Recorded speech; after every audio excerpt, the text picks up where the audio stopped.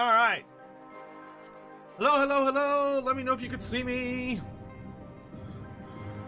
And hear me and all that other stuff.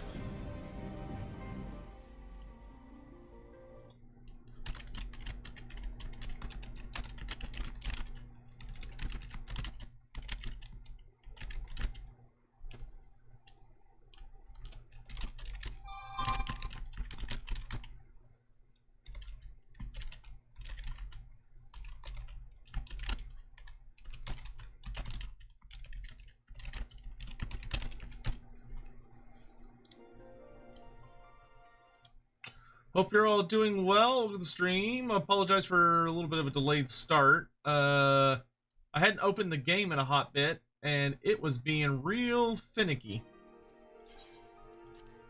Like, I had to put it in borderless window mode instead of full screen, because the full screen was just all kinds of fucked up.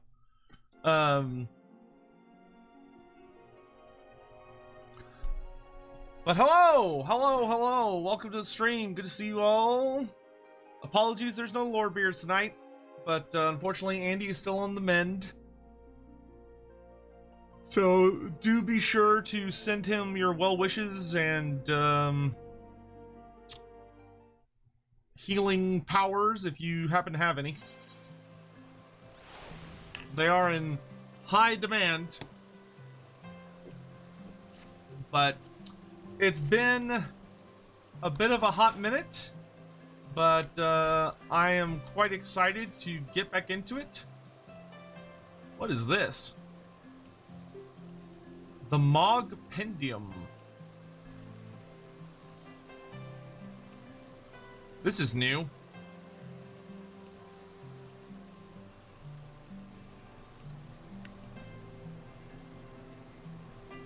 What the hell is all this?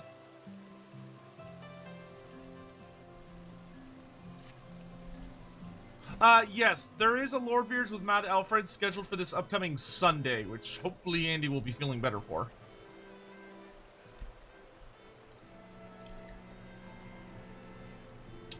Doing certain activities now net you tombstones for the wares a Moogle has near an Aetheryte. So it's new equipment?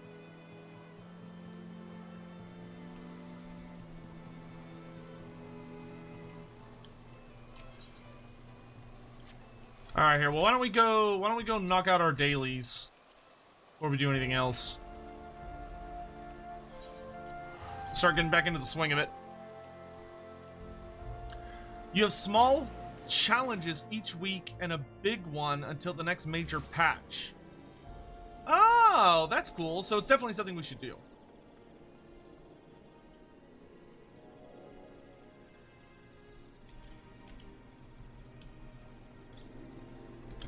It's like riding a bike. I don't know who that is.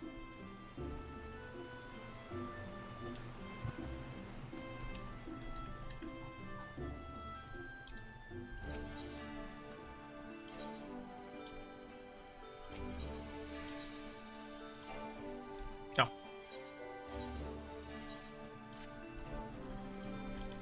All right. So we've already finished the Fishman storyline. We still need to finish the Kobold storyline.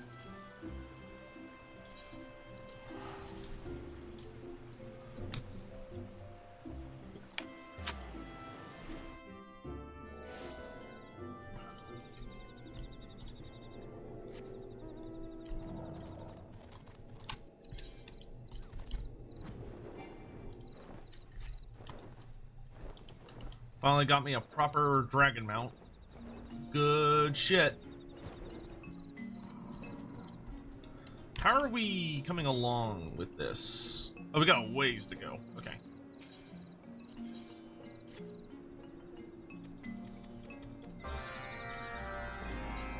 How's everybody doing? I've been really looking forward to getting back to Final Fantasy. We were doing so good for a while, but I mean, we didn't take a pause at the worst place. Like, I know we did a little bit of post 3.0 content. I think we're still in I think we're still in 3.1 though. Sorry for being mean on Twitter. No, you're fine, dude. Listen, y'all can be as mean as you want. Like, it's fine. It doesn't bother me. I am very fond of having snarky back and forth. I'll put it this way. If I ever react to anything you send me, if I ever react with memes, then it's fine. Like, if you end up getting, like, a really long-winded, typed-out message as a response, that means that I probably took it too seriously, and my feelings are actually hurt. If I respond with just, like, a meme, then you're fine.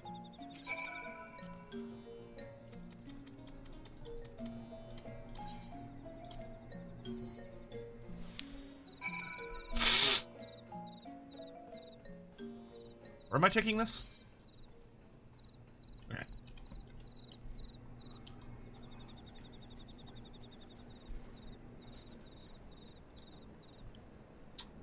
Do. Inserts Lilith rant into Twitter. I need to clip that out. No, call it Twitter. We're not gonna call it X here. I'm gonna dead name it.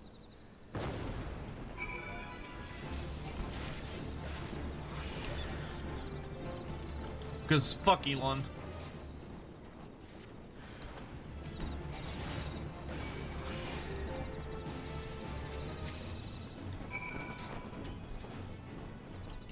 Oh, Biofoot, sorry, I missed your super chat earlier. Do you think the fishmen think about us as much as we think about them? Of course they do. Of course, the fishmen are thinking of us constantly. They're thinking about how much they would love to just strip the flesh from our bones so they can feed upon it and suck the marrow after cracking said bones. They think about how delicious we taste and how they just gotta wait until we get a little too brave and go out on the ocean on moonless nights. And, that way they can invite us down for dinner. They're thinking about us always, because they're hungry, eternally so. As you do. As you do. Oh, Scion! Sent you a DM, it's time. Oh, I'm very excited. Hold on, let me grab this thing real quick. If I don't grab it now, I'll forget about it.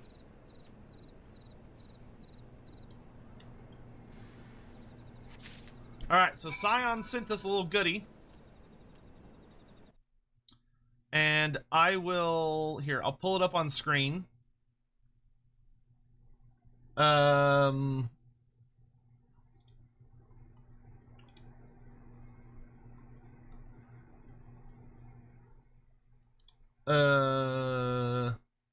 this is the commission. These are two different compositions, but mostly the same drawing. Holy shit, dude. Oh my god, these are so sick! Hold on, let me pull these up. Oh my god, this looks so fucking cool! Oh my god. Hold on. Let me go to... Let me do it this way.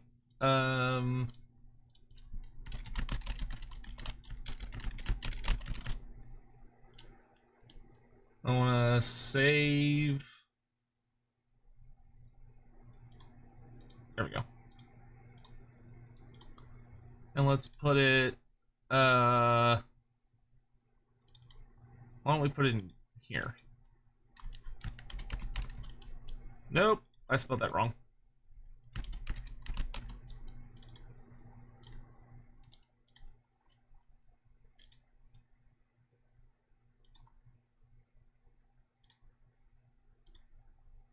Oh, there's ones... What are the difference between these two? Oh my god, this looks fucking amazing, dude.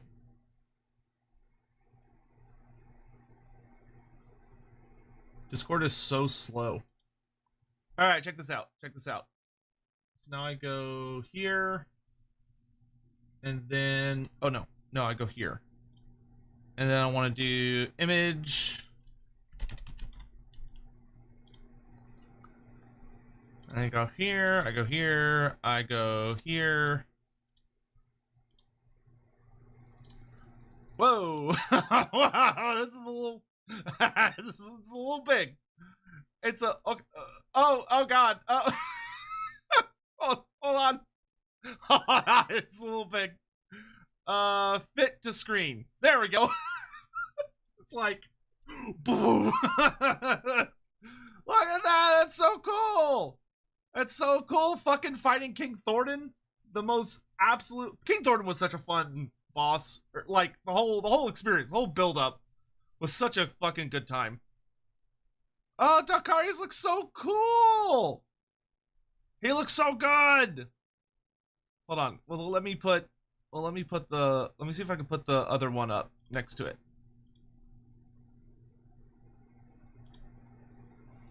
I bet I can fit them both on screen.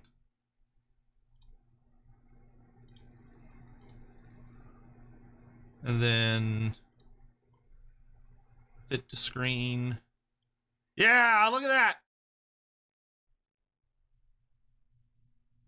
Look at that.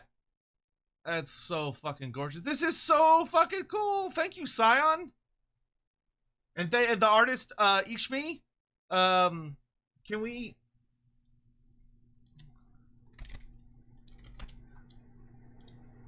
Oh.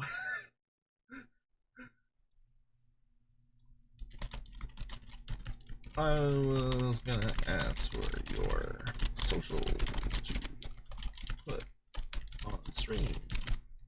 If you be so kind as to link.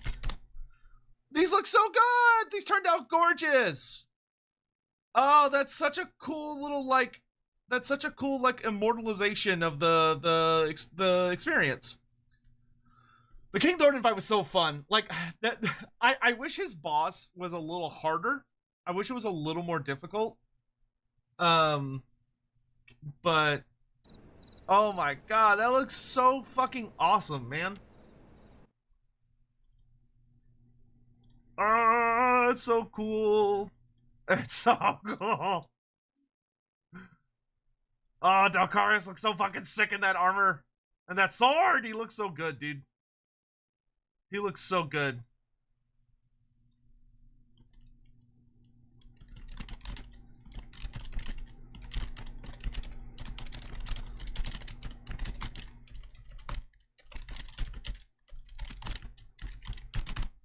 Thank you, Scion. I really deeply appreciate this. And even better, you supported an artist to make it happen, which makes me even happier. Okay, here we go. So I'm gonna post the artist on this is their account stuff, so make sure you go give them a follow, give it a like, leave a comment or whatever, help boost them or whatever the fuck. I don't know how Twitter works.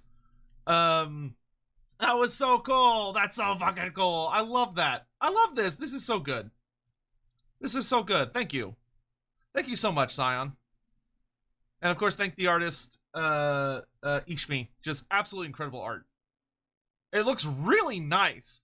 Like, it's a nice style that looks really good, but like I've commissioned a lot of art, especially recently. And a lot of art is like awesome, but like can tend to it's not like a crazy bad thing or anything, but like some art when you zoom in close to it, it can kind of like the details can kind of sort of fall apart or get a little weird looking. But this one's like the opposite, where the more you zoom in, the nicer it looks, which is like so fucking cool. Oh man, I really love the one where you see all like the crazy circles and stuff. Hold on, if I zoom in, like look how good. Oops. No, don't make him wider. Look how good his armor looks. Like look how good Dalkarius looks. His tail looks incredible. His hair looks really good. His face, the expression is fantastic. It looks great, man. This is so cool. This is so fucking cool. I'm gonna put this. I don't know where I'm gonna put it. I'm gonna put it somewhere special.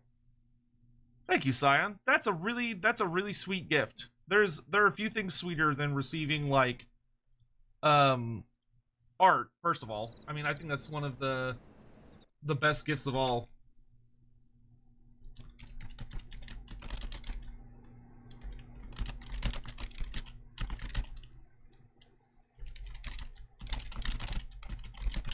I'm gonna get like a print of that from like a local shop or something. Alright. Well, thank you very much again, Scion. That's absolutely incredible. That is one of the coolest fucking things I could have possibly received. There will absolutely be more done by each as you continue your journey through the world of Final Fantasy. Oh, well, that's very sweet. I can't wait. I'm super fucking excited. It's gonna be super cool as well, getting to see, like... Oh, man, I'm super excited for that. Especially because we really are gonna do, like, different careers or jobs for each expansion. So it should be a fun time of getting to play around with like all the different ways that he ends up looking at the end of each expansion, which is so exciting. It's so exciting. The progression of Dalkarius over time is going to be a journey. It's going to be a journey, and I'm so excited.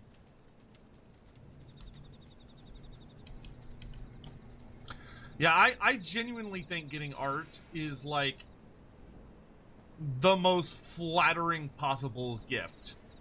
Like getting anything that requires a human being to create something, whether it's like art or a piece of music or like a video or just any of those things, like holy shit, dude, wild.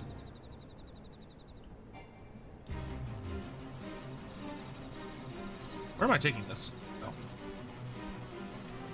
Excuse me.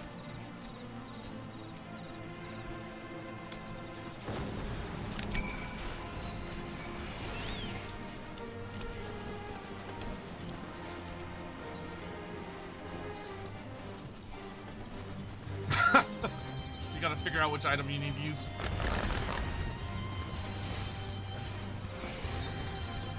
Yeah, I think for the next... I know we've talked about this, but my memory's a little fuzzy. I want to say for Stormblood, we're doing a healer? If memory serves. Because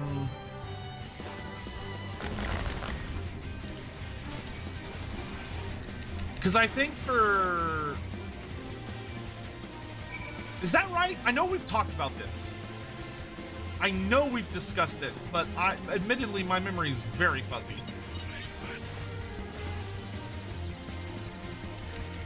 It was like, was it Summoner or White Mage?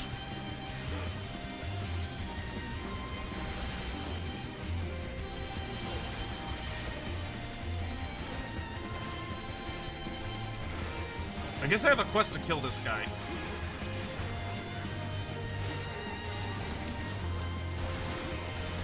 What was it? We talked about this. It was Samurai or Red Mage. Oh, maybe it was Red Mage. Was it Red Mage we were gonna do? What's the classes for... What are the classes for Shadowbringer and,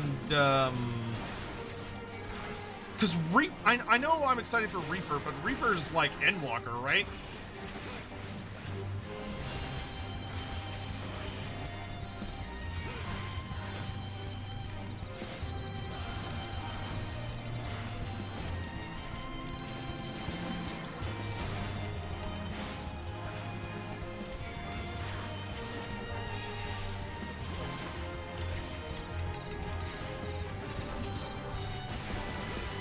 Oh, okay. So in that case, okay. So I think we're doing,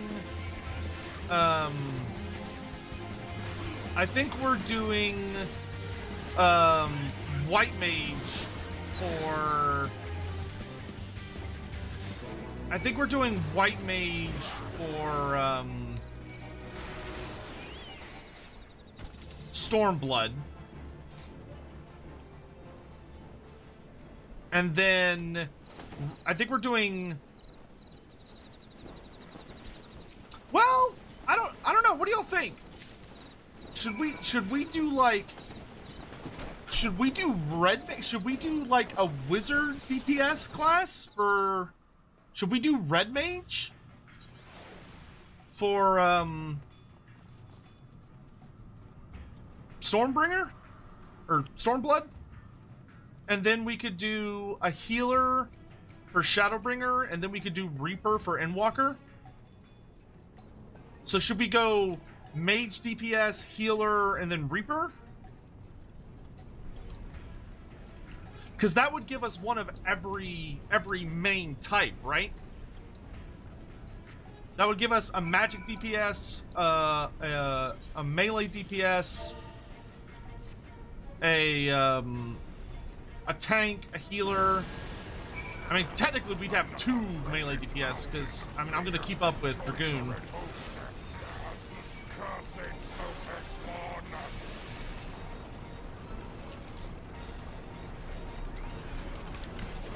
But I'd like to have, like, now granted, we could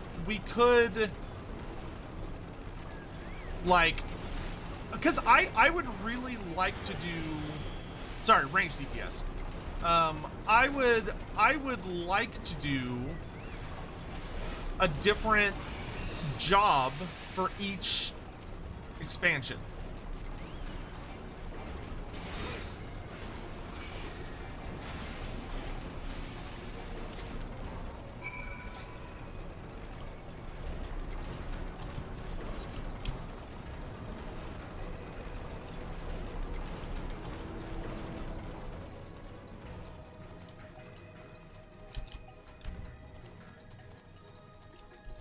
I think that kind of adds like the most cool factor.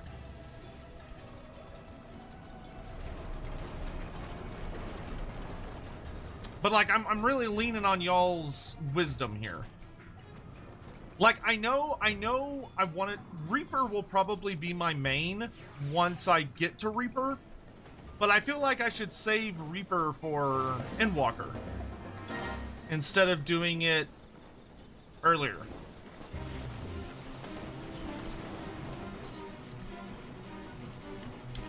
I mean, obviously I could pick up the career and I could have, you know, some fun with it, but it wouldn't be what I would use for like story content.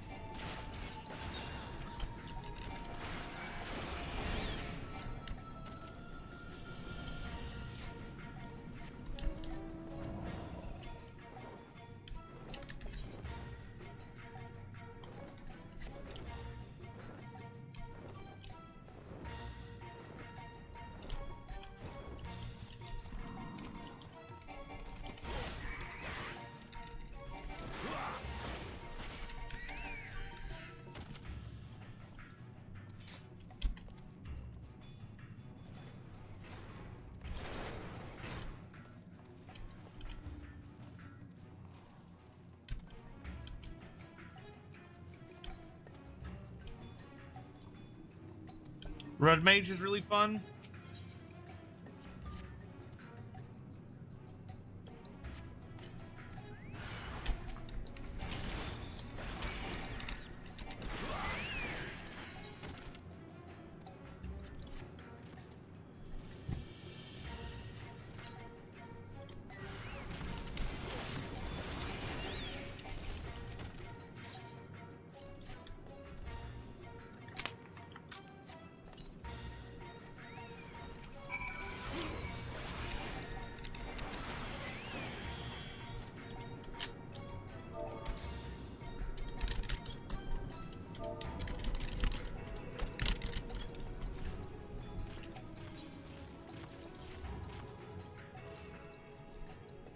Scion, I'd recommend White Mage or Summoner for Stormblood.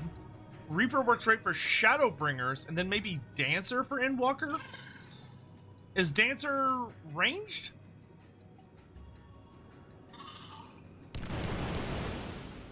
I don't even understand, like, I don't understand what Dancer is supposed to be.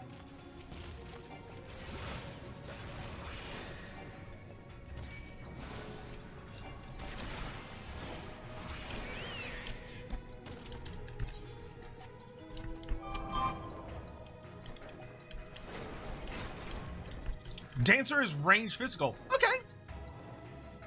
Dancer sounds kind of cool. Not gonna lie.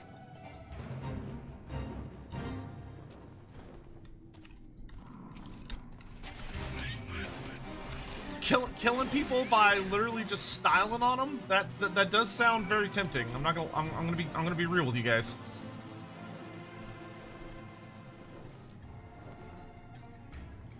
Okay, so let's have this discussion then. Of the healer classes that are available to me, so I think I feel pretty certain I want to do healer for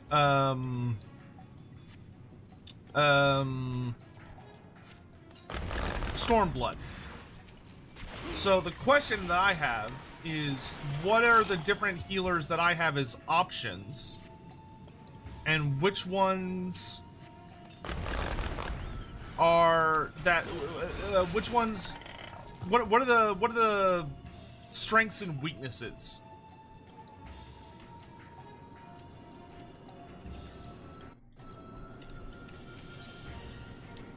You cannot do Sage in Stormblood. Okay.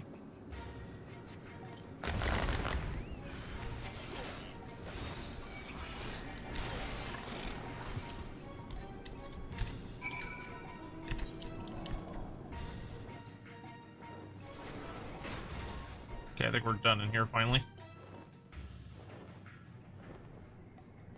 It's gonna be so weird for me when I'm done with these Beast-Strike quests. Granted, we just move on to the next ones, but it'll be a new expansion of Beast quests, which will be crazy. There's a summoner-based one. Oh, they'll let you have a pet? I really love pet classes. Like, I love having pets.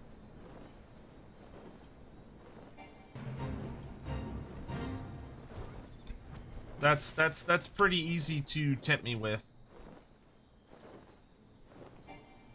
White Mage is pure healer, bread and butter. Astrologian is heal over time and a buffer. Scholar is a barrier healer. See, it's mostly about... Okay, yeah, so it's mostly about damage mitigation. Okay, interesting.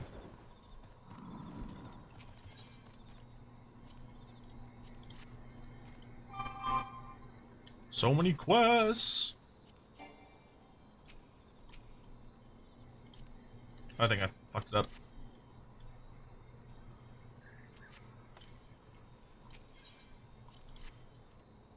I think I might go Summoner then.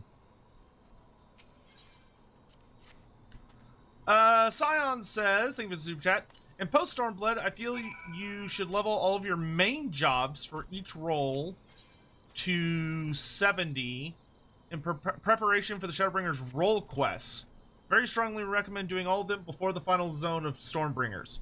So would that mean that we want Dancer, Reaper, Summoner, for instance, Dark Knight, and Dragoon, or Reaper, or whatever. We'd want all of those at 70. What am I fighting? You?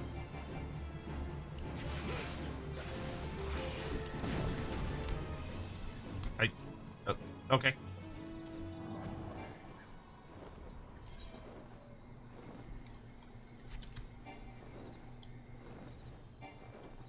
Basically, yes. One roll per type. Okay, I mean, I think that's a reasonable list. That sounds like a good list to me. So, Summoner is our healer. Dragoon. I'll get to 70 just because I love Dragoon. Reaper, I'm going to get to 70 just because I love the idea of Reaper. So those two I'm just going to do because I want to, not because they're necessarily role required. Then Dark Knight will be our tank. And then Dancer will be our range DPS. Do we need a magic? Summoner is DPS, but Scholar is a healer.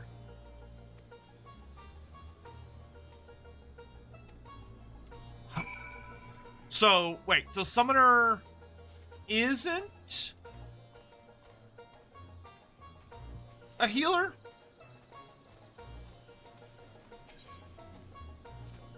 Reaper starts at 80? Oh, good lord. Okay.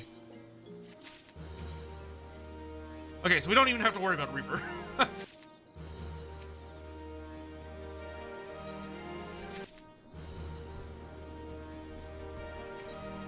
Starts at 70. Well, still, so we don't need to worry about Reaper. Reaper will just be there waiting for us.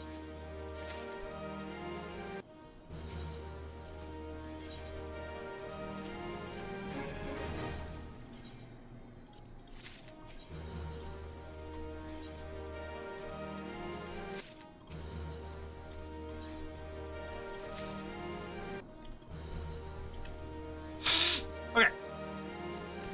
Now we're gonna go visit... Wait, what? Oh, nope, there's one more thing to do here. Summoner is the DPS spinoff of Arcanist, and Scholar is the healer spinoff. You unlock both quests for each one once you have a level 30 Arcanist. Okay. So... Reaper Dragoon, Summoner, White Mage Dancer, and Dark Knight would be a good list. That would be a good list. That would have me covered on everything.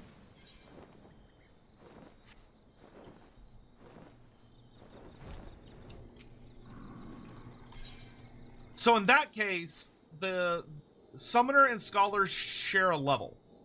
Okay. Cool. Wait, is Summoner like the baby version of Scholar? Like Lancer and Dragoon? Is that what y'all are saying? Or is it something unique? Morning Firestorm, how are you doing, cutie? Hello. Alright. We're done with kobolds for the day. We've got 3 quests left that we can go do at the Hawthorne Hut. Oh, Arcanist is the baby. Okay. Whoa, that's weird. Okay, so Summoner... That's weird. Okay, so Summoner and Scholar share a level, but they're 2 completely different things. So it's a unique system.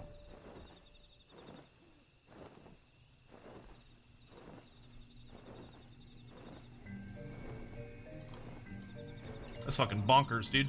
Well, they gotta make this so complicated.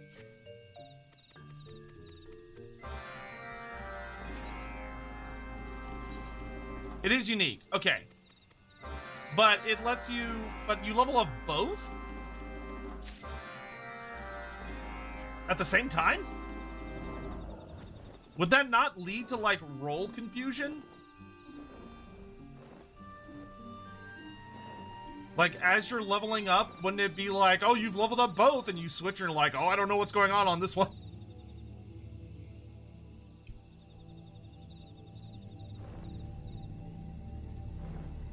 Interesting. Okay. The role's determined by the gear. That's it. Like, you understand why I think it's weird, right? I'm not crazy, right? Like, you understand why I'm like, what?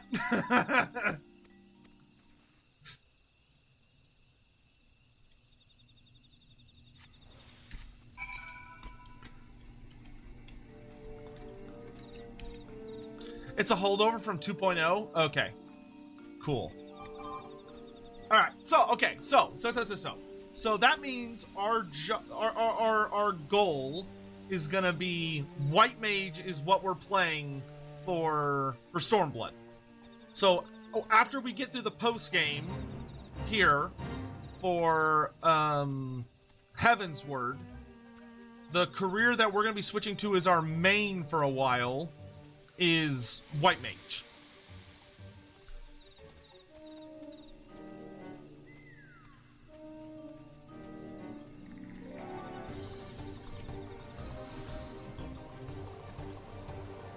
Oh, I almost got myself in trouble there.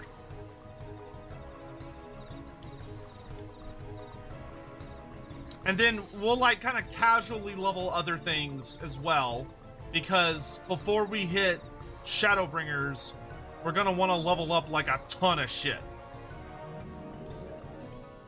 But that's fine. Leveling is fun. I can level for like until the sun blows up. I don't mind lots of leveling.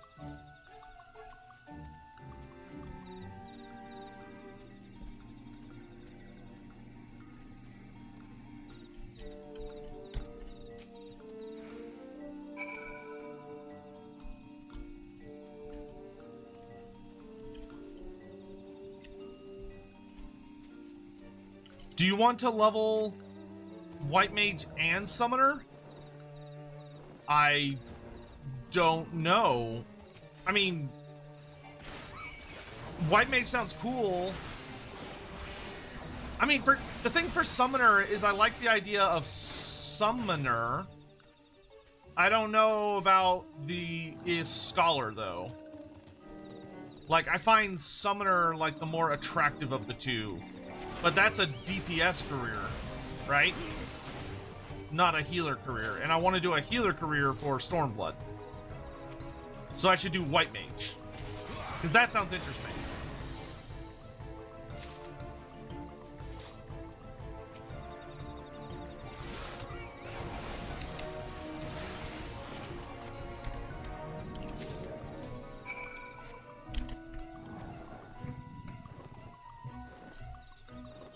Yeah, that's probably been like the one thing that I have found a little disappointing. But granted, I don't find it that disappointing because most MMOs are really bad about it.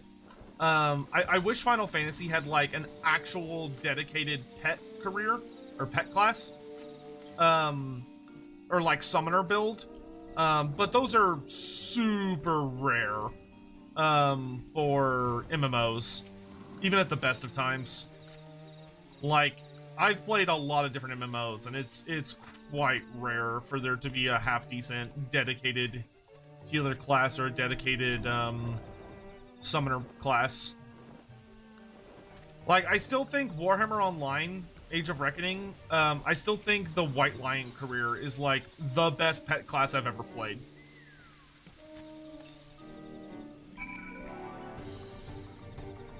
Or like, shit, did any of y'all ever play that? Oh, what was that game called? There was a game that it was played in like a little web browser, and it was like a 2D sprite game. And you could, oh, this is like way back in like the early 2000s. And it was like you would download a web browser and you could go on, or like a browser, and you could go onto other people's servers, and like your character would be a like a JPEG or whatever. And you could learn like all different kinds of skills and stuff. And like there was like PvP. It's Castrated, have a good night. Great to see you. Thank you so much for coming by.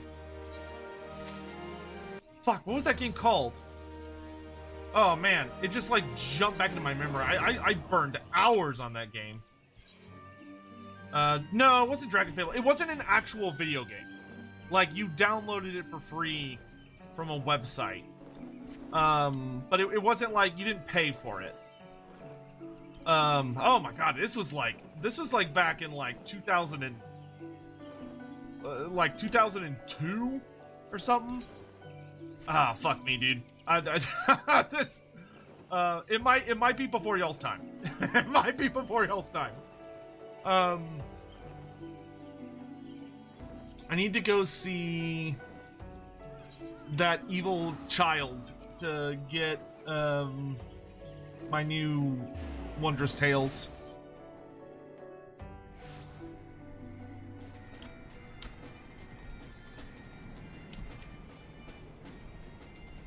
Vorn, have a good night. Thanks so much for coming by. You as well as Zarask. Hope y'all have a lovely night. I'm gonna try and get on for more morning streams soon. Hey, it's Alex. I hate that I can't fly here. Alright, where's that horrible little child?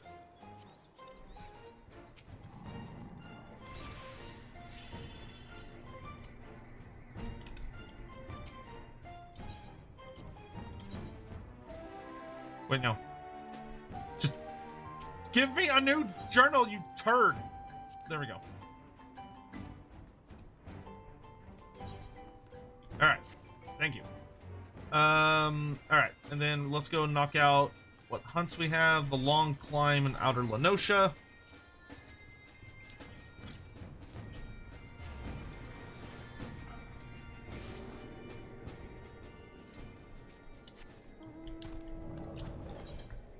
No, it wasn't Club Penguin, because you had custom sprites. That was like the whole thing. One RuneScape. Ah, man, this is This is gonna niggle in my mind for a while.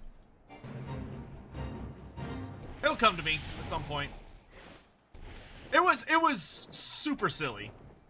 Like, whenever you would melee attack, it was like you would left click on something and your character would like fly across the screen and hit and then come back. And there was like a bunch of different kinds of magic you could learn. And there was like a questing system that was kind of weird and wonky. But because anyone could make their sprites whatever they wanted, like the amount of stuff people could appear as was bonkers.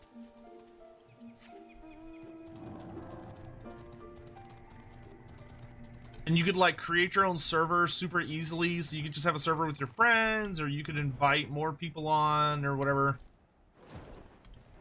That's like a Class C monster, which I don't think I get anything from killing, so there's no point. I need another one of those kitty cats. But I think they only spawn 2 at a time, which is super annoying. Maple Story? No. No. Wasn't Maple Story. I never played Maple Story.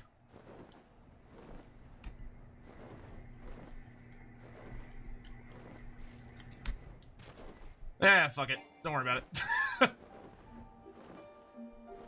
It was, apparently it was so ancient that it's been lost to time, whatever it may have been.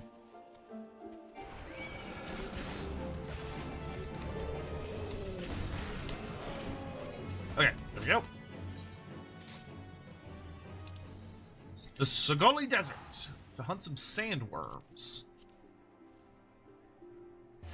There's another seasonal event in Old Great.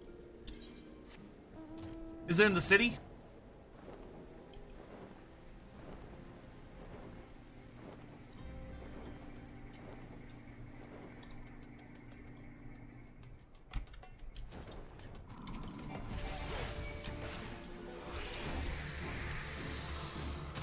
Little Laddie's Day? That sounds a little peculiar.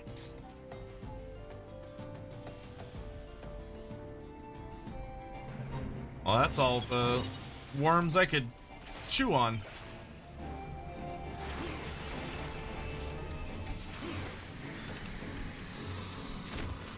Need one more.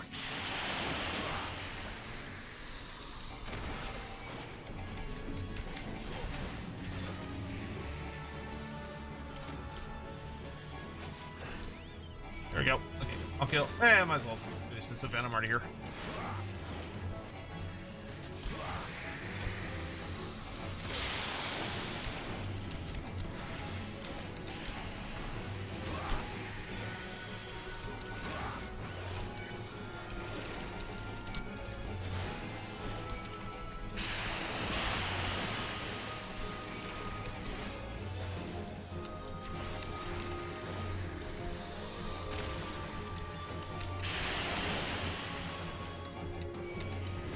Oh, it's Little Ladies' Day.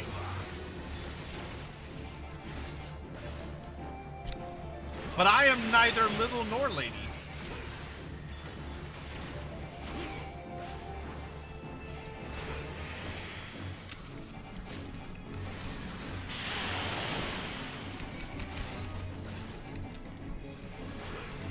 I am Lorge and Manish.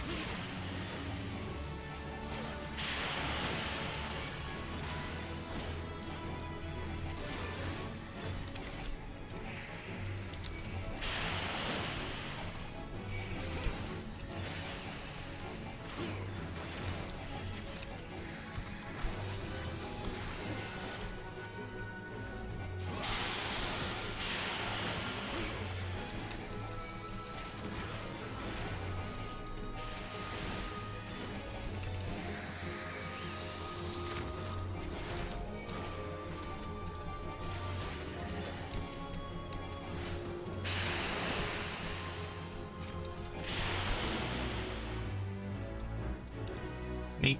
Alright. Now I need Ked from Earth's Gift. Is it in the city?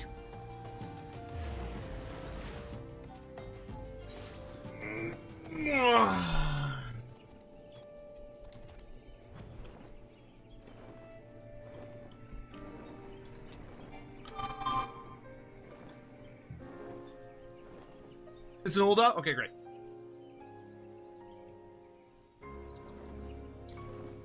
Oh, did y'all see the 6.1 thing today? There wasn't a lot in it. Like, I'll do a video on it, but I'll just release it tomorrow morning because it's not that important. But Mother Ostenkia fans must be rejoicing.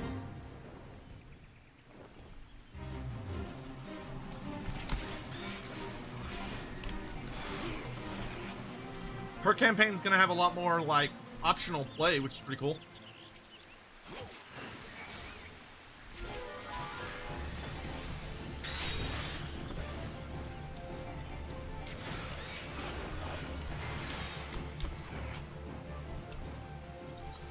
Alright, there's that one.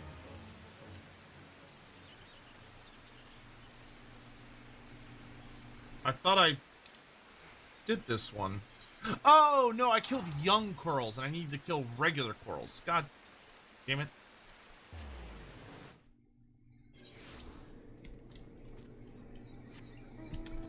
What'd she get? So they gave her a dual start position. Essentially. Well, they gave her a dilemma. So it seems that once you take a certain settlement, you'll get a dilemma as Mother Ostenkia. And if you have the choice of, you can either stay in... you can stay in Nagaroth and get some little things or whatever. Or if you want, you can teleport to Kislev. So you'll go back to Kislev and get some kind of buff. And it also unlocks your full build tree. So basically what they're doing is they're making it where you can either...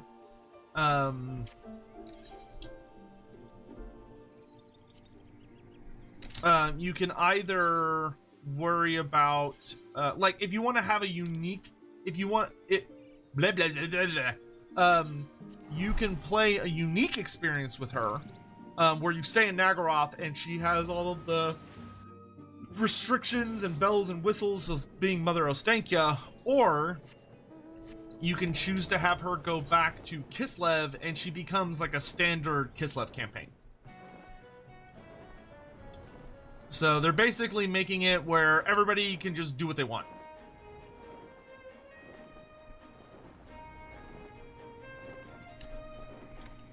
Is her landmark no longer locked to Nagaroth? I have no idea.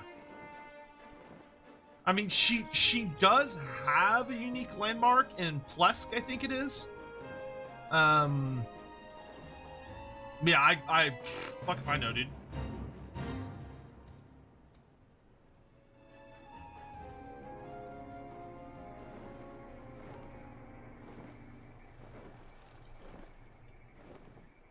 This is so cool looking. It looks like just a big old splotch of paint just hit the world and then froze.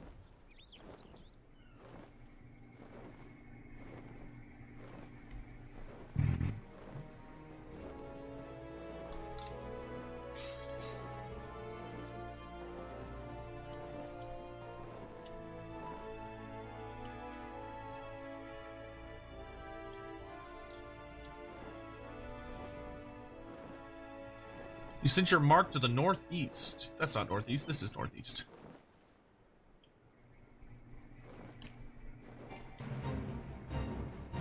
What am I looking for? I'm looking for like a big fat bat.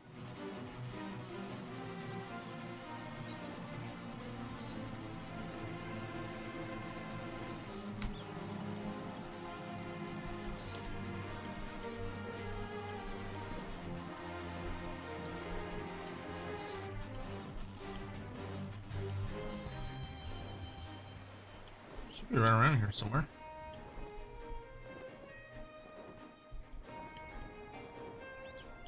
Oh, there he is. Bombastel!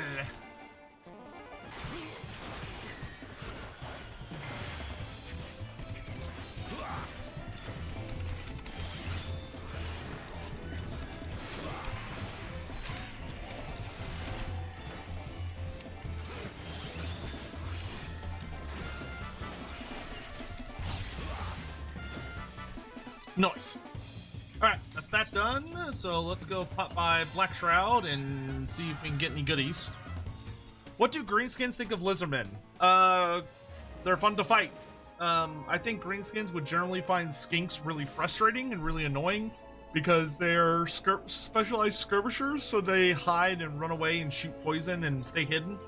So I think skinks would be kind of like their anathema, and they would hate them very, very much, and find them cowardly and poor sports, but I think they would love Saurus. They would probably think Saurus are like the coolest fucking thing and adore fighting them. Though many of them would probably find them vaguely scary. Alright, so let's go to Ul'dah and do the, whatever the event is.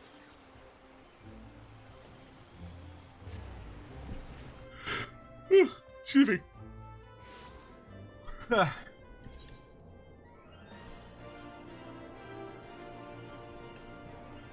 Bum, bum, bum, bum.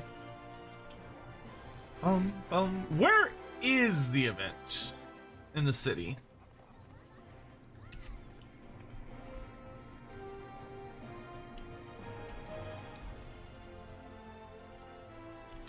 I mean, Ul'dah is not exactly a small place. I'm not sure where their event spawns are.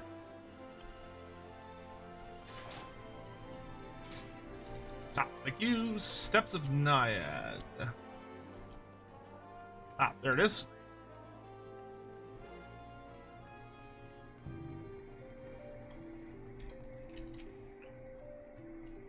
Good morning to you, adventurer. Have you any questions regarding the history of Little Ladies' Day? I'm at your service. What is it? Once a year, when the peach blossoms come to bloom, Eorzea celebrates all the lovely and spirited young maidens who bring such joy to our realms. The origins of this holiday can be traced back to events that happened some 3 centuries past when the Thorn dynasty still reigned in Ul'dah. The plucky princess Edvaya, tired of being sequestered within the palace walls by her protected father, the Sultan Baldric Thorn, exchanged garb with a miller girl and wandered off into town in search of adventure. Upon learning of his daughter's disappearance, the Sultan was stricken with panic. He summoned the palace guard down the last man and ordered them to tear the city apart to see that no harm befell his precious princess. And tear the city apart they did.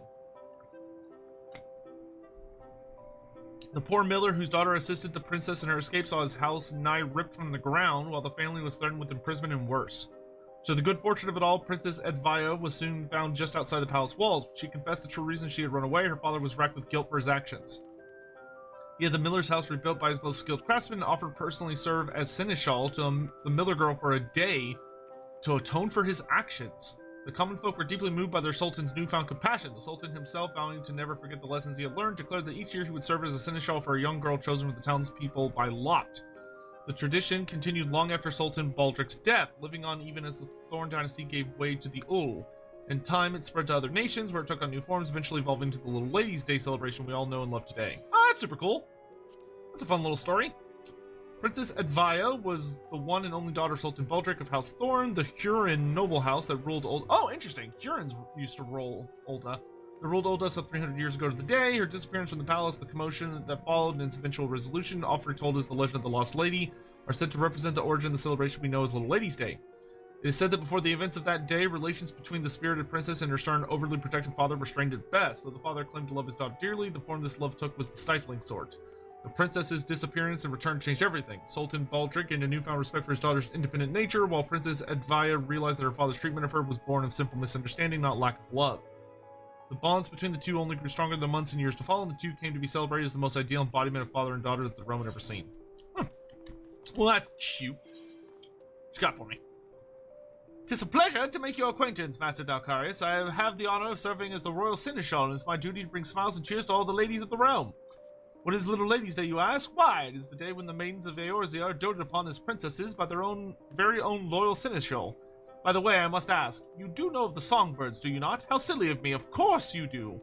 That trio of princess-style entertainers were relative unknowns when they first took the stage, but they've since become Little Ladies' Day staples. But now we hope to introduce another such sensation, but this time the singer will be butler-themed. I titled this new act the Seneschal Prince, a royal among servants and loyal servant to his princess. The prince in question is scheduled to debut in the upcoming festival performance. Would seem our loyal chosen star is yet to return from picking up his costume. Though there is ample time ere the show begins, his prolonged absence is a source of concern, to say the least, if only I were not so preoccupied with preparations. Would you mind looking in on him for me? Picot is his name, and he was meant to be speaking with a designer at Eshtain's Aesthetics. Got it.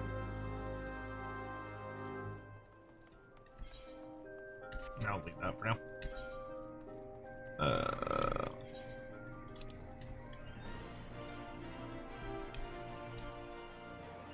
Okay, so that's upstairs.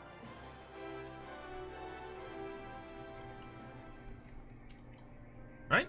Yeah.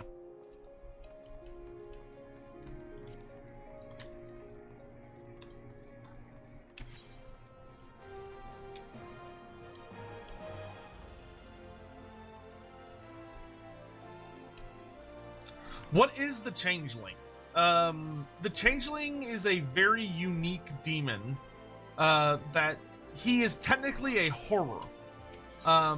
So he is a, so when you look at like the like really powerful pink horrors, he's a very similar type entity. But into him, he represents all of Tzeentch's guise as the trickster. A very malicious trickster, but trickster nonetheless. But he's explicitly mentioned as essentially a herald or a type of horror, though he's a very unique one. It has to shine with a sharp frozen brilliance, like a blizzard slicing through the darkest night. And it should dazzle like a searing flame, threatening to burn your fingers at the merest touch. Doesn't that sound amazing? Those are contradictory, my dude. Wait, which do you want? A freezing blizzard or a burning flame? Oh, maybe you can help. How can we create a silvery costume that melts into chaotic darkness? Should I give up on the shiny element?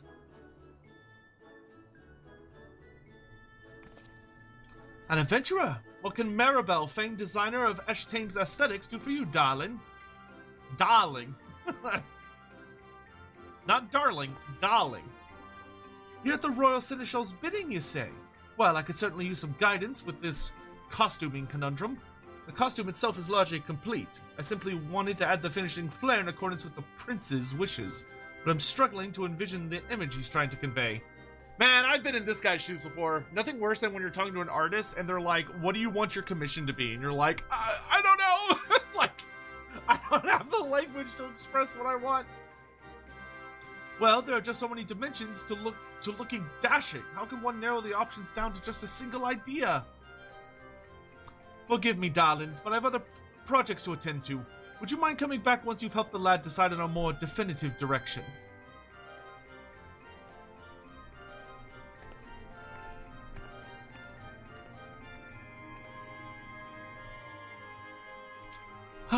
This is not going well. I couldn't ask for a better opportunity, and here I am ruining my own debut. It's like a VTuber. It was Dalkarius, yes? I'm sorry to drag you into this dilemma of mine. Of all those who auditioned, they chose me to be the Seneschal Prince.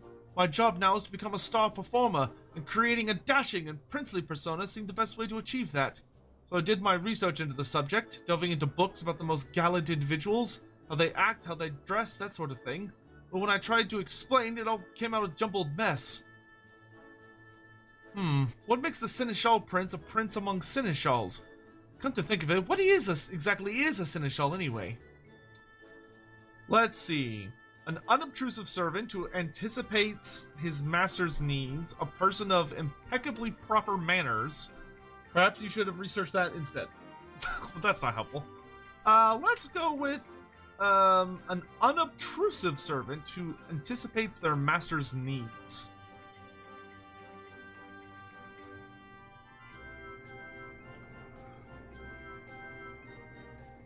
I see. Then my fixation on being dashing was entirely the wrong approach. But at least now one thing is clear. I must learn the ways of a Seneschal if I'm to be the best Seneschal Prince I can be. You seem a knowledgeable sort. But to my own devices, I fear wasting time on the wrong thing again. You help me with my research. Sure. Huzzah! Then the first thing first, I say we speak with a wide variety of townsfolk and learn what the general public expects of a seneschal. Let's split up, that we might gather as many opinions as possible. I'll leave the steps of Thal to you, and we can meet at the Gold Court afterwards. Has there been any release on 6.1 days? I'm waiting as I want to play a Kiss Up campaign. I have heard it is this month. So it'll probably be just a little bit longer. But it'll be sometime this month. I would guess it's going to be another week or two. Because you know how CA tends to be with this month, and then it's like the last couple days. That word ever puts me in the mind of the first royal seneschal himself, Sultan Baldric. It said that every year one girl was chosen for the townspeople by lot, and he would attend to that lucky lass as her personal servant for the entire day. The festival is no longer about choosing a single princess, of course, but oh, how I still daydream about having an attentive seneschal at my beck and call. As a child, whenever Little Ladies' Day came around, I would always hold out hope that this would be the year I was chosen.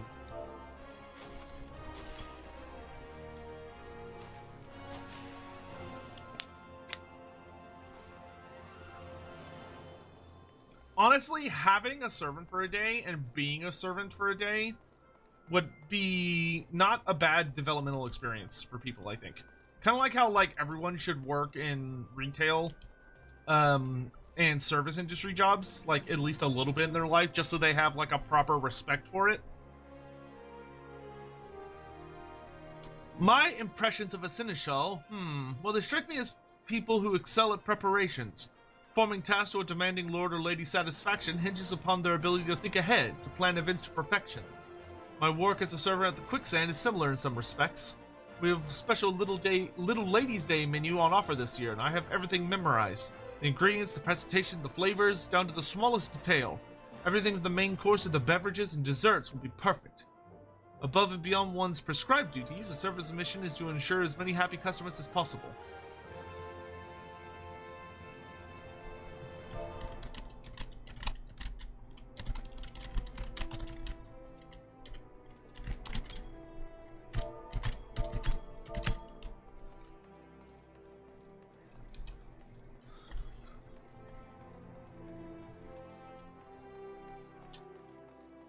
How's everybody doing, by the way? How are y'all's day? Hopefully going well.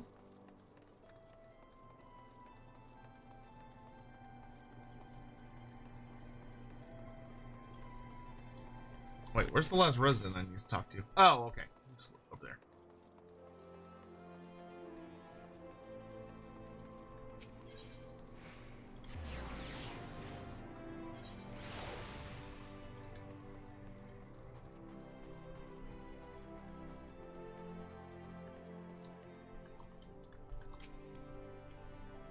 A seneschal? Why, yes, of course. I have one in my employ.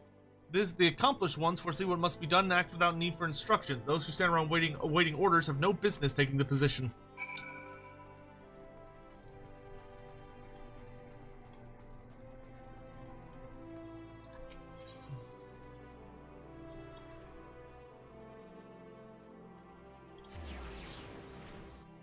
Playing a Lizardman campaign and getting stomped on? Oof. I've been meaning to do, at some point, I want to sit down and try, the new Marcus Wolfhard and Gorok campaigns. So I'm curious how Lustria feels these days. I've heard it's quite a bit more difficult than it used to be, with Skulltaker around. Oh, guess what, Talcarius? I was asking about Seneschals in Pearl Lane, and a merchant offered me an amazing bargain.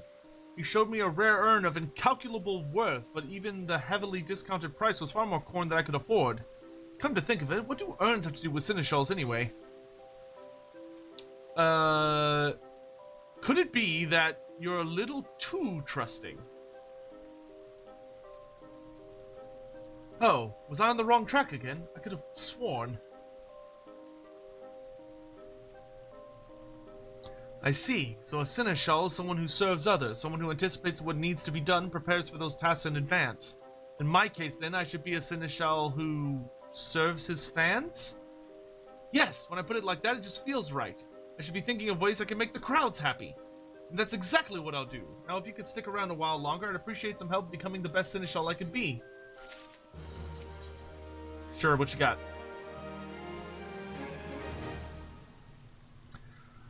I am to don the mantle of the Seneschal Prince, yet while I've grasped a clear picture of the theme, I must needs think of how best to embody the manner.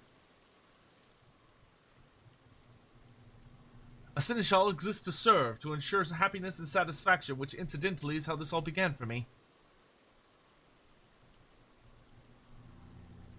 I once knew a girl several years ago. She was my childhood friend, my cherished princess. Oh dear. But alas, she was born with a terrible ailment. She could not rise from bed, let alone leave the house, and thus I took it upon myself to bring the outside world to her. I acted out all sorts of tales, a hero's saga, a jester at court. She wished to hear of it. If it would make her but smile, I would assume any role under the sky. One fateful day, I happened to see a songstress in town. She dazzled the audience and the elated looks upon their faces. I had to rush back to the princess's bedside to share the experience. I sang and danced my heart out for my audience of one, a performance for her and her alone. Oh, how her eyes lit up! Her happiness was everything I ever wanted. It spurred me to practice day and night, and as I did, I began to feel I truly was a famous performer. Then, all too soon, did Thal call her to his somber halls.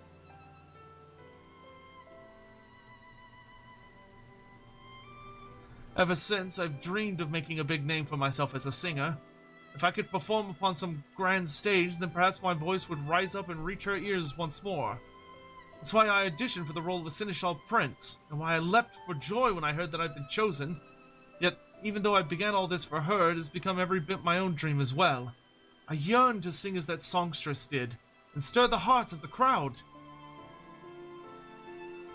Thank you for listening, Dalkarius. Talking to someone helps to put my thoughts in order. Right, back to the task at hand. Once I've settled on how to best serve my audience, then I should have all the specifics Maribel needs to finish the costume. Let's head over to the Little Ladies Day stage, shall we? The better part of the preparations finished, it's likely begun to draw a crowd. The sight might inspire some ideas for my Seneschal debut. Oh, he's a sweet little bean, isn't he? Poor guy. This is like a hardcore VTuber idol culture storyline. It's a very cute version, though.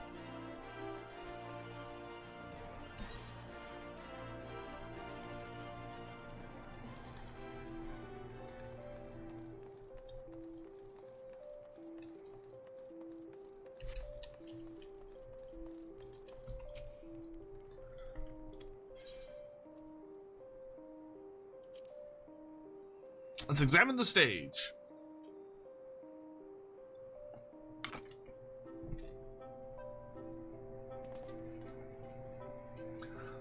Oh, my back.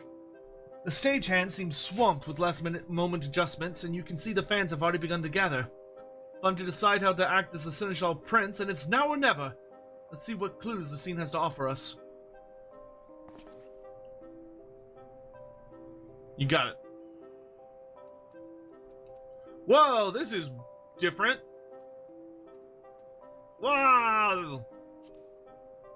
How can I serve the crowd? Aside from the usual singing and dancing, there must be something I can do. Yes, of course. If we're speaking of Seneschals, we should look no further than the Royal Seneschal himself. Such a courteous demeanor and so precise in his movements. Now that I think on it, no matter the work we do together, he's never less than thorough with his preparations. And I imagine he would be more than willing to help us implement any new plan we might propose. Hey, Spartan, how you doing? See there, a particularly eager Songbirds fan. Come early to ensure a front row experience, no doubt. Rather, too early, in fact. My act is first on the program, so he'll be in for quite a long wait before his idols take the stage. Nothing like being the, nothing like being the opening act to the main performance. Can we make him more comfortable? Yes, of course. He must be exhausted from standing there all this time. The least I can do is make him more comfortable for the duration of my performance. Bring that man a chair.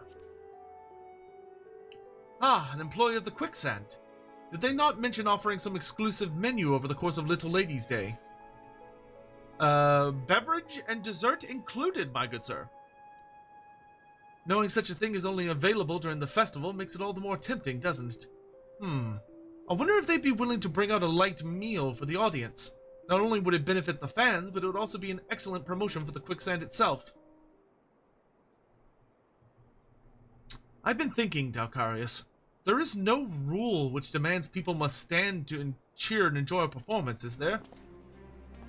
Why, no. In fact, in the classical sphere, it's considered very inappropriate to stand during a performance. You're only supposed to stand at the end for, like, standing ovation, which you should actually sit for the performance, which is not only more comfortable, but provides a more, professional atmosphere.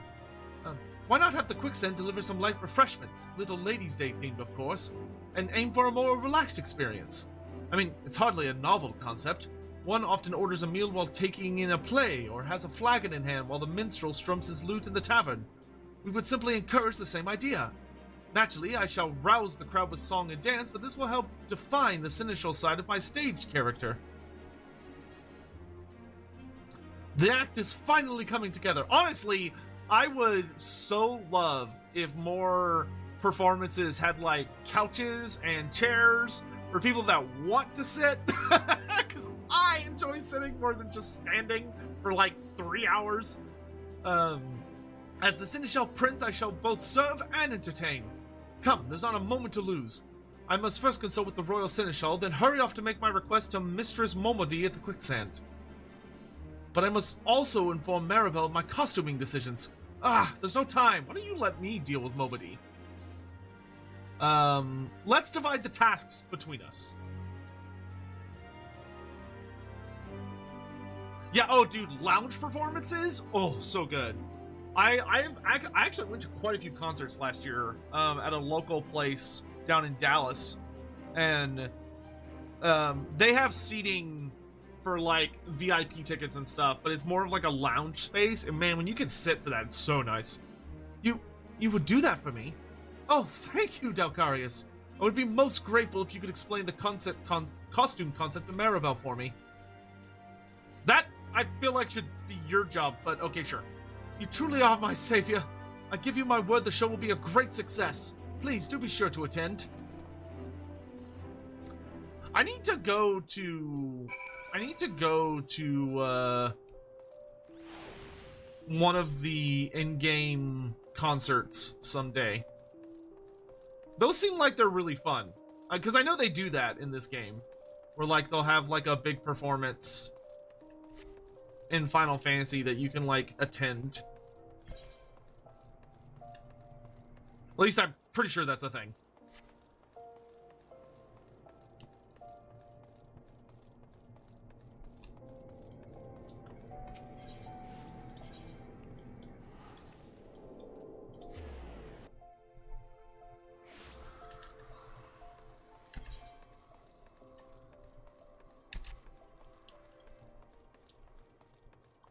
Oh, Maribel? Dalcarius, darling! How fares our princely seneschal? He needs to be a proper butler, ma'am. So the show will feature a healthy dash of hospitality, eh? Sounds fabulous. A singer with a seneschal's poise and a prince's style? Yes, darling, I know exactly what this costume needs. Leave it to me. Please let the royal seneschal know that I'll have the outfit ready in time for the performance. I finally figured out what they were going for. They're going for the Egna mode, darling, version of that.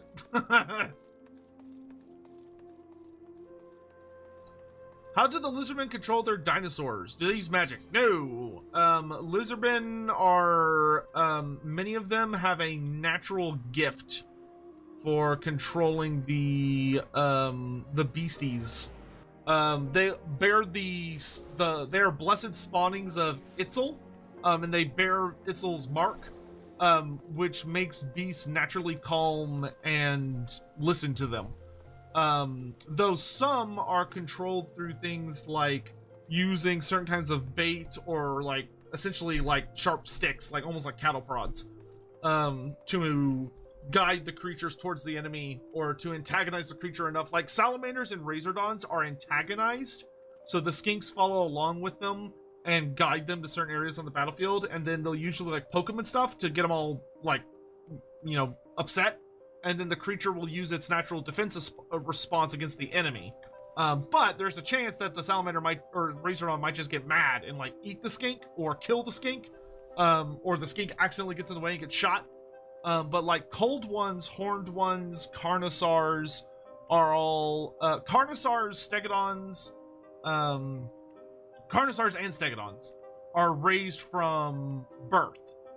So the skinks steal their eggs, which is a dangerous job, and then they hatch them in captivity and they raise them, which is also a dangerous job. And eventually, like, stegodons will bond with a crew of skinks. And there's a very elaborate process for skinks handing off from one crew, handing off to another, because stegodons can live for a super fucking long time. And skinks only live for like 100 years, so often stegodons will go through multiple crews. Whereas carnosaurs are typically bound for life to a saurus that bears the spawning of Itzel. Generally, in an actual lizardman army, you would not see feral dinosaurs running around like you do in Total War. The feral dinosaurs would be just like random creatures of the jungle that the Slawn might use magic to compel them to attack enemies or move into certain places, or the lizardmen would manipulate their enemies through skink skirmishing tactics or chameleon skinks, or by like using sorcery to mess with the roads through the jungle to try and guide their enemies along a certain path so that they'll wander into the territory of a feral dinosaur, and then the feral dinosaur will attack them, either because it's hunting or because it's defending itself or whatever. Yeah, there's a lot of different ways, but it's not the same as what the beastmen do. Thank you for lending a hand to young Picot.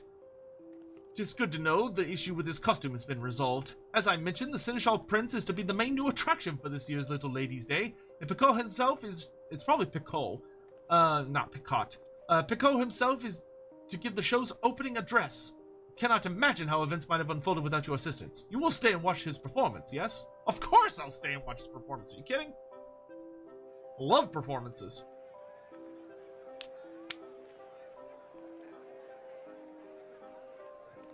Kind of a small crowd, but alright. I've been standing for so long, my feet have fallen asleep. But at least the show's about to begin.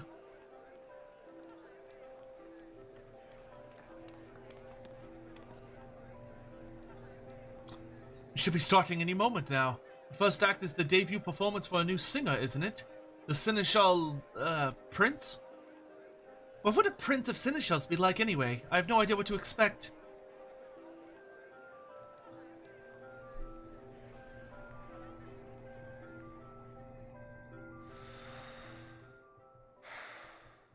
He's got a microphone. Ladies and gentlemen, welcome to our Little Ladies' Day performance. Stomp, stomp, stomp, stomp. Nice butt. It's a good outfit. Looks good. Looks fetching. Nice.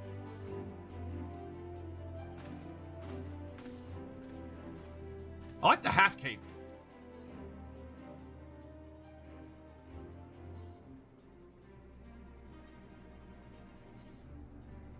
I am Picot, the Seneschal Prince, and I shall be your guide to an ephemeral world of wonder.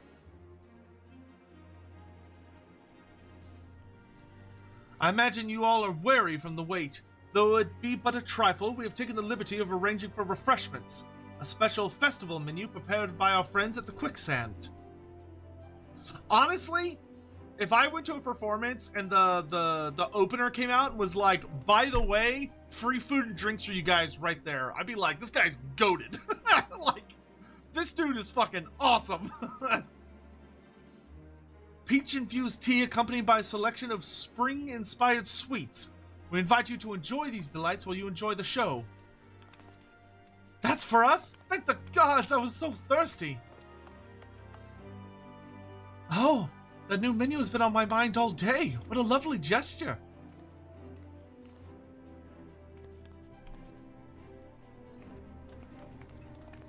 I'm overjoyed to see you thus pleased. Should this repast meet with your approval, pray consider a visit to the quicksand following the show.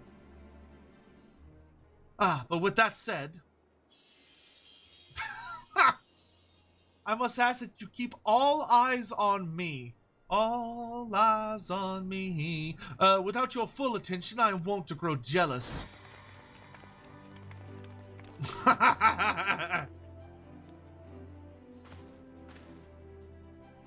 Fair princesses, won't you step closer? I promise this shall be a princely performance to remember. Man's got the moves. Settle in, my dear audience, and enjoy the spectacle of the Seneschal Prince.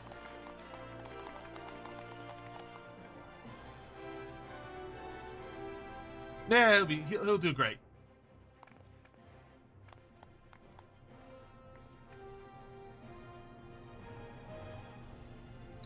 He not only entertains with song and dance, but also captures the crowd's hearts with warm hospitality. A wonderful display.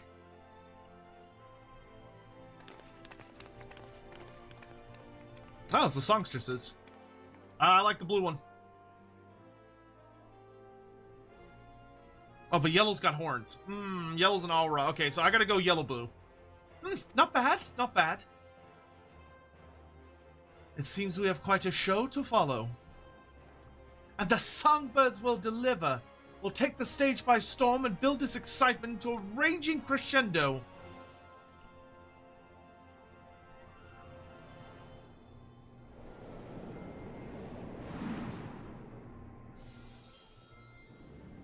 Good job, Himbo. He's very Himbo. Man's got no smarts. You did good. You did good. Saya, thank you for the super chat. The best Seneschal is obviously Abelard from Rogue Trader. Who else would be able to dutifully introduce you and cut the balls off anyone who displeases you with equal swiftness and surety? Yeah, Abelard is a little insane. His loyalty is a bit fanatical.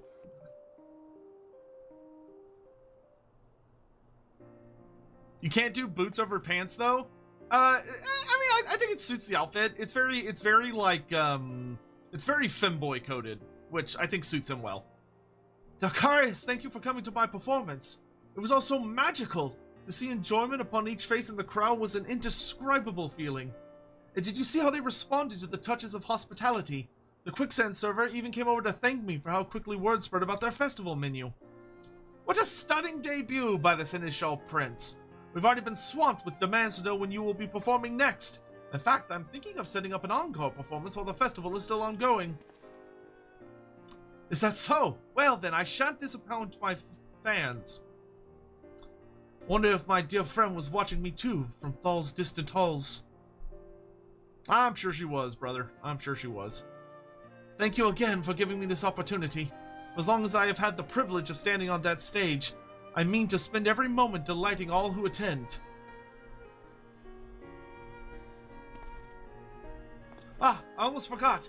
I had Maribel craft you a matching costume. I was not alone up there in front of the crowd. I felt you standing beside me as though you had been every step of the way.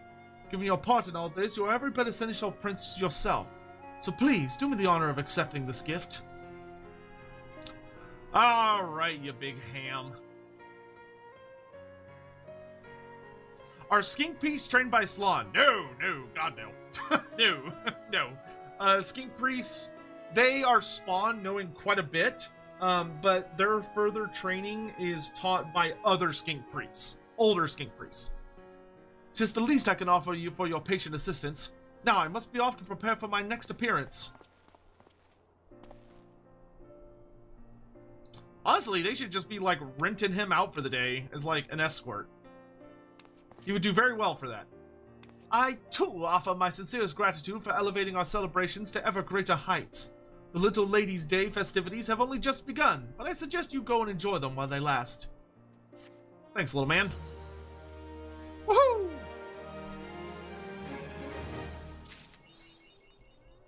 Alright, sure, let's throw this on real quick and see what it looks like. You can store that outfit in the armor since it's a holiday outfit. Okay, that's actually a better idea. We'll do that in a little bit. Well, I can throw it on real fast. It's fine. I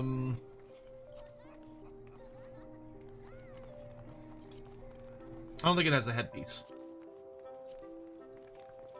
Nope, that's not right.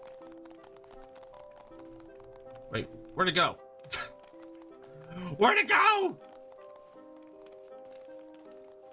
Oh, there it is. Maybe it does have a helmet. How does it store these? Is it alphabetical?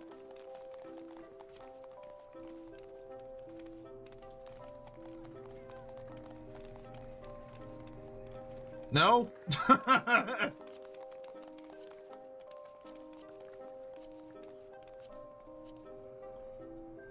That's a pretty slick outfit, I'm not gonna lie.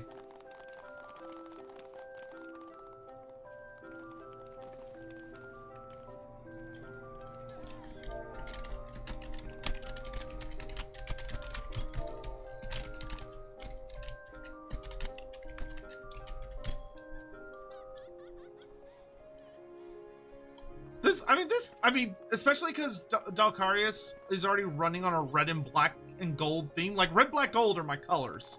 Those are my colors. I think this actually works quite well for him. That is a good looking outfit on him. Alright, anyway. There's killing to be done.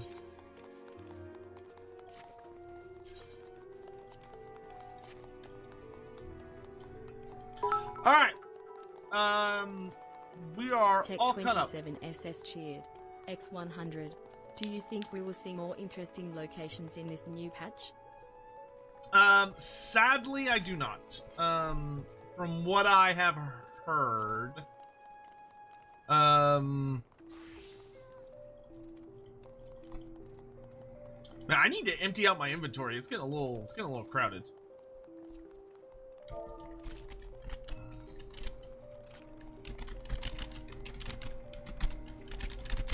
Okay, so why don't we go do some actual story content, and then at some point in our actual story content, we'll take a little bit of a break and do whatever this Moogle shit is that's going around.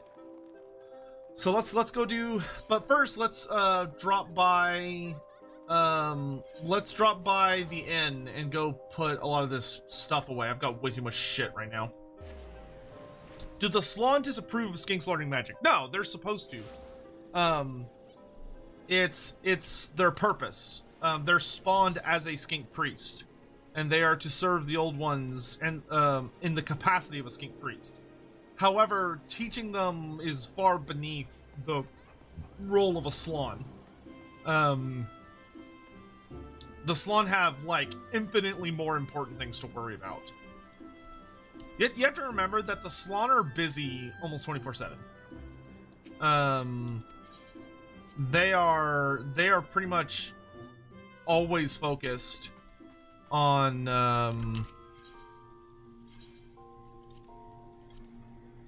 work stuff.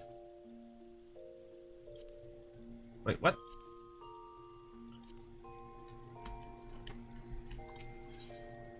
Store an item. Oh. Ugh. Jesus. All right.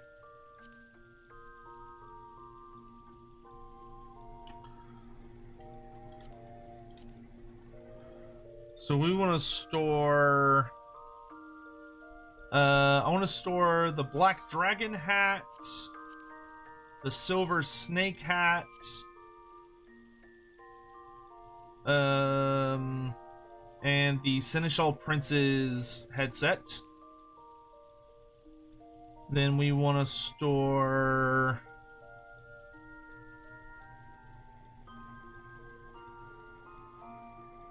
the Manderville coat. We can also put away the Seneschal Prince jacket.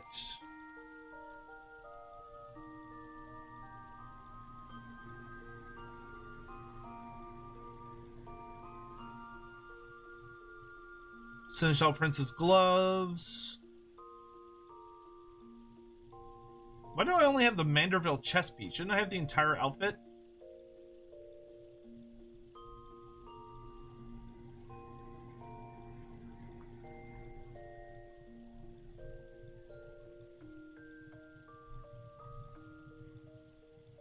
I can't remember which of these items are things that are, like, important.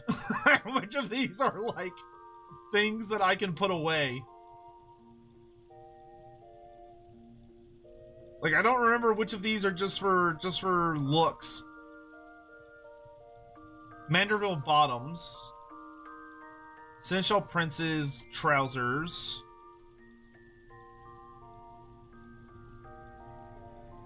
Seneschal Prince's boots.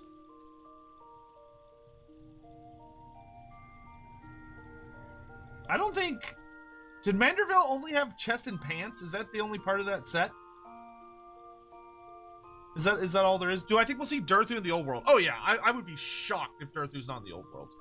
He might not be in the first book, but he'll show up eventually. All right, so we put away all the prince's gear. Because I don't think any of this has any of that stuff. No.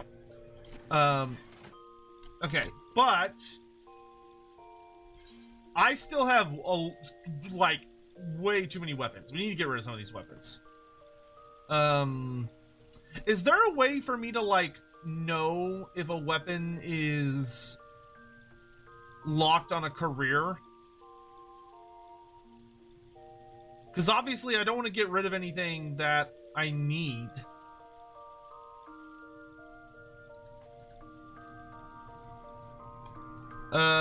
If you go in the armoire and hit the drop-down menu to the slots the items are associated, they will show up and you can put it in. That includes holiday items. To the armoire.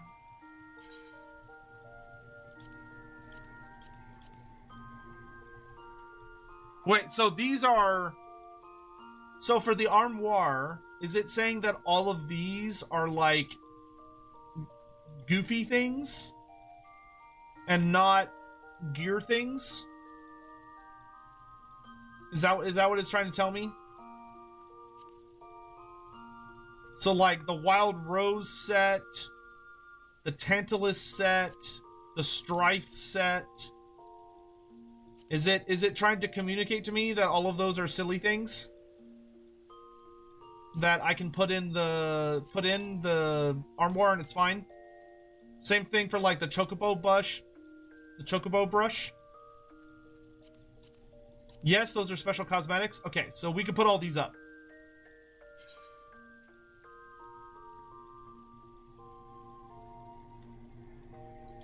Okay, let's do that then.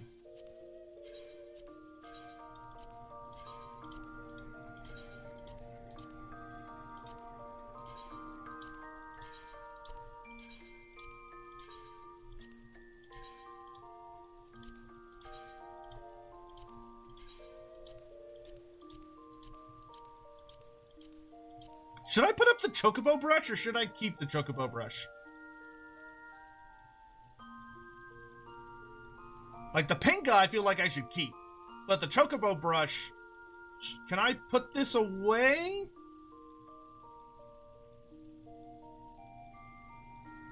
Scion, I also recommend do... Oh, you know what? I just realized I didn't put my YouTube stream in the Final Fantasy category.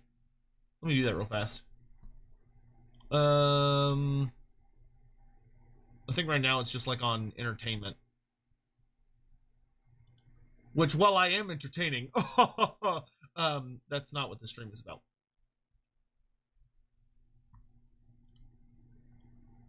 Also needs to be in the Final Fantasy playlist. There we go. Gaming. Final Fantasy. Not Final Fantaz. There we go.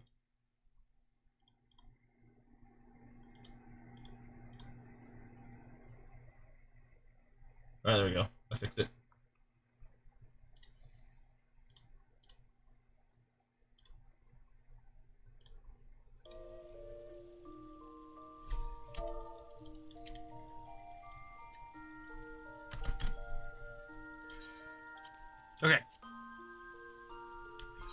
And then we gotta go sell some weapons. Like, my weapons is so full. So we're gonna go sell some of these. Because I've got some ones I can get rid of.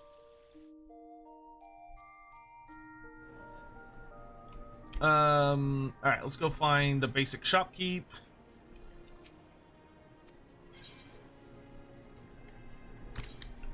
I think we can get rid of just these green ones.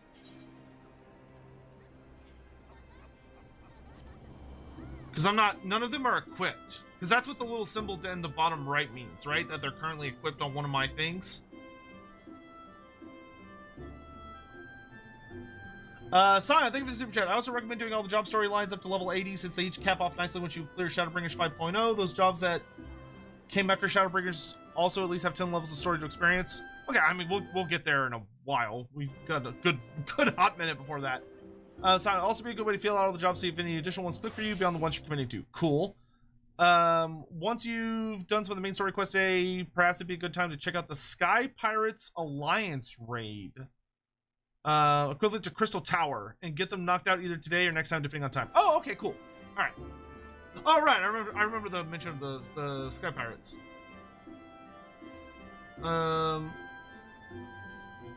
Some of the weekly quests are spoilers.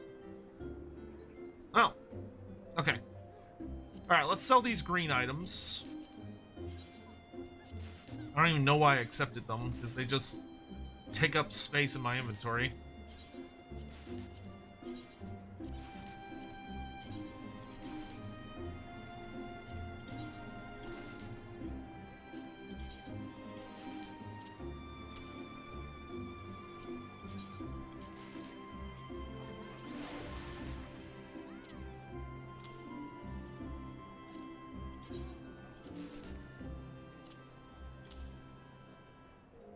Okay. That's better. I could deal with this. Alright. Cool. Our inventory looks a lot better. Our regular one is fine. It's not too overcrowded.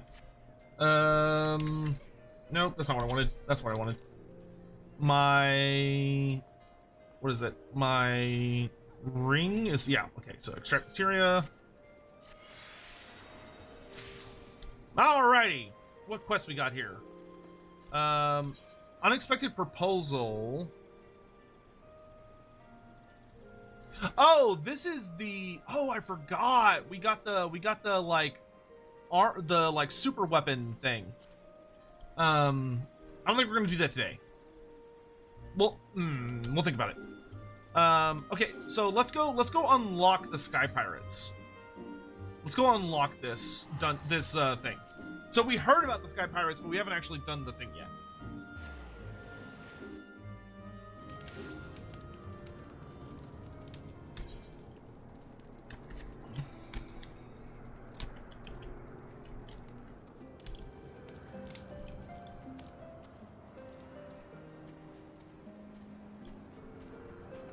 Do Alexander? What do you mean by Alexander?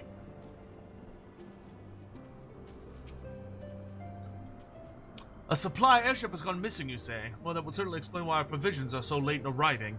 I did, in fact, spy a vessel charting an erratic course northwards a short while ago.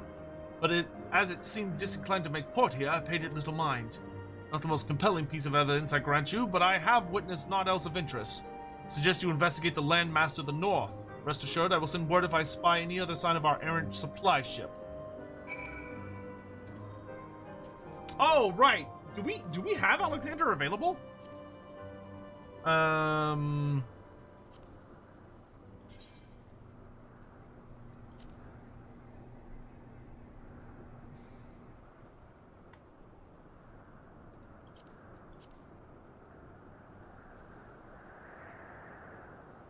Oh yeah, I forgot we have the extreme fights as well. Oh yeah, we have unlocked Alexander. Oh, that's right. We still have to do Alexander as well. What do y'all think? What should we we have a lot of options on stuff we can do. Like, there's a lot we can do. We need to do Bismark. and Bugman. We also need to do Extreme Thordan for the Bard. We got the Moogle stuff. We've got the Pirate dungeons, the Alexander dungeons, the actual main quest, and we also have a bunch of the previous dungeons needing some like further updates. Good lordy, we got a lot of shit to do. Sky Pirate.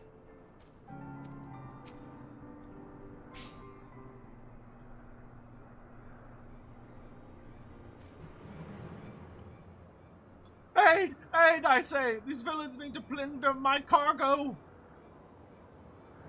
What have we got here, then? Think you're some sort of hero, do you? Bro, I kill gods for a living. What are you gonna do? Well, then, you won't mind if me mates here join in the fun. Might make for a more heroic tale, won't it? The tale of how 3 sky pirates fed a middling little shite his own bloody eyes. Bring it.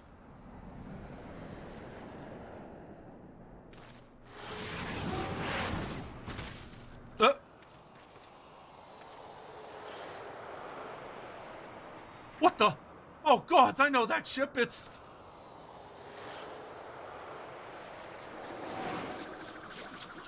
Man, that thing is zipping.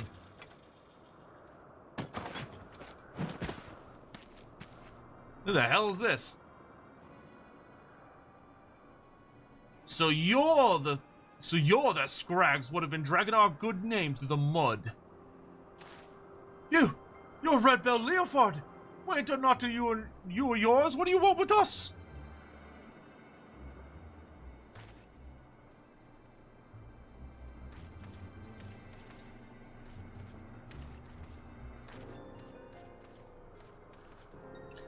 I think I made me position pretty clear. You take on the mantle of Sky Pirate, you agree to a certain code of conduct. And codes ain't worth much if folk go around breaking them. Frankly, lads, you're making us look bad. We can't have that. No hard feelings, though, eh? Holy shit, okay.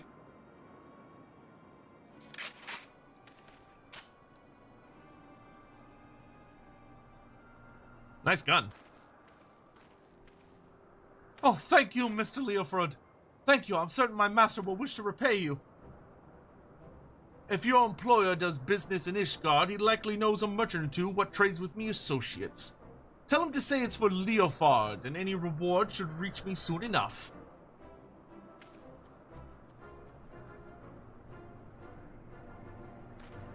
As for you, adventurer, 'tain't often someone beats me to the scene, but then I expect not less from a hero such as yourself, Dalcarius. That is who you are, ain't it? I don't know too many other folk with one of them marvelous mana cutters the Ironworks dreamed up. Well then, seems you've saved me the trouble of tracking you down. I've been hoping to have a word with you, you see.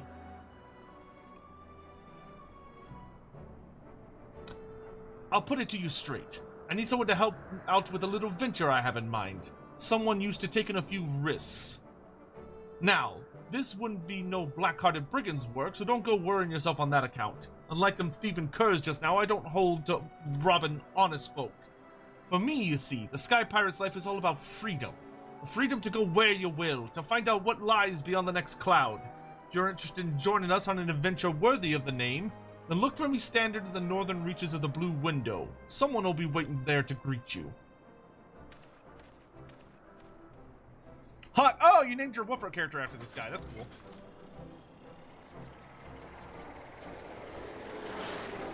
Okay, bye!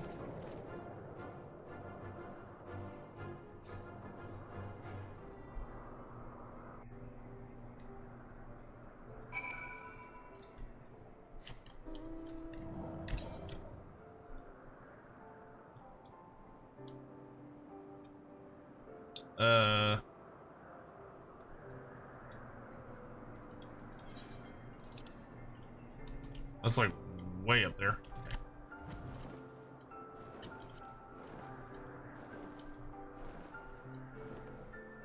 Oh, you named your character and then met this guy. Ah, I see. I find it very funny that both him and your Leofrid are very kind of like on the edge of legality, so to speak.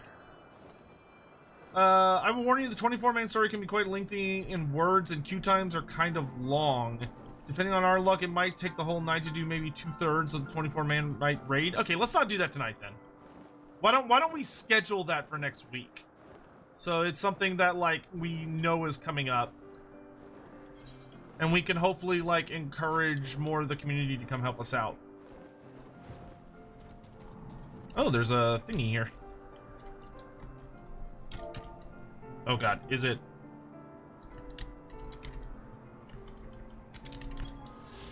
Hey, sightseeing log.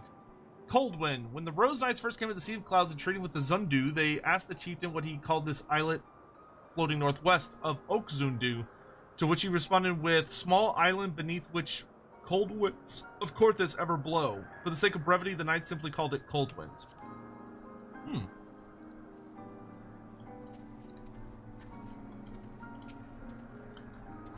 Stacia. You're pretty... Damn. Alright. Hey, girl. Hey, girl! Man, she's even got, like, an ab window? Good for her. That's far enough, stranger. If you value your life, tell me true. Did you stumble across this marker by chance, or are you here by invitation? Yes. Then that would make you the hero the captain said to watch for.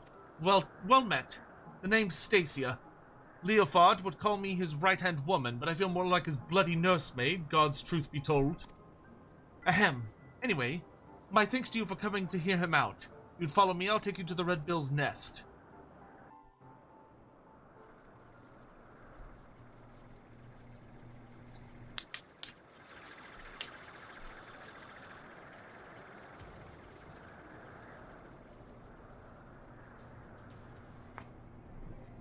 Oh, is new location? Pretty cool.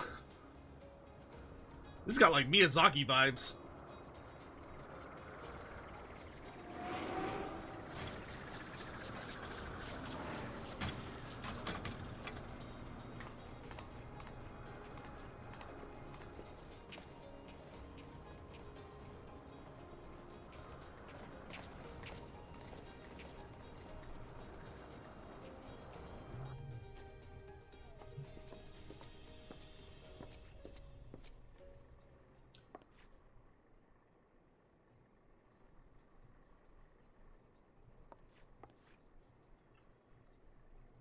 I come to you in person, and still you refuse my offer, arrogant fool.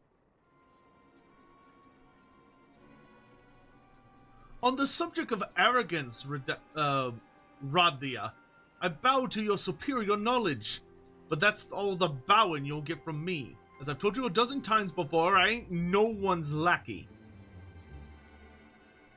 Hello, good lord. But my dear Leofard, how else do you propose to survive an expedition into the ghost ship? I would fear for my life with not but your feeble crewmates at my back.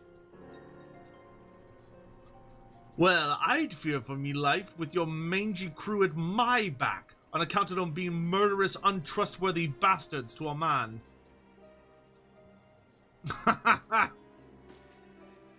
The facial expressions are getting fun. I thought you cleverer than this, Red Bill. But no matter, I always get what I want in the end.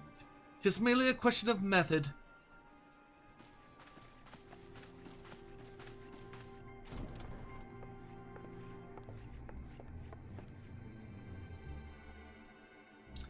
Now there's a face I had not seen before. You don't have the look of one of Leofard's little birds. He's a guest. You understand the concept, don't you? You know, when someone is invited, instead of just bursting through the door whenever she damn well pleases.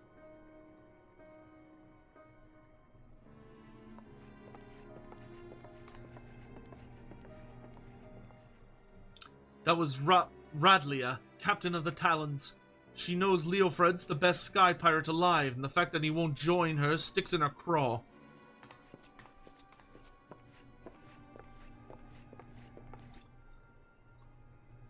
Are you gonna let them talk to you like that, Captain? We should teach them Red Bills some respect. Patience. When all of this is over, we shall see who rules the skies. There's so many plot points.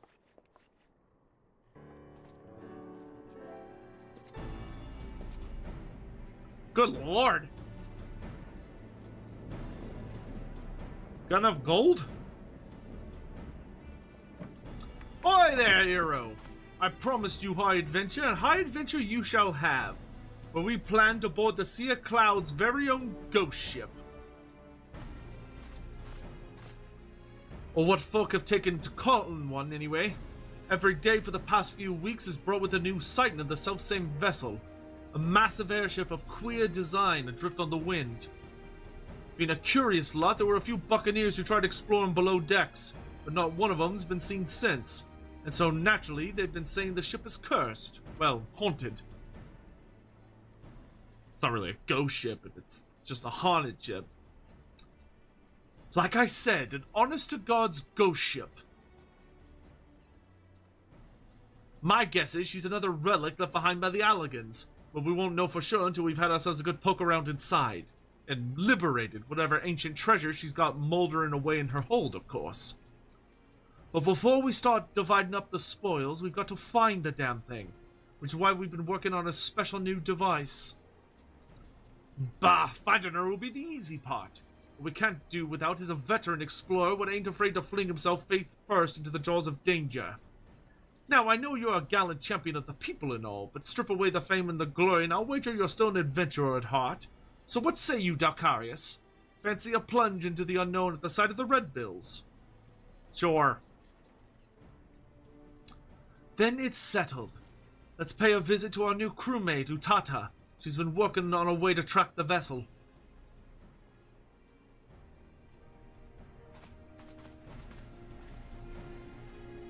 This is a lot of setup for a raid.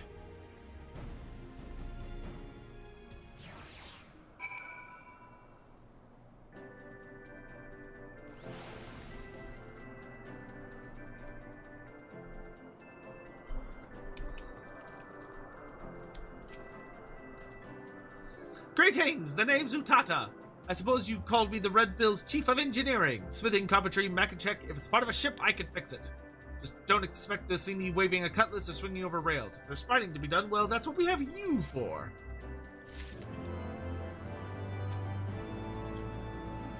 I always get this little thrill in me chest when I'm about to embark on a new adventure. Once you felt your heart dance like that, there's naught you won't do to feel it again. This here's Utata, the lass I was telling you about. She's our engineer and a damn good one at that. Might be there are better engineers in the realm, but I'd wager none are as inventive as our Utata. She earns her keep with her brains, not her brawn, and we're a stronger crew for it.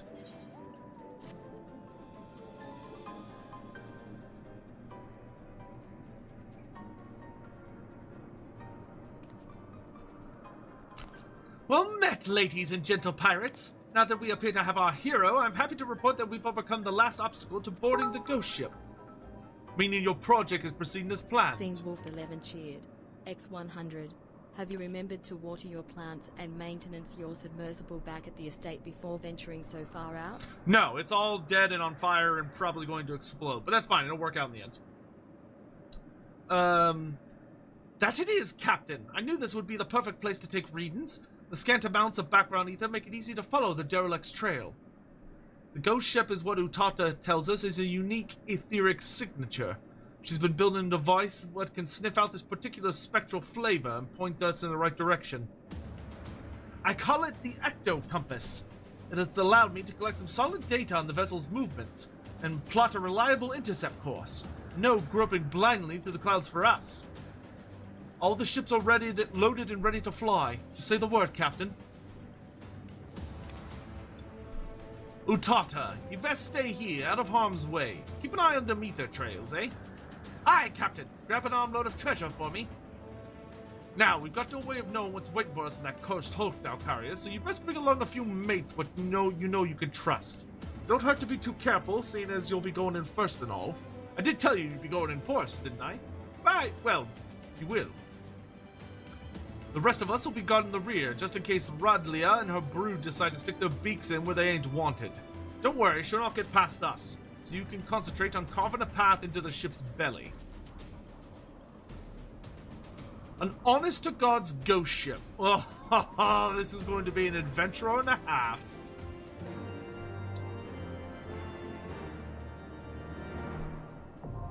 The Void Arc, now accessible.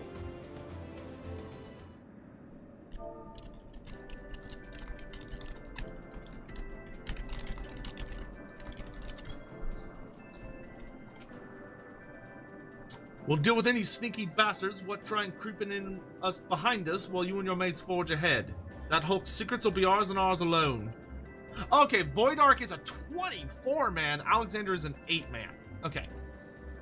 I'll be on hand to see our curious captain don't get us all killed meddling with some ancient artifact or other. I mean, you'll be free to concentrate on not getting killed by whatever's waiting below decks. Can't say fairer than that, eh?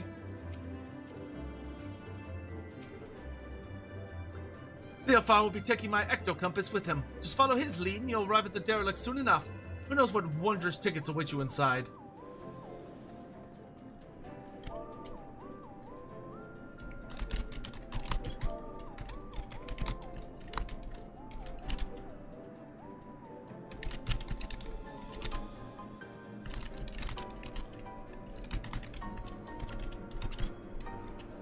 Why don't we, if we got the power to do it, why don't we go ahead and take out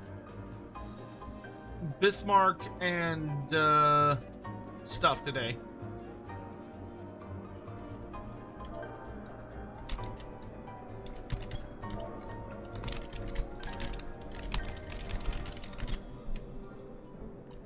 Before we get into main story stuff.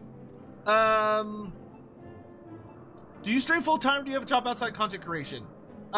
So I don't stream full-time per se, but I do content creation full-time. Because I do YouTube stuff as well. Like videos and things like that. So, most of my income comes from videos and content, and like little jobs here and there revolving around Warhammer Fantasy. And then I do streaming of whatever I want kind of on the side.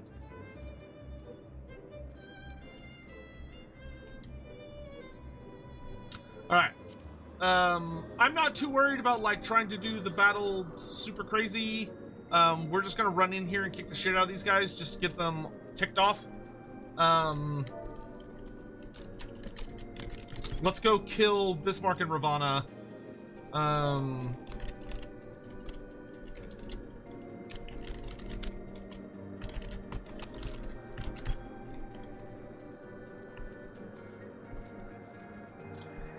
We're not gonna be like, oh, let's do it the hardcore way. We're just gonna go in there and beat the shit out of them.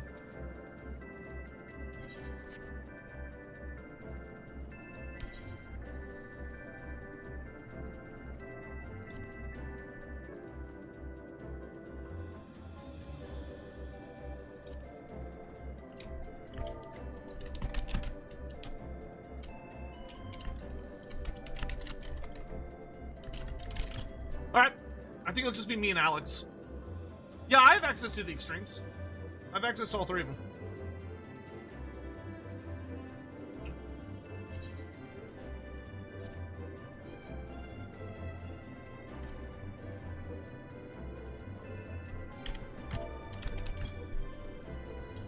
I forget, can you share quests?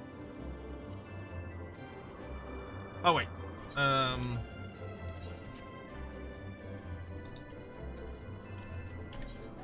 Pretty sure there are. Yeah.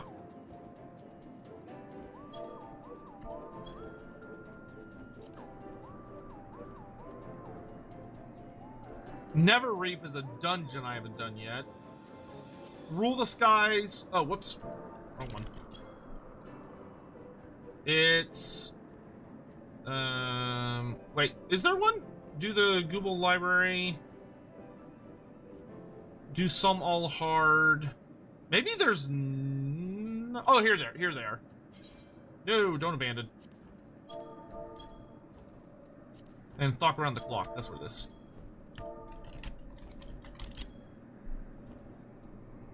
Yeah, the Diabolical Bismark and Fuck Around the Clock. That's what it is. What do the Salon think of Sotek's cult? They allow it. They functionally approve of it. Which is good enough.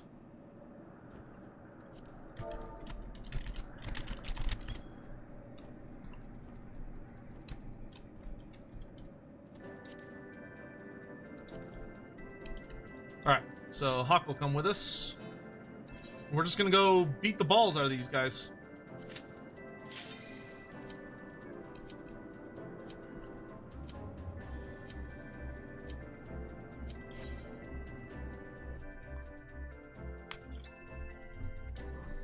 Getting stuff done. Arby's meat, no problem. Have you heard of the critically acclaimed MMO RPG Final Fantasy XIV with an expanded free trial which you can play through the entirety of A Realm Reborn, the award-winning Heavensward expansion up to level 60 for free with no restrictions on playtime? I have. Bismarck has such a kick-ass design. Fucking dragon whale.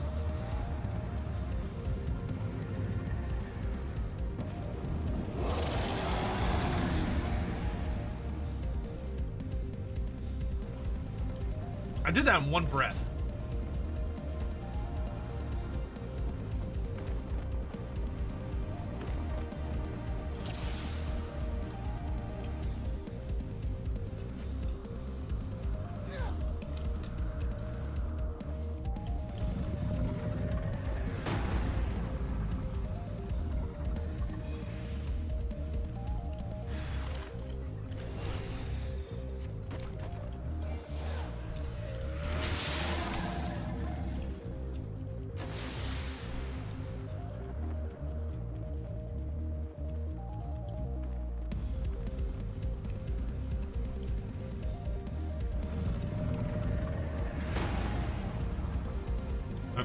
Are we supposed to use the generator now? Nope. Oh, there it goes.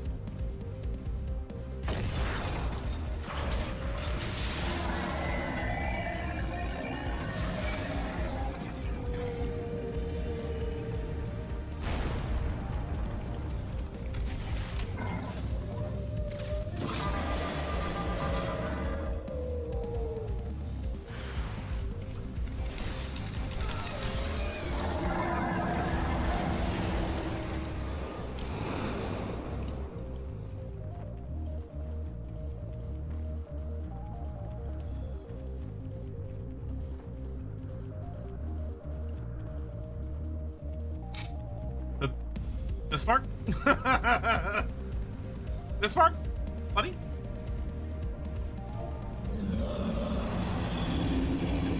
Hawk just fucking died, dude. That's so funny. Scrub.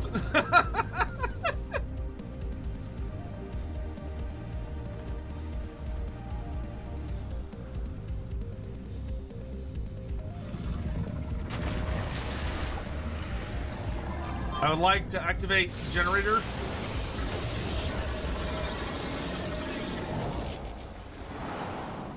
That was cute.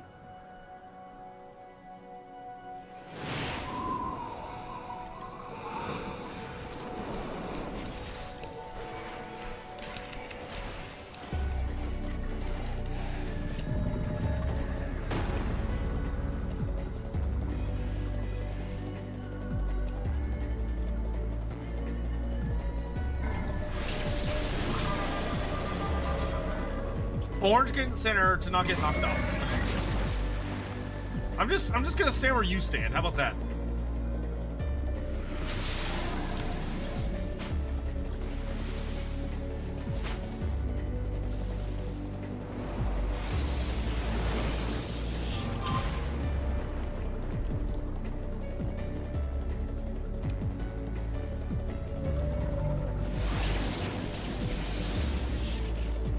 Ow.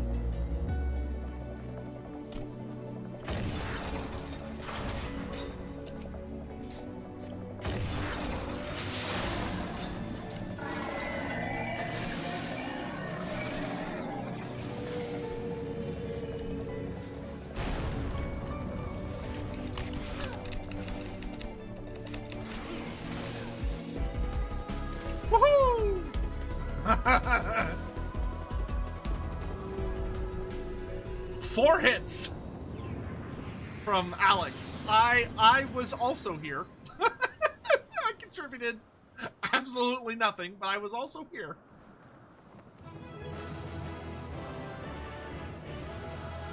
What loot we get? We got a gun, a crafting material, and the rest of this looks like garbage.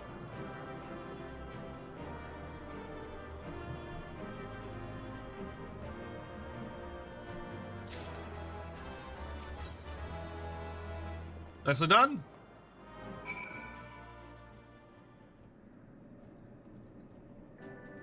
Are skinks smarter than Saurus? It depends on what you mean by smarter. Skinks have a more diverse set of intelligence, and they are often what we would consider smarter by regular means, but in matters of like warfare, strategy, combat styles, and efficiency in stressful situations, Saurus are far more intelligent.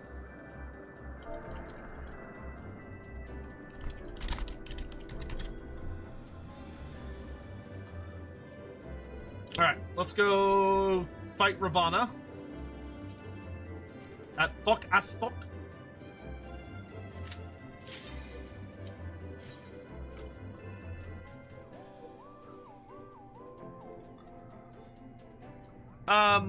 Simon, be sure to check the weather in dungeons, trials, and raids, as there will be unique ones. Okay, I'll keep an eye out for that. Ravana has one of the best themes. Really good theme song. It's actually one of the only pieces in this game that's in 3/4 time, which is interesting.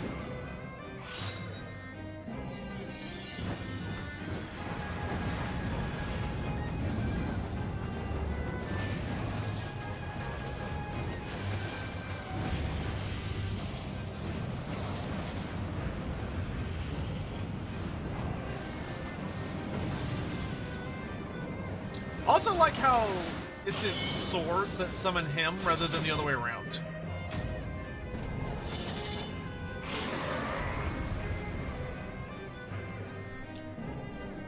Boom, chop, chop, boom, chop, chop, boom, chop.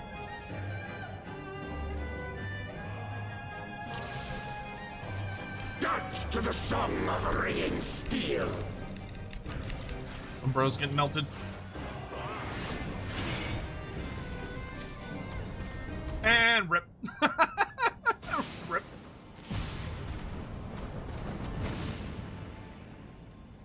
Thus does the sacred rite of combat proclaim the victor. I lay my blades at thy feet, child of man.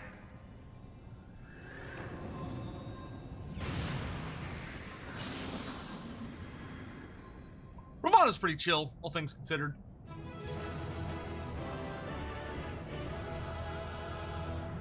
Oh shit, we got the mount whistle.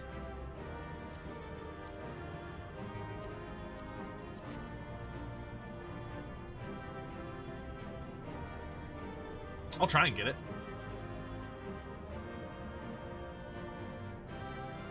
The weather is smoke.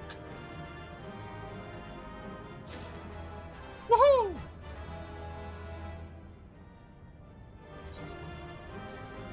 Go, go.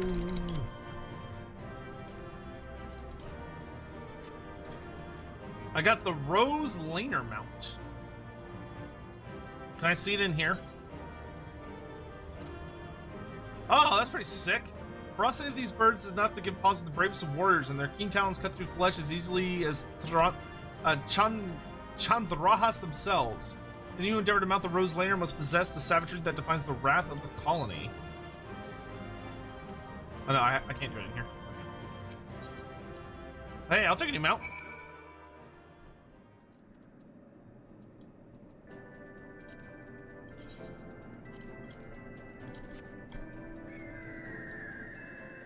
That's cool. It's like a firehawk. But it leaves, like, leaves in its wake. That's interesting. Huh. It's a good looking mount.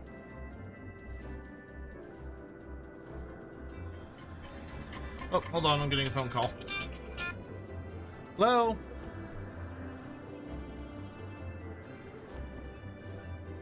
I don't think she's hungry, but alright.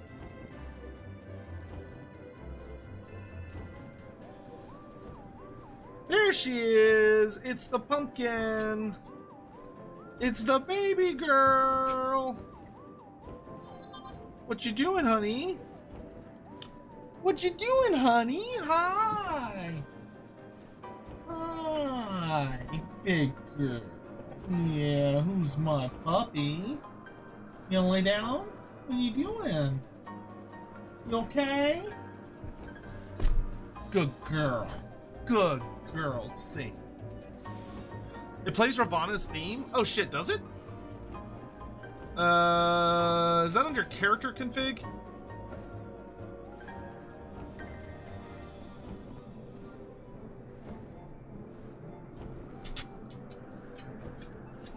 What you doing, Sadie? Where you going? Sadie! Where are you going? Oh god, I don't remember what it's under. It's Talonflame? Yeah, it does look like a Pokemon. It's under system settings. Ah.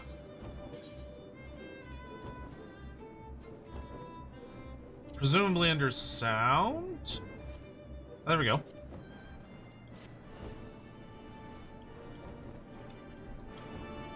Oh, that's cool. Just boss theme on demand. That's like...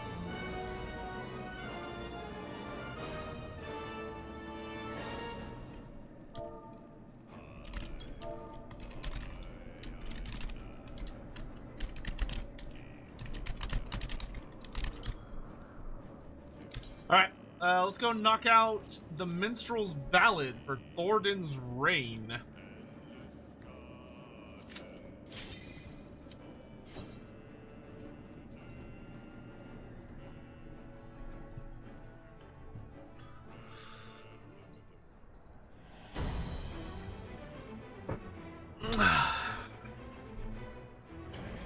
This just makes me think of that bitchin' artwork I got today.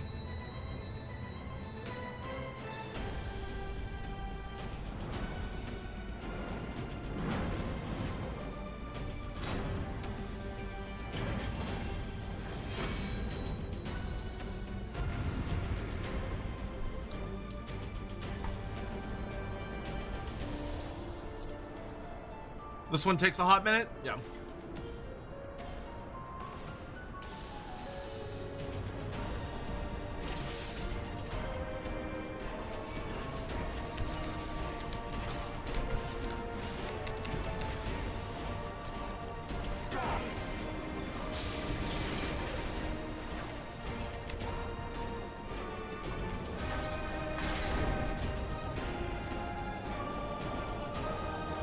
Got a bitchin' soundtrack.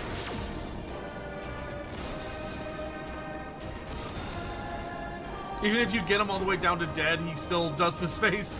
Yeah. He's like, no shortchanging my fight. How dare you? Ow.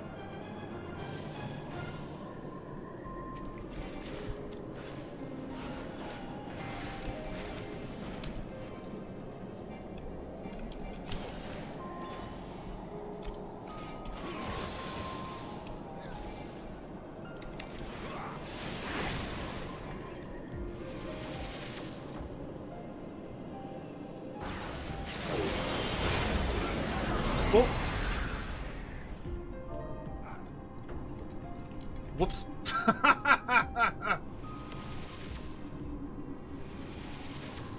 Well, hey, now I don't have to worry about anything. I can just relax.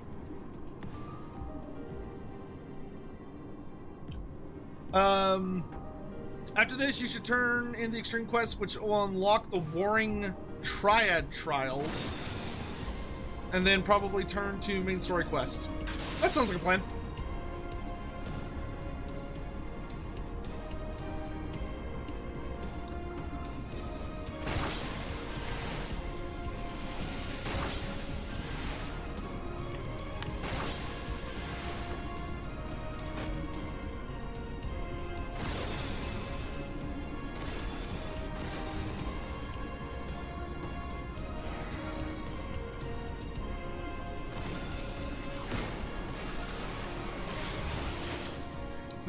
There's two.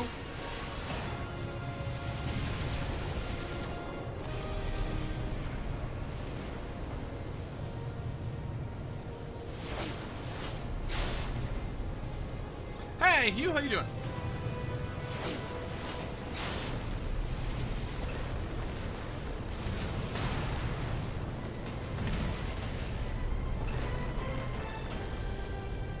Alex just running around backhanding everybody.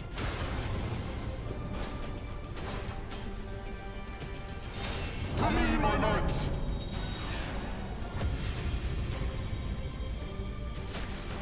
I was still a little shocked that his dungeon wasn't just you have to fight like every single night leading up to him. I shall bury you when you're released!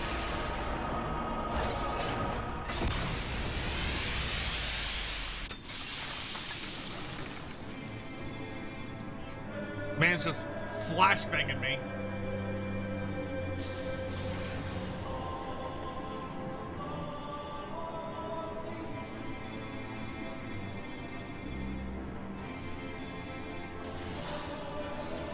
Oh, check the weather before you kill it. Oppression?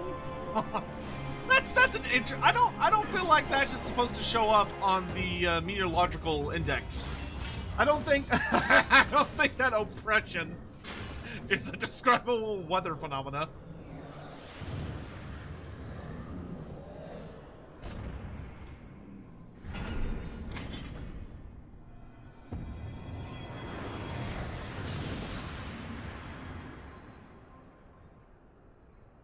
Honestly, I'm a little surprised they didn't make it where cloudy with a chance of oppression. No. I'm surprised they didn't make it where I might try that. Keep that for later.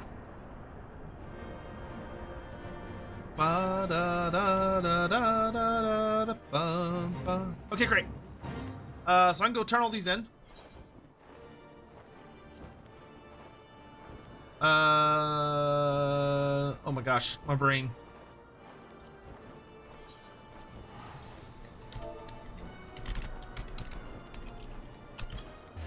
I spelled that wrong. Much obligatory. Just got home from work. I also have the Legend of Sigmar and Gotrek.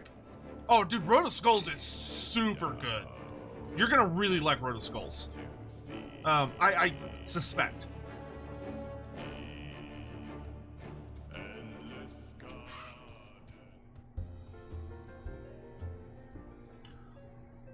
Alright.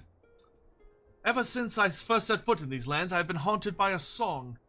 It foretold the coming of the Seventh Umbral Era and of those who would deliver us from doom. Ne'er till land consumes sun can see bare moons. Heavens spew crimson flame, hells seep black dooms. Stray seeds quicken in ashes' grey embrace. Valiant blades forge under the Twelve's good grace. The words of the prophetess Messiah Thousand Eyes, as written in her divine chronicles. The crimson flames of Dalamud heralded the end of an era. The valiant blaze over the warriors of light brought us hope in our darkest hour. 7 waning moons see 7 suns rise. Divine order royals, fallen corpses writhe. Souls from ether far, strangers from strange lands, yester with thine eyes, morrow by thine hands. We knew not of whom the verses spoke of, not I nor the Archons nor any other soul in the realm. The warriors of light were lost to us, if not them, who could it be? And then came the rumor of one not unlike them, a man who walked in the light of the crystal. The moment I saw you, I knew it must be true. Having learned of your deeds in their entirety, I know now it to be true. You are as they were, Dalcarius, a warrior of light, an inspiration to us all. Thanks, bro. Let me turn in my quest. What? Do I not turn it into him? Oh. It's interesting that talking to him always triggers a cutscene.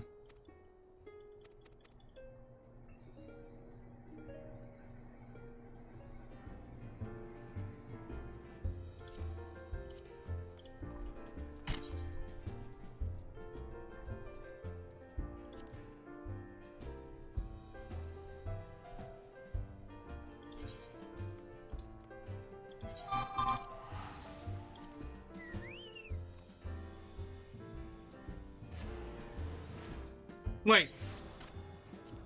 Did my quest not trigger?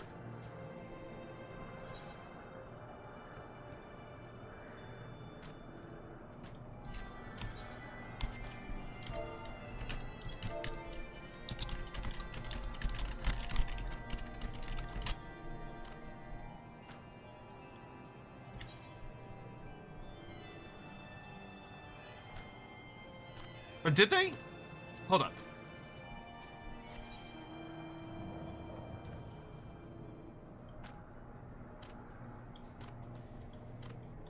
Oh wait, no, they did. Okay.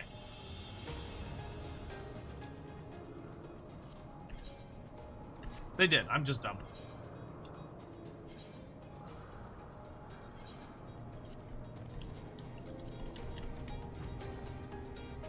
Okay, they did. I was about to say, I was like, oh my god! Alright. As storm clouds give way to sunlight, so hope returns to Zundu and clarity of vision to Sonu. Sonu sees Netherling for who he truly is. Netherling is bearer foretold. Once, long ago, in the midst of a great battle with a tribe from the Nethers, a horrid, wicked demon comes to feast on the bodies of the fallen. Manuk Manai, we name him. Manuk Manai, we decry him. For generations he hunts the Vanu Vanu, but this day we say no more. Greatest of our heroes climbs atop the beast's back, and with blades black as midnight she rips his eyes from his head and casts them into the cloud sea. In honor of great need, eyes return to the Vanu. Look to their bearer for salvation. So she declares, so it comes to pass. And now Netherling's deeds we remember forevermore. Cool.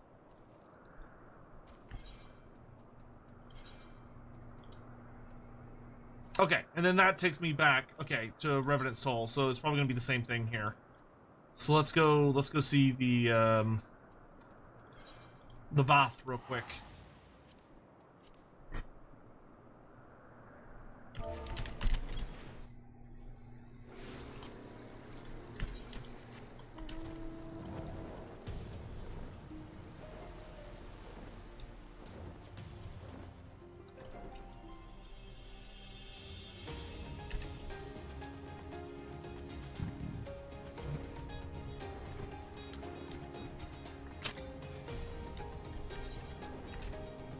Yeah, the knights did have a very, very cool design. It's true.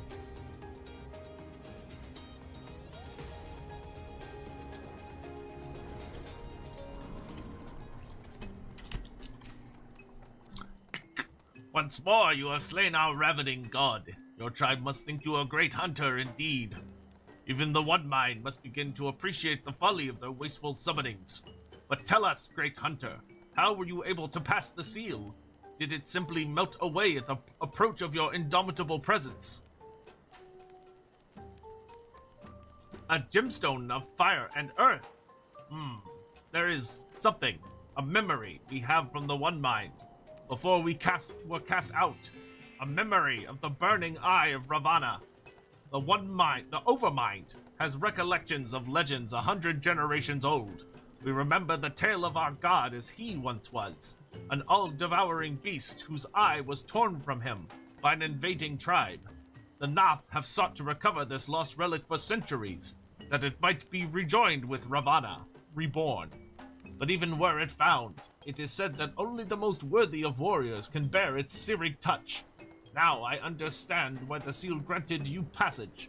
But tell us, great hunter, how came you by the eye? A youngling named Unukalhai. Your deed has returned many memories to the surface of our mind, but that name is not among them. To gift you with such a prize, he, too, must have thought you worthy. We thank you, great hunter. Too soon do our memories from the Overmind fade, but you have given us a new story to tell. Very cool. Alright, and this all takes me back to Mordona. Okay. The Eye of Ravana, huh? Man, Heavensward has a whole lot of themes about people fighting big monsters and ripping their eyeballs out. Seems to be a pretty consistent part of the storyline. Okay, and then it's...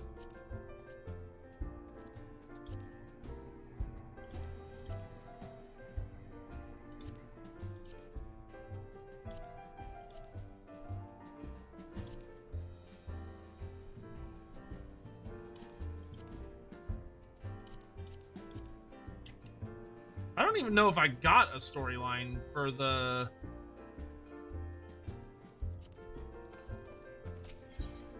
fighting Thordan, but...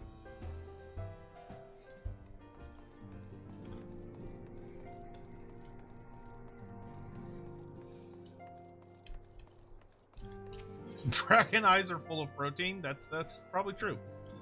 Shredder, have a good night, dude. Thanks so much for coming by. Ah, yes, I remember you. Unit Kalhai. Mysterious little guy. Oh, that's right. I remember the Warring Triad is waking up. You needn't say a word. The etheric readings left no doubt. The Lord of the Mists is no more. For the time being, at least. After all, such beings have a rather troublesome tendency to return. Let us turn our attention to the Lord of the Hive, who in quiet meditation awaits your coming. Minstrel battles don't have quests attached. Ah, okay. So I sort of kind of did that for no reason, but okay. It's fine, it only took a minute. And thus is the Lord of the Hive's essence returned unto the land. And thus has the essence of Ravana joined that of the Lord of the Mists in its return unto the land. You have my gratitude, Warrior of Light. Without your valiant efforts, these primal terrors would have invited devastation on a cataclysmic scale. For unlike others of their ilk, Bismark and Ravana both harbor the desire and the power to reach Azizla. It is with dreadful certainty that I sense their intent to feed upon the strength of the Warring Triad, and thereby amplify their own power by an order of magnitude. By what wisdom do I claim such certainty? I am gifted with, how shall I put this, an intimate knowledge of the primal mind.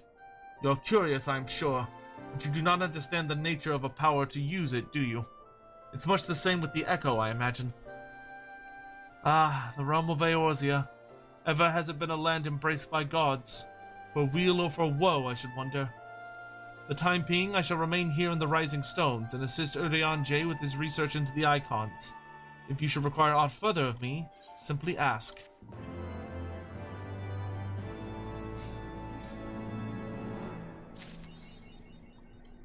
The war still wageth on.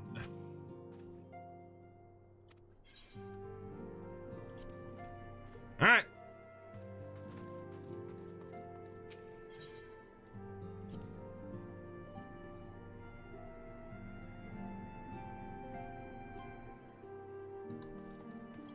Where do we pick up the Warring Triad quest from? I figure he would have had it.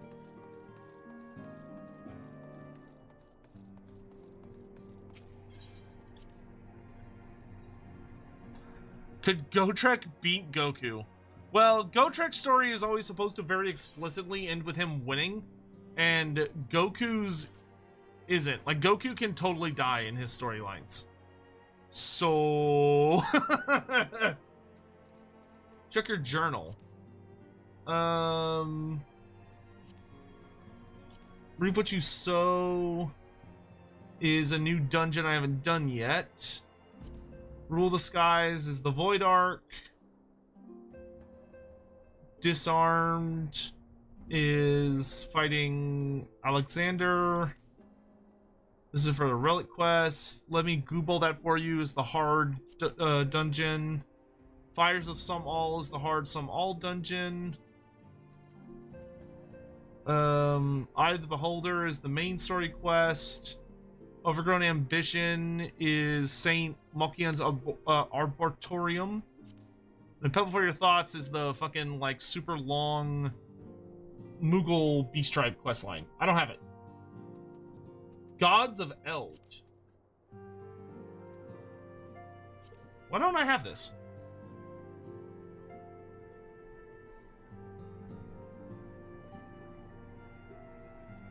I don't have Gods of Eld.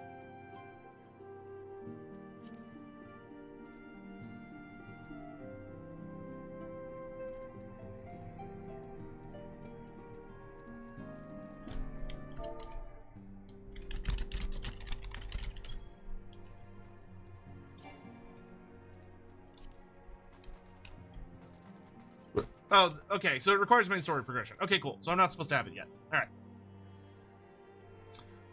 All right. Why don't we do some main story quests for a bit? I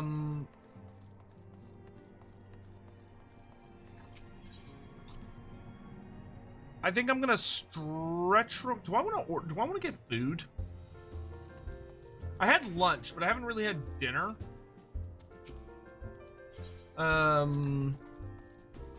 We could do dungeons later. I'm not gonna do dungeons right now. Yeah, why don't we do main story quest? Okay, so real quick, so why don't we do?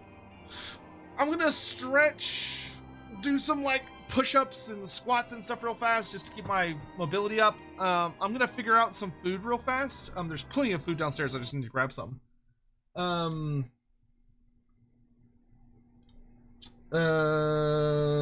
Okay, just making sure there's nothing like crazy important going on. Okay, cool. So let me stretch to do stuff. Let's go ahead and run ads for a little bit.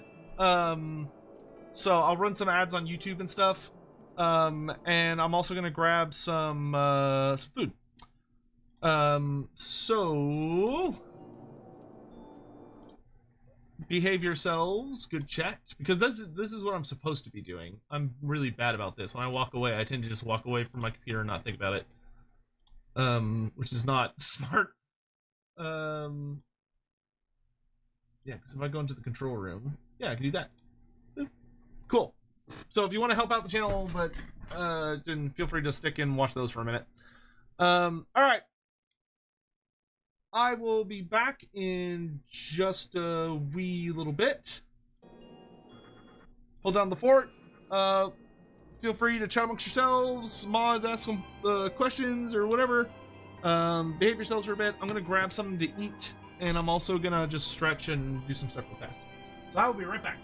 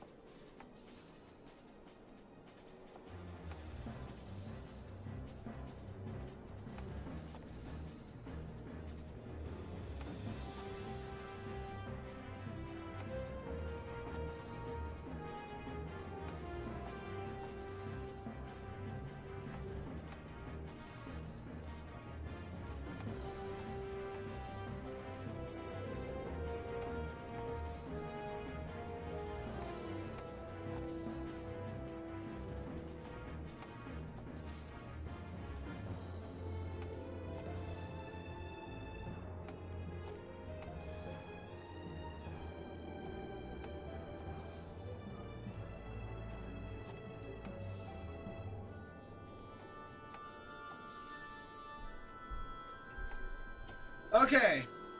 I just put the pizza in the oven, but it's still gonna take like 20 minutes, so I was like, fuck it, I'll just come back and then go back down when the timer goes off. I can do, maybe I could do one of the Moogle things real quick. Why don't we do that? Where do the Moogle things show up?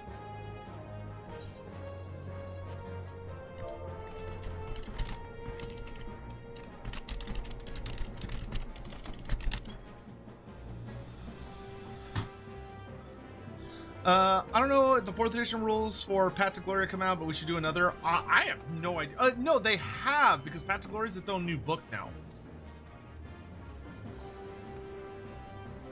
Duty Finder. Okay.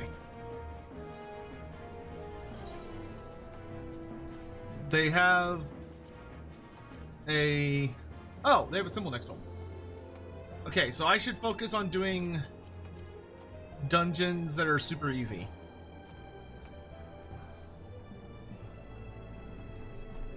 Oh, it's in collections. Collections.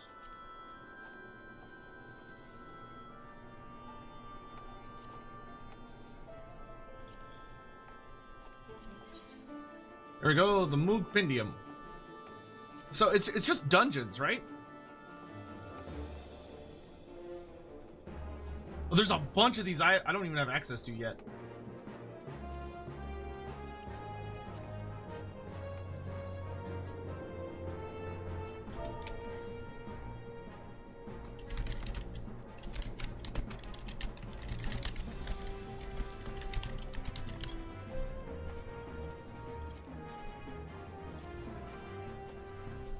Win a game of triple Triad. Catch a level 50 fish. Arrive at the Raktika Greatwood. I don't even know where that is.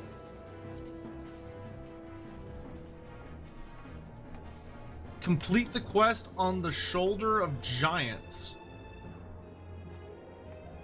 What the fuck?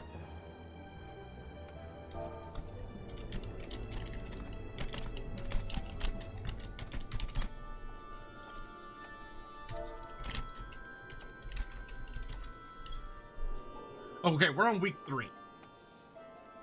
So I could go do a game of triple Triad. Sure, why not? Well, I can't do a lot of these.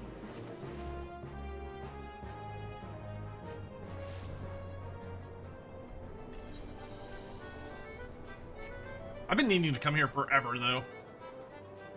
Because I've got a bunch of cards I need to turn in.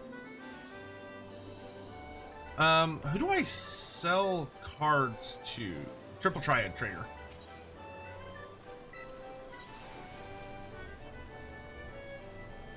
I have 14 mobile of these goddamn Morble cards.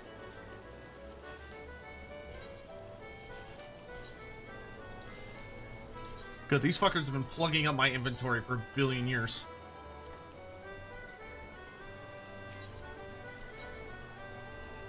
They're selling cards.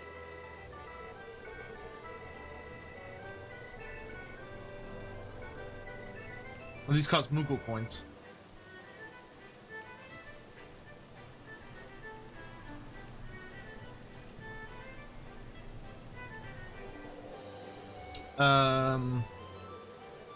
Why don't I get a Rano Senna card?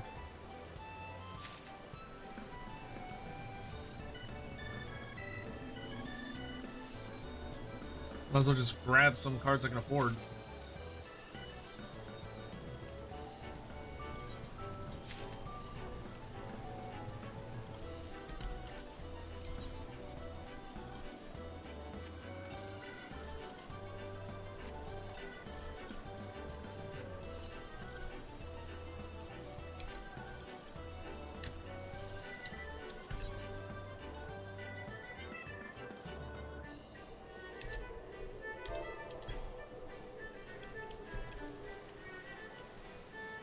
Okay, that takes me downstairs, which I don't really want to go to.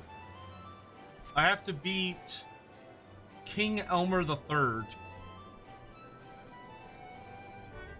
See if I even remember how to play this fucking game. Nice, nice bunny girl outfit.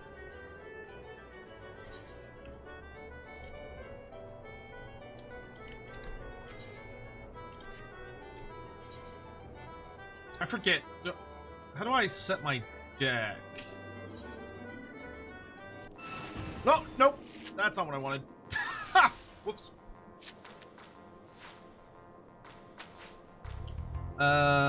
8, 7, 8. I can't do anything against that.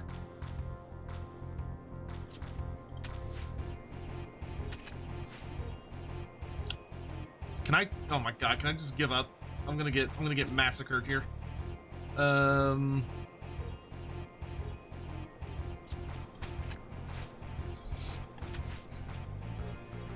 that could have been worse.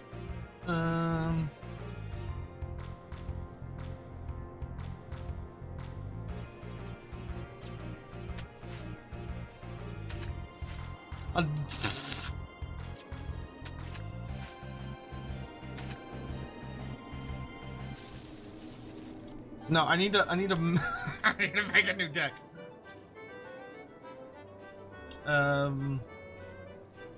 Where's my deck builder?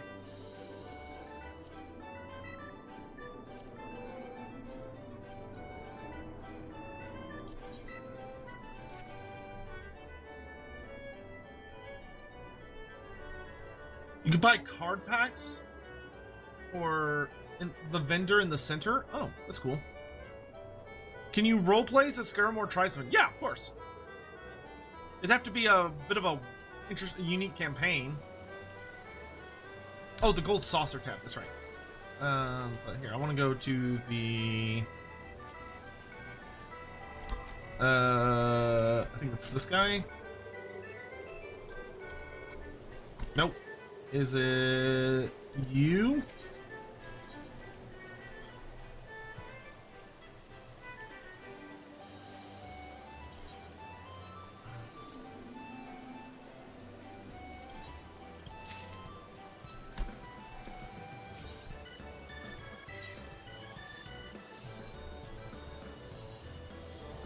Triple Triad board.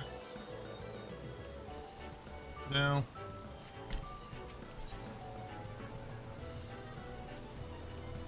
No. Bottom page of the trader.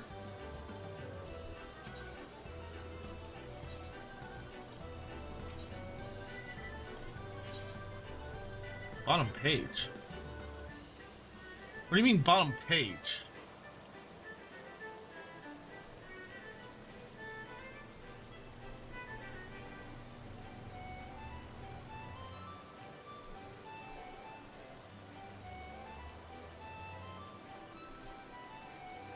Yes, Sion, my food's heating up, so I don't want to start my story quest because I'd have to like walk away in the middle of it.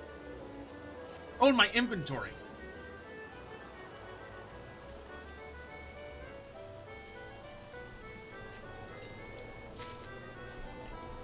A Geralt card. Okay, not great, not terrible. All right.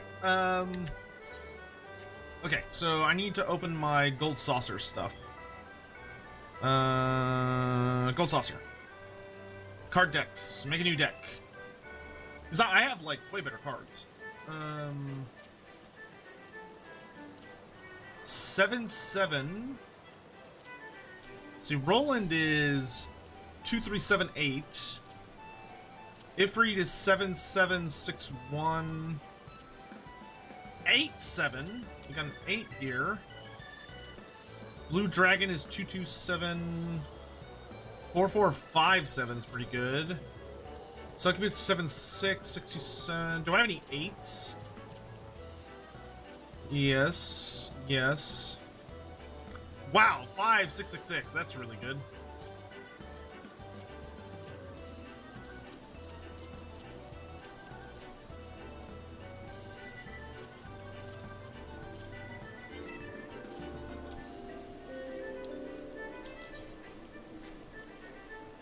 Oh, no. Save. Let's try this deck.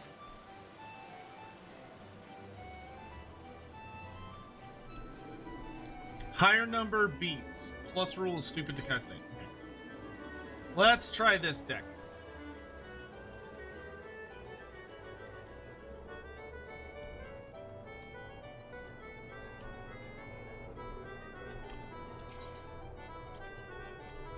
I just need to keep an eye on my phone.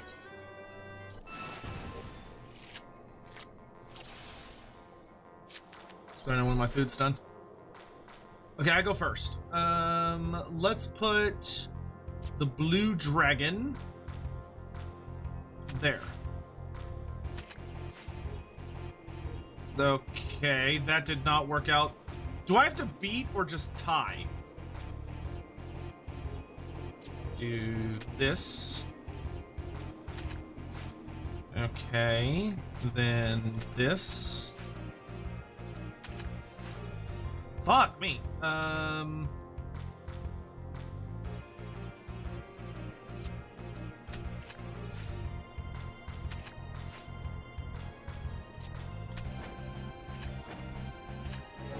Hey, we did it. Nice. I did it.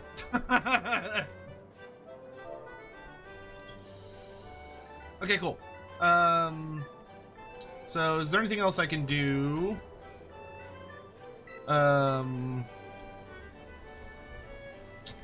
For what else I got for Moogle stuff?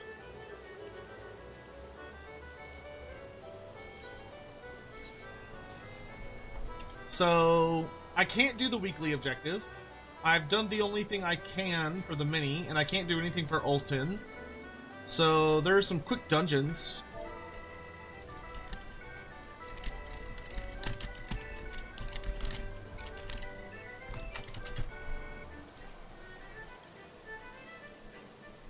There's a lot of dungeons I can run through. Oh, fucking Aurum Vale.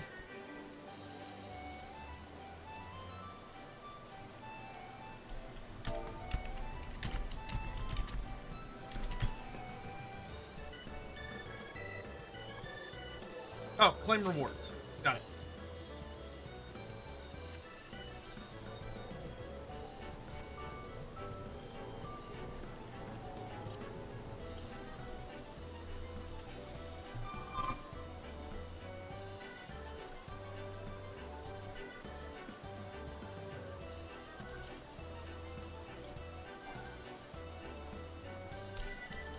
All right.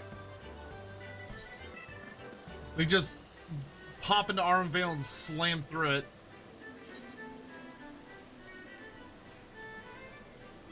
Oh, it has to be done legit? No. That'll take too long.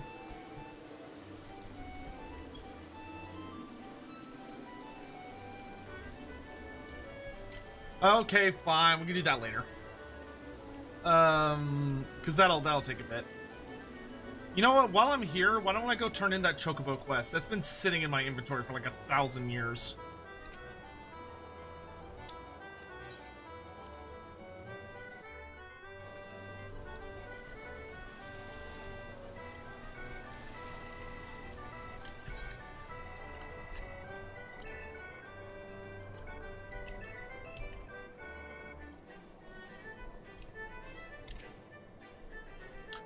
Promising new jockey returns, bearing his fledgling Chocobo's registration form. But of course, when it's keen to join the ranks, our race Chocobo trainer is responsible for registering new fledglings. Present your form to her.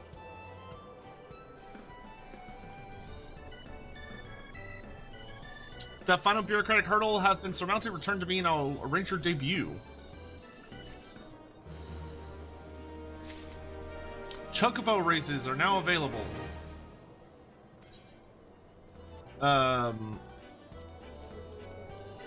There you are. Choose a name for your Chocobo. You may select a word or combination of two words from the list of available terms. Wow.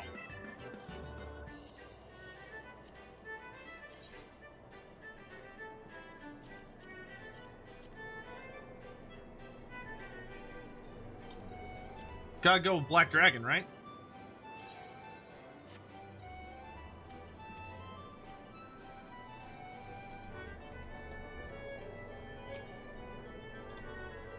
Enter a race, followed by a training course.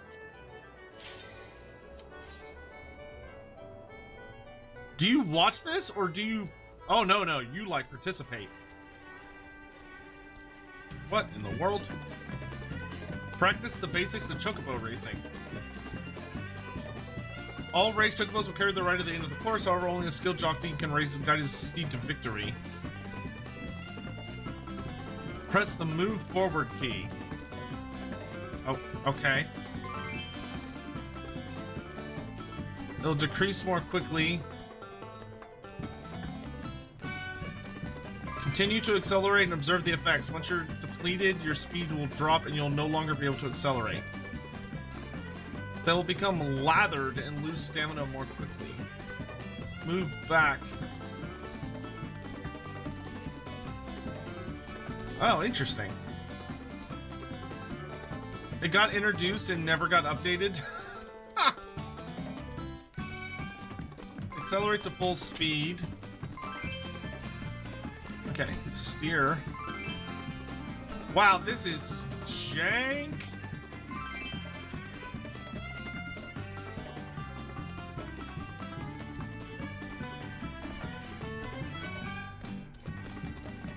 Trigger a magic panel.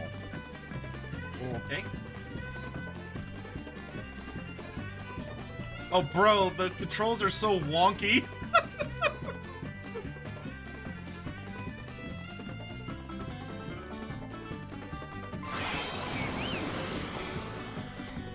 Some panels do...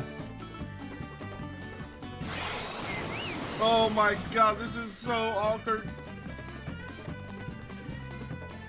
You can jump to avoid a panel, okay? You may come across coffers with items. This is so silly. It's like the world's jankiest version of, like, magic, or, X100, will you be doing random vid watching stream again now that you're experiencing the new type of Yes, streams? yes, we will have a media share coming up next week. This week we're doing meme review, but next week we'll do, next week we're gonna do, media share. But this week is meme review. Alright, I have done that. I will probably never do that again.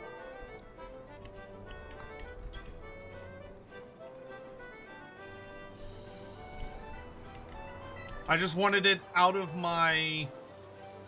I wanted it out of my, trade thing. Wow, that was a ass-backwards mechanic.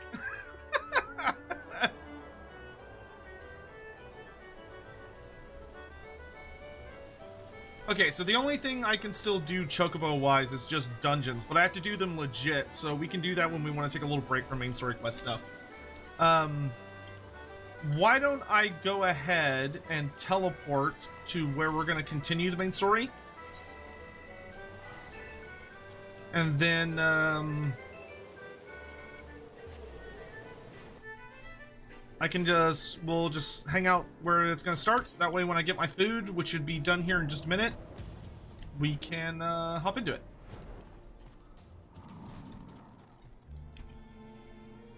Oh, right, we met the little cat-eared girl. I almost called her a yordle. Hugh, have an excellent evening.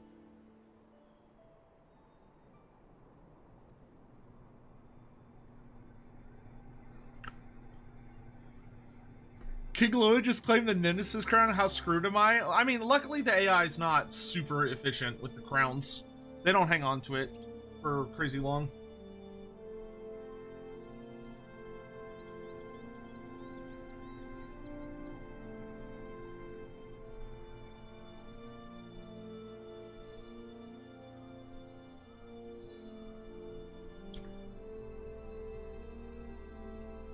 I think when I put that pizza in the oven.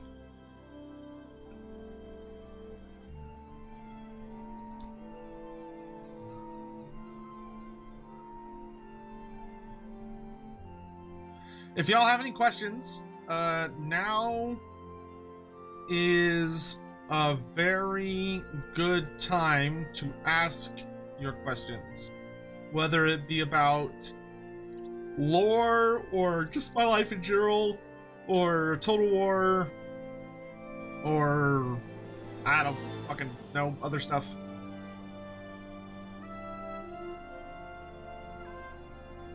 Let's see here. Seamerg.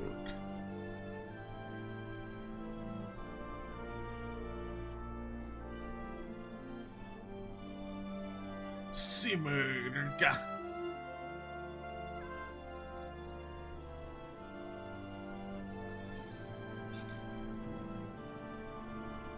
Yes, I remember who she is. I just forgot the word Lalafell for a second, and my brain was like, Yordle. It's like, no. Complete level 50 dungeon, 1 through 49, 51 through 59, 60, Labyrinth of the Ancients, Dunskythe, Alexander, which I need to do anyway. Ah, there's my food. Okay, I'll be down. Coming. I'll be right back, chat.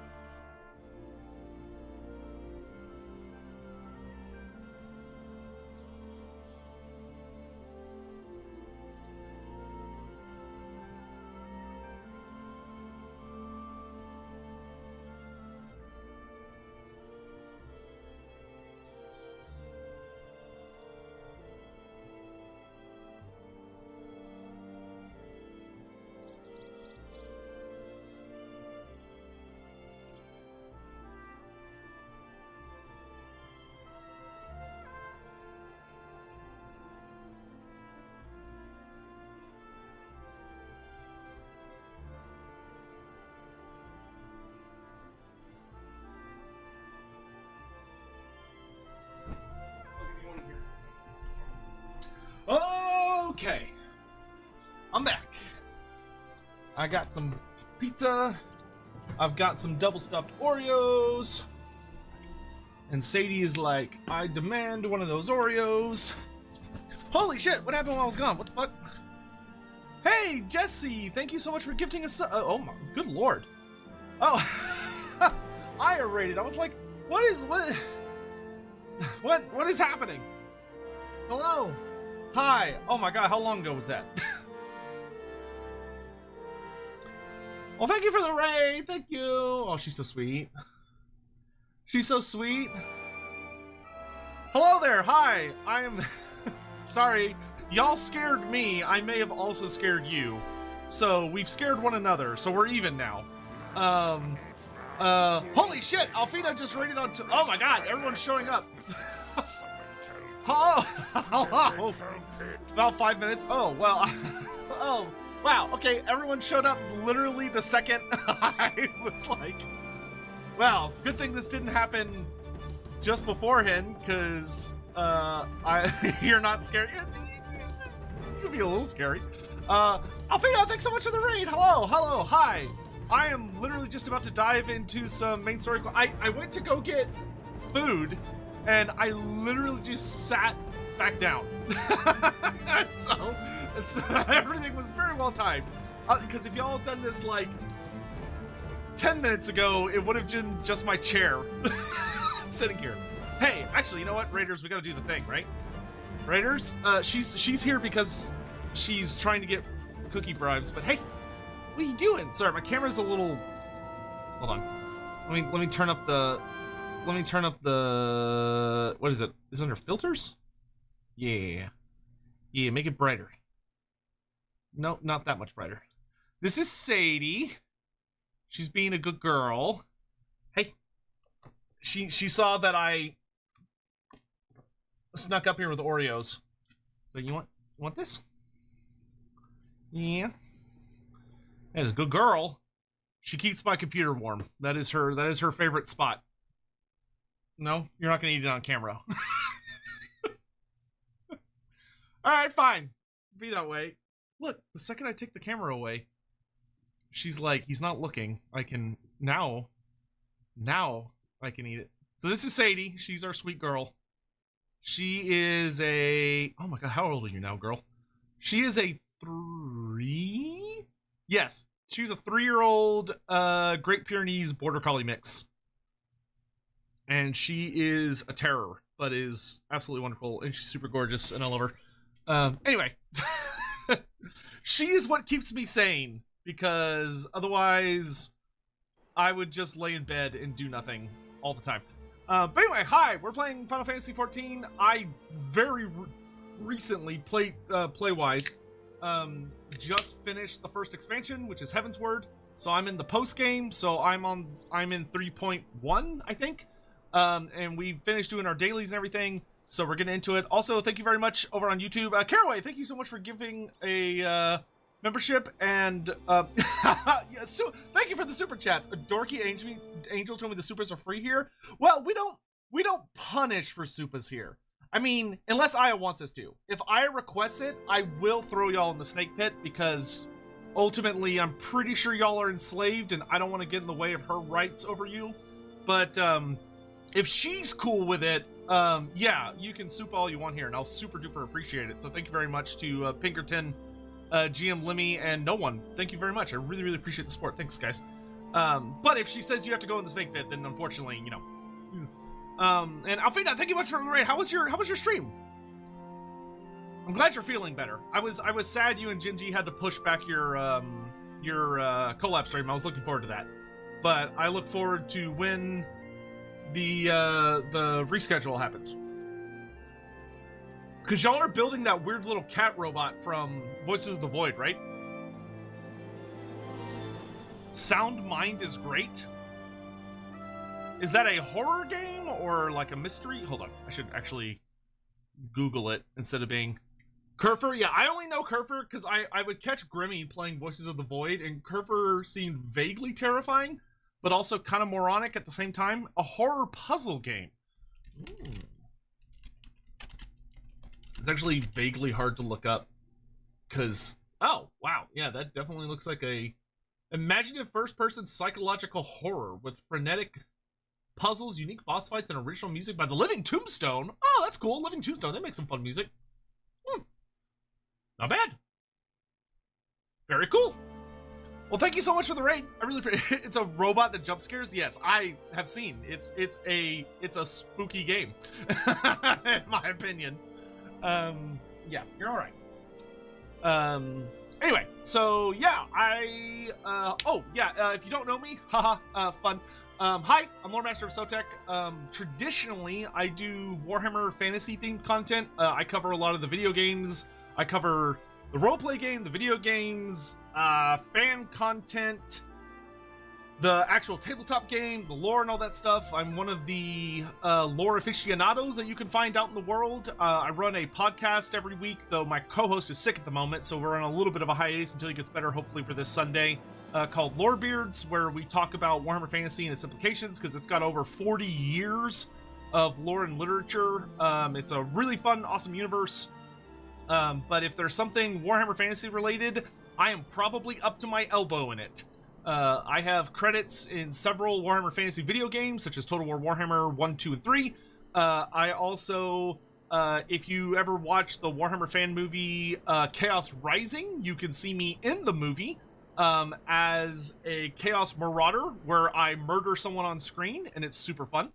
Also, yes, that's a great idea, Scion. Also, someone in the community was super cool today, and yeah, so I've killed someone, which is cool.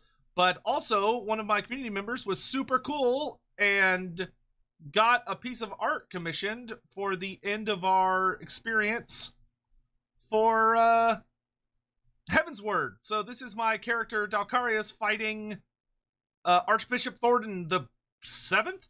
That was a fun boss fight. That was a super fun boss fight. So this is super fucking cool. So thank you very much, Scion, for this. And this is on my Twitter as well. So if you want to like follow the artists and stuff, their art is super duper pretty. I was talking about earlier that a lot of art, like if you zoom in on it, like you know, there are little things you can like notice that are like, oh, this is a little different or whatever. But like, look how good Dalkarius looks in this art. Like he looks fucking goated. He looks absolutely incredible. I love this shit. But yes, I am a flesh tuber to the two VTuber communities that just rated me, one on Twitch and one on YouTube. But there are things I'm working on that I can't talk about yet. Though, thanks to Aya, I do have a little guy form, but I haven't hooked it up yet. It's something I'm gonna hook up, but I do have a little guy form. Hold on. Where's little guy? Bring out the little guy. Here he is. It's this one, right? Yeah, so this is my, I guess you would call this my PNG form. So that's little guy Sotek.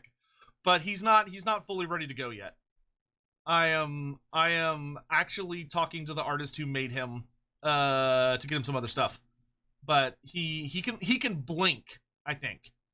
But I've actually been chatting with the artist who Aya had this commission for me because she's an absolute sweetheart. And so he can blink, but I'm talking to that artist to get it to where he can yap as well, and he will evolve.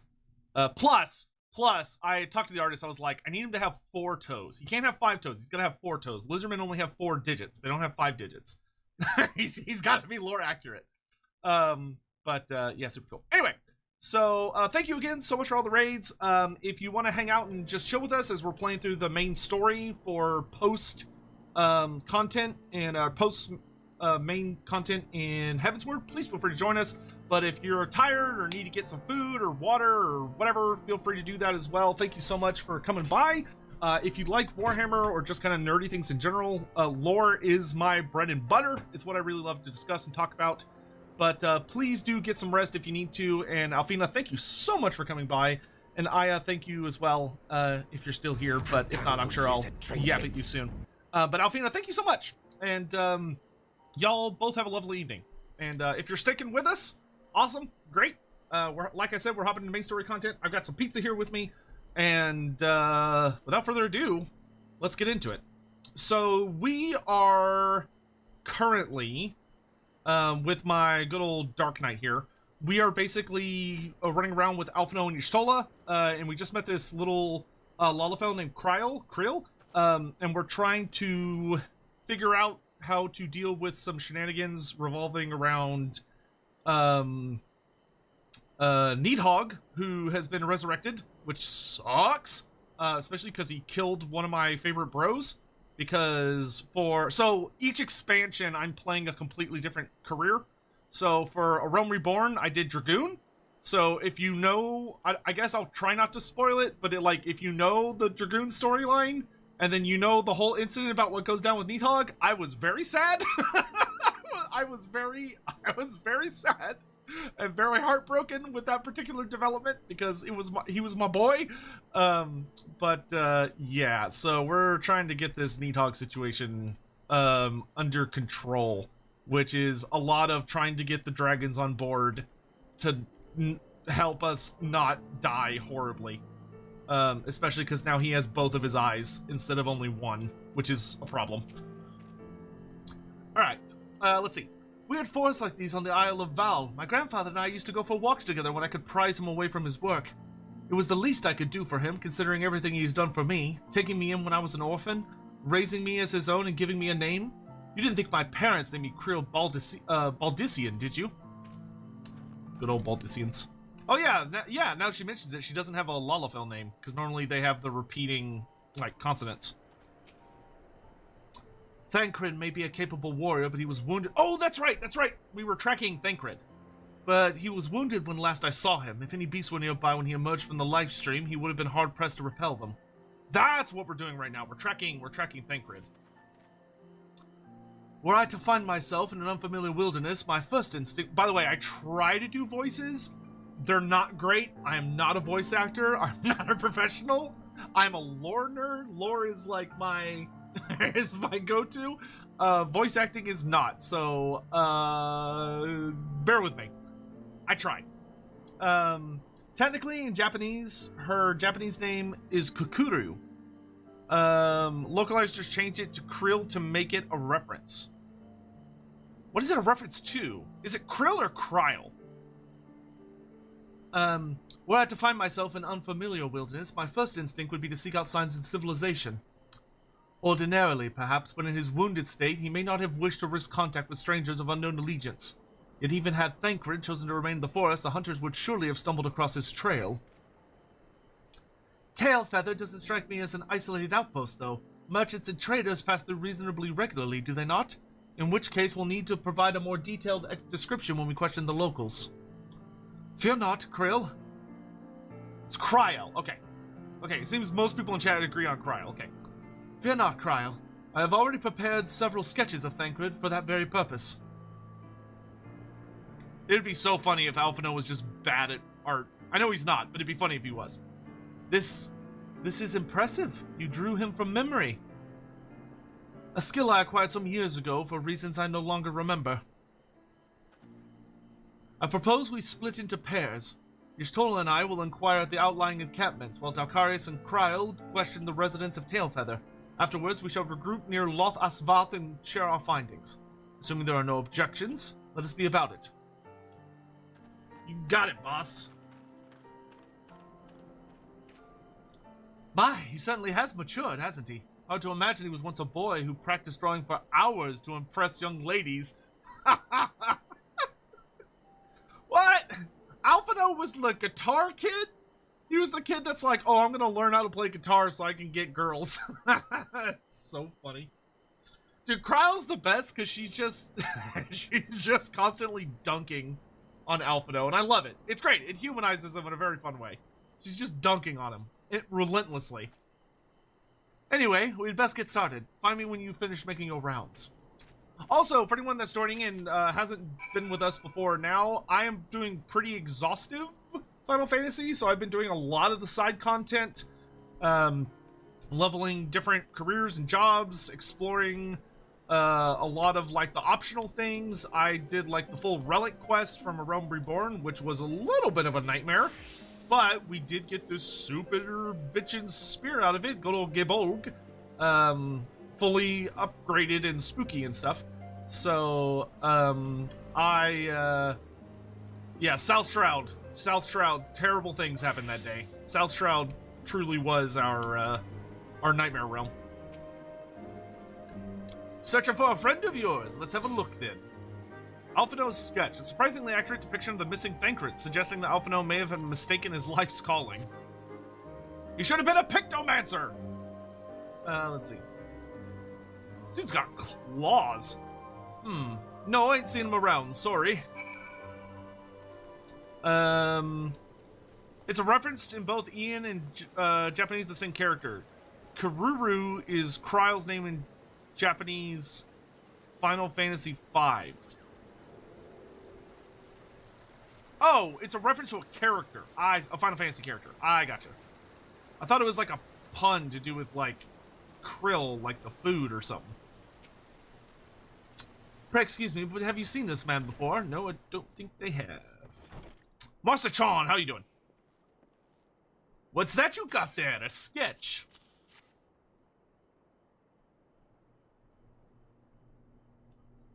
Can't say I know the face. You say he's something of a warrior. I heard a tale the other day about a Huron vagabond who brought down a Bandersnatch by himself, and with style. Way they tell it, he was dancing with the beast like it was the bell of the Bling Ball. Sound like a man? Yeah, that sounds like Thancred, alright. Bro, we haven't seen Thancred for months. Like, I've not seen him in such a long time. Oh yeah, dude, the relic weapon for a Realm Reborn, I'm glad I did it because I feel like that's a badge of honor that I suffered through a proper Realm Reborn suffering experience, but holy shit was it suffering. A Huron man? We're not exactly rare, you know. Could you be more specific?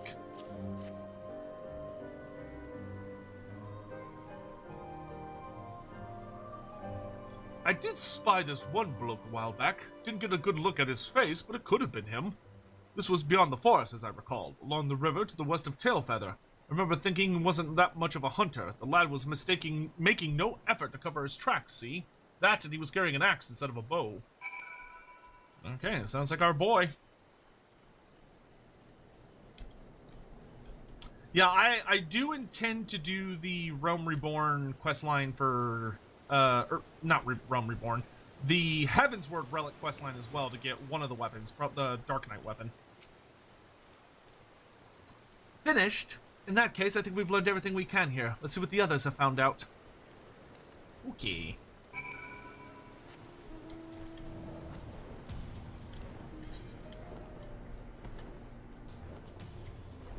I can sneak some pizza while we're flying. But, how was y'all's day?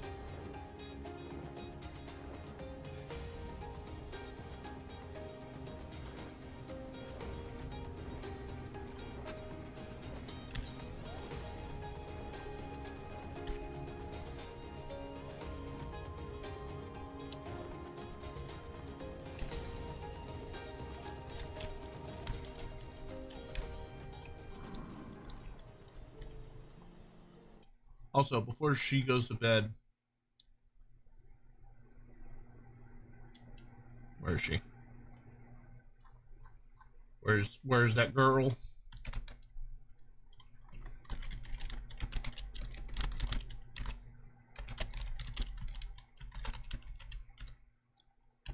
There we go.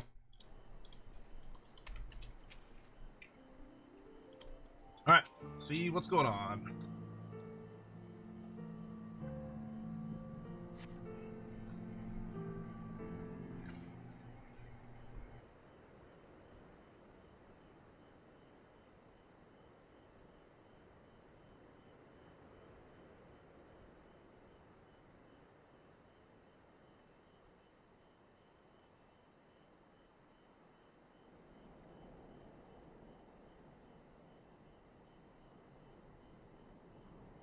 I'm always hoping they're gonna have voice acting, but not always.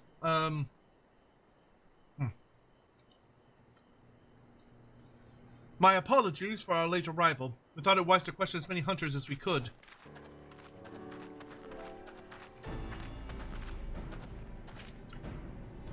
Many have made camp in accessible locations, ideal for hunting game, not so receiving visitors. Nevertheless, our time proved well spent. There have been countless sightings of an exceptionally capable Huron hunter with whom no one is familiar. Though none chanced to see the man's face, his height and build match Thancred's description, as does his fighting prowess.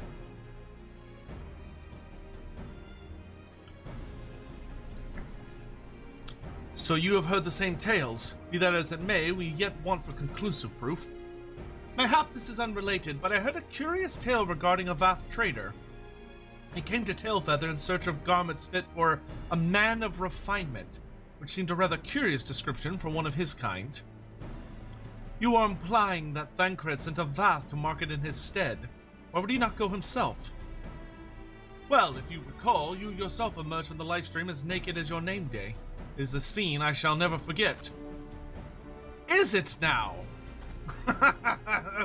Well, I was pleased to see you. I mean, it was a simple statement of fact. Alphino, my boy. Wow. Use different words. It stands to reason that Thancred found himself in the same predicament. In any case, if he had dealings with the Vath, they should be able to tell us, no? Quite right, Kryl. Quite right.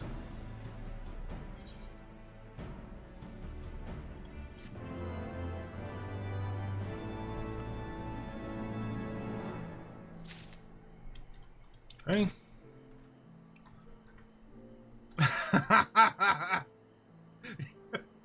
Given that Alphino seems to recall the details of my return so vividly, I would rather he did not draw me from memory, talented or not. Y'shtola, I don't think he's gonna draw porn. I don't think that's what he would do. Honestly, that boy, some things never change. Well, what are we waiting for? For all we know, Thancred could be waiting for us in Los Athvath. We must go and see the Vath right away. Come along, everyone. Come along. Just fought a battle as Durthu, backing up Mazdamundi against Skulltaker. Truly an epic battle. Lost half my army, but I won. Oh, that's awesome. Oh, so you're playing Wood Elves messing around in the Lustria Forest, I take it? Ooh, a vantage point. See if I can land on it.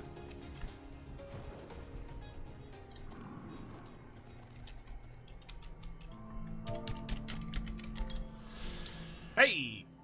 Loth Ast Vath. Cast out from the main colony, a minority of Nath known as the Non-Mind built Lost Asvath as a sanctuary for their exiles. The word Vath is derogatory in the Nathic tongue, referring to those who can no longer link their thoughts to the Overmind. Possessed of individual personalities, unlike their one-mind brothers, the Vath learned to live with each other's differing thoughts in the makeshift colony. I don't know how I didn't see this earlier, but hey, you got it. Ow.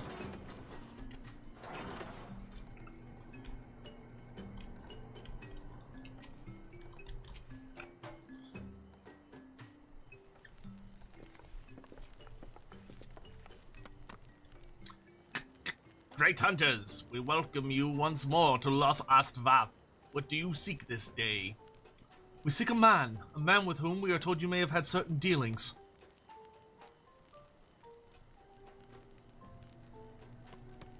How curious. The hunters tire of godly sport and pursue mortal prey. No, he's not prey, but a friend long missing. Good. He is a friend to the Vath as well, one with whom we have traded many times. Truly, you are quite certain that it was this man? There is no doubt. The fleshling clothed in skins came to us from Som Al, lost and weak. He offered meat and hides in trade, and in exchange we tended his wounds. He brought us much flesh, so skilled a hunter he was. Much flesh. When he asked for garments, we were glad to provide them. And where is he now?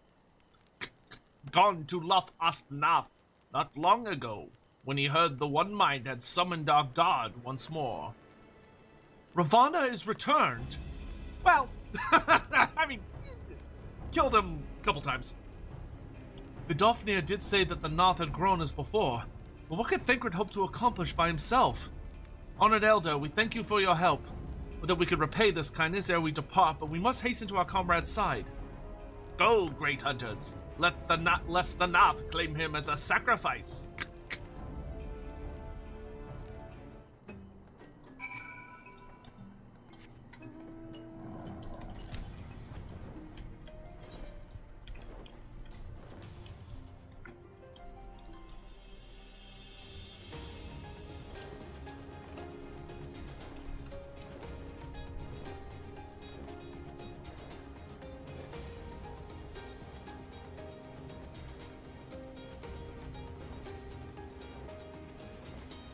On the move.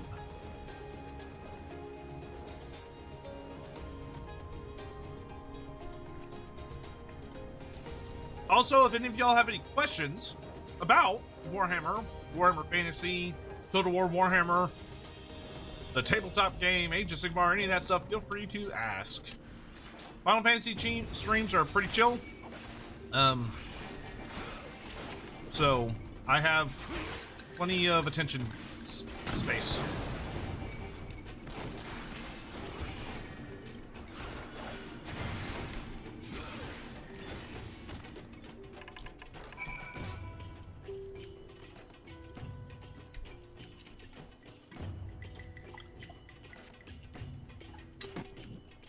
What if you have a question about Final Fantasy XIV lore? You can ask.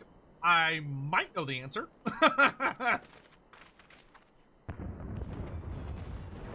Oh boy. Who else could be? Thancred. It could be Thancred. We must hurry. Nice, I can eat while they talk.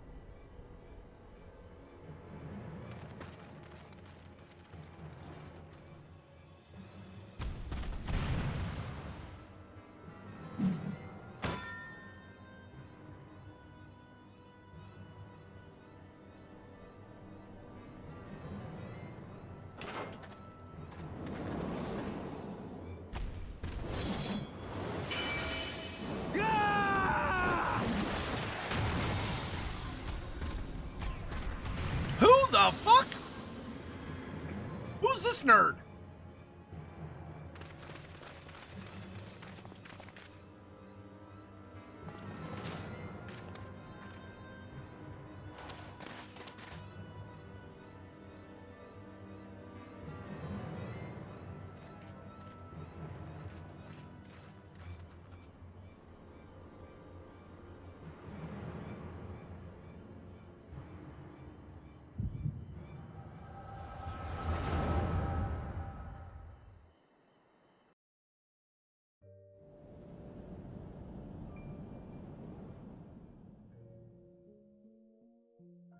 This day, we reclaim the reins of history.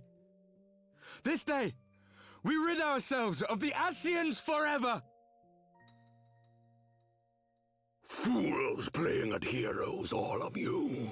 Is this how you believe you can save your world? We can and we will, Ascian. You shall see. Or perhaps you will not!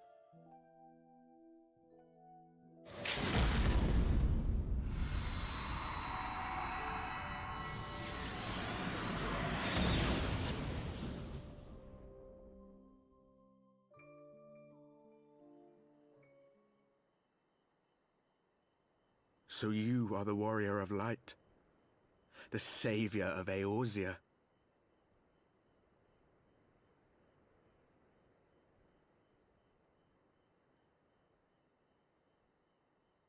It's a wonder you didn't come sooner, what with the primal and all. Lost a step, have we? Okay, fuck you, dude. Have care. The ether moves strangely around him.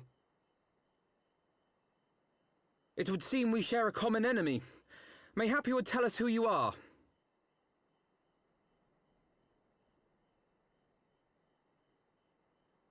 Shall we show them?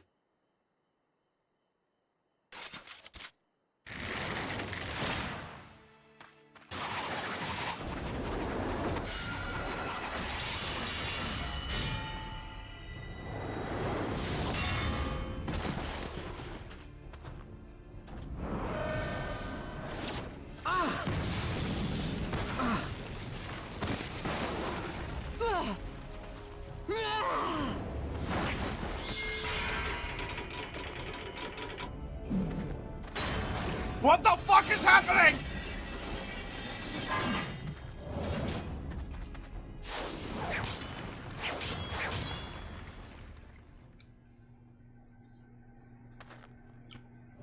Thancred?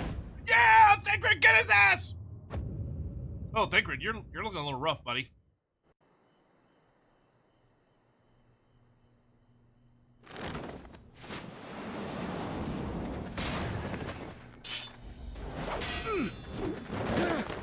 Get his ass, Thancred, get his ass! Bro, Thancred's redesign looks amazing.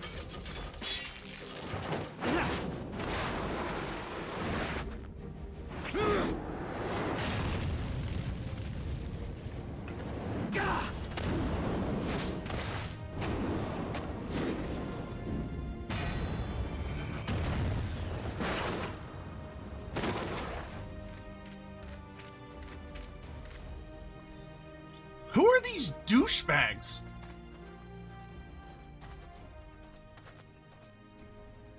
Not very sporting of you to interrupt, but so be it.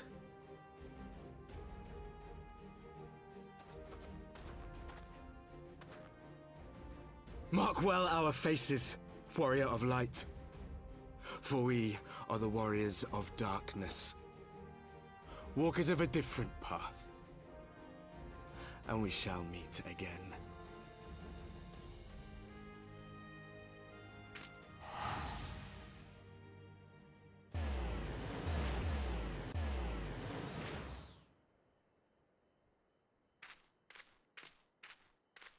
Warriors of Darkness? Really? Yeah, that's what I'm saying. I was about to say.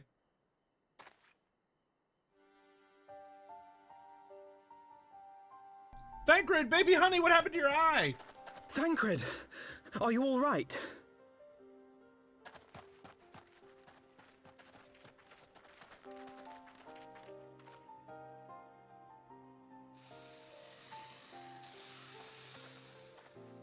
Pleasantries can wait. I'd rather not be here when the Nath arrive. Agreed?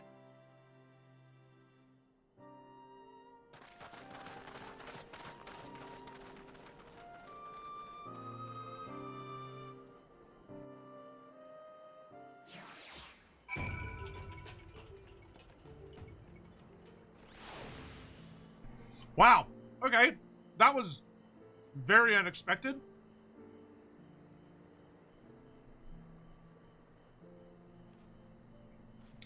So the Warriors of Darkness, who all seem to have the Echo, and they were fighting a fucking Ascian. What the hell is going on? The vision caught me unawares and I was unprepared for their attack, but I could hear the colony chattering all around us. It was so loud, so unbearably loud. Do you need to sit down? I have water if it will help. By the way, everything I'm saying is rhetorical. I want to be clear about that. If I ask a question about like lore stuff and the game hasn't answered it yet, don't spoil it. I'm just letting y'all know what my thought process is. So don't don't spoil it, please. We should be safe here. Our pursuers are not like to stray so far from the colony. Oh, Thancred's back! Dude, Thancred looks so fucking awesome. Suffice it to say, our reunion was not at all as I pictured it. Waiting until the last instant to join the fray. 'Tis plain you have not lost your appetite for the dramatic. My appetite for the dramatic? Have you forgotten the circumstances of our parting? The heroic last stand, the tunnel filling with light, and then... Had I known you intended to use forbidden magics to deliver me to some god's forsaken wilderness, I would have thanked you in advance.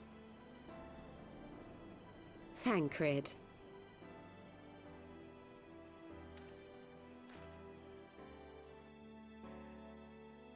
If nothing else, you might have warned me that I would emerge from the live stream in the altogether. Eventually, I managed to fashion knives from some obsidian I found, and set about hunting for meat and hides. Given that I'm not all that skilled in leatherworking, it's probably for the best that I met the Vath before I was reunited with you.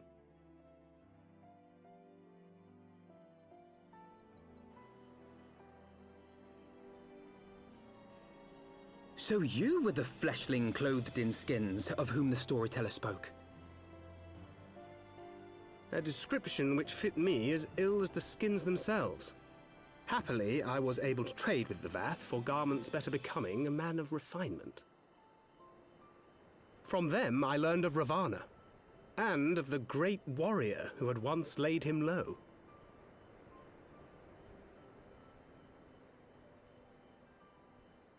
And thence did you conclude that were you to track the Primal's movements, it would surely bring you into contact with the Scions once more.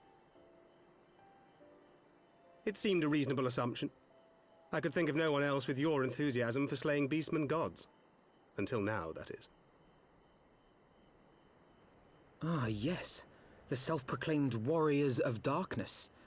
'Tis only fitting that they stand in opposition to the Warrior of Light, I suppose. I glimpsed the leaders past, if only for a moment. They were confronting a man in black. An Ascian, I think.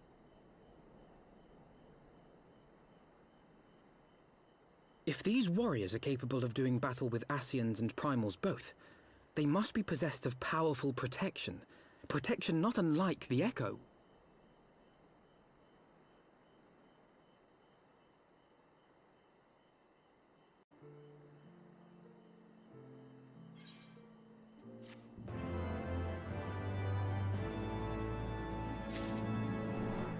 Oh yeah, Verdant Thoughts, if you just started Heavensward, you may want to pop out.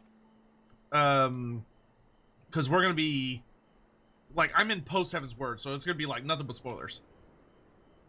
He knew us. He knew you. Did he walk in our memories as we walked in his? Thancred sounds very different from his old voice actor. It sounds good, though. He sounds good. Whew.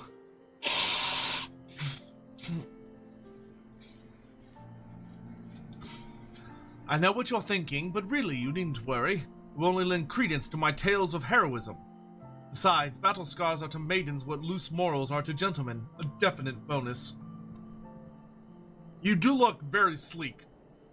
Like, you're rocking that fit. Man, the fact that he got his eye ripped out is wild. 'Twould seem the mystery of the axe-wielding cure has been laid to rest. I should have known better to think Thancred would ever stoop to using such an inelegant weapon. But how then was I supposed to know that it was not one vagabond wandering the Chocobo forest, but two?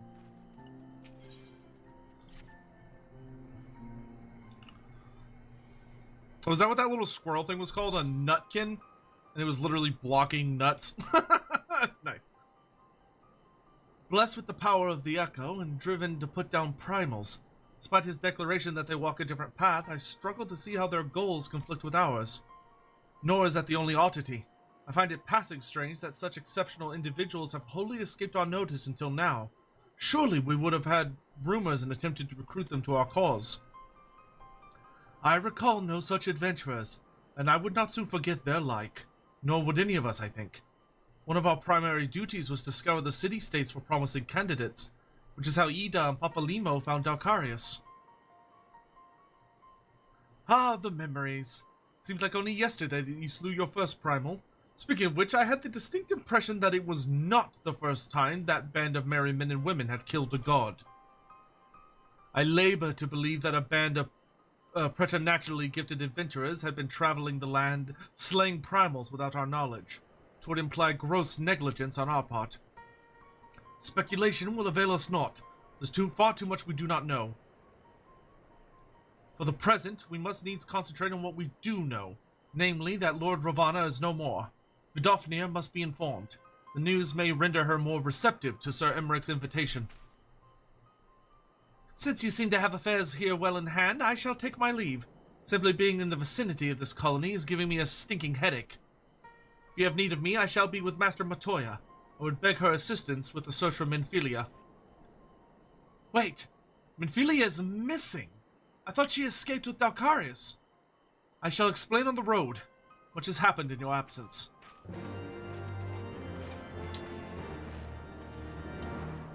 But hey, that's another scion collected.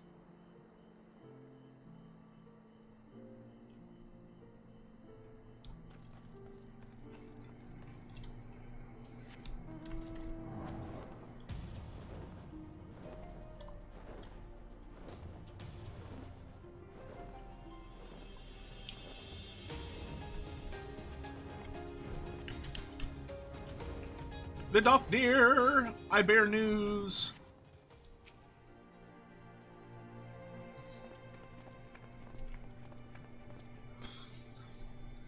I had not thought to see thee again so soon, mortal. If thou seekest the night, know that she hath long since departed for Ishgard. My thanks, Vidofnir, but it's not for her that we came. We bring good tidings for you and yours.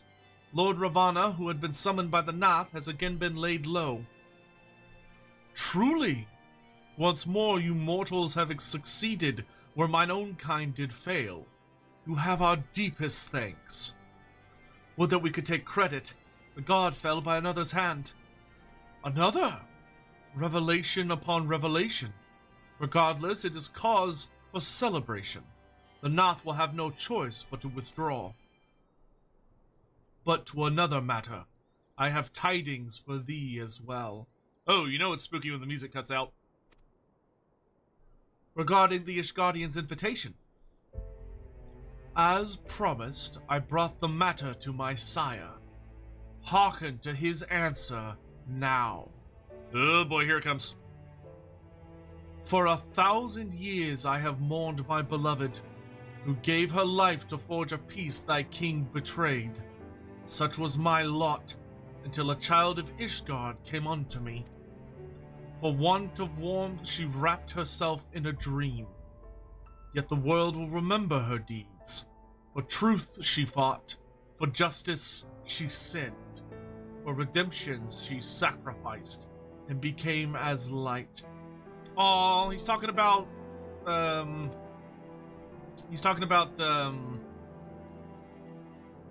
the Ice Maiden. Yshtale? I think Yshtale. To follow one's heart, to have faith in one's convictions, be it for weal or be it for woe, such is the folly and the glory of man and of dragon. He hath entrusted the choice to us, and we have made it. We will keep faith with you who walk in the light. Then you accept Sir Emmerich's invitation. Let it be known that I, Vidofnir, shall journey on to Ishgard on behalf of my people. We are honored to receive your answer, and will convey your words to our allies without delay.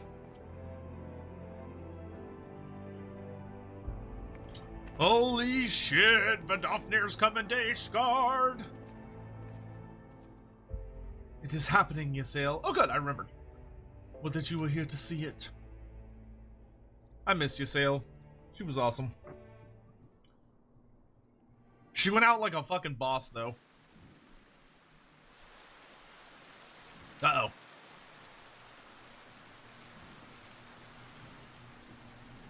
Even as the Scions celebrated the return of a long-lost friend, honorable men plotted to deprive them of another.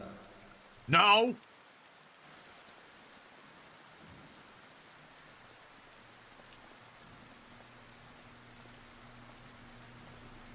Don't do it! Honorable men, to whom Sir Emmerich was no hero, but a scheming patricide.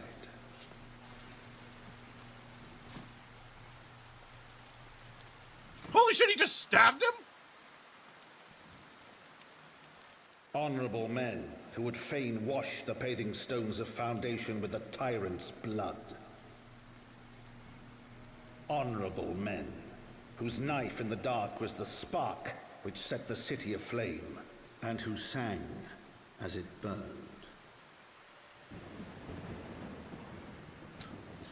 It's a fucking knife. Where are all the healers? Also, why did he not have a bodyguard? What?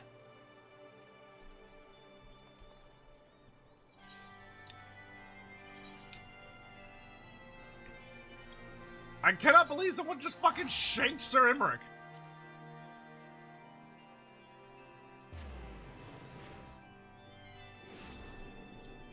Isn't he wearing armor? Must have been a sharp dagger.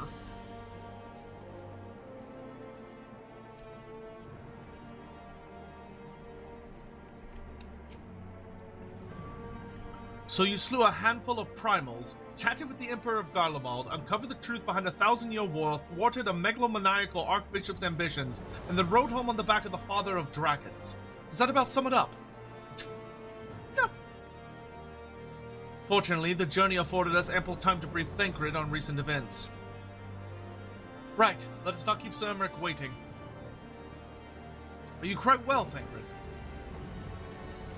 Yes, quite well, forgive me.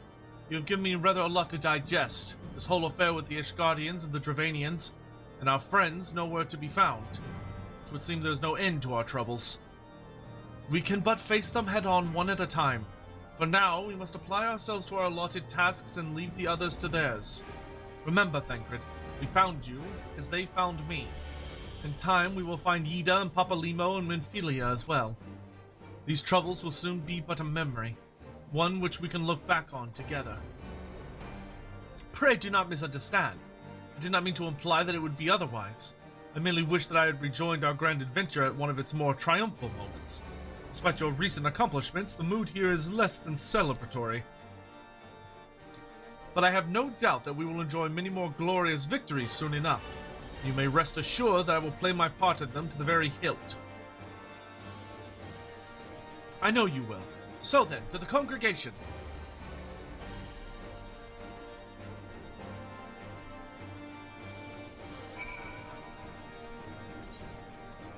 Bum, bum.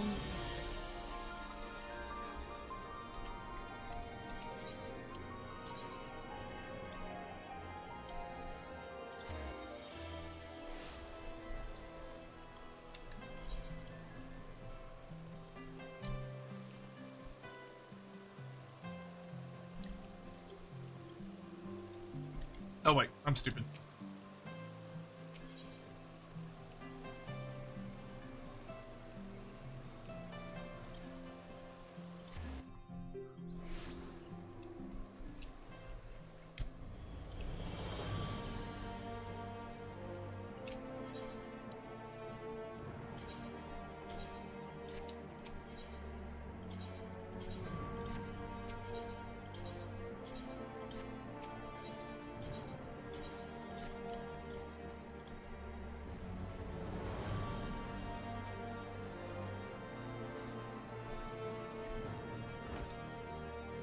Well, Hilda's here too. Oh good, you're back. Things got a bit heated when you were away.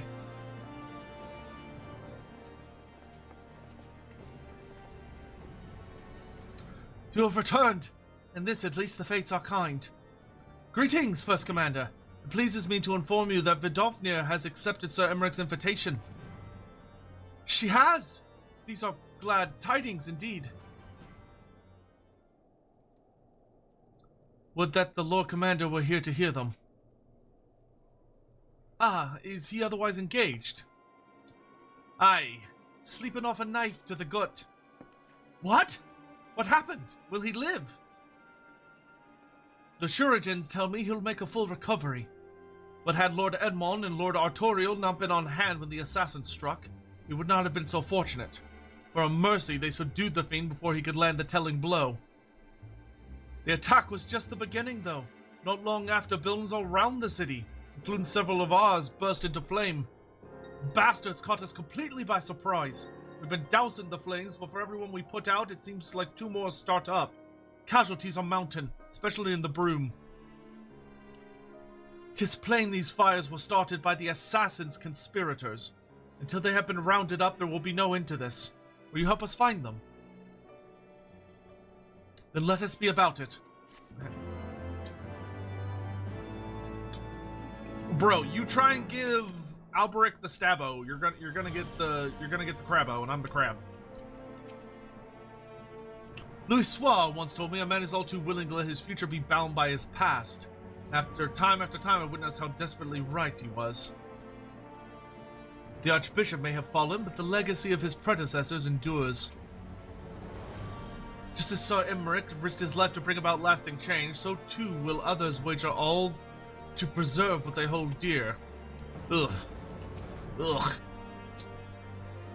Even if we had the same resources to combat the fires as them up in the pillars, we'd still be fighting a losing battle. You've seen the Broom? All them narrow streets with wooden houses crammed together? It's kindling is what it is. Fucking arsonist.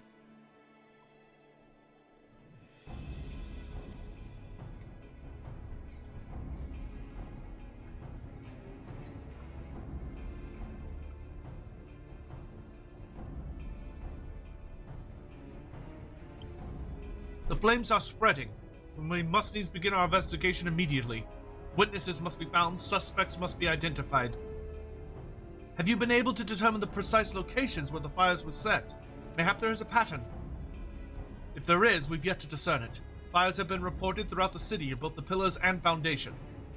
Indeed, given the size of the area affected, I think it best to divide our forces. Master Alphino and Mistress Y'shtola, I would have you take charge of the investigation and foundation. As you wish. Mayhap Tataru can be of assistance as well. Main and Dalkarius and me get the pillars. Oh, they'll like me up there. Only question is, will the grizzled old rogue striking a pose over there be joining us?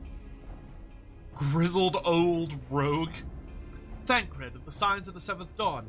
And may I say what a pleasure it is to meet you too, my lady. I'll bet the name's Hilda. A scion, eh? And here I was thinking I'd found a fellow ruffian among all these illustrious personages. I will remain here to coordinate the fire-quenching effort. If you learn aught of value, pray inform me immediately. That is all. Thancred saw Hilda and he's like, I want to tap that. I want that right now. Well, we could begin by sifting through charred rubble and questioning random passerby. In my experience, every town has at least one individual who can be counted on to know things he or she should not.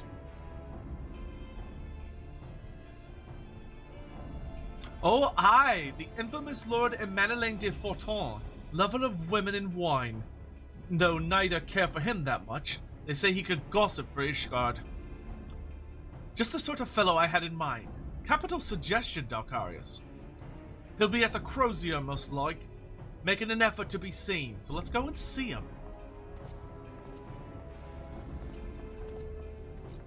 Grizzled I will accept, but old? I was gonna say, I'm surprised he let that slide. You get more Hilda in the machinist jobs? Oh, that's cool.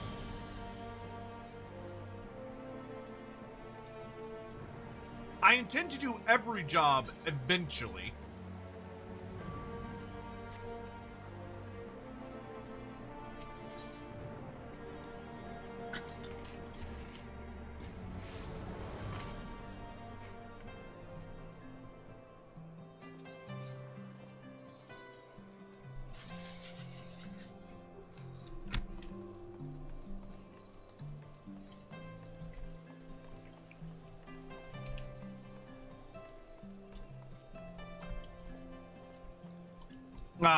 And Madeleine and the actual person that knows everything, Honoroi. His weirdly femboy butler friend, person, servant. Someone once said that a gentleman is rather than Someone once said that a gentleman is rather than does. In the Lord of Manalaine, I sense we have living proof. Ah, I see. Well, go on then, talk to the daft sod. Ah, Master Odracia, I fear Lord Emmeline is once more strayed from the path. As has so often been the case, his renewed enthusiasm for martial training gave way to frustration and disinterest at the first sign of difficulty. Ah, you're a millennial.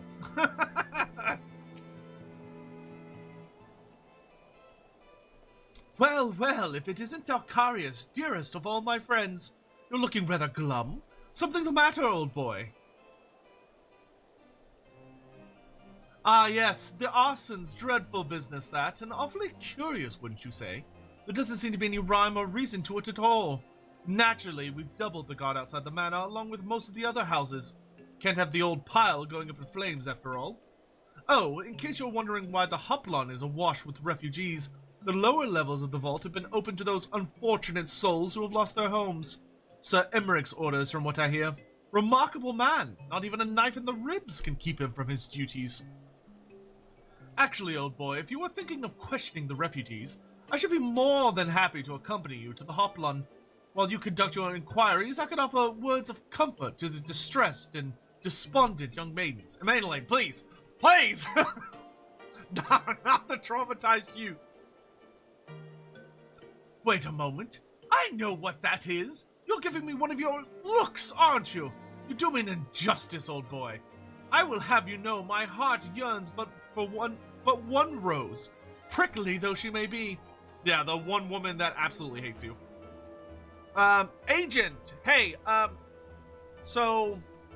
it shouldn't be that often. I will take a peek at that. However, if you want, you could always pop over to watching it on YouTube where there's no ads. If you want, or you could just have like YouTube open and the Twitch chat, like you'd have the Twitch chat on one screen, the YouTube screen open on whatever.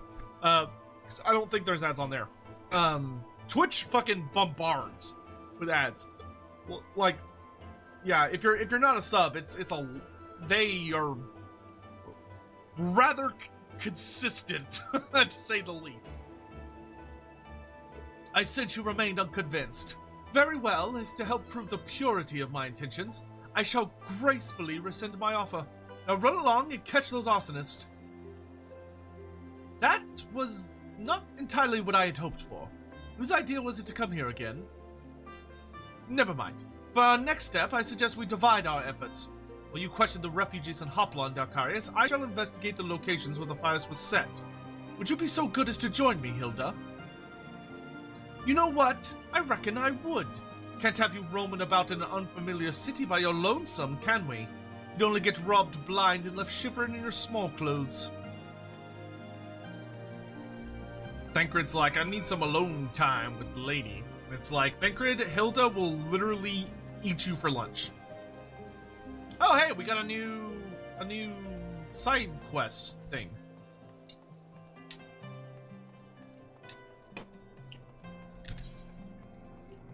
A gentleman falls rather than flies? Is this the... Oh, this is the, whatever. The Mandalore quest. Not Mandalore. You know what I mean.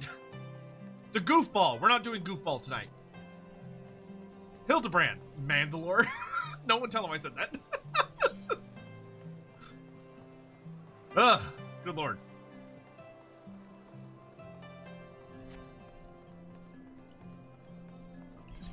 Yeah, Hildebrand.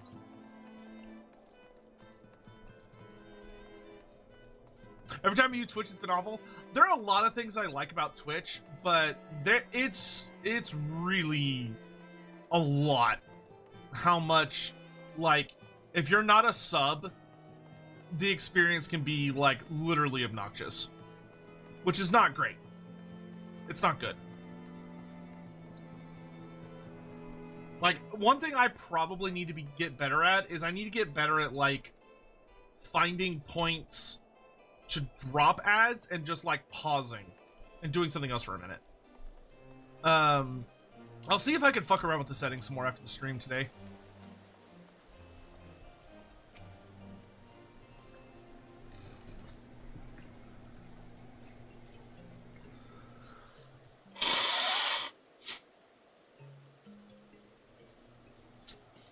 Come, my brothers and sisters. There is food and shelter enough for all in the Basilica. Halone's blessings be upon you, Father. I confess we were not sure if we should come. There are so many unbelievable tales these days. About the Archbishop and Sir Emmerich and the Dravanians. Trust in your heart, brother, and pay no heed to the lies of lesser men. They seek only to lead you astray. What do you mean by that? Do you require succor as well, sir? So the Temple Knights have begun their investigation at last. Good. This madness has gone on for far too long. Would that I could do something to aid you in your search, but I have a duty to these poor souls. Farewell, and may the Fury guide your steps. I'm a little suspicious of how he worded that.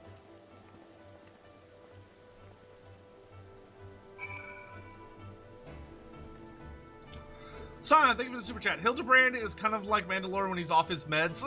AKA Sep. Dude, like, showing up to, like, a Mandalore stream, and, like, he's playing one of those games that's just, like, brain-meltingly bizarre and insane, and he's, like, been drinking or whatever, and just is, like, just out of his mind. Those streams are so funny. There was a man with a satchel. I saw him kneeling outside the window, and then there was smoke everywhere, and it was so hot, and I couldn't breathe. Don't remember how I made it out. I suppose I must have climbed. Maybe my arm is getting better after all. That's fucked up, dude. Burning down, like, regular people's houses to protest anything is, no. That's fucked up. It's fucked up!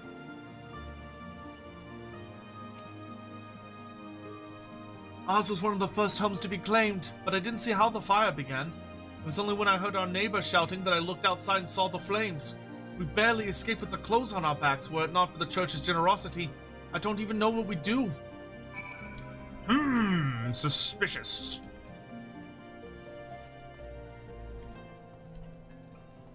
You guys have meds? Yeah, I know I do. If I'm not on my meds, oh boy, howdy, do I get bad headaches. I get like brain zaps. It is not a good time.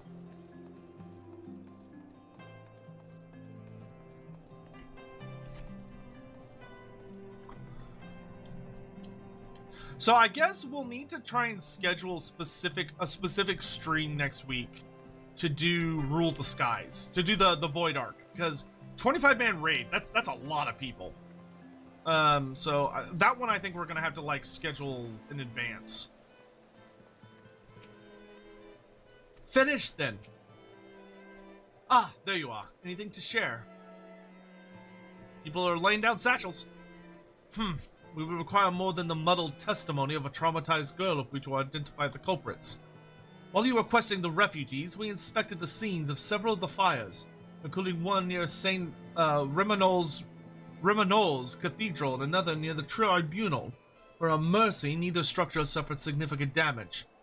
Some say they were spared by the grace of the Fury. Others might question how such ruthlessly efficient arsonists contrived to fail so miserably on the two occasions when their target was a bastion of Ishgardian orthodoxy. Nothing conclusive, of course, but I have to wonder, but it does give one cause to wonder. Alphino will doubtless have an opinion.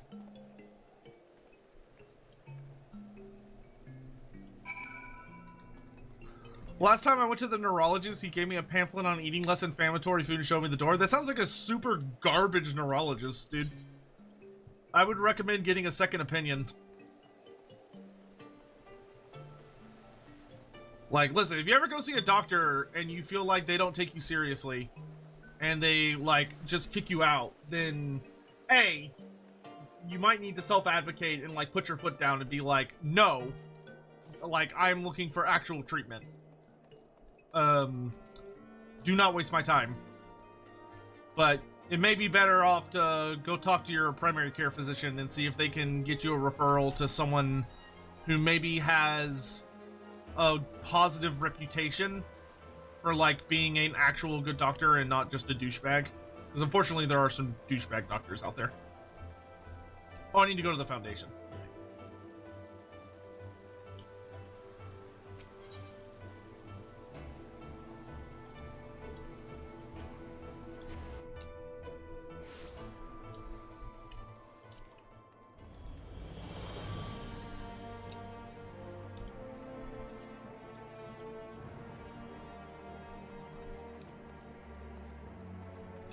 It's more there's a longer wait for raid queue. Well, yeah, but if we, like, kind of gather up what we have of our community, it'll be a shorter queue because we'll have more people who are like, okay, I'm going to set aside time to come do this at this time.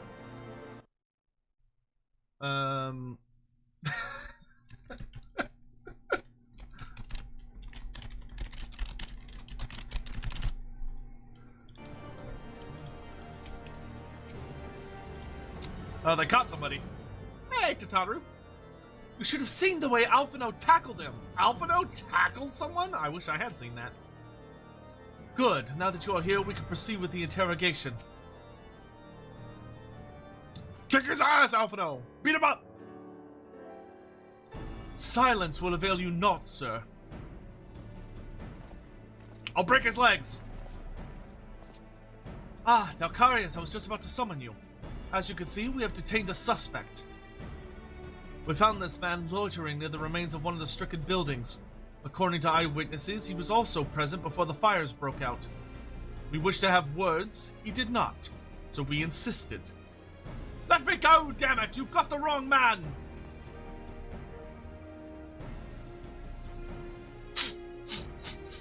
My, but you reek of oil. And are those burns on your hands? An occupational hazard, I suppose. But tell me, does Austin pay well? Ah, I'm a victim, you imbecile! Look at me! Aye, that you are, after a fashion. You should know that your pious patron has already spun us a delightful yarn about how his pet mongrel slipped the leash and set about burning half the city to the ground. Not very noble of him, I grant you. But then these highborn types rarely do show loyalty to their pets. In fact, he called you Rabbit and begged us to put you down. That's bollocks! He's the one what told me to keep going! Man, Thancred played him. Even a sinner such as me could find salvation in the Fury's work, he said. I'd left it behind, tried to with all my heart, said my prayers every day like a good man. But he came to me! He came to me! And there you have it. Hilda, would you be so kind as to escort our friend here to the congregation? Aye, so long as you don't mind if he's limping when he gets there. Yeah! Break his legs! That was incredible, Thancred. But how did you know he would confess?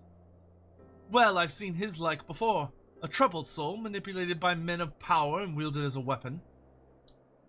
I could not be certain, of course, but given the stakes, I thought it worth the risk. And if our captive had called your bluff? Must we entertain hypotheticals? The world is, as it is vexing enough. Thank you, Thancred. Whether by luck or judgment, we have at last confirmed that these arsons were orchestrated by a person or persons of influence. I think it best when we now return to the congregation and discuss how best to proceed.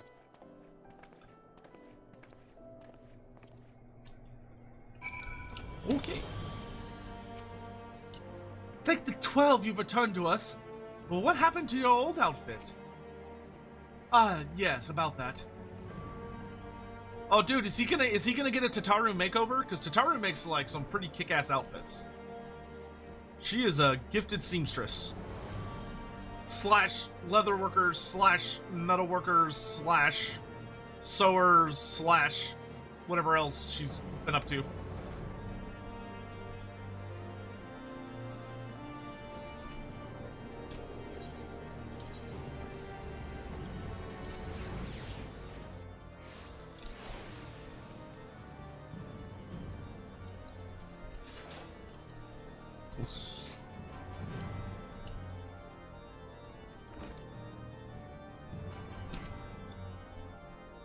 The Temple Knights are interrogating the arsonist as we speak.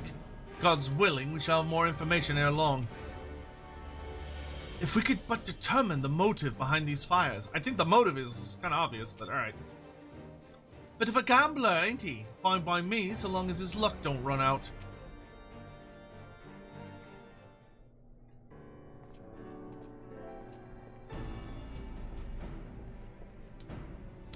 On behalf of the Holy See of Ishgard, I thank you all. The man you apprehended is being interrogated as we speak. Though he fell silent upon realizing that we had not turned his master, he will soon tell us what he knows, one way or another. Pardon the intrusion, First Commander. Ah, Lord Artorial. Actually, Artorel. Are you come to see your father? He's attending Sir Emmerich in his chambers at present. I am. He bid me bring this salve. Do not let me detain you, and thank you for your kindness, my lord. In times of trouble, every man must do his part. What would that I could have done more?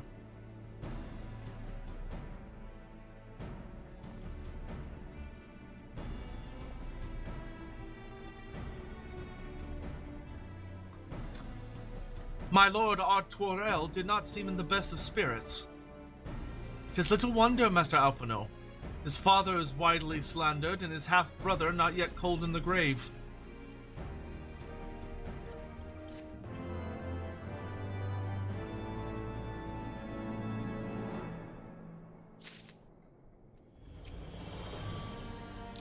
It was not so long ago, was it? The past belongs to the dead. The future is ours to do with what we will. No more farewells, not for a good while at least. How desperately we cling to that which we hold dear, knowing all the while that a day will come when we must let go. Oh, this must be a big one because we get a little like guy for this one. I do not mean to diminish our accomplishments, but until we identify the ones who ordered the fires set, our work is far from finished. Between the various conservative and religious factions in Ishgard, I dare say there's no shortage of parties who would like to see the status quo preserved. Do any likely suspects spring to mind?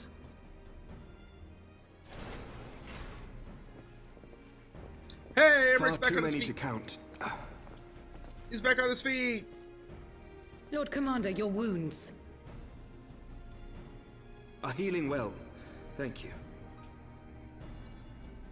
It's like, I'm fine, woman. Time is of the essence. Lest we forget, these men would sooner put their own city to the torch than see it change. When our enemies learn that we have apprehended their arsonist, there is no telling how they will react. We're about to find out. Lord Commander, an armed mob has seized control of the vault. A what? And now we know. Tell us what happened, sir. Spare no detail.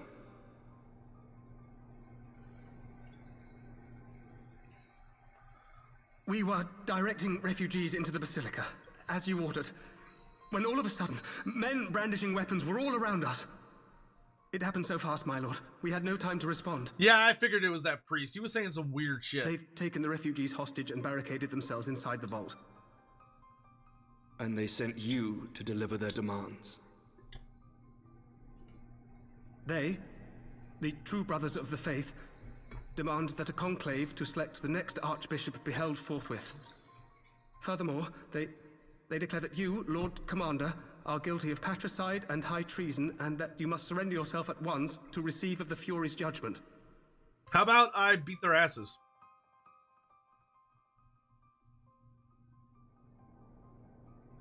Ridiculous! I mean, do they honestly think that executing Sir Emmerich would change anything? That the truth will somehow die with him? These fundamentalists rage against the passing of the old ways, unable to accept there can be no going back. I fucking hate fundamentalism, dude. Given the fanciful nature of their demands, a peaceful resolution does not seem likely. If the hostages are to be rescued, it will be by force, I fear. Agreed. Lucia, take a contingent of knights and establish a perimeter outside the entrance. At once, Lord Commander.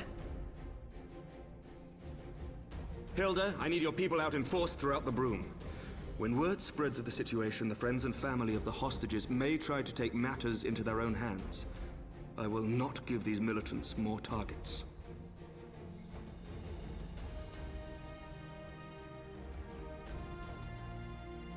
I shall lead the assault on the vault. Master Alphino, can I count on the support of the Scions? Of course.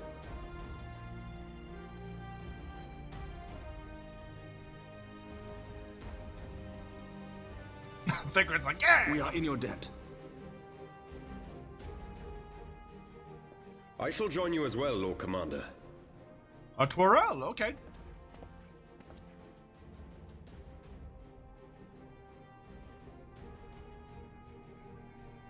Your assistance is most welcome, Lord Atwarel. To arms then, friends. Time is against us. I assume this is going to be an instance? I guess we'll find out. Lucia shares a voice actress with one of the High Elf Princess voices. Oh, that's cool. In Warhammer 2 and 3, keep an ear out next time you play a campaign near Oath One. Very cool. Very cool. I very recently watched the interview that the voice actress for Lae'zel and Zarina Katerin did.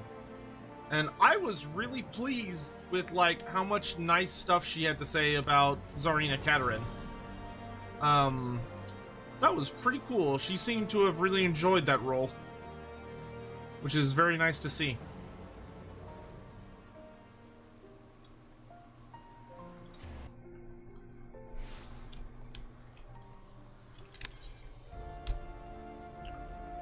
Taking refugees hostage, the fucking scoundrels.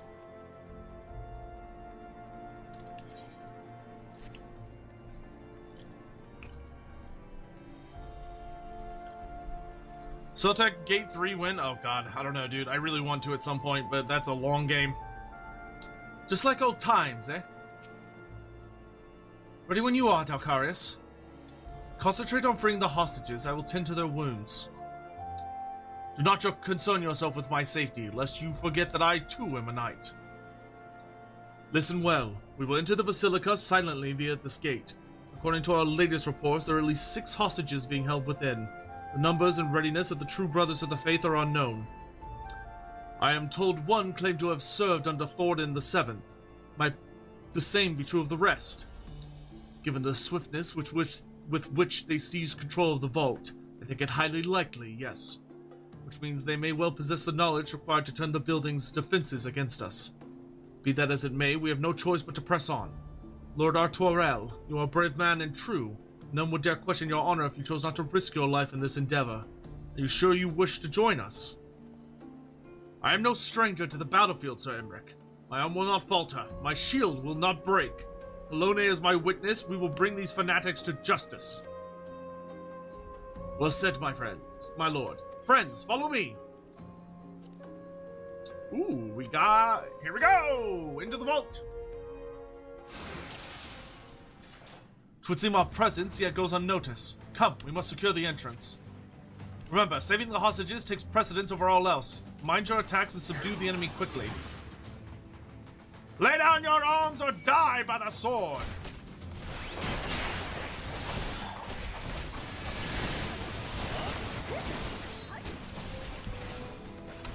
Okay, I guess I gotta deal with these guys first.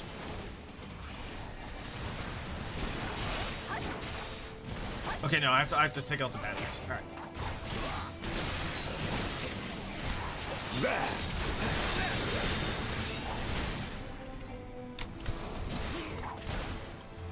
The hero! Dude, fuck these dudes. Nothing worse than people that just, like, are so vitriolic against things changing or getting better. You must hurry! The others were taken elsewhere by Sir Summonard. Sir Summonard? So this is indeed the work of the Archbishop's former servants. On your guard, they've sounded the alarm. I will hold the entrance and look after this one. Now go! Fuck you and your bullshit! Bunch of fanatics.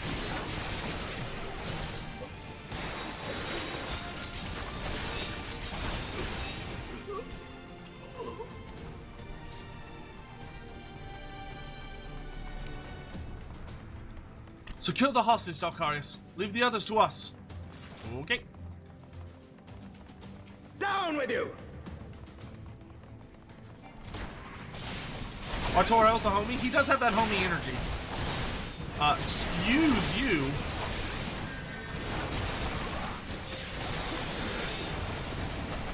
How dare you attack her, bitch?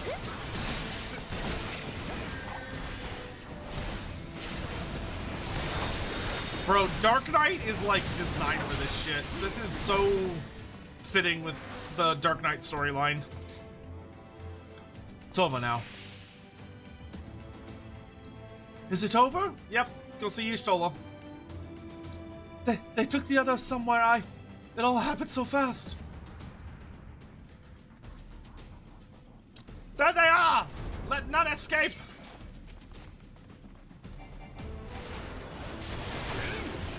Keep going! I will help them here! Not alone, you won't! Dalkarius, stay with Sir Emmerich and Lord Artoriel. This way, Dalkarius, to the choir!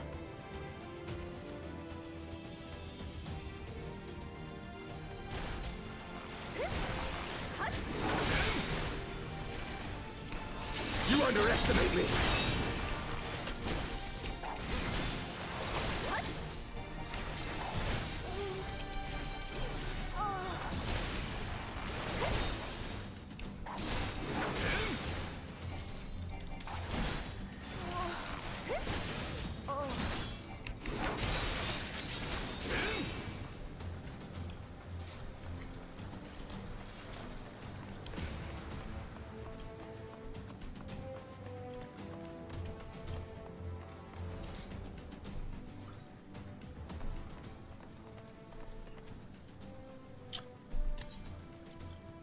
Sir Summonard, lay down your arms and release the hostages, and you will be shown mercy. I give you my word. Ha! The word of a heretic and kinslayer. I would sooner trust a dragon. Activate the knights. We shall show these hostages the same mercy he showed the Archbishop. Ah, shit, these fucking things.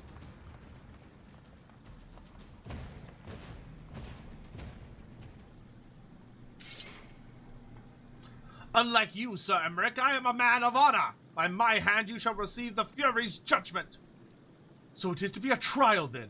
Lord Artoriel, Dalkarius, leave us and save the hostages. I will deal with Sir Summonard. Bro, you're still recovering from a fucking stab wound.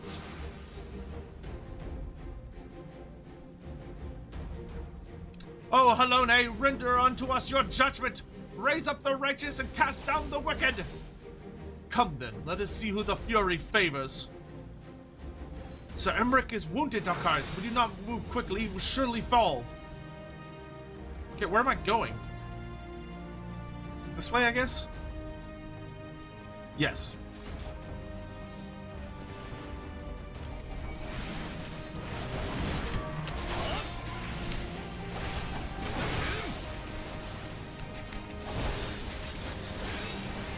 How dare you hurt these hostages?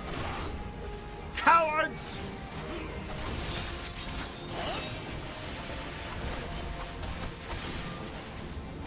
You have no honor.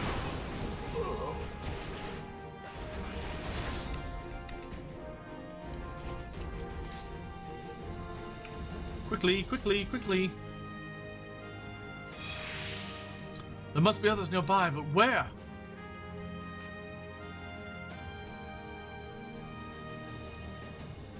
Gonna be this way, I guess. Traitor! Kinslayer! By what sorcery do you yet stand? All of you, attack! You absolute rat bastard. Where am I going? Ah.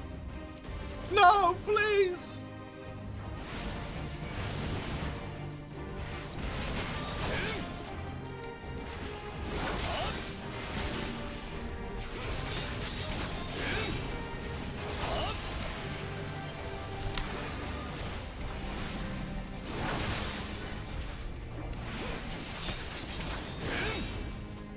Ooh, you are looking a little rough there, honey. Let me click on the thing. There we go.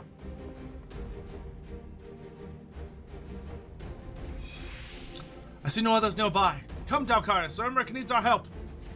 Alright. run. Assholes are cheating. I'm coming!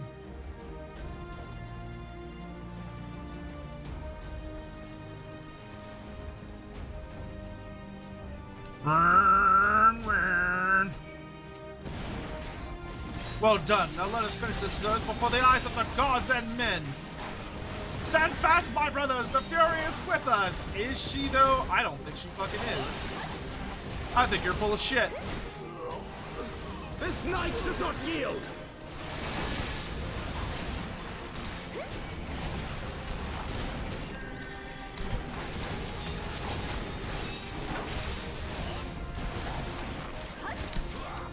Get fucked!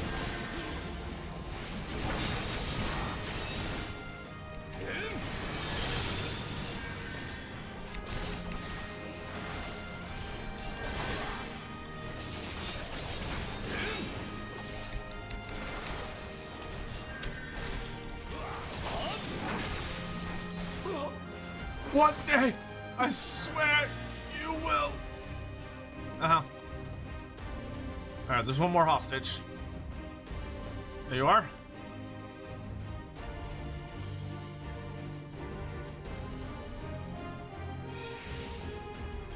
Fury be praised. He took melee. You must hurry. The priest took melee upstairs when he saw you kill his men. Have no fear, child. We will save your friend. I'm about to murder me a priest. Where is he? Where is he? Where is he? Where is he? Keep your head down, he's aiming for the torches.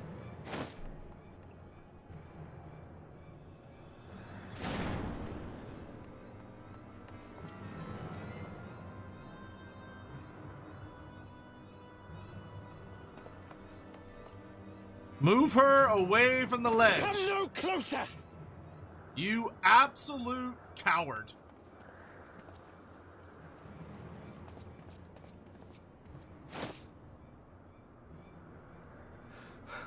You have nowhere to run. Release the girl and surrender. Surrender to whom? The blasphemer who throws wide the gates to our enemy? Who breaks bread with him and calls him brother? Ungodly swine! I would sooner die than surrender to you. I can arrange that. Is it godly to spill the blood of an innocent child? To burn the homes of your brothers? Tell me, priest, is that godly?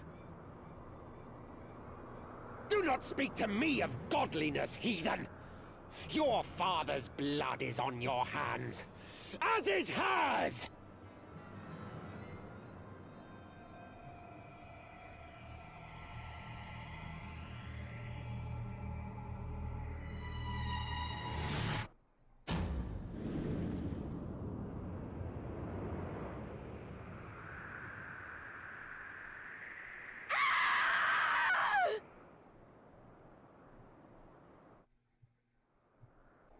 Vidofnir?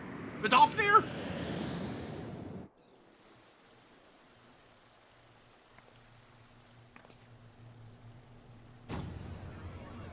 Oh, Vidofnir, come on!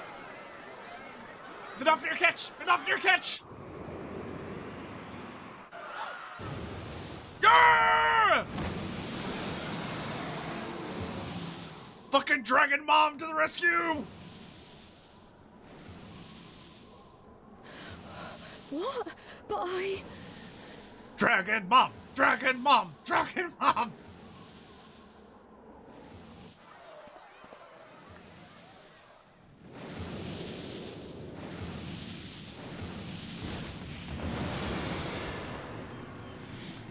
Bro, you know she's gonna be like, what the fuck is going on here? Why are you throwing children from buildings?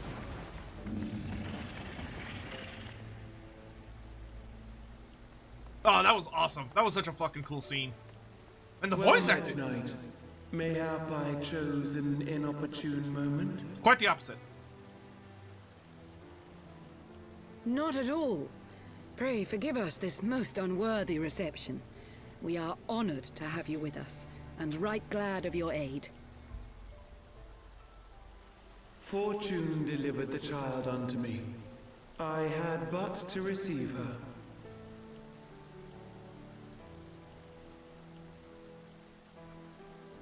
Thank you for saving me. I will say the voice acting and the facial animations are getting Thou a art lot better. welcome, child.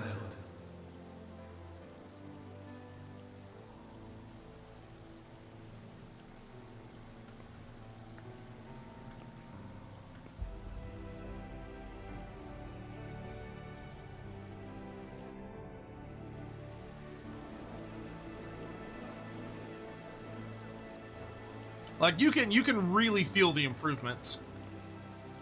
That priest scene was crazy. Did we stab him? We should have stabbed him. Hopefully we stabbed him.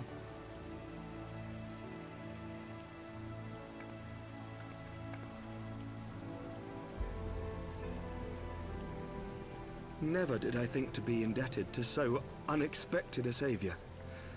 But full glad am I to be so.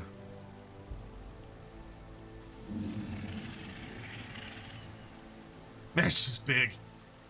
Friend of Izel, warrior of warriors, I had hoped to meet with thee.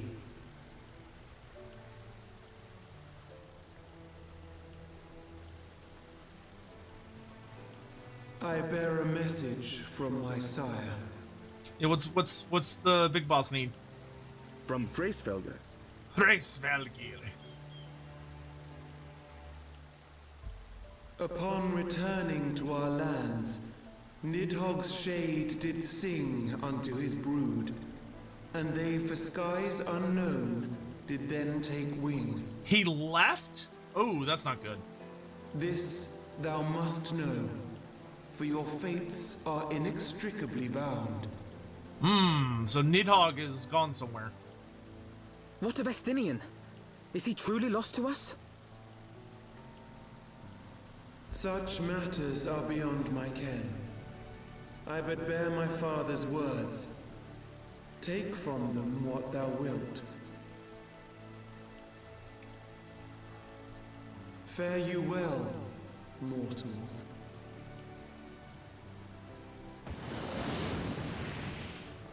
Oh, okay. I guess she's not doing an extended... She's not doing an extended visit. She is... Okay.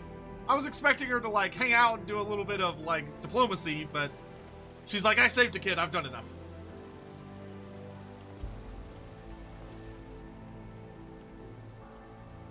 So it is as they say, then.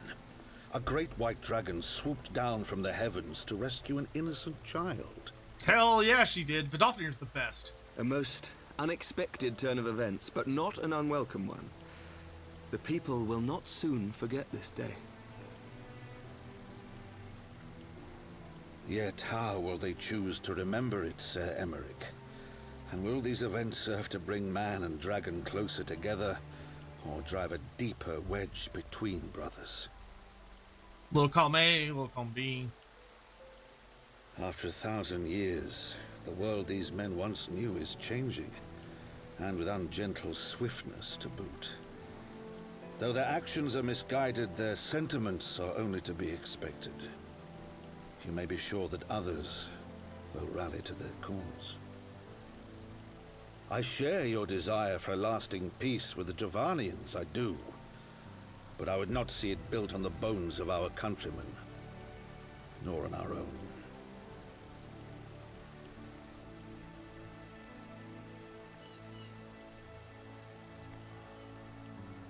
I see much of horsifying you, and I could not bear to mourn the passing of another son.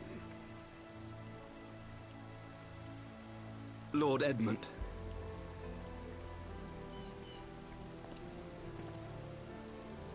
He's such a big softy.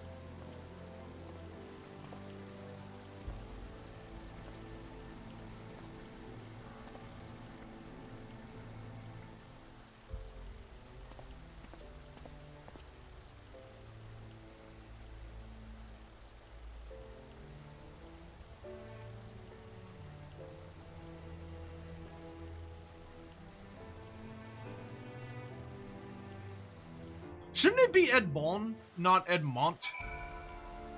Not that I really care. But...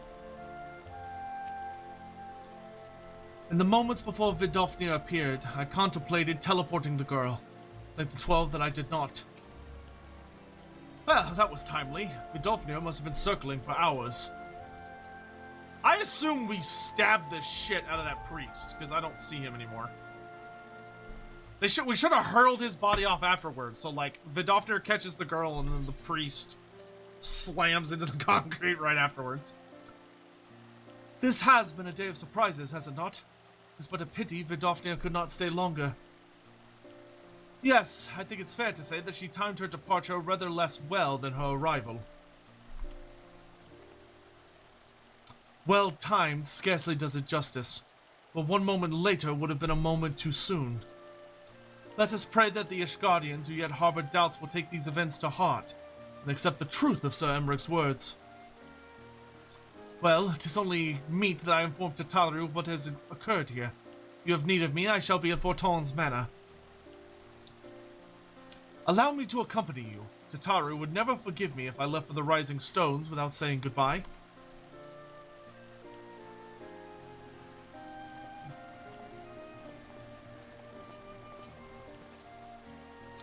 A moment, Dalkarius. I wish a word. Well, I will say, considering that the priest was there and did, like, as far as we thought, murdered a child in front of us and did not come back down with us, I would say he probably got stabbed. Because we had no problem putting down the rest of his little friends. My headcanon is that Dalkarius stabbed the shit out of that dude. Like, ran him through and patty kicked his ass. Tell me, does Thancred seem quite well to you? I mean, Thancred was always kind of a little off. Even Thancred's been kind of off ever since he got possessed by the ever since he was possessed by the Ascian. Like, he's always been a little... I'm not sure how to put it into words, but...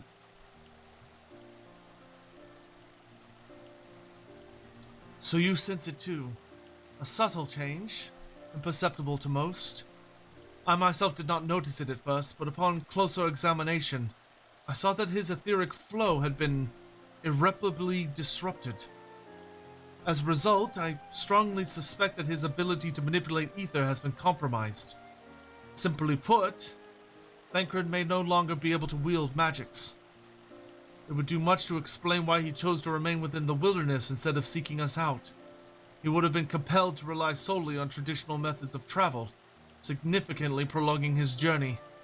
And when he learned that a nearby beast tribe was making preparations to summon a primal, it may have seemed more sensible to wait. But this is still little more than speculation. Till I have proof, pray speak no word of it. I will say, so far, I am really liking how each one of the scions we've met with is suffering significant consequences from the end of A Realm Reborn. Like, I've already waxed, I'm not going to go over it again, but I've already waxed lyrical about how I didn't like how they handled the Ulda storyline, but from like A Realm Reborn to Heavensward. But I am really digging how they're handling the Scion storyline. Because, like, Y'shtola's blind. Like, Y'shtola lost her normal sight, and she sees, like, etheric flow and stuff, but, like, still, like, she lost a part of herself. And the idea that Thancred may have lost the ability to use magic, like, whew. But this is still little more than speculation. Until I have proof, pray speak of word of it to no word of it. You got it, boss. Right, then. I should be on my way. Criley may have charmed Master Motoyo for now, but who can say how long it will last? And yeah, and granted, it's because Y'shtola threw them into the life stream, and they got spat out, and it seems to have taken something from them. I am quite curious if the other scions are suffering any kind of other things. Can lizardmen speak the language of humans? Skinks can. Slon can speak to you telepathically, but skinks can speak pretty much any language.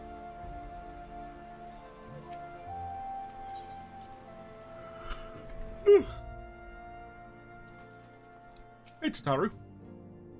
Lord Edmont told me all about what Vidofnir did. Gods, how I wish I'd been there to see it. Definitely one of the better dragon moments. That Vidofnir should chance to arrive even as the girl fell. Truly, I could not have planned it better myself. It was good PR. It was good PR.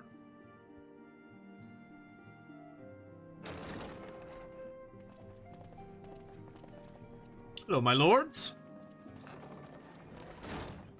Ah, good. We were afraid you might have left.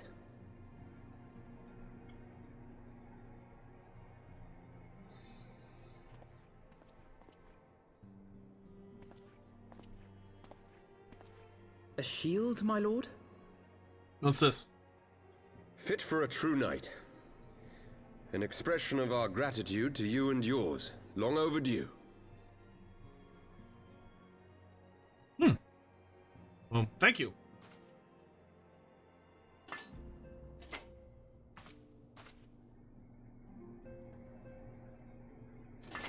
I'm not playing a paladin, but I appreciate it. But there is something else I would discuss ere you part. Something which cannot leave this room. My father will soon step down as head of our house. Oh, Lord Edmont stepping down, huh? Sir Emeric was not the only one to fall under suspicion following the death of the Archbishop. There are some who believe my father complicit in a coup d'etat. Thus he intends to renounce his title to absolve our house of suspicion and secure the support of our peers. Ugh. Surely there must be another way to convince houses Durandare and Zamail. That's a great way to get rid of a rival. So I said to him, alas, he will not budge.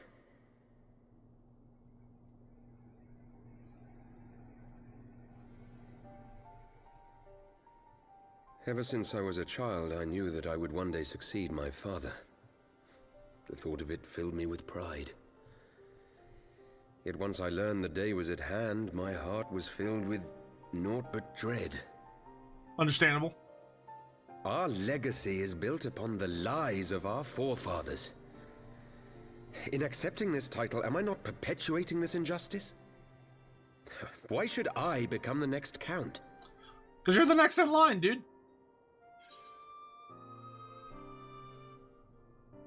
Yeah, man. Fix the legacy. Don't reject it. Lean into it. Make things better. A knight lives to serve.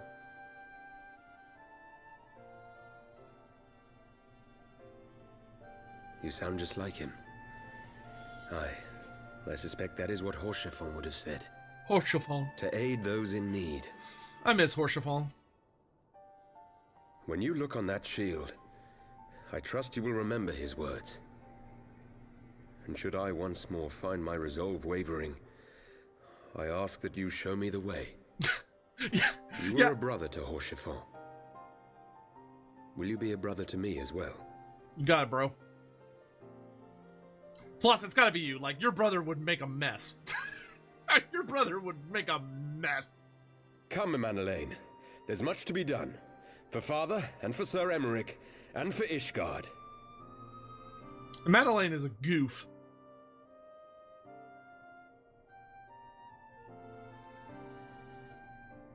Was he not paying attention?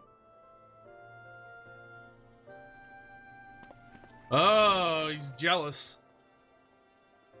Ooh. Come on, man. You knew this was coming. To think we share the same blood. Pray excuse us.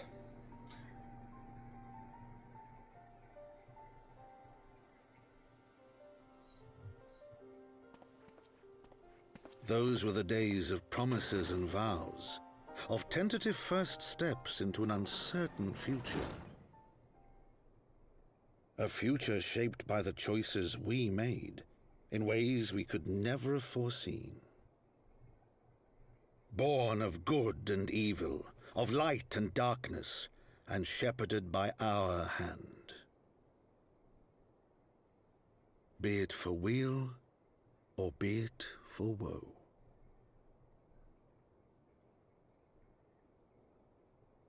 From the memoirs of Count Edmont de Fortin, Heavensward, as light goes, so goes darkness. Is that the end of 3.1? Because that felt like an ending. Oh wow, look at that! The House Fortin Kite Shield is an actual shield that you can use for Paladin. That's cool! Wind up Harshiphon. Aww. What isn't dead, or is recreated in a Goldsmith's Workshop, can never die. Wow, look at that.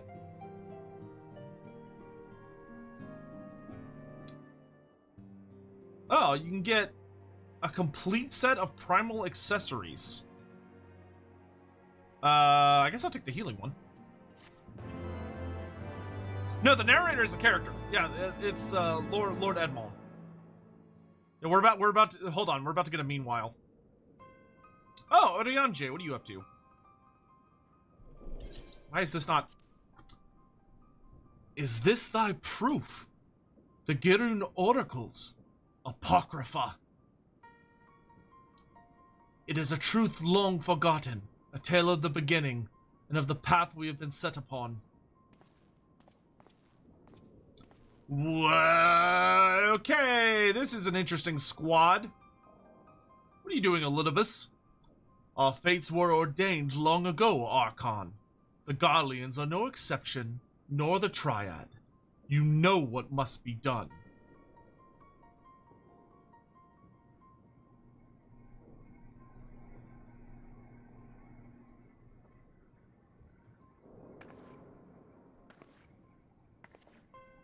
Oh, shoot!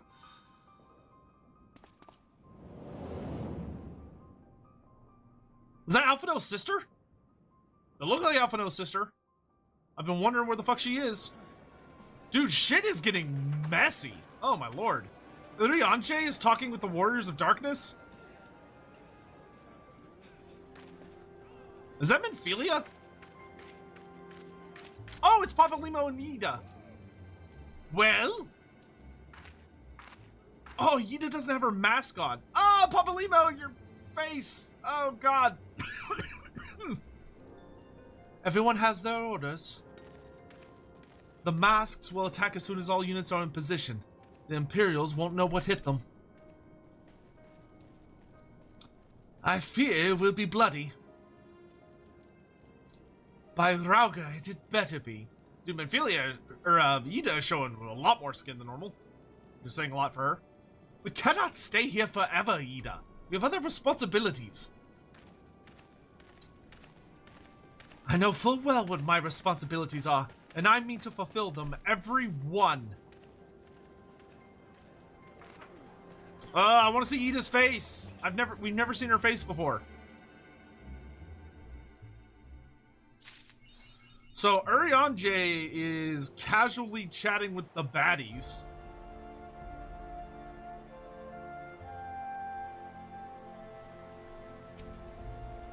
As much as I worry for the future of Ishgard, the fate of our missing friends concerns me even more. As it once was. Could you have the Fen Beast as a mount? Could you hypothetically? Well, okay. Theoretically, you could make a Fen Beast type mount, but you'd probably need to make it bigger. I don't think you'd be able to do it very well with a regular Fen Beast. You would probably need like a greater Fen Beast. Theoretically, it could be done. That's never how they've been used before. But it's not impossible. Beginning the lead into Stormblood here. I was gonna say that felt like the end to the Heavensward story. Alphinaud, Dalcarius, I've been looking all over for you. We've received news regarding Flamin, Hoary Boulder, and Kultane. I butchered that. Really? Has something happened? No, it's nothing bad. Quite the opposite, in fact. It seems that once they learned the Sire's good name had been restored, they boarded the next ship bound for Limsa Lominsa. They should be arriving any moment now. It's easy to forget how useful link pearls are, isn't it? When they work, I mean. And you don't mind being spied on. Quite. But what wonderful news! To think our reunion is close at hand. A pleasure to see you too, Alphino. Ah, Thancred and Criley. What brings the two of you here? Criley and I have been looking into how we might track down Menphelia. Well, yeah, Needhog's still kicking around somewhere. Presumably Needhog is like the big bad raid or dungeon of the post-content, but we'll see. He could also be dealt with in a future expansion. And we may have just found the answer. I would like to find Menphelia. Dalcarius, when you were fleeing Ulda with Menphelia, you said that Hydaelyn spoke to her shortly before you parted ways, yes? Well, assuming that is true, and I see no reason to suspect that it is not, it seems reasonable to conclude that Hydaelyn commanded her to remain behind. That is to say, the Mother Crystal directly interceded to guide Menphelia. Admittedly, this is all still quite hypothetical, but I propose that such intervention, however subtle, will surely leave some residual trace, a lingering disturbance in the ether, a ripple, if you will. In order to establish the existence of such ripples, of course, we will require suitable data. Fortunately, I know where such data can be found. The battleground where Dalcarius felled the Ultima weapon, and the site of my personal ignominy. 'Twas there that Hydaelyn intervened to shield him from the magic I invoked. Criley and I will infiltrate the castrum and analyze the ether therein. I love that they're bringing back the Ultima weapon. That's cool. The two of you, alone. I have a proven knack for subterfuge, and I am confident there will be sufficient nooks and crannies in which to hide Criley while the patrols pass. Besides, if you and Dalcarius are coming along, who will see to Flamin's grand homecoming? Well, when you put it like that, very well, I will trust in your plan. I know not whether this data will yield a means to find Menphelia, but it will at the very least eliminate another avenue of inquiry. Tataru and I will return to the Rising Stones and make preparations for our comrade's return. Might I impose upon you to meet them at the Lominsan docks? Then I shall see the four of you at the Rising Stones. Safe travels. Alright. So was that the end of 3.1? Or are we still in 3.1?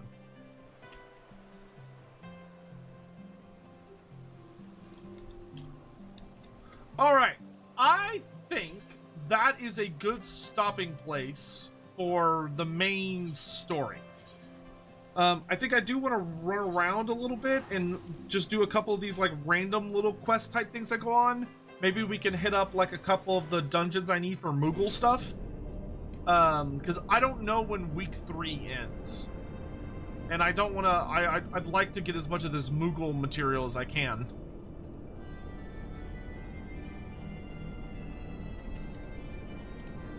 I'm genuinely shocked to see someone else here. We come all this way, we can't even use the god's damn equipment. Do you know how heavy this anvil is? Too bloody heavy. Should have given it to his lordship to carry. That would have been good for a laugh. Ends on Tuesday. Okay, and today is Wednesday. Wow, so I just missed week 2. That sucks. Y'all should have told me exclusive stuff was going on. I would have started playing sooner. The fabled Asis La. I've heard stories, but who would believe such a technological marvel could exist? And floating in the sky at that. If only my master could see me now. But this is not the time for gawping. Come, let us begin our work on the Anima weapon.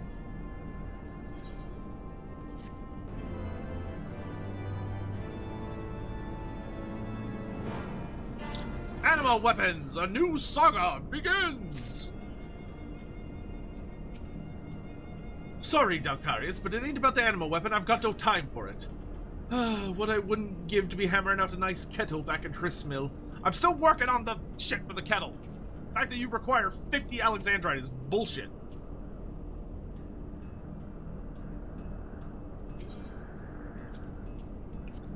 Whoa. Please note upon completing the quest Soul Without a Life, you'll receive an Anima weapon for Dark Knight. I take it you're ready to proceed. Excellent. Geralt has already begun work on the weapon that will serve to contain the Anima. The difficulty lies in sustaining the thing long enough for the transfer to take place. But with the appropriate stabilizing materials, I believe it should be possible, provided we act quickly. I have brought several soul stones with me, so you needn't worry about that. I shall see that one is fitted to your weapon. The only needful things I do not currently possess are crystals capable of handling the quantities of ether required for our work. To be specific, we will need astral and umbral nodules. Would that we were working at Radzatan, I know of a merchant who sold them. Costly though they were, I was never wanting for supplies. Perhaps Mistress Rowena would know of someone willing to trade. Might you be willing to speak with her on my behalf? No doubt whoever she refers you to will not part with them readily, but I trust you will be able to come to some manner of arrangement. In the meantime, Geralt and I will finish preparations for the Anima weapon. Safe travels, friend. Some quests will be marked with an icon that indicates you must play the quest using the same class or job with which you accepted and changing. Okay. I suppose we could do a little bit of this. I hate Rowena. Rowena is the most predatory bleh in this game.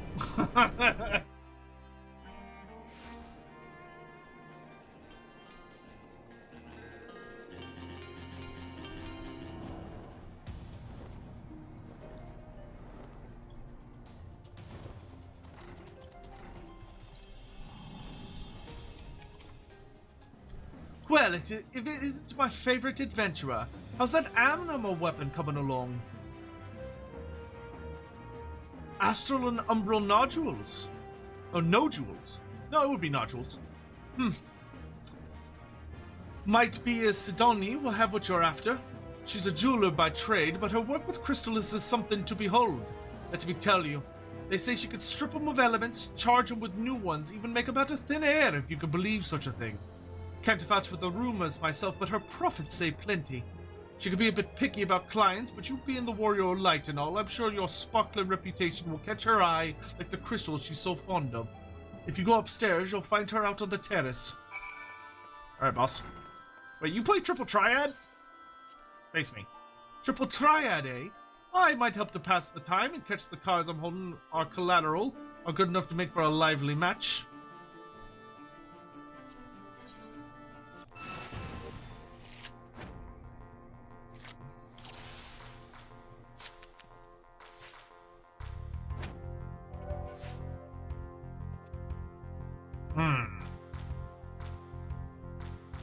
That's a pretty good opening hand, woman, I'm not gonna lie.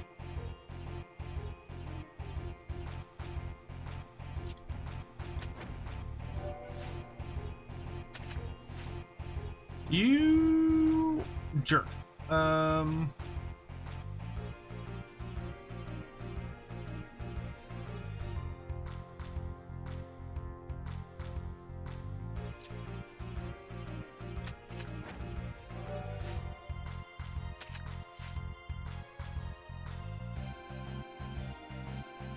Well, shit, that's not good. This is going very poorly.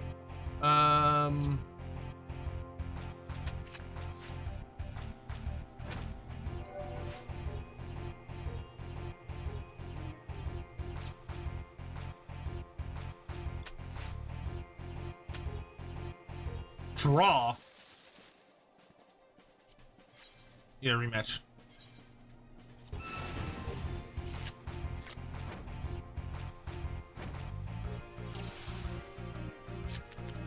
Nice. Oh, I have to play Ifrit first? That's weird. Okay. Wait, what? How did Geralt turn Ifrit if he's a 3 going into a 7?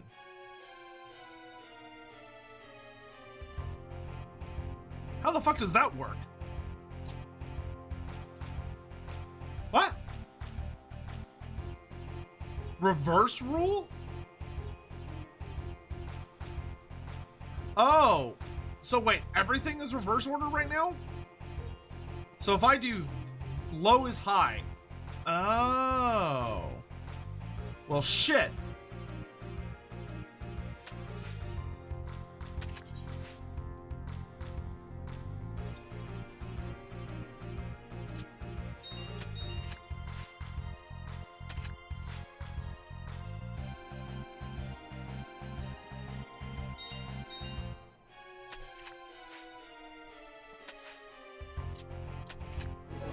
I win, bitch! You realize I went easy on you, right? Putting customers in a foul mood ain't exactly good for business. Nice. Alright.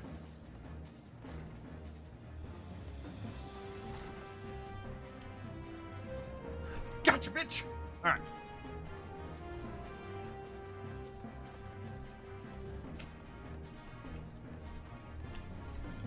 We adjusted on the fly, that's the important thing.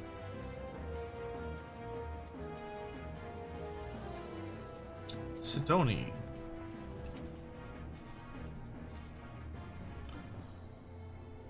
Ah, the Warrior of Light! What a pleasant surprise. No need to be alarmed, my dear. It is my business to know all of Eorzea's treasures, be they material or mortal. But tell me, to what do I owe the pleasure? Astral and umbral nodules. My, I see you are a man of unusual tastes. Might I ask what you plan to do with such curious crystals? I'm gonna make a big sword! An essence akin to the soul. I suppose such peculiar work would call for crystals as equally peculiar. Well, you were wise to seek me out. I dedicated my life to the study of crystals. I cannot bear the thought of knowing that there are crystals I could not procure. Mind you, these are no mere baubles or trinkets you ask of me. Crystals of such purity are not easily come by, but to also be so rich in astral and umbral aspected energies. Still, with the proper materials, I believe it can be done. It would require a great deal of ether, obviously, and of a specific persuasion. I'm informed that when a man falls in battle, a residual energy hangs in the ether long after his spirit has returned to the life stream. This energy can infuse crystals in the vicinity with a purity not often seen in nature, a purity essentially for what you desire. I can use these crystals, luminous crystals I call them, to imbue empty ones with the astral and umbral energies necessary to create what you seek, but I will require one crystal for every element. They will not be easy to come by, of that I can assure you. You will likely have to scour every ilm of Eorzea to find them.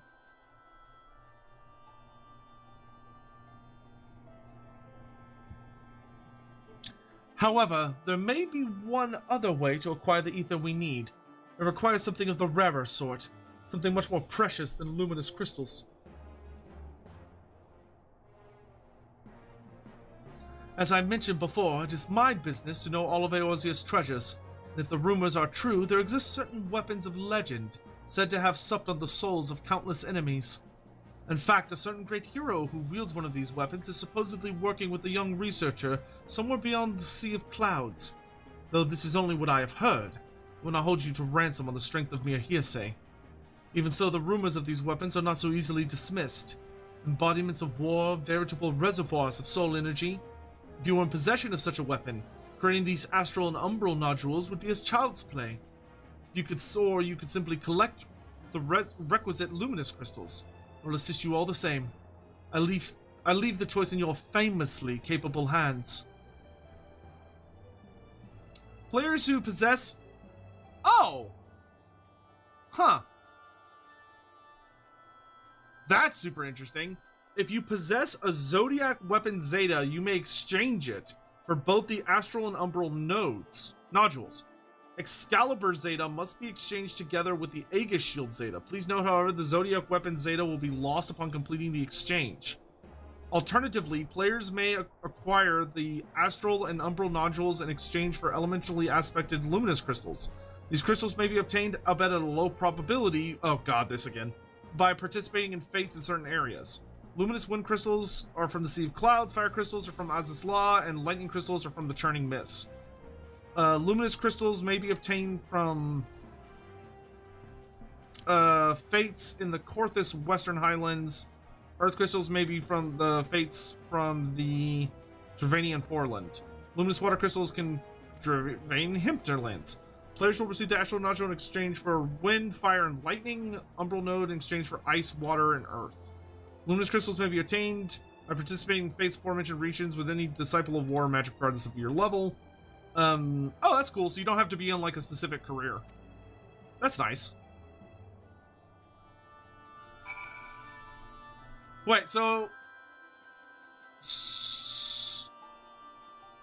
Yeah, the Fate way is better? Okay, that's fine. The fact that you don't have to wield a specific weapon, that alone is huge. Check if you've unlocked the Warring Triad yet. Oh, that's gonna be here at the Rising Stones, right?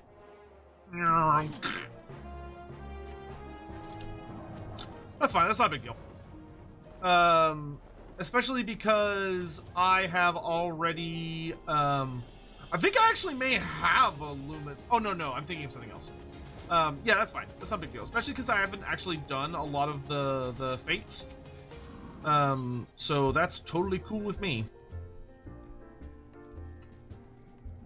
Because it'll be new experience for the most part. Oh, Lady Flamen is not with you. No, not yet. I gotta go see Urian J, who I'm very suspicious of right now, though I feel like he's being a double agent. Here it is. Unu Kalhai is anxious to act before the Warring Triad awaken. The time has come, Warrior of Light. We must move against the Warring Triad now, or suffer the consequences. The seal is cracked and the icons stir. Should they be allowed to awaken and resume their titanic conflict, it will be alike to the coming of a second calamity. You, Dalcarius, represent our best hope of eliminating this threat. That said, the very act of entering the containment facility itself presents certain unique challenges. So unique, in fact, that I struggle to locate an individual with the requisite talents to surmount them. Were it not for the impressively diverse connections of your fellow scions, I might still be searching. Happily, they were able to furnish me with a suitable candidate. Now, along with you and your Echo-based blessed companions, all the pieces we need to proceed with this deadly game are arrayed upon the board. Victory hinges upon no less than the total destruction of the Warring Triad. But we must also wear the interference of those who would covet the Allagan's primal harnessing technology. I speak, of course, of the blindly grasping hand of the Garlean Empire, its fumbling agents. The ignorant meddling... Jesus Christ, I'm stumbling. The ignorant meddling of the Empire will serve only to hasten the Icon's awakening. It is my master's desire that the Triad be dispatched before the Imperial forces delve too deeply. Being the nearest to wakefulness, the Icon Sephirot, not Sephiroth, but Sephirot, shall be your first adversary. Make your preparations and join me on the flagship in Azizla. Just speak further there. Okay.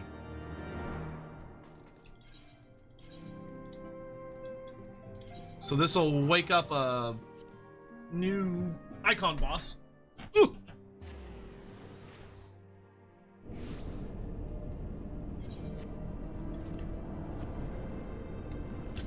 And hey, while we're here, if we happen to see a Fate on the way, we can be like, oh, let's do that real fast. Try and nab ourselves a Luminous Crystal.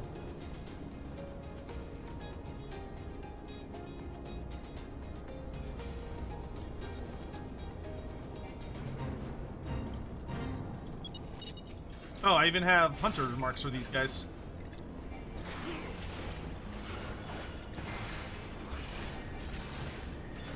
I don't have my Chocobo. Chocobo!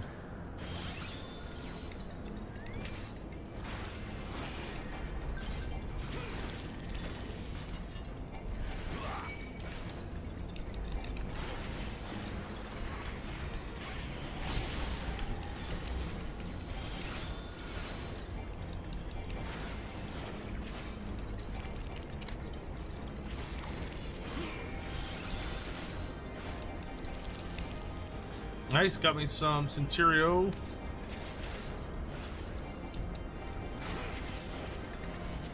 Come and get it!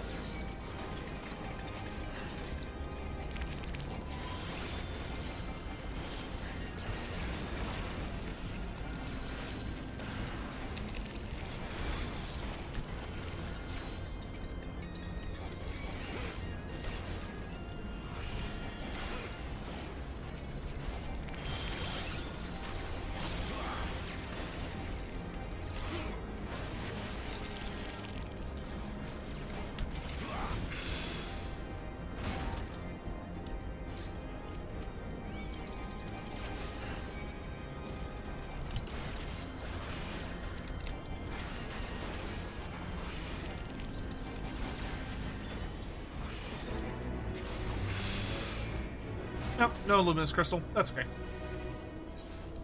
I've been running around here without eating a snack. I need to eat a snack. Some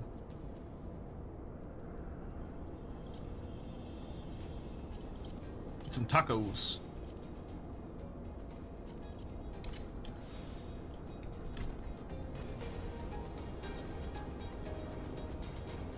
There are not that many fates around here.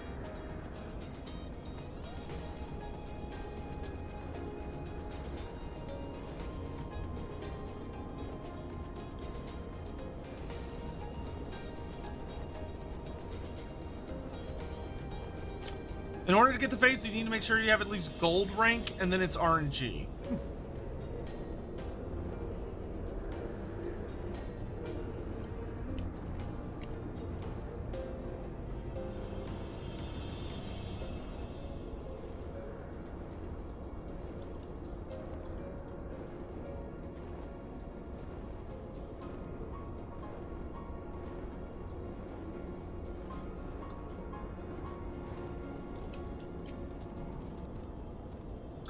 This is the place, Warrior of Light.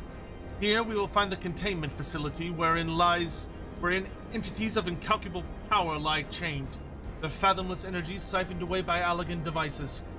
As I warned you, Sephirot poses the most immediate threat. His dreaming mind drifts perilously close to consciousness. Thus must his destruction be our first concern. Your fellow Signs will be joining us anon, accompanied by a uniquely talented individual of whom I spoke. From what I gather, the two of you are already well acquainted. Let's continue inside and wait before the doors to the containment facility.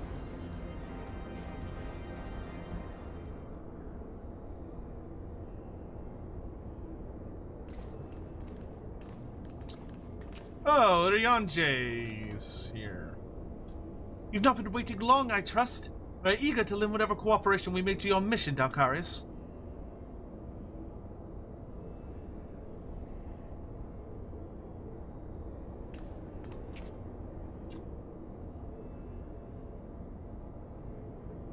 Oh, he's talking about Y'shtola. It is an honor to meet you at last. As I know of only one Mikote scion, you must be the Archon Y'shtola, meaning your diminutive companion is Mistress Kryle of the Students of Baldician, correct? Diminutive? Perhaps there has been some mistake. I assumed it was for my knowledge and not my stature that you requested my assistance. Ahem, the mistake is mine. My apologies if I have given offense. Perhaps it would be best if we proceeded directly to the matter of our objectives. Your adversary is the Icon Sephirot of the Warring Triad, otherwise known by the historians of Alag as the Fiend. He was once the patron deity to a tribe of tree-like beings native to Mericidia, but was subdued by the Allagan Empire after a lengthy war of attrition. After his defeat, he was imprisoned for use as a source of power. Even now, Sephirot is neither truly living nor dead, his mind bound in a dream while his body's energies are harnessed by Allagan technologies. The explanation for his failure to dissipate into ether lies in his restraints. These ingenious devices serve not only to bind him, but to continuously regenerate his corporeal form. Meaning it will be all but impossible to banish him while said restraints are in place, yes? Remove them, however, and we risk allowing an unfathomably powerful, and doubtless vengeful, Icon to run rampant. And since we have no choice but to divide our forces, one team must locate the controls to Sephirot's shackles and disable them, while the other stands ready to destroy him at the moment of his awakening.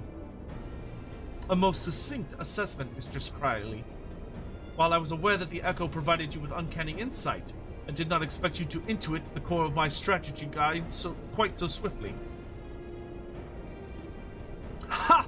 If only my gift offered such detailed analysis, which is to say it doesn't. I merely took it upon myself to learn as much about the Triad's imprisonment as I could before coming here. It will be Dalkarius and I, after all, who enter the Icon's den. Indeed, given the nature of our adversary, none save those under the aegis of the Echo should be permitted to enter the containment facility. The risk of primal influence is too great. Well, that's settled then. I will disable the restraints, and Dalkarius and his gifted adventurer friends will welcome Sephirot back into the waking world. Better than that than the other way around, I'd say, considering our respective fields of expertise, and, of course, my diminutive stature. Right. Time I had a little chat with the doorkeeper over there.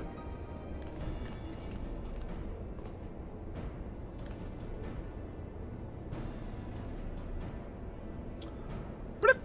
Activating verification systems. Lifting access restriction to Triad control.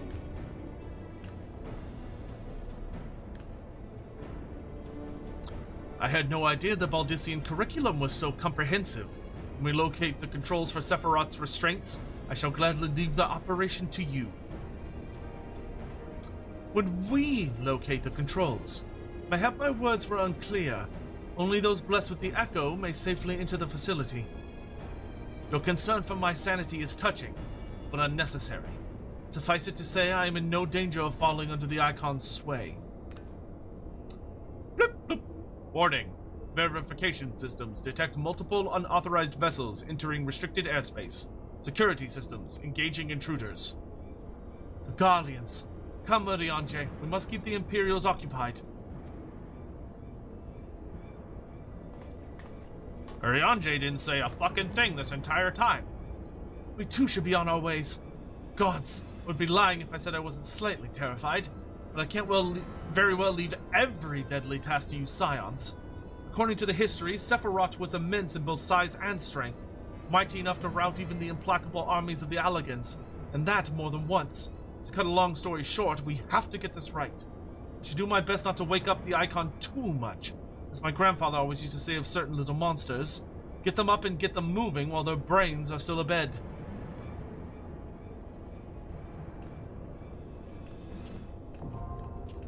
Containment Bay S1T7 is now available. Cool. Alright. I want to do some Moogle dungeons. Does anybody want to join us for some lower tier dungeons to grab some Moogle points?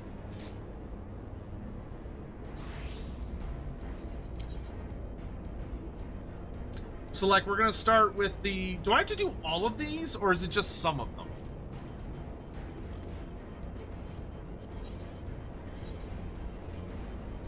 No, it looks like each one of these is separate. Okay, so I guess we'll start with the Sunken City. But we just do the normal, right? You don't need to do them all. You can pick and choose their repeatables. Oh, okay. Are Croxigors dumb? No. Yeah, if anybody wants to join us, just shoot me a message or say something in our link shell. They show how much you get for doing them. Wouldn't I want to do all of them? Or as many of them as I can? Or can I only get 10? No, I have 10.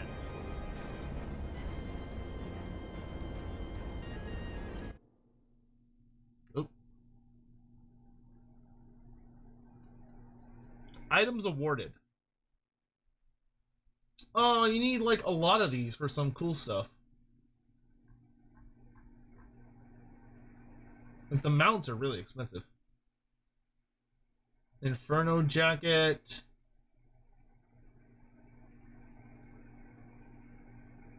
Ancient One minion. Chocobo armor.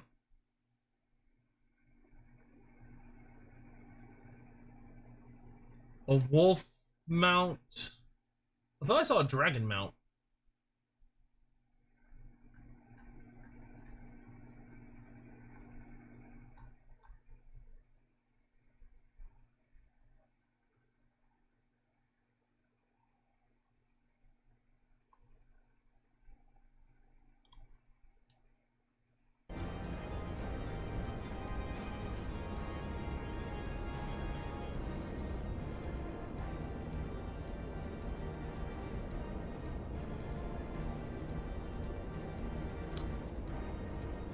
Oh, you can do the same dungeon as many times as you want. Okay, but I can kill two birds with one stone, right? So we could do Wondrous Tales while also getting the Moogle quests. So, like, we could do, like, Aurum Vale, which is a 1 through 40, and then we could do, like, the Praetorium or Castrum Meridium, and then we could also do some other ones. Pick and choose what you want to run. Cool. Why don't we do I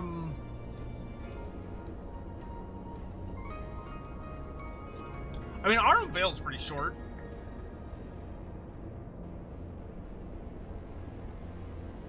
And this will give us our Striking Tree, Thorn March.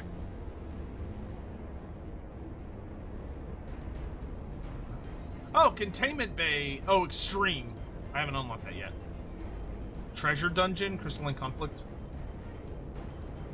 Yeah, cool, cool, cool. Okay, so why don't we start with Aurum Vale? Does anybody else want to join? Or do we want to do Dismal? Dismal Darkhold's not bad.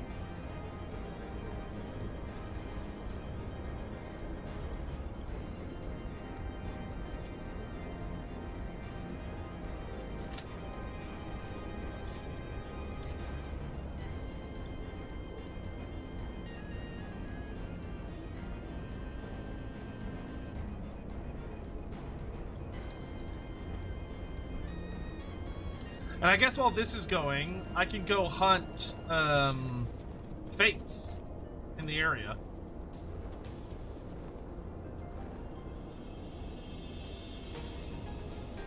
You know, just killing multiple birds with multiple stones.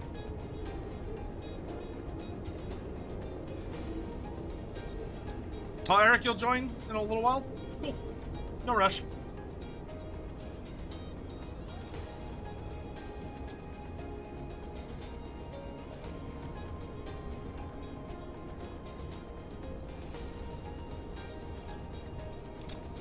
Fly, Midgard Toma, fly!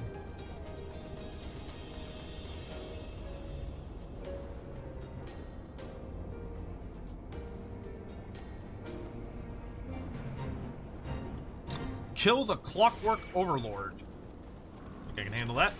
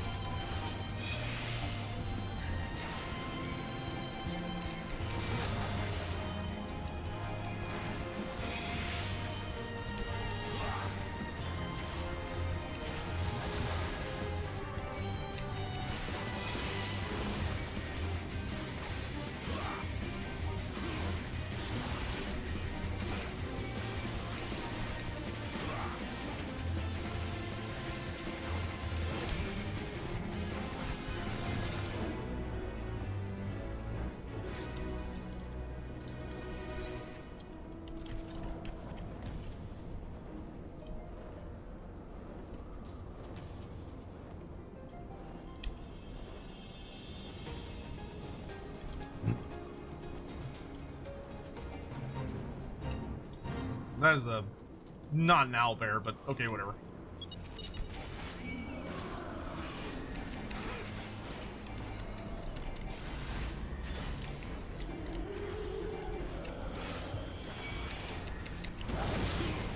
Bro, I fucking hate when you have events that are near like regular enemies. Shit's so annoying.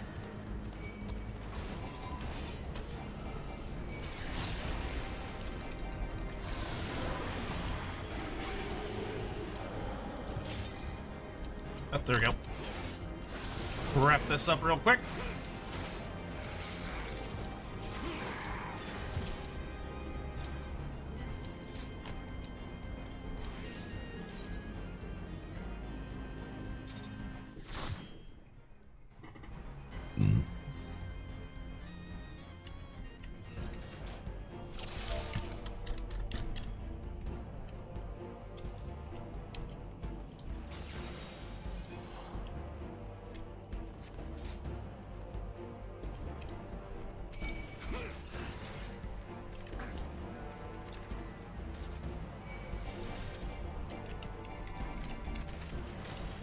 I guess we're...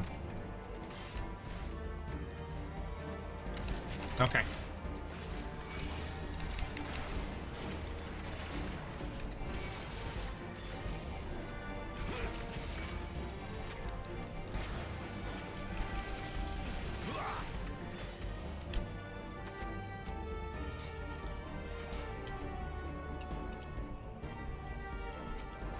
I am refreshing my memory.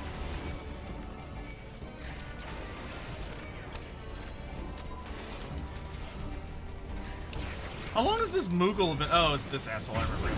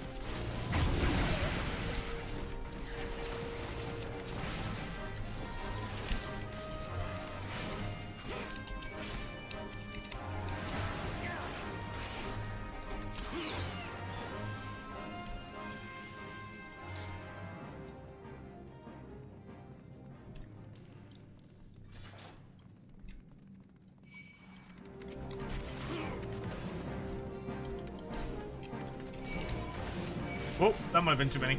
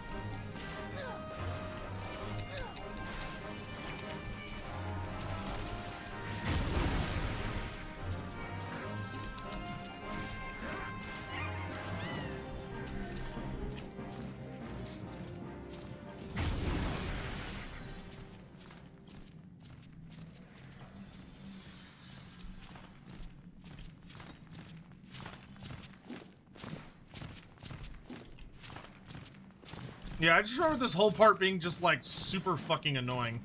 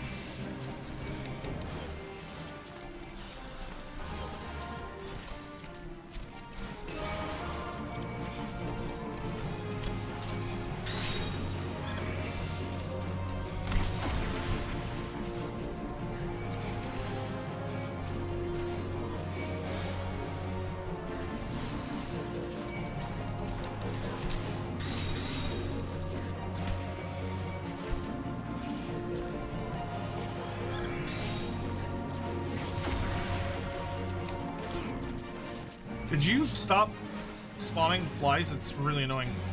Oh, well, I guess technically you did what I asked.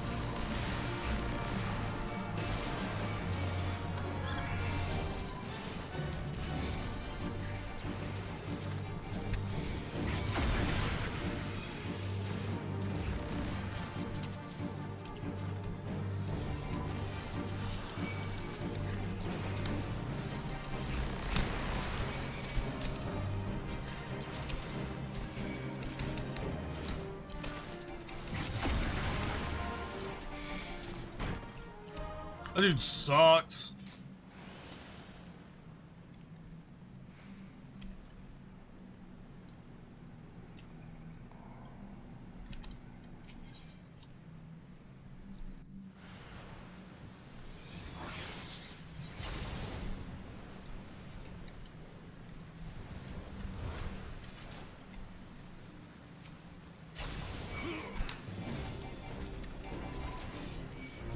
I think I can do 2 groups.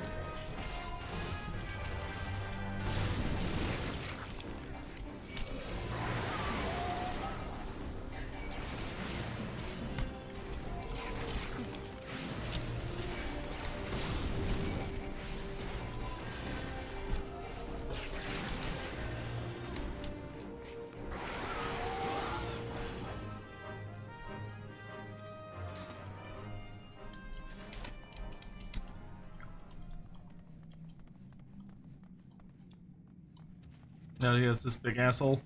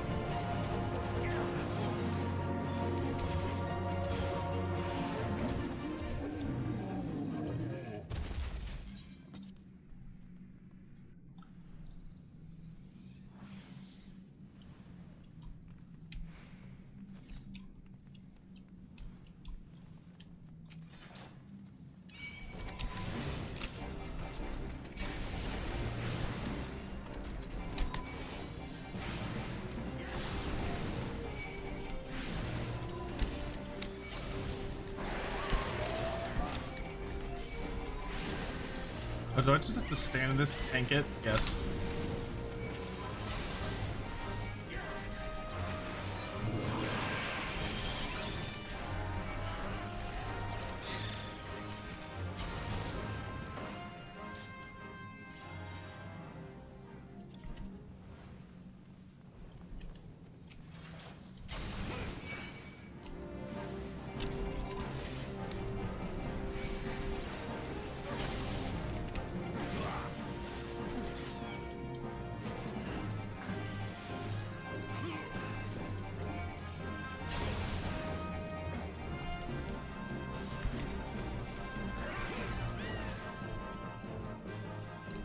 This dungeon is kind of dumb, and I forgot how stupid this one is.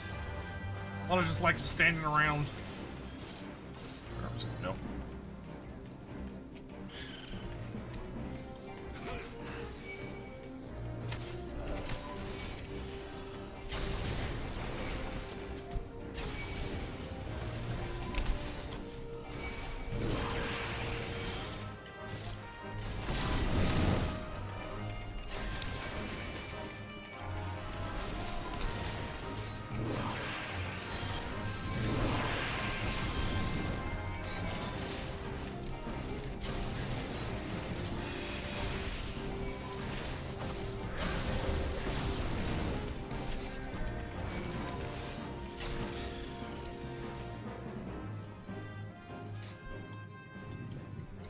Now it's just this big asshole.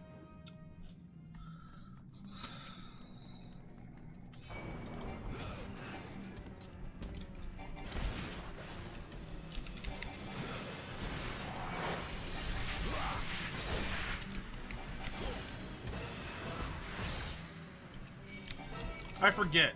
Do I have to destroy the corrupted crystal, or... I guess so.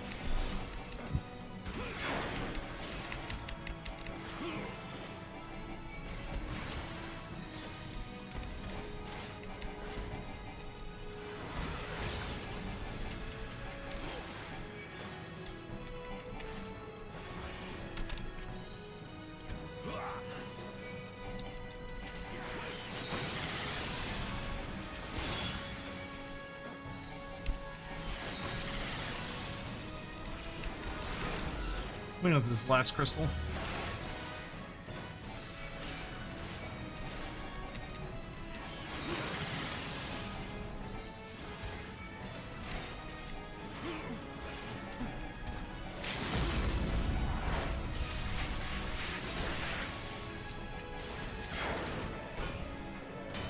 Nice.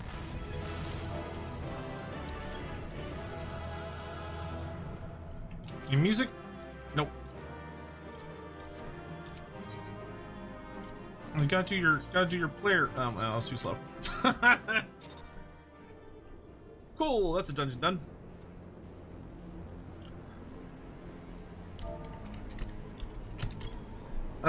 So I also we need a level 50 dungeon. Aren't all the level 50 dungeons like super annoying though?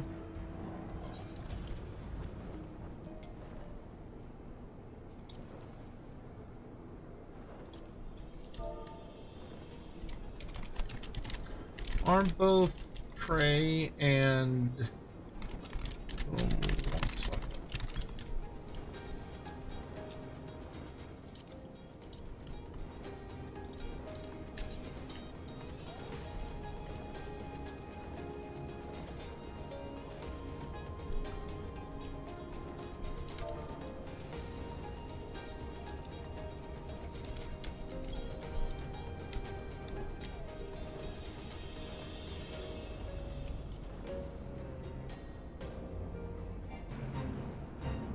Spinnerack.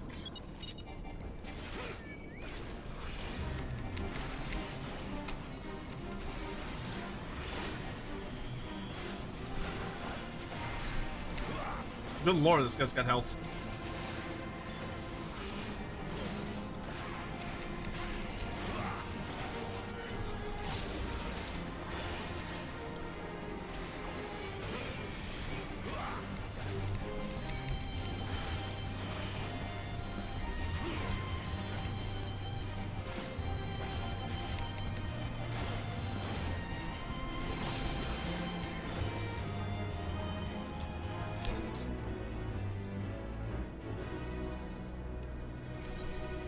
Oh,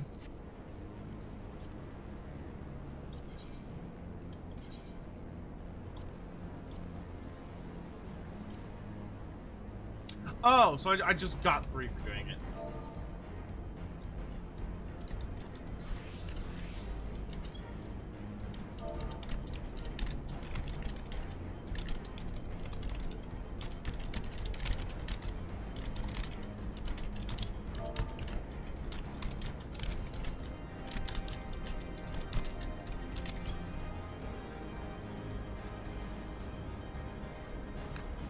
Yeah, we can do Arboreum. Arboreum sounds cool.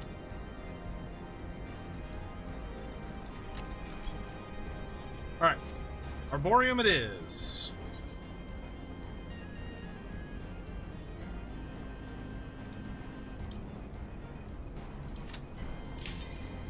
Oh, that was instant?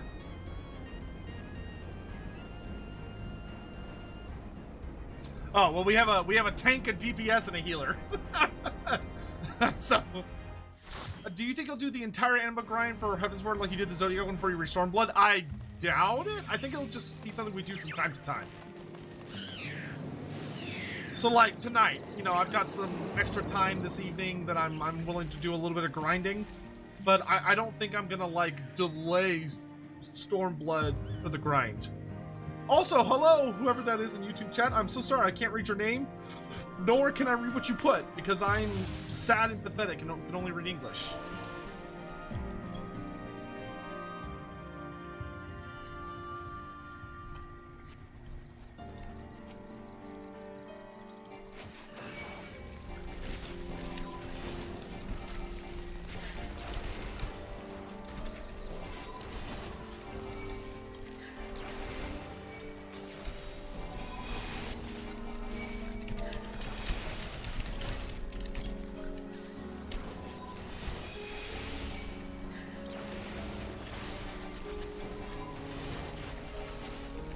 How long is this game? Like,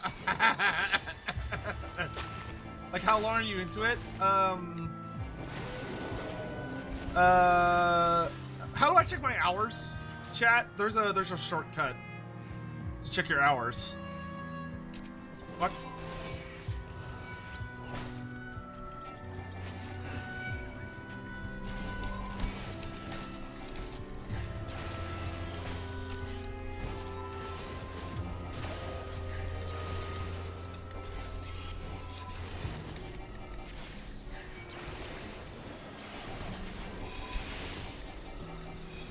Slash playtime. I am 8 days, 20 hours, and 51 minutes.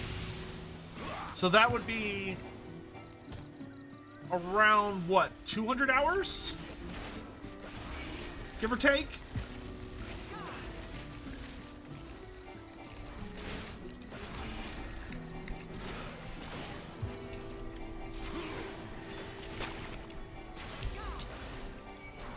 And I'm only in the post-game of the first expansion. I've been doing a lot of side content. If you just bum rush the main story content, I imagine you could get through this so much faster.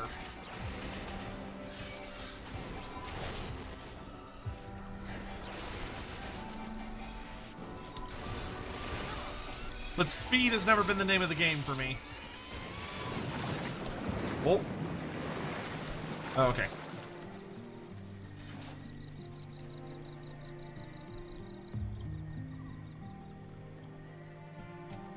The Rose Garden.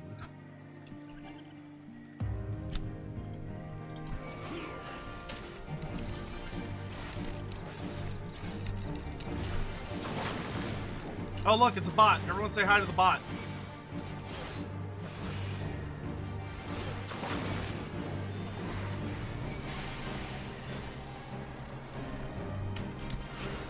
No, come back in my gross stuff. What the fuck? Okay, those aren't actual things. Okay.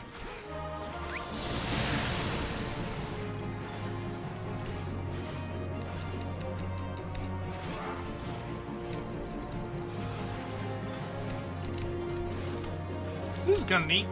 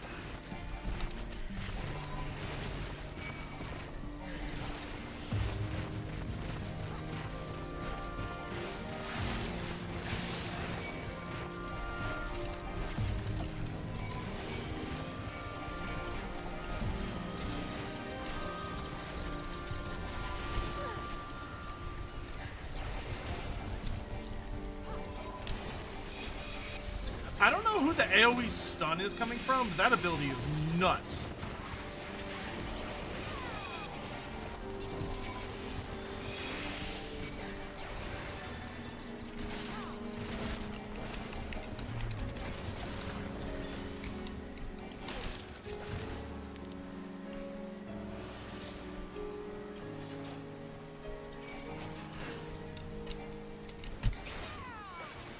White Mage? Oh, that makes me excited to play White Mage. Have I picked up the new Gotrek book? Yes, it's sitting on my bed. I haven't read it yet, but I do have it.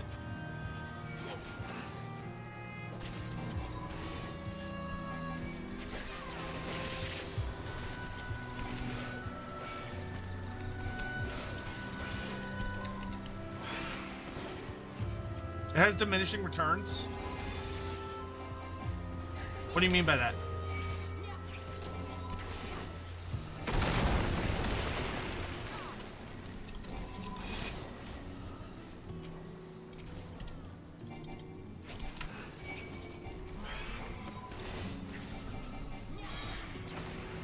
I'm trying to be a good tank and stay, like, relatively aggressive.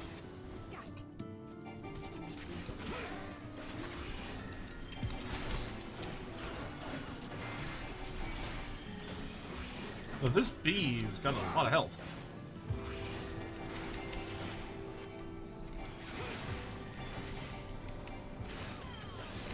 Usually only works 3 times. Oh. I mean, that's still pretty good.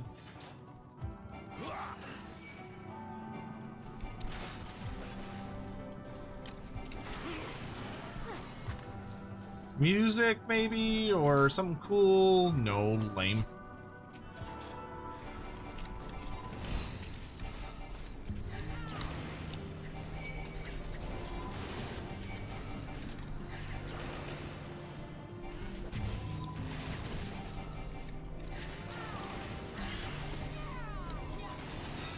This is a cool dungeon. I like the big, like, nasty honey themes.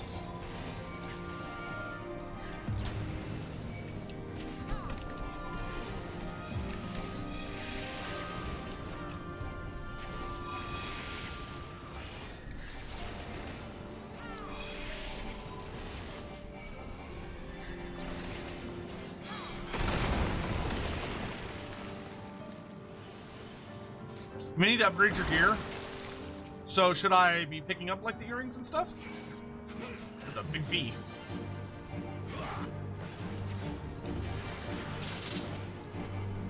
Ow! Whoa!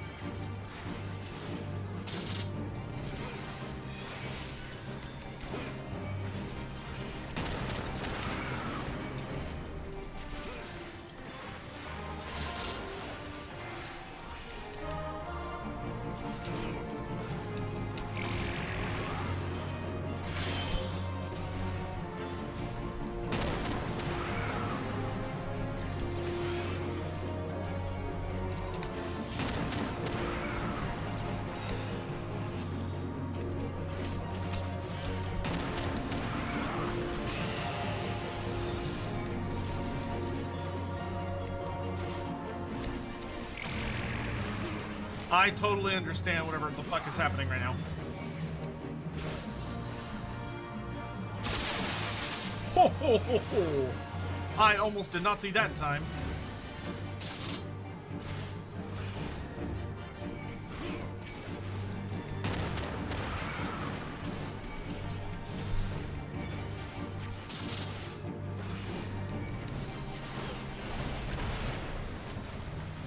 I got very close to face tanking the floor on that one. Okay, so I should keep an eye out for earrings I can wear. So if I can't wear them, pass. Whoa! Oh my. Oh dear.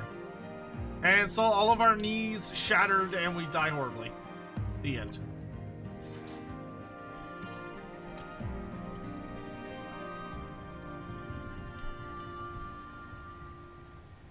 Oh, that's a cool looking mob. He's got a big old mustache.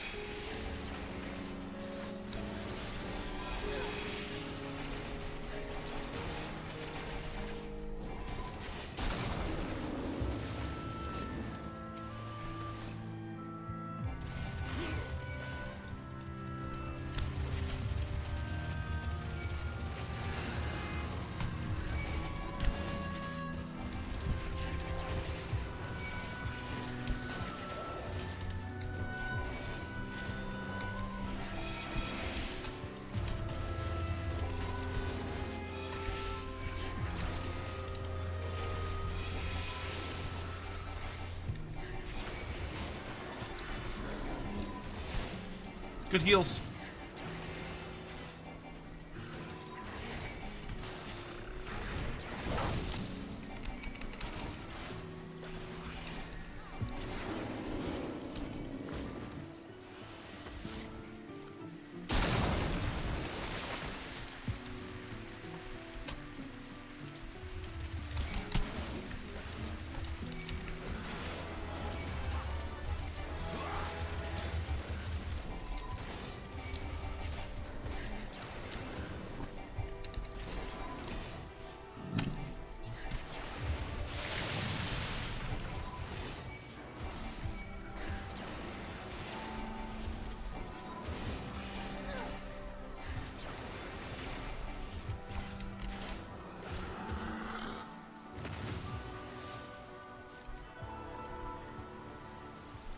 You can buy the level 60 tombstone gear. I think that's... Is that not what I'm wearing? I'm pretty sure that's what I'm wearing right now.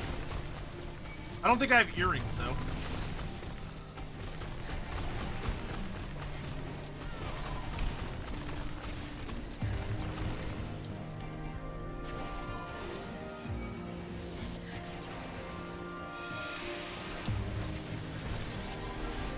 No, that's not what I'm wearing. What the fuck? Wait, what am I wearing?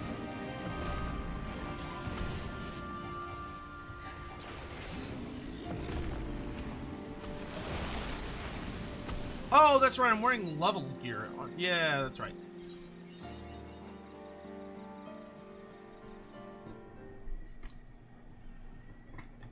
That's a big plant.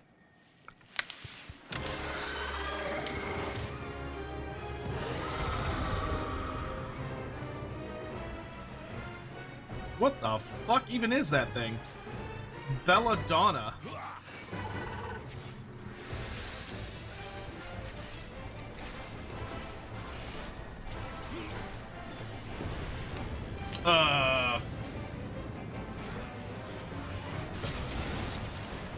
Oh.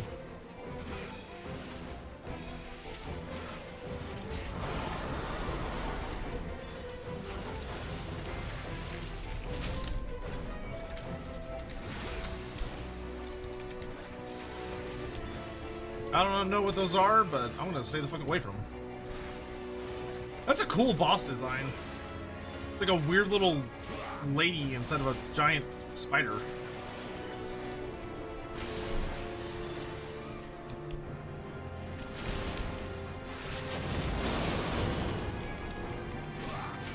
Do I need to pull her out of the zone thing, or is that for us to avoid?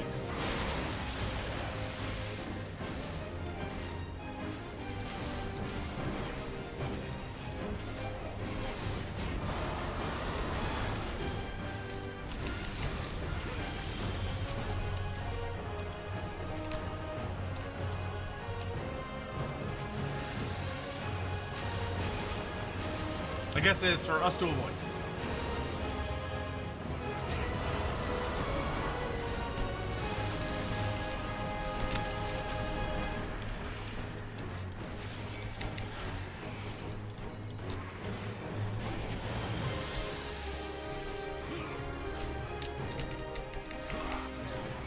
Good lord, this boss likes its AoEs.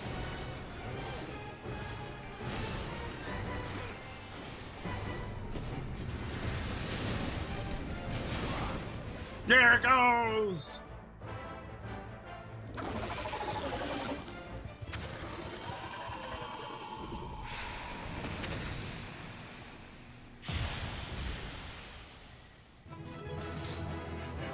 Da, da, da.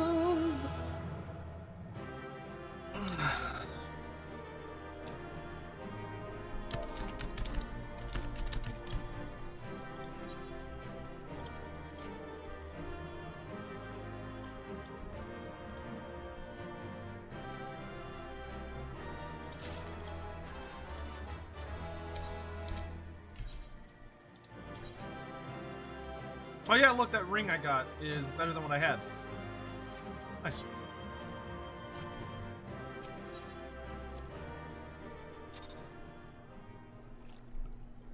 Cool, I can turn in this quest. Haha! I knew the thought of Arboreum's treasures would be enough to get your juices flowing. Can't remember. That's a dude. Yeah. Thanks to all the pruning you did for us, we were able to have a good look around the ruins, and it didn't take us long to find what we were after. Oh, I can't wait to tell Midnight Dew the good news. Speaking of which, would you mind coming with us to Idleshire? Midnight Dew will want to thank you personally, and I dare say even an adventurer like you would be interested in our finds. Sure, bro. I'm not gonna do it this exact moment. Oh, whatever, I can just knock it out real fast. Hey, there's a new dungeon done. Hell yeah. So it cost me elegant tomes to... So I need to start upgrading my Dark Knight gear, it sounds like.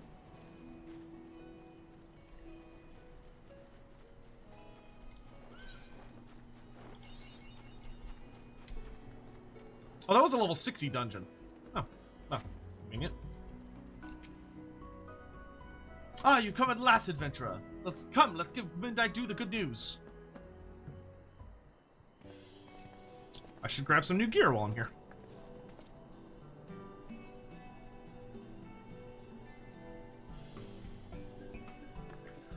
Now that's the ending I wanted to hear. Let's hope these seeds live up to their reputation. What fruit do you reckon, though, Bear Adventurer? I don't fucking know. Something wrong? You seem surprised. Sonny, you did tell our friend here what you were looking for, didn't you? Now that I come to think of it, that little detail might have slipped my mind. You see, the treasure we were looking for was seeds and sprouts that were cultivated especially by the Charlians. Years of research went into breeding them, apparently, and they produce plants like you wouldn't believe. As of now, Idleshire's main industry is collecting junk left behind by the Charlians, but it won't last forever. Which is why it's important we find a new way to make ends meet before we end up with nothing left to trade. Acquiring those sprouts and seeds is the first step to accomplishing that goal. If we could find crops that'll flourish in this land's changeable climes, we'll have a new industry that should keep Idleshire going for generations to come. Well, these seeds are going to plant themselves, so I'd best be about it. Something tells me growing them will make getting them seem easy. It'll take a few moons, 'tis true, but I look forward to seeing those seeds bear fruit. Make sure to visit us from time to time, adventurer. One day we'll treat you to a feast grown by our own hands. That's a really good reason to send me into a dungeon. I like that a lot. I like that a lot. Like, hey, we need you to go into a dungeon so that we can, like, not starve to death. Alright, where is the merchant I need to talk to? Are they in here?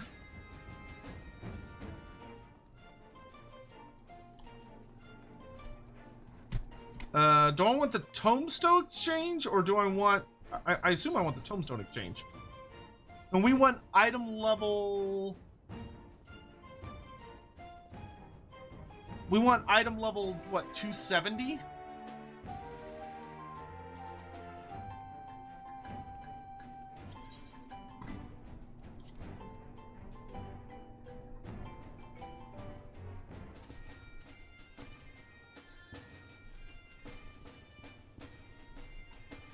Where the fuck is my Dark Knight? So is this what I want? The augmented Shire Custodian's armor?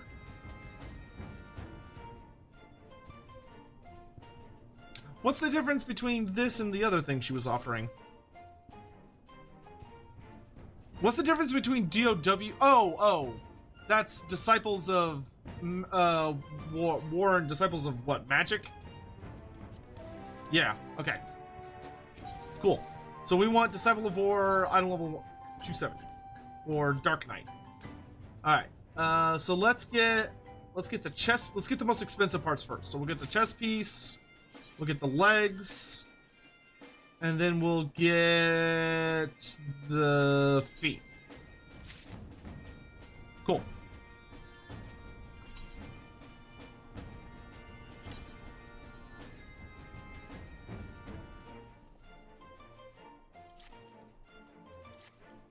Alright. Well, it's a little more noble looking. I don't hate it. I've seen worse.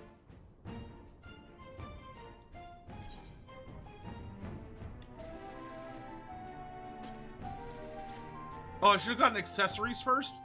Whoops. Well, that's okay. We're gonna get some more tomes here in just a minute. Lots more tomes. Oh, the cape looks cool. That's kind of slick. Alright, so we need a... I need a level 51 to 59 dungeon for my date, or for my... whatever this is. Wondrous Trails.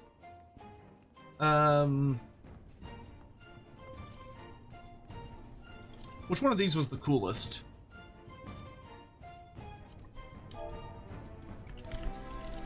Y'all want to hit Somol?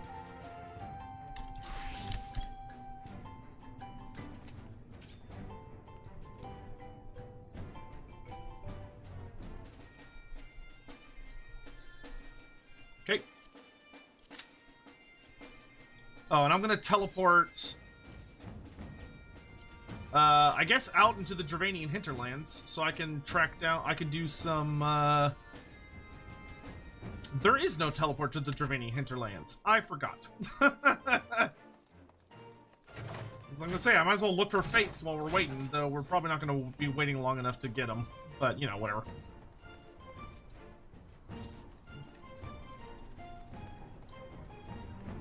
I'm almost out of food. More tacos!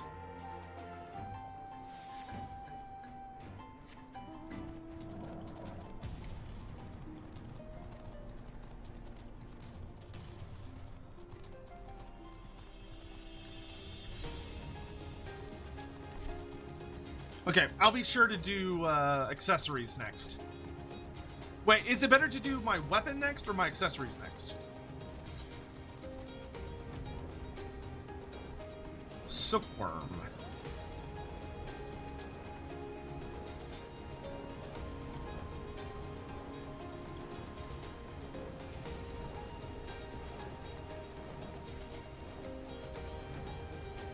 That's a big fucking silkworm. He is Heavensward.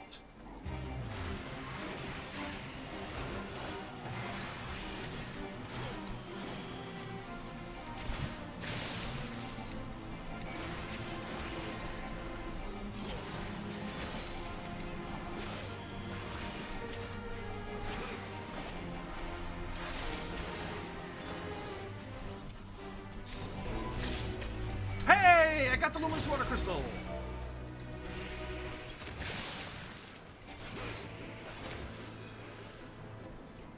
First try. Alright, so that's the Dravanian Hinterlands one. So how about we go to the Dravanian, or what do we, let's go to the Dravanian, Forelands. Hey, one crystal down.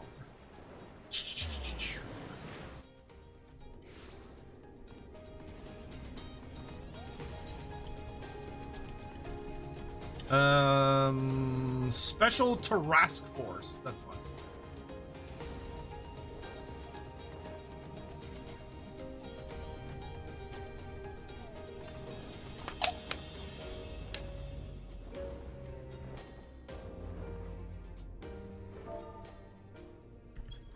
Oh.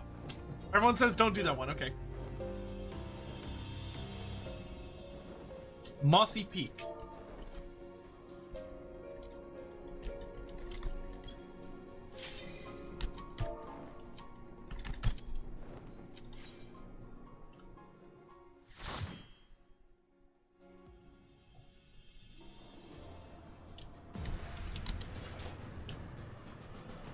The special boss is in our area? Oh, well, he'll probably...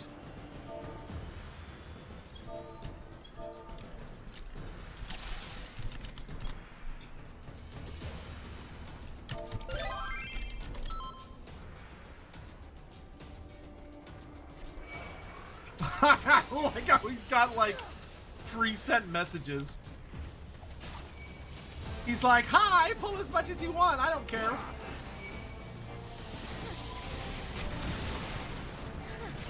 Oh, turn grid on.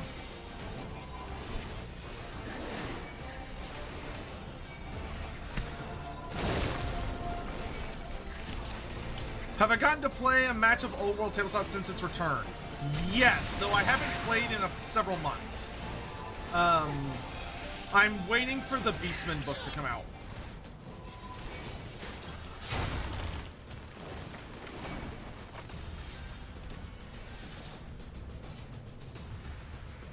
Once the Beastman book comes out, I think I'm going to play quite a bit. I actually haven't played 4th edition. I have not actually played 4th edition AOS yet.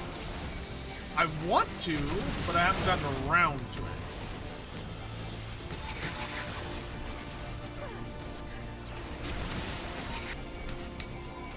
Which is dumb, because I've heard it's pretty decent.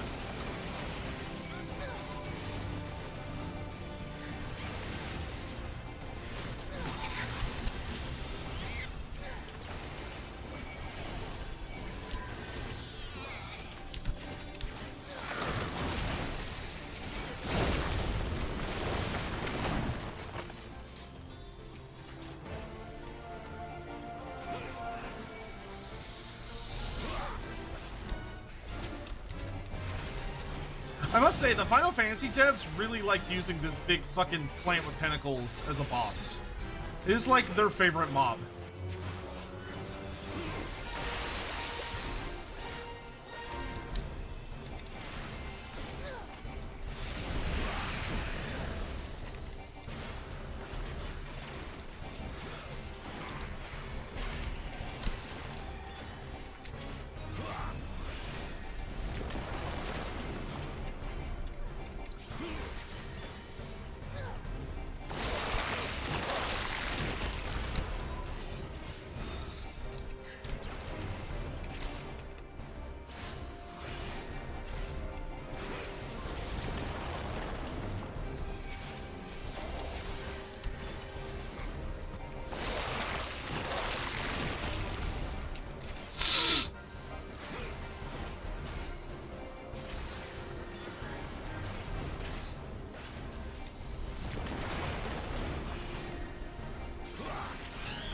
Yeah, I've heard Lord Croak is really good in the current edition.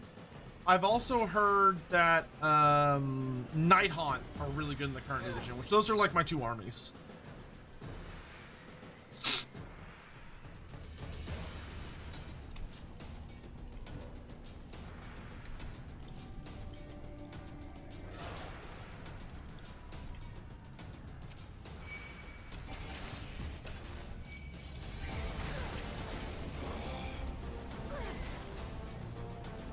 Sacred Drake.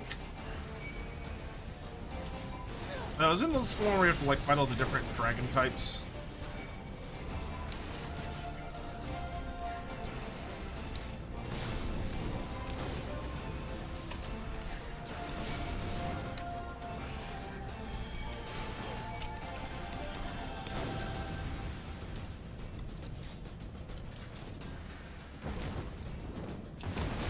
Ow!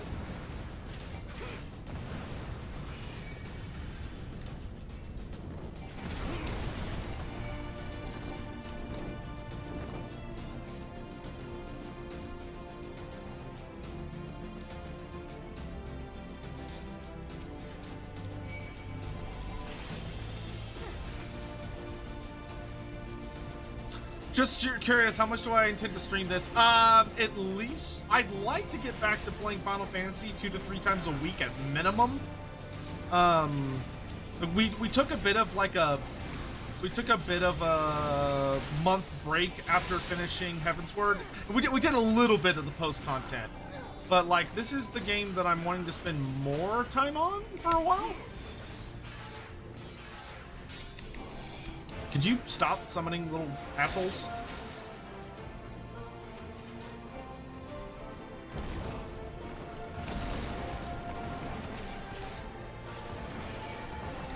Is Lord Croak the only undead? He's not. He's not undead. That's a really important distinction to understand.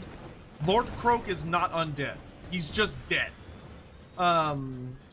He is not reanimated by any kind of like spell or system of the sort. He is simply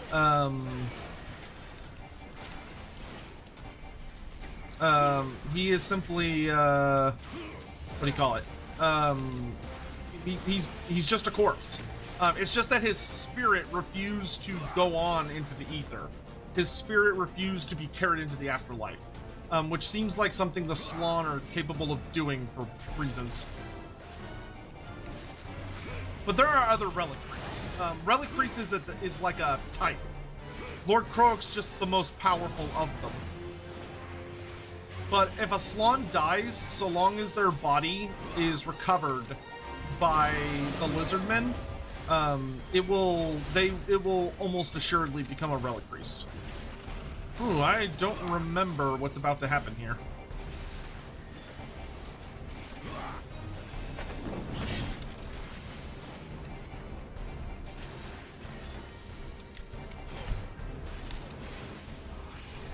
Oh, that's right. He jumps over the jellies and throws them at people. I remember now.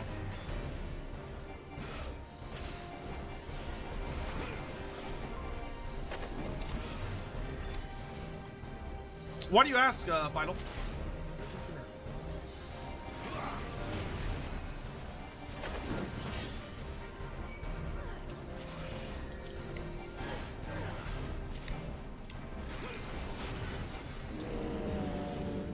Alright.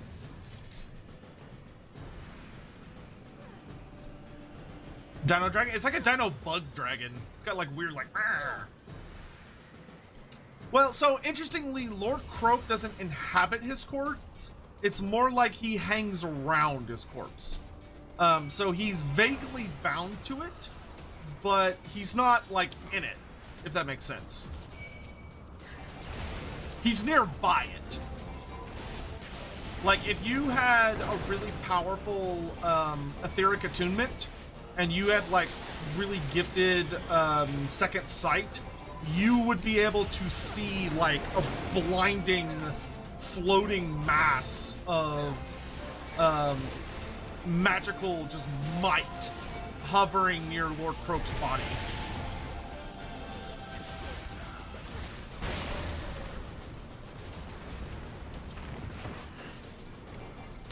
Which does make him a little spooky.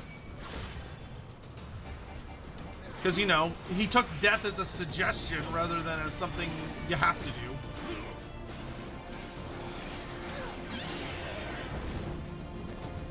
Okay, here comes the electric dragon.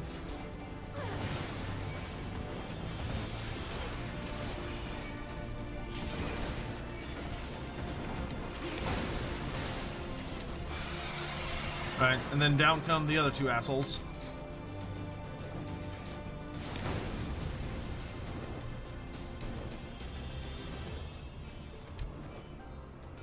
Come on, get down here.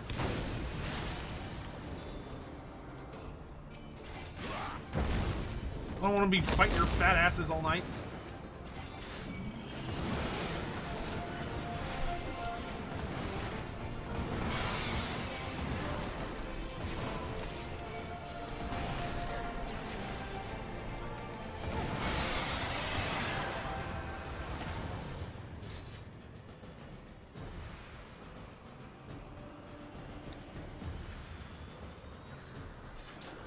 Oh, no, you're totally fine, Vital. I was just curious why you were curious. Tiamat. Tiamat's a fun boss. The consort of Nidhogg.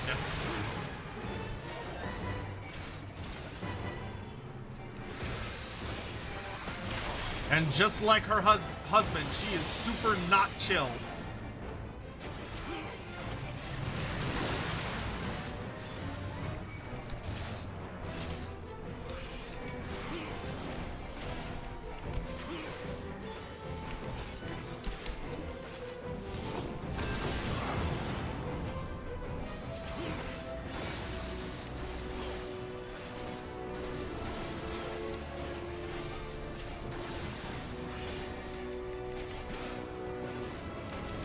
Arrogant insects!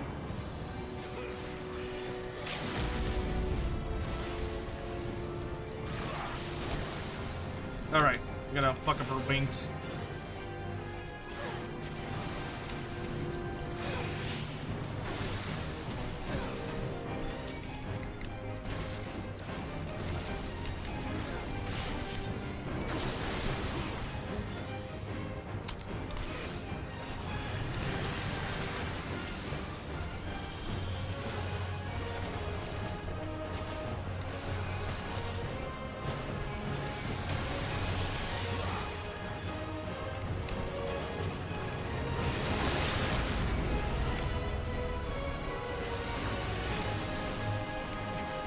Bring it down! Bring it down! Down she goes. Nope. And nope. And I'm gonna commendate the healer, and then I'm gonna get the fuck out. Okay, it's still the lightning storm. No. No. Dang it! Apparently there was a rare boss and we just missed it.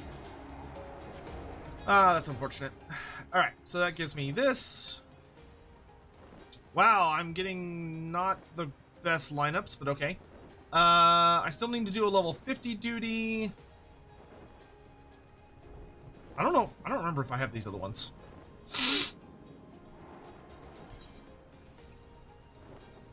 Oh, the weather we had before was a green hue. Oh. Ooh, excuse me.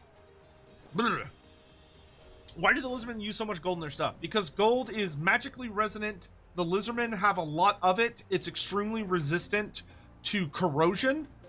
So it's got good longevity, and it's also a metal that in that heavy rain, high humidity environment, and it also is a relatively easy metal to work with, because it's a softer metal.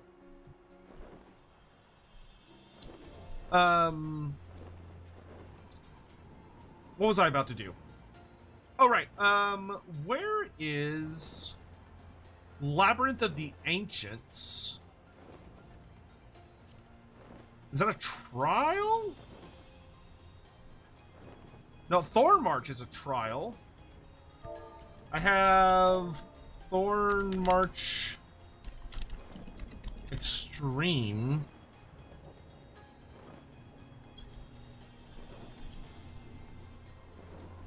Oh, Hawk wants to join.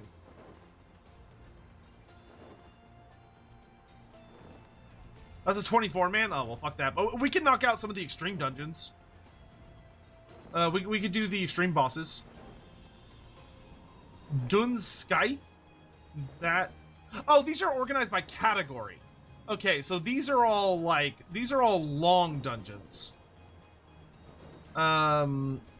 So, can we unsync and just kick the shit out of all of the extreme bosses?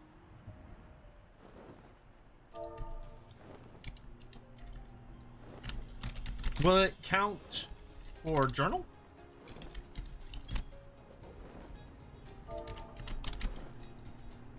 Oh, great. Let's just slap them all, then. Fine by me. Sure.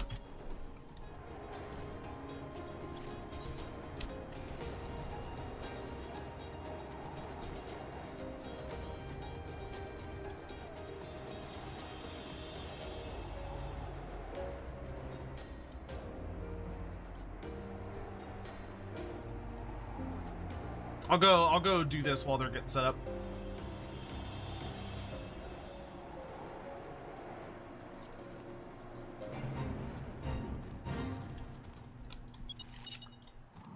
Once a beautiful maiden was turned into a dragon. Horrible.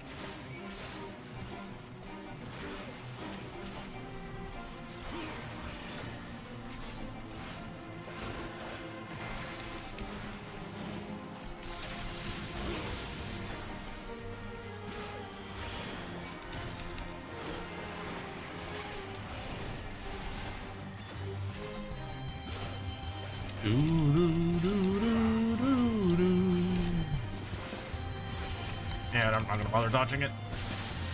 Bring it on!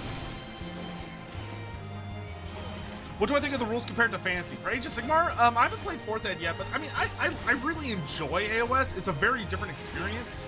You know, it's a true skirmish game, as opposed to a, it's a true skirmish game as opposed to a, rank and file strategy game. That being said, Old World right now isn't in the best place because I'm kind of waiting for Games Workshop to make some changes to the system. Right now, I'm really disappointed with how bad rank and file infantry are. and I'm also really disappointed with how overpowered like dragons are, like flying big monsters. So I'm kind of waiting for them to fix that. Okay, you're good to unsync Moogle Mog. All right, let's go kick his ass. Thorn March Extreme unsynced.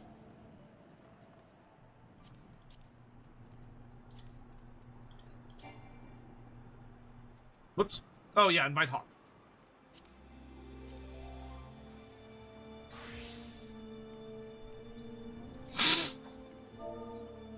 We have Moogle, Howling Eye, Earth's Font.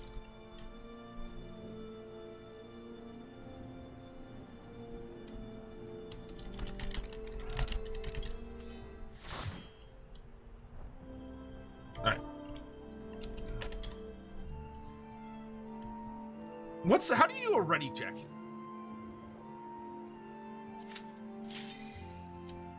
Ah, whatever.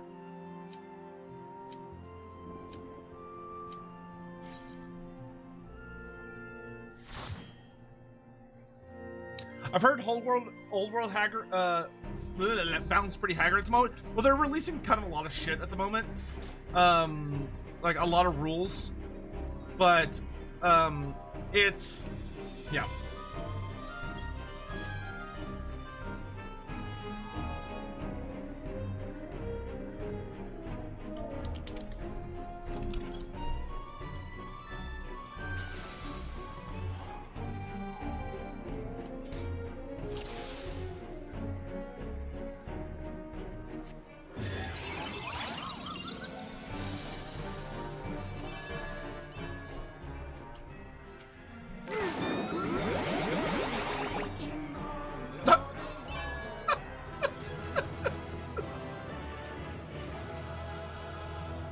That will never not be funny. That will never not be funny.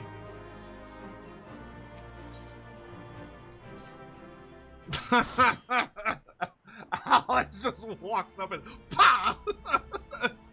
Which do I prefer, Sigmar or 40k? Oh, Sigmar by like a billion miles. I don't fuck with 40k, I'm gonna be honest. I don't like Space Marines. I think they're super boring, and they make me roll my eyes. If I'm gonna deal with a fantastical setting, why would I want to deal with a bunch of lame-ass humans? The fuck? Where'd this person come from?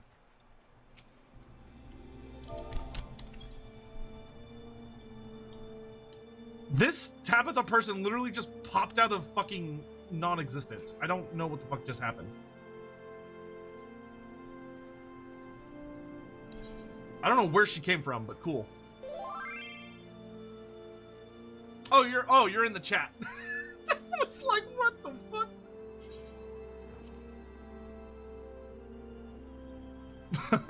So where'd she come from? Well, hello there. Hope you're having a lovely day.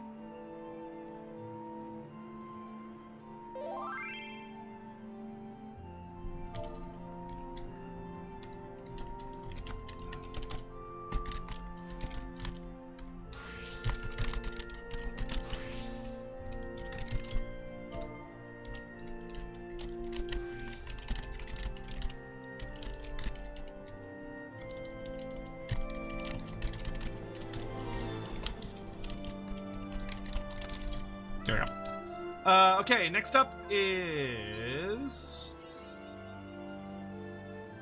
the Howling Eye.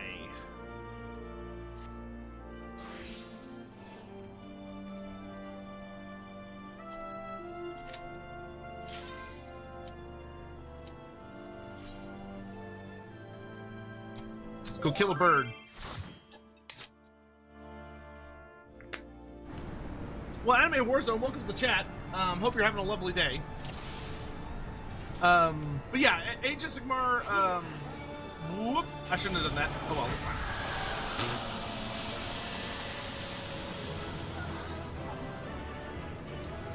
Oh, I don't know if I already have this one. Zanthos Whistle. Do I have Zanthos? I have Aryan.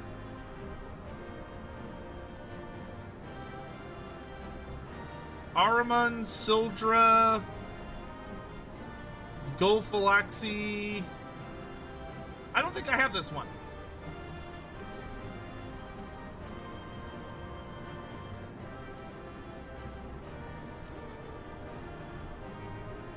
Green checkmark means I have it. Okay, so I don't have it. Ah!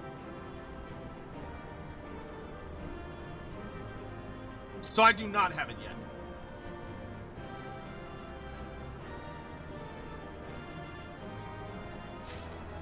Yo! New mount! Cool! I already have an armor card. Let's go! I got a green horse. Alright, next up is... What is next up? Oh, the Striking Tree. Don't worry if you see me die suddenly, that's Final Sting. Oh, okay. Striking Tree.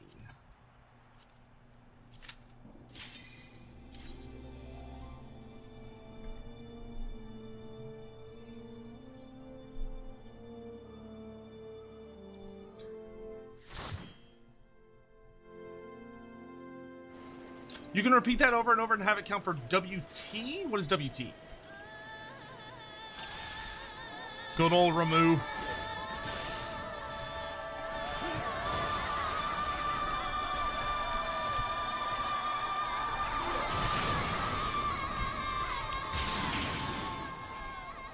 Wait, now he's a...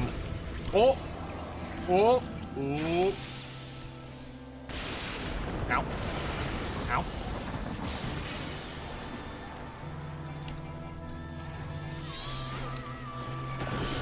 Bro, could you start taking damage, please? Thank you. Jesus.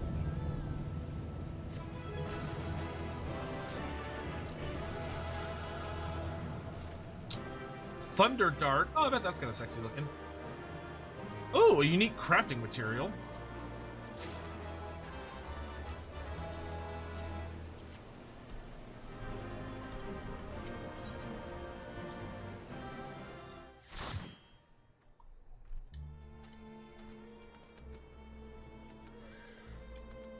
Alright, we still got Earth's Font to do.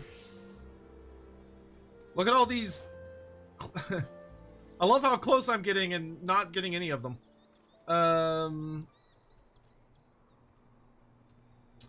Is Binding Coil Bahamut turn 4? Is that's the elevator, isn't it? Like the super fucking long elevator?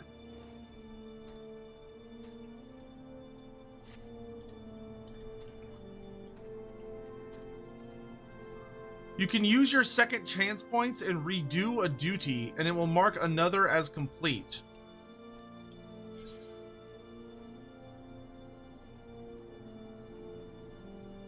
Oh. Okay, so I should do all the ones before? Once you get 7 out of 9 stickers, you can use rerolls. Okay, so let's go do Earth's Font, because that's the last, like, super easy one.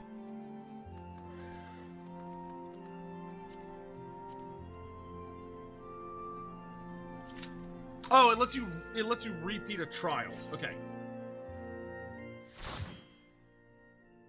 I mean, that's easy to do. We could just repeat Garuda and just punch her in the face repeatedly.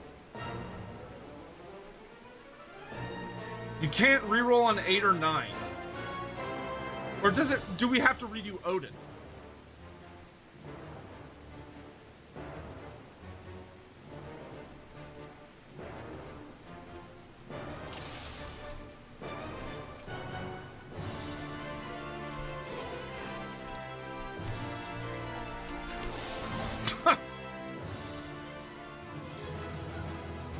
That's so silly, dude. It's so silly.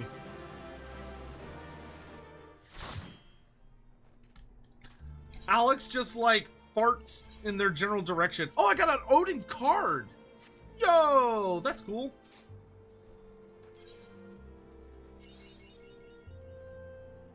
Okay, so I would like to use a second chance point. So I can retry, restores the status of a completed duty to incomplete while rendering the status of an incomplete duty to complete.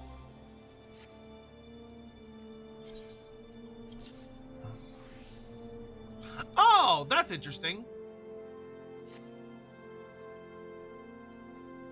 So then we just go punch Garuda again. Over and over. Which literally takes like 10 seconds. And I'm also getting elegant tones from this, so that's nice. Cool. Okay. That's not so bad.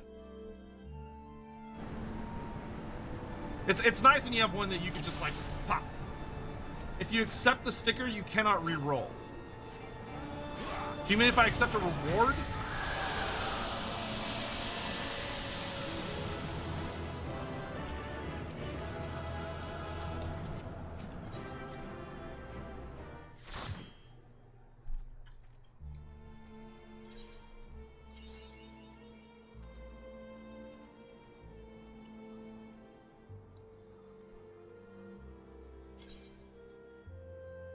Oh, so I can't shuffle because I already have 7?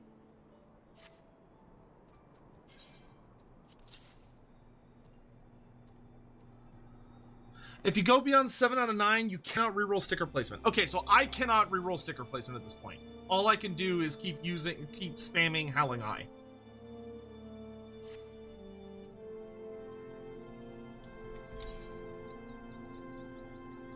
You can shuffle on 7.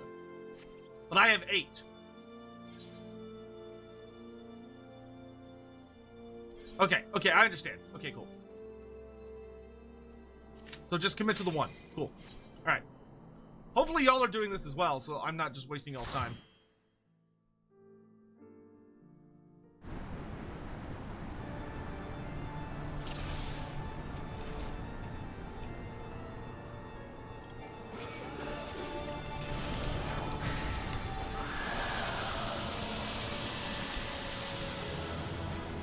Hey, we got another whistle.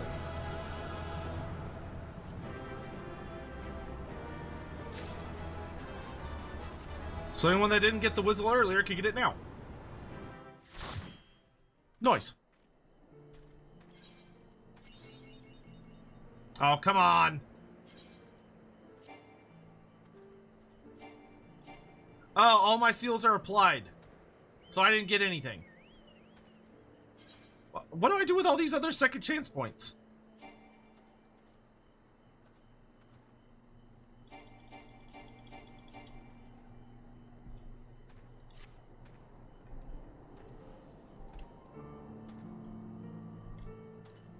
Boo! Boo hiss! Boo hiss!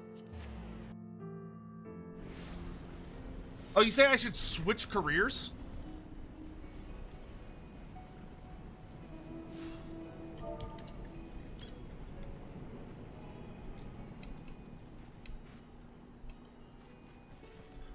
So y'all say I should switch to something? Doing a job you want that experience for. Ooh. What job should I do it for then?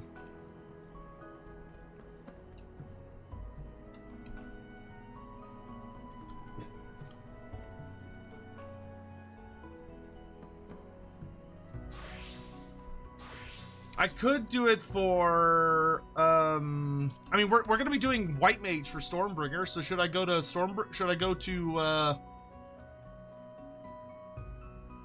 should I switch to White Mage and do it in White Mage? Since we're gonna run White Mage for, Stormbringer? Or Stormblood? I keep combining the things.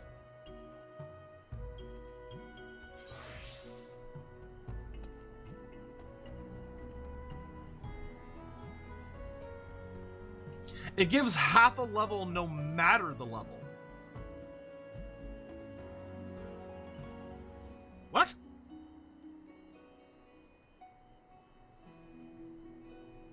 I don't even see White Mage on here. What turns into White Mage? Why White Mage for Stormblood? Because I wanted to do a healer class for Stormblood. And that was the healer class that sounds the most interesting to me. Is it Thaumaturge? Conjurer. Conjurer. Conjurer. Oh. Naked.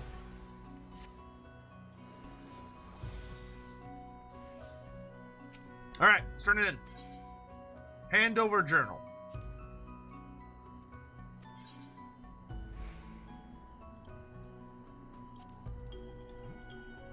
Wait, no.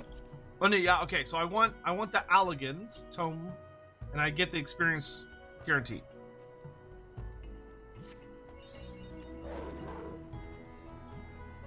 That technically got me experience. That's very funny. Alright.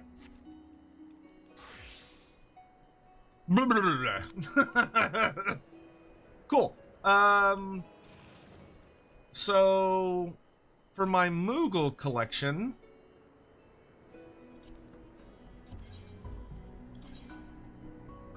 I have 17.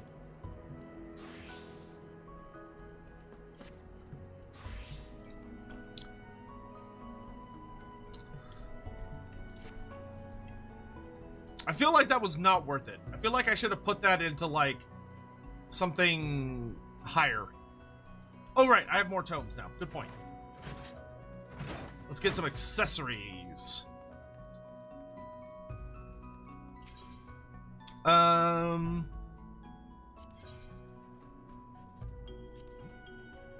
want accessories. Why are there so many of these? So, okay, what stats should I be going for on a tank?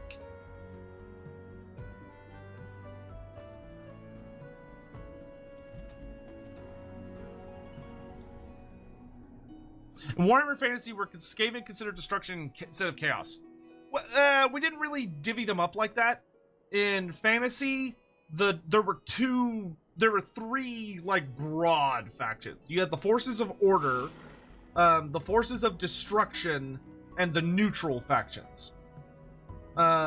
So it was like, Order was your High Elves, Wood Elves, Lizardmen, Empire, Bretonia, Lizardmen, you know, Dwarfs, your Kislev, Grand Cathay would be kind of your Order factions. And then your Destruction factions were Skaven, Dark Elves, Warriors of Chaos, Demons of Chaos, Chaos Dwarfs, Beastmen, Vampire Counts, Vampire Coast. So you're like kind of bad guy factions. And then you want, and then your neutral factions were the Tomb Kings and the Ogre Kingdoms, because they didn't really give a shit about, like, the broader state of the world or anything like that. They were too busy, and they're more unpredictable. You want the Custodian set. Custodian set. Okay, so let's get a Custodian's earring. And then we want the Custodian's choker, because whatever, he's into that. Then we want the Custodian's bracelet. And I don't have enough for the Custodian's ring. Sag.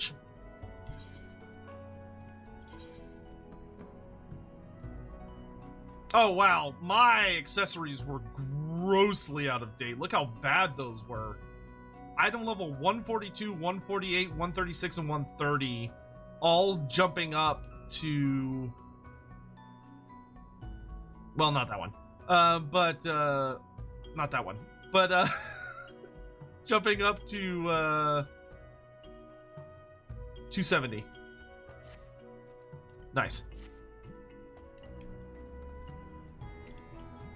Vitality and defense are generally what you want when you're looking at chaos. Okay. Yeah, so the Skaven were created by chaos, but to call them a chaos faction in and of itself is a bit tricky, because they don't tend to align with chaos. They're kind of off doing their own shit. There's a lot of things about chaos that they have in common, but they don't get along, if that makes sense. There are extreme differences between them. But that being said, in fantasy, there was no difference between chaos and destruction. If you were forces of destruction, you were kind of the bad guys, and that was it. That was the only separation. Age of Sigmar has split it into more complex categories, where we have death, order, destruction, and chaos as separate categories now. In fantasy, you were either order, you were destruction, or you were neutral. That was it. It was very simple.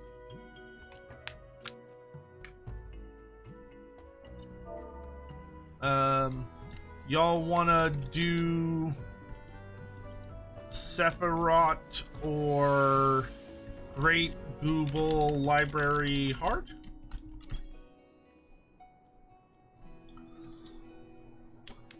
Yes, Skaven are not players in the Great Game. In fantasy, correct. They are not players in the Great Game. In Age of Sigmar, the Great Horned Rat is a player in the Great Game. Either or? Okay. Let's turn off Unrestricted, I guess.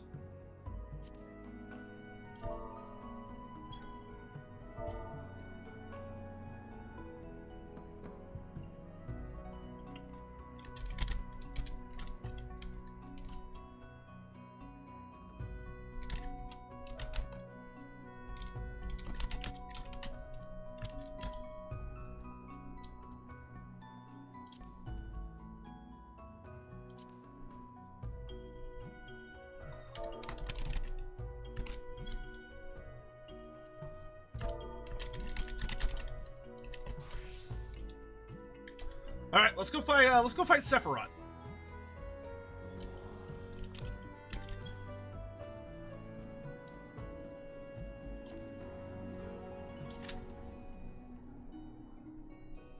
Oh, we need 8 people for Sephirot. Holy shit. Okay. Well, in that case, let's go hunt some more. Let's go hunt some more fates while we're just shooting the shit. To the Dravanian Forelands!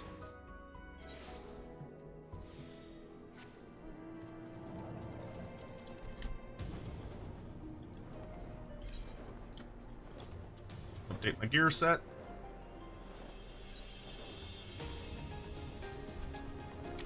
El Miacid.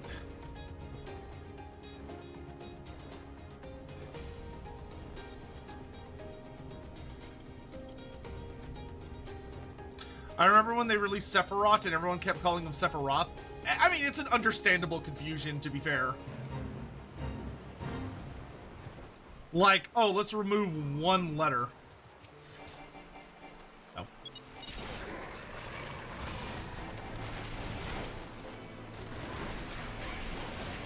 What the fuck are these things?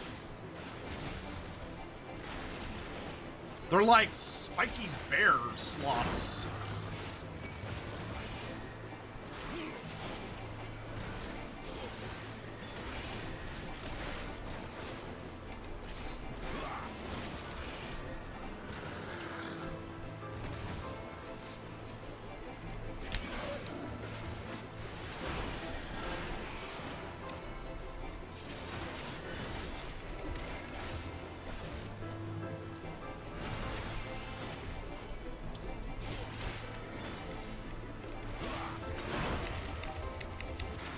Oh, there's some like random person here that's not in our party.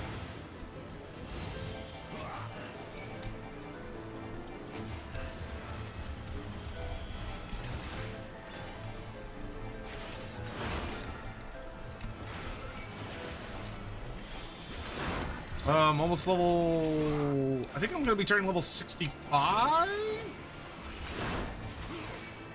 Why is Krell not an Age of Sigmar?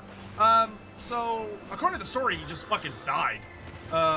So, when Krell was slain by Sigvald, Nagash attempted to reclaim his soul, and he couldn't find it. Woohoo! Luminous Earth Crystal! Crystal, yeah. 2 down! The only Dravanian place I've left to get a crystal from is The Churning Mists.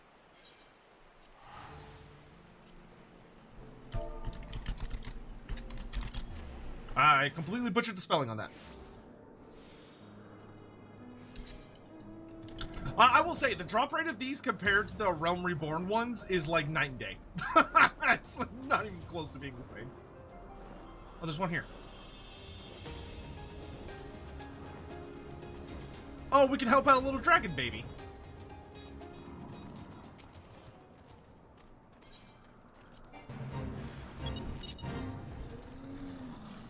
Oh my lord.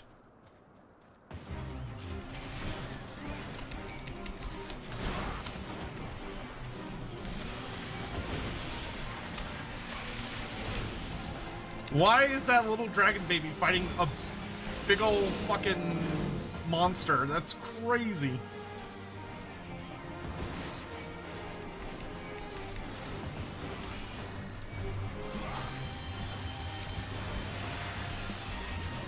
It's not a fair fight at all.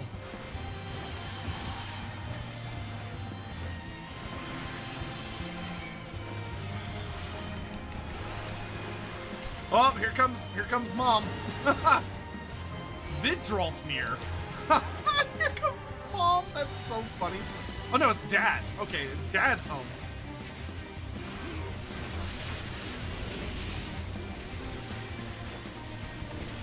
That's fucking awesome. Dude, fates are so fun. Like, every once in a while, you'll just come across one that, like, the story is, like, goofy and fun. Dude, Dad looks fucking awesome.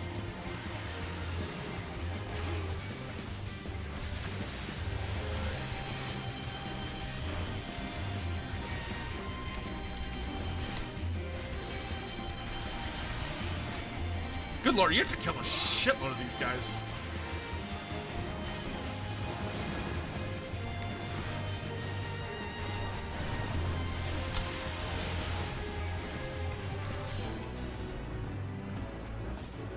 Oh, I got a card. Dark Scale card. Cool. To Zenith fly! Less than 5 minutes for a thing my ass. 4 minutes left on that. I think we can make it.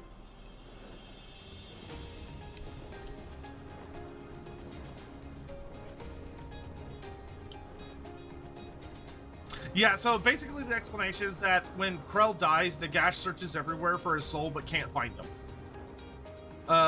And when he can't find him, he does end up finding Sigvald, funny enough. He finds Sigvald and he basically traps Sigvald in a mirror and curses him because Nagash is so pissed that he lost one of his greatest champions. But that being said, I mean, Krell could still be hiding somewhere. Who knows?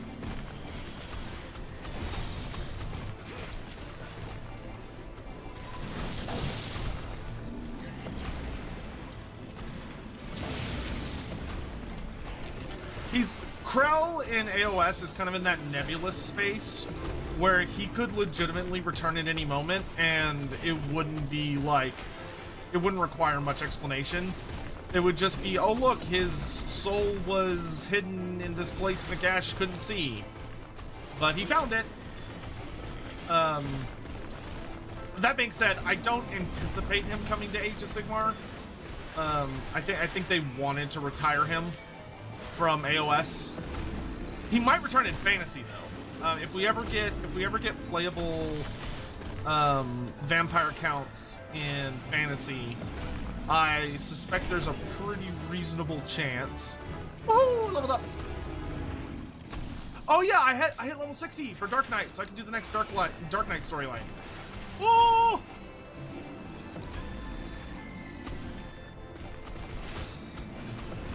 What's the level I'm able to get to now without causing problems? Is it 70? Dang it.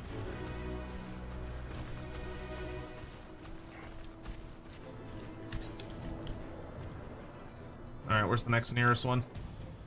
Ooh, my lord. Teleporting to Moghelm will be faster.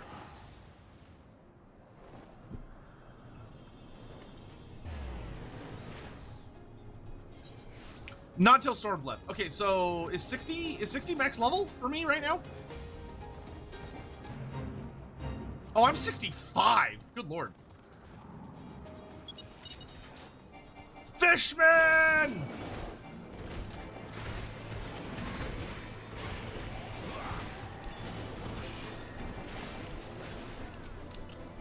So should it be, if I get Dark Knight to 70, should I switch to Dragoon and level it up to 70? No, I'm not free trial, I'm paid. Why do these guys spawn outside of the sync zone? That's dumb. Ah, fuck, hurry up!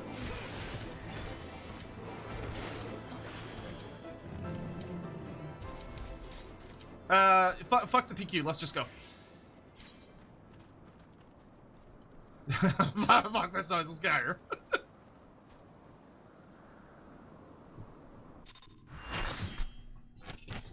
Okay, so get Dark Knight to level 70, and then once I hit 70, I should switch to a different role. Containment Bay S1T7. Ooh, that's a big tree boy with horns. Honestly, he's not what I expected. Disabling Sephirot's restraints now. Good luck.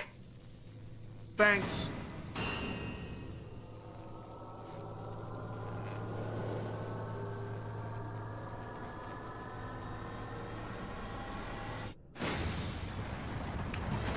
Oh!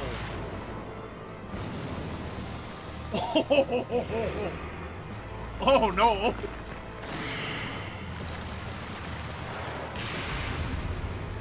He has a lot of appendages. Holy shit.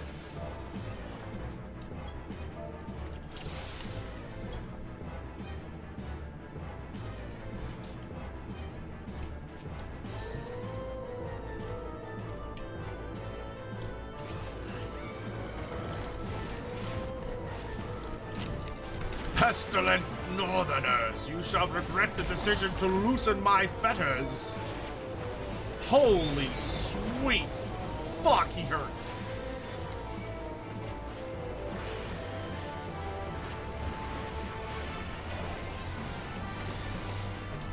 Bro, his design is fucking cool. When they're like, oh, he's like a tree god, I was not expecting this shit.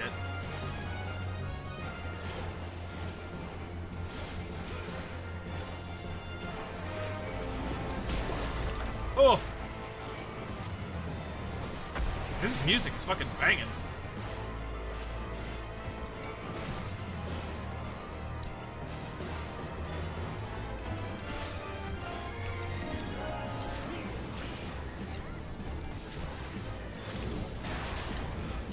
Oh my god!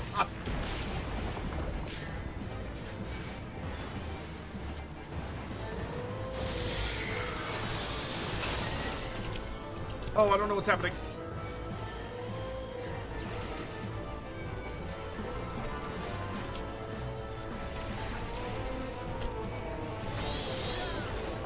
Please, please, stop summoning ads, please.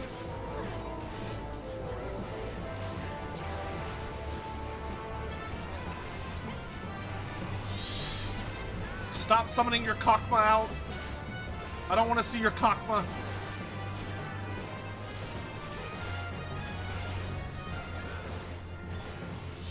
Patience and penance for millennia! I have yearned to enact this vengeance!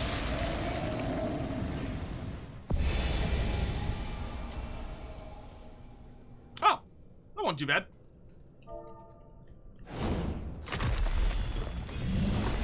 Oh my sweet Jesus.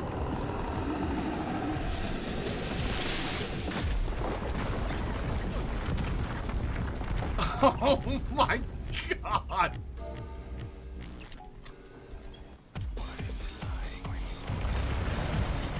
All right, let's fucking go.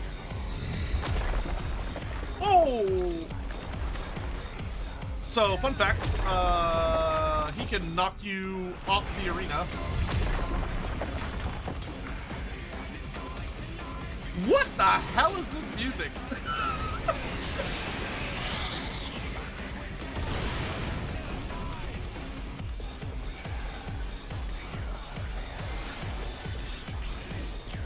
Okay, so stay close to the center.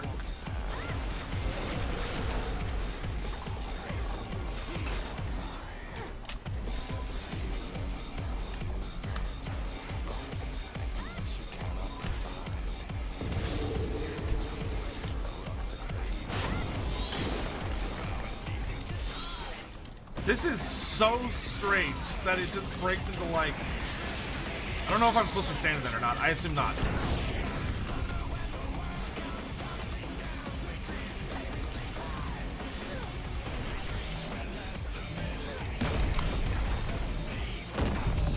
Ooh. Oh my god! Bro, this fight is so cool. What the fuck? That looks dangerous.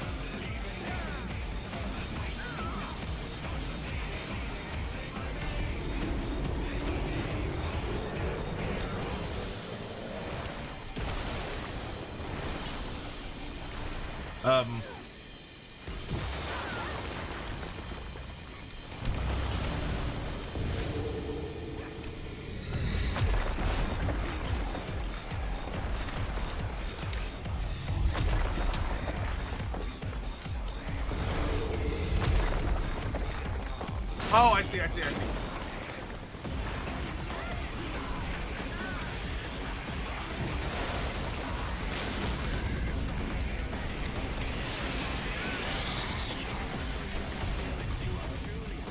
What a fucking cool boss, dude.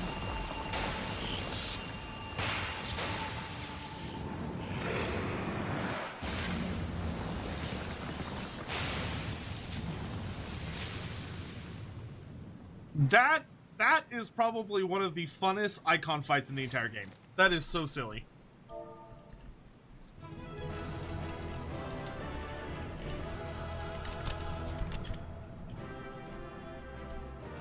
The fake out was very funny. Here you go, Tabitha. I'm going to give you a commendation.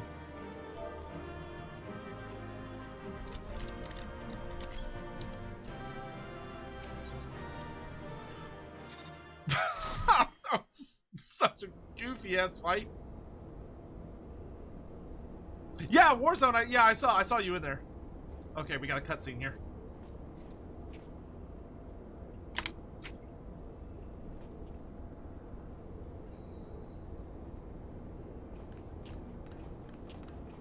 That's one down. You did it! I've seen you running in action. I've seen you in action before, but never against anything that big. My legs kept telling me to run, but I just couldn't tear myself away. I don't think I blinked once during the whole battle. Yeah, did you see the part where I died? A hero tried and true. If only I had possessed such strength. What do you mean by that? Y'shtola, this is Kryle. Icon eliminated. Oh, if only you could have seen it. Valkyrius gave Sephirot the mother of all rude awakenings. And your distraction was perfect. We encountered not a single Imperial soldier. Yes, understood. Let's swap tales at the Rising Stones, then. On our path to the control chamber, we discovered a number of dormant thralls. It would seem the machines that preserve their forms also hold them in a state of torpor. We need not fear them summoning their deity anew. In short, our work here is done. For the present, at least. Let's go home, shall we?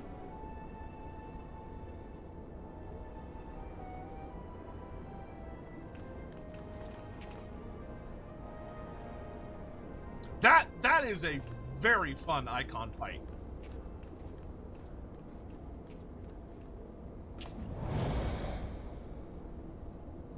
Can he sense like a Ascian looking at him or something?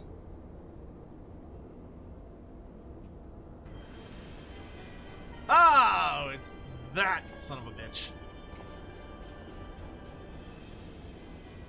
Your senses are sharp, young one. Yeah, regular. Run, dude. I'm Regular von Hydrus, legatus of the 6th Legion, and it would seem that that damnable woman and her accomplice have led me a merry dance through the thickest of this infernal island's defenses. To think that I pursued them. I shall withdraw for now. My lesson learnt. I doubt it. You Garleans never learn. You covet the means to enslave primals, but in your headlong dash to control that which you do not understand, you show less wisdom than the very beast tribes that summon them.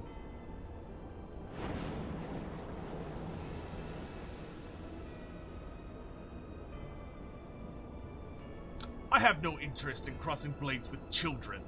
Live, grow strong, and mayhap one day you will warrant my attention.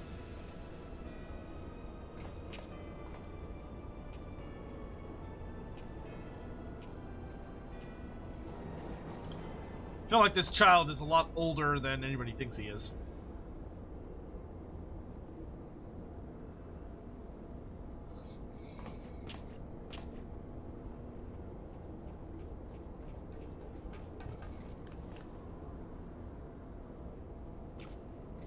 I looked back and you weren't there. Did something happen?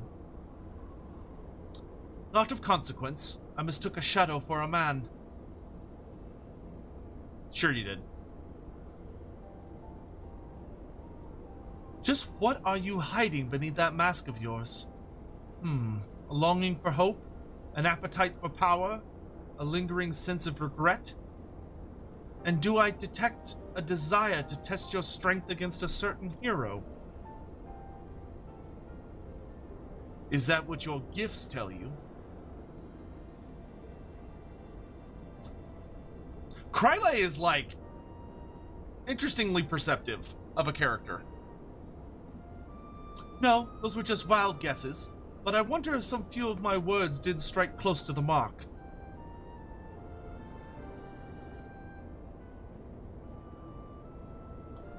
Or mayhap more than a few.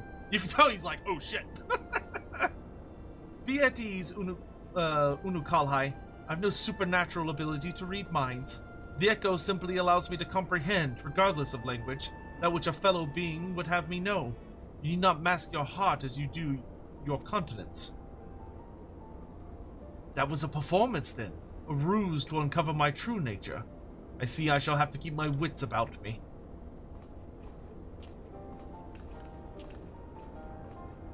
I wonder what the fuck he is. He kind of reminds me of the horn kiddos that aren't kids. They look like kids, but they're definitely not kids. All right. So I think I'm gonna run around and do a few more fates.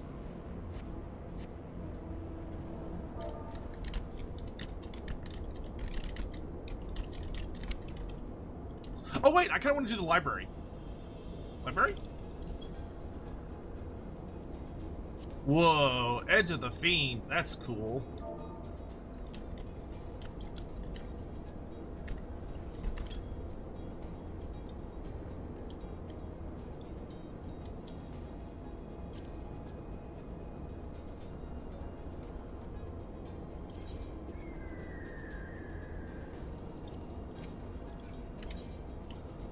Alright, so we're on to the Great Google Library Hard.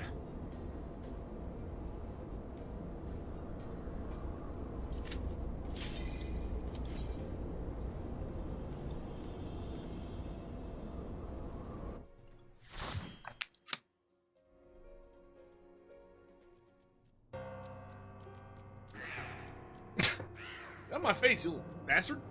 You little shit.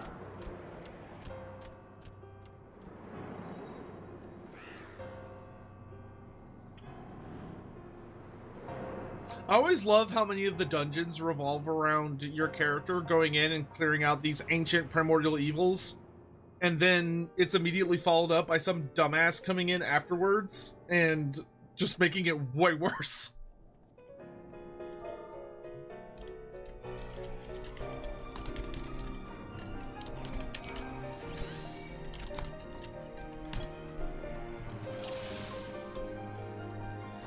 Looky hee hee, we have visitors. I think they want to play.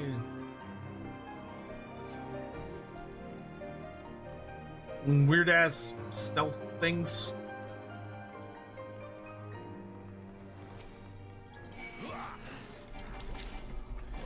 Bibliophobes? Why would you have bibliophobes hanging out in the library?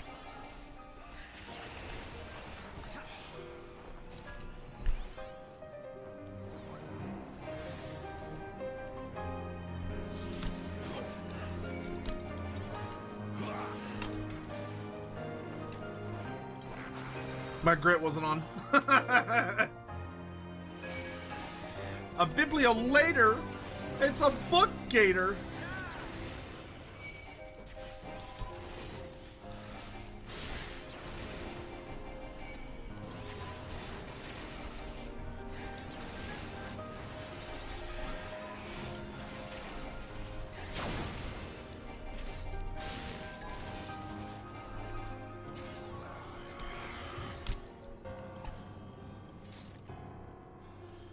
The Boy and the Dragon Gay. I think I've heard of this Dojin. Once upon a time, there lived a free-spirited boy who loved to play in the forest with his pet Chocobo, but the forests were fraught with peril, and one day abandoned brigands ambushed the boy, spiriting him away to the harsh mountains in the north. Yet there be dragons there. They rode up the mountain path. One of these majestic beasts came swooping down from the heaven. The boy's Chocobo reared in fright, sending the boy tumbling down the mountainside to his nigh certain demise. And yet the god Seraph saw fit to spare his life, if only meagerly so. As he lay there, battered and broken, all manner of foul beasts drew near, threatening to rip him limb from limb. But just as the boy was making his peace with the 12, another dragon appeared. A smaller creature, yes, but even a small dragon is a fearsome and potent indeed. It was then that the strangest thing happened. With a mighty roar, the dragon turned upon the circling beast and spit forth a burst of flames that reduced them to so much ash, saving the poor boy's life. With what half seemed a smile, the dragon approached the wounded child and gently raised him up to sit upon his back, and the two flew off to the gods know where. Wow. Yeah, I know. Yeah, I know what they... I mean, that's a little bit of a suspicious story. My joke feels a little less like a joke now.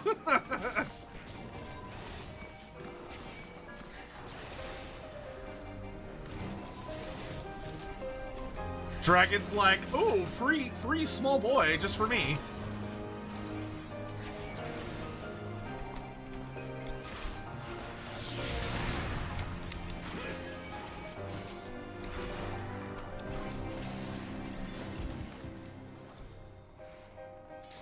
I presume there's a chapter 2 up here somewhere. Oh. Maybe not. My lovelies.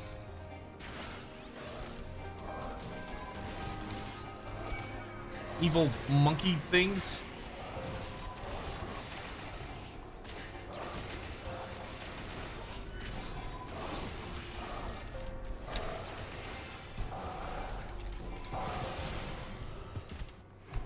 Of loves unrequited.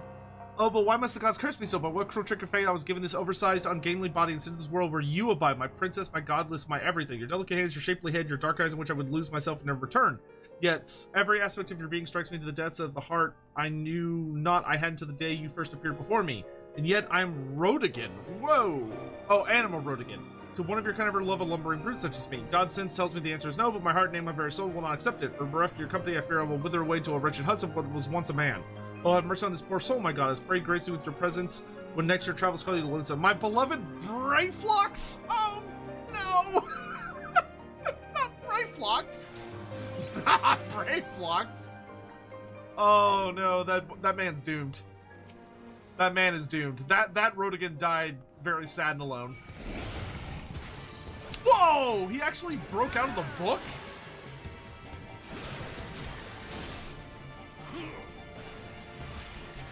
Alright, Requiem looking ass.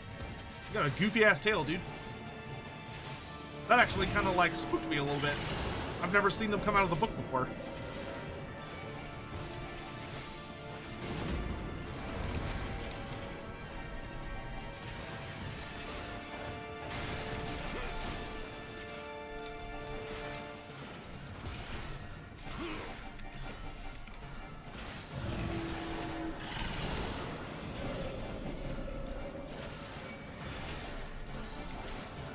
This feels like a mini boss. I can't see. There we go.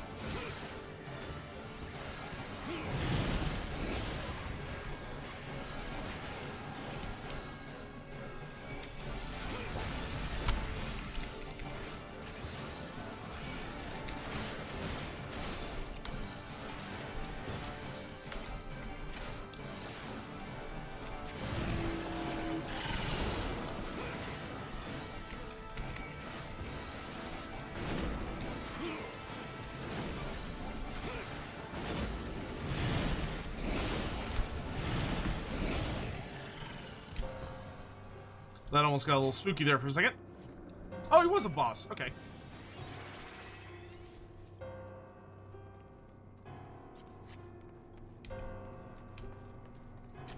Have I seen Games Workshop mentioning Mordheim in their video, and have I seen the Tigerman mod? I've not seen the Tigerman mod yet. We need to do a mod day sometime soon.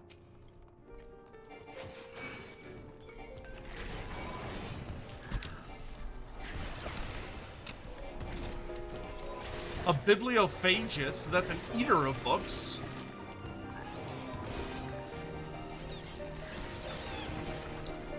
Are we gonna find a bibliophile? I want to find a bibliophile demon.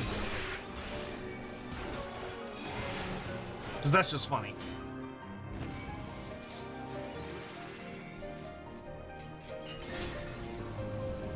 Oh! Okay! Did a class of book burner.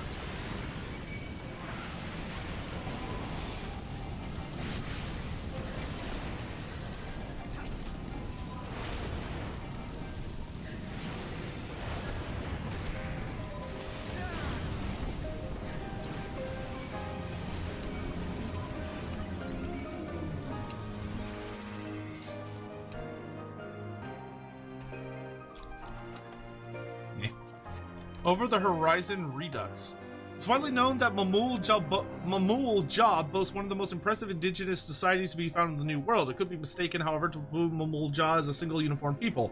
Careful analysis of documents brought back by explorers reveals that the Moogle Job are more accurately described as a federation or alliance of numerous distantly related tribes, each with distinguishing physical characteristics. The brown-scaled Hoopigo, with their distinctively long combs, the large-eyed blue-scaled Booniwa, and the mottled Dropo. It is further said that although Mamulja rarely marry outside their own tribe, such unions do occur on the occasion of certain religious observances and are known to produce tutored offspring that are hailed as blessed siblings and groomed to be warlords from a young age. Indeed, the Aurtak, ruler of all Mamulja kind, is known to be one of them. Huh. That's interesting.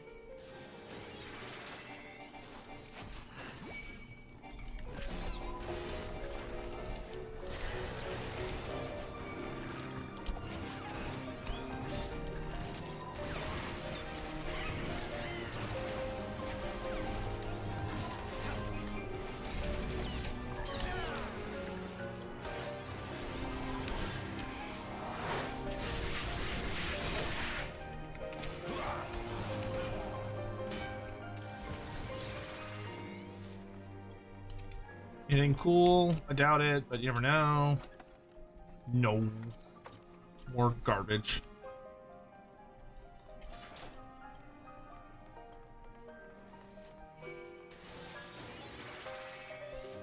On the culinary applications of colbins.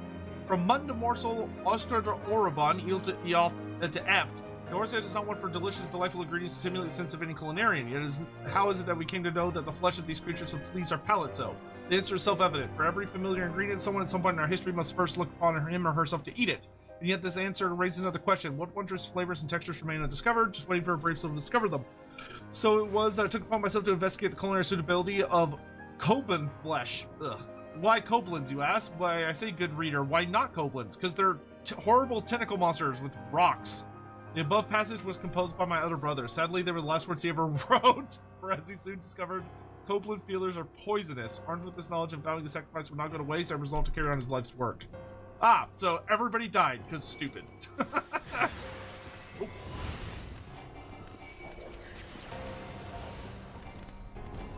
Why do we have books with teeth? This does not seem safe nor sanitary.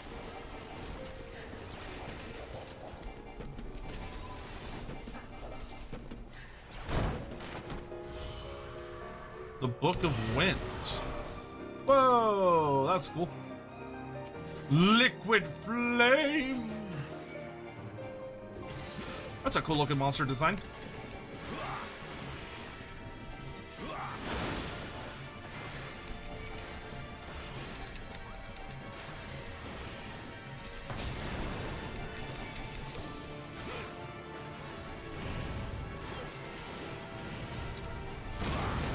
Oh my lord.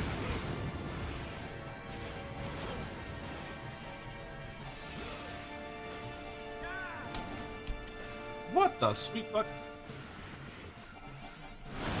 Get over here, you big bitch. I did not excuse you from class.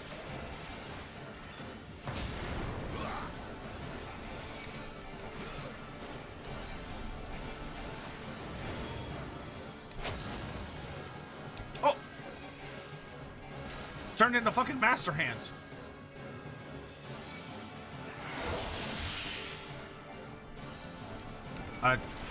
Okay.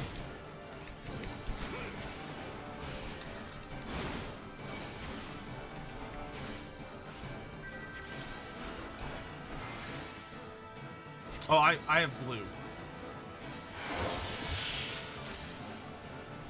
There we go. I figured it out.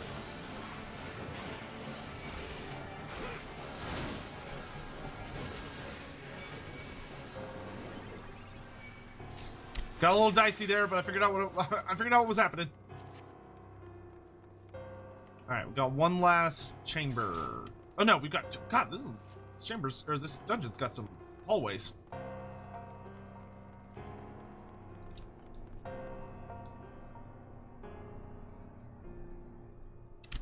Yeah, man, I would love for them to do something with Mordheim. They should re-release Mordheim. Mordheim is like one of the best games ever made. It's so fun.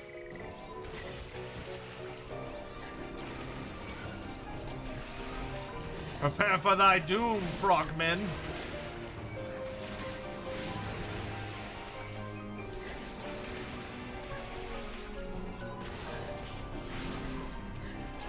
You are pitiful creatures compared to the almighty Slann.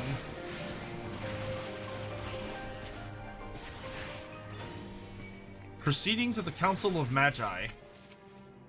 Proceedings of the 284th Convocation of the Andavapuri Council of Magi. The vote was called to settle the name for a potent and newly fashioned healing spell. Being that said healing spell was augmentation of Karaga, Earth's the most potent healing spell. The following names were proposed by the council: Karago, Karaza, Karaja, Karagura. Finding the aforewritten names duly lacking in gravity and existing hierarchy of spell names needlessly obtruse, the council did vote by a margin of 17-3 to do away with the existing naming conventions entirely and adopt a new system of numerical spell names as written below to be used henceforth. Cure 1, Cure 2, Cure 3, Cure 4. It is recorded. That's so silly. They're like, this naming system is getting really dumb. We don't want to do this anymore.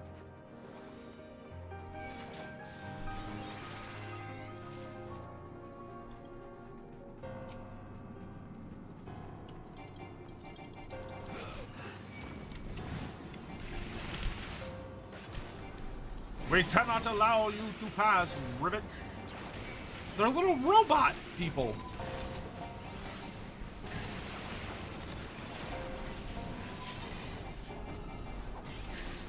You'd love to live here, minus the frogs. Yeah, this place is kind of gorgeous, though. I'm not gonna lie. These little robot people look wildly out of place in this. I'm not gonna lie.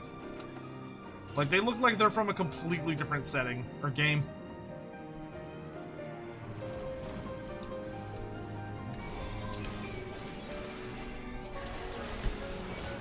Fucking like weird ass little Kingdom Heart looking ass baddies.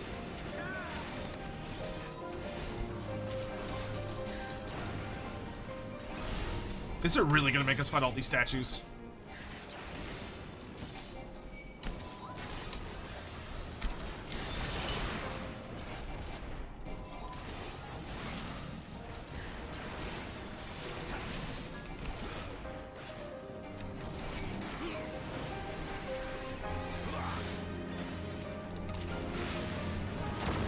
Yep, it is.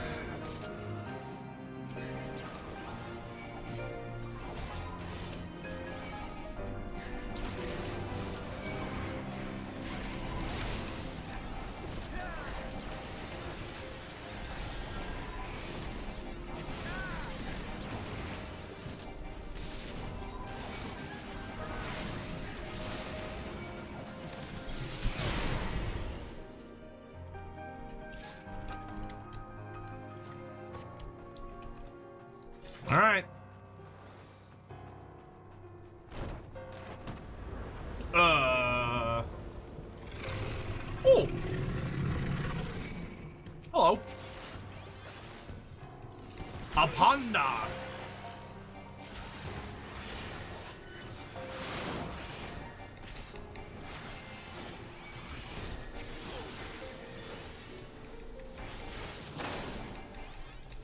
That was cute.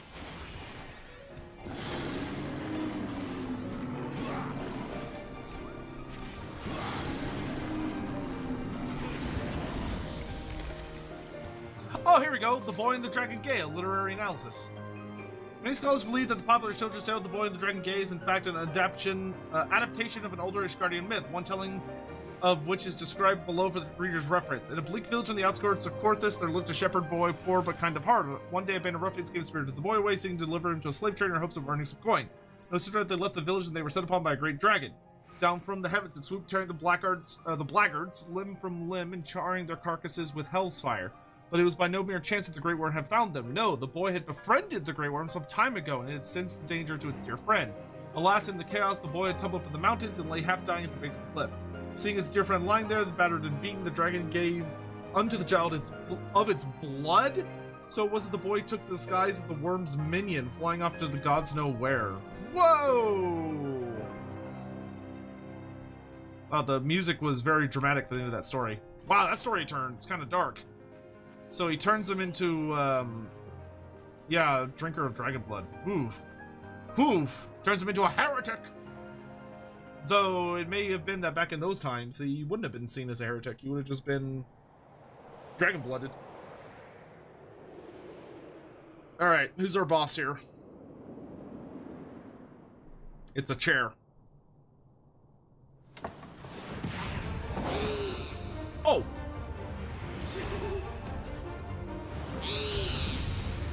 Fucking owl version of Twin Rova? Alright, let's go. Strix. You are unwelcome here. This you know, yet your thirst for knowledge brings you nonetheless. I would be happy to oblige.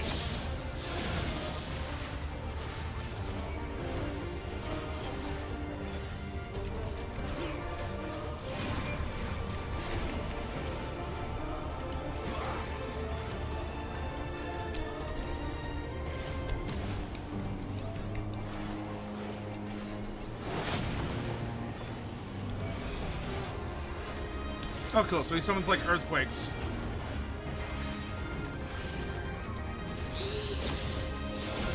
What's this one? Theories on the existence of river imps. This one's piqued my interest.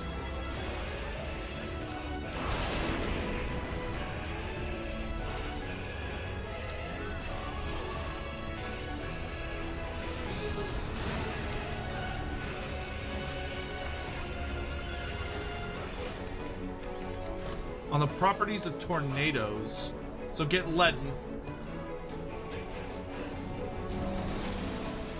Oh, you almost didn't make it, Hawk.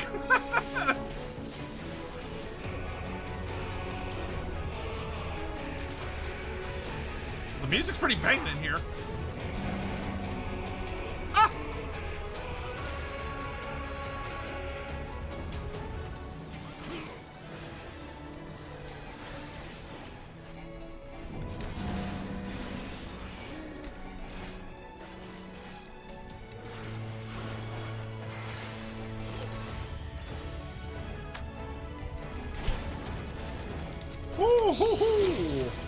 Behold this glorious collection of grimoires of legend. Feel free to peruse. And then die. Oh my sweet god. Behemoth Ward?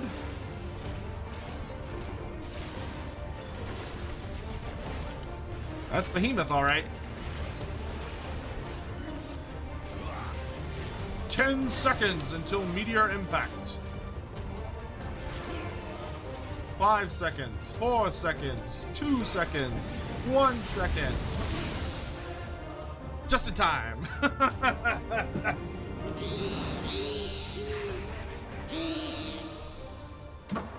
I assume hiding behind the rocks will prevent you from dying, but I feel like you can just kind of You can just kind of race that part. Nice.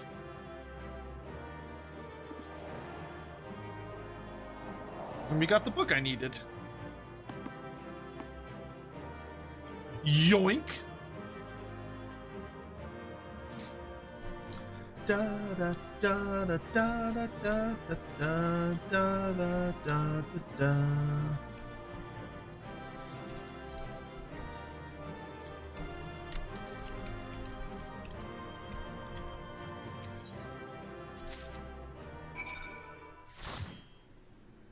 Bro's fighting 4 people without even getting off his chair.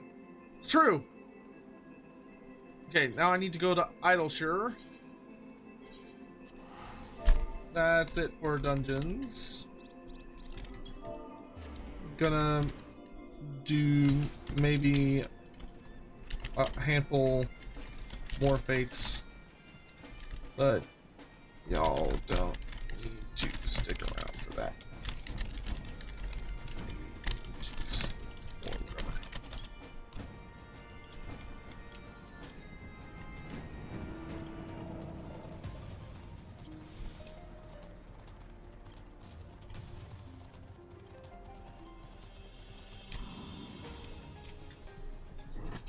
Well, look who's back, and looking none the worse for wear, I might add. Well, what did you find in there? Leather-bound tome. A quick glance at the pages of this hefty tome reveals what appear to be the titles of manifold books and manuscripts, each accompanied by an arcane string of symbols and numerals. Sounds like a guide to the library.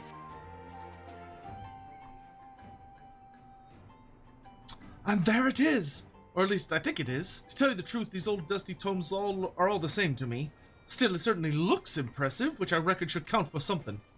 Anyhow, I'd best get to the one person who could tell us one way or another. Excuse me. Don't go wandering off. I'll be right back. Okay.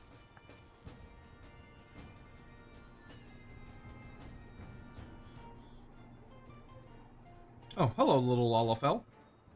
Well, I'll be. Midnight Dew informed me that an adventurer of impressive talents had managed to recover the tome for us, but it is with some surprise that I find you here, Darkarius. Truth be told, it partly feared that the task might prove too daunting.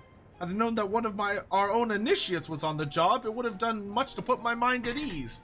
Lady, I don't remember who you are. I assume I did something for you at some point. But let us not get ahead of ourselves. Pray let me see this volume you have retrieved, that I might confirm it is the self-same tome we have so long sought. I assume she's a teacher for one of the careers. Of Fiends and Fairies, 1,001 Immolation Incantations, Out of the Void, a catalog of extra-dimensional visitors and preferred methods for their extermination.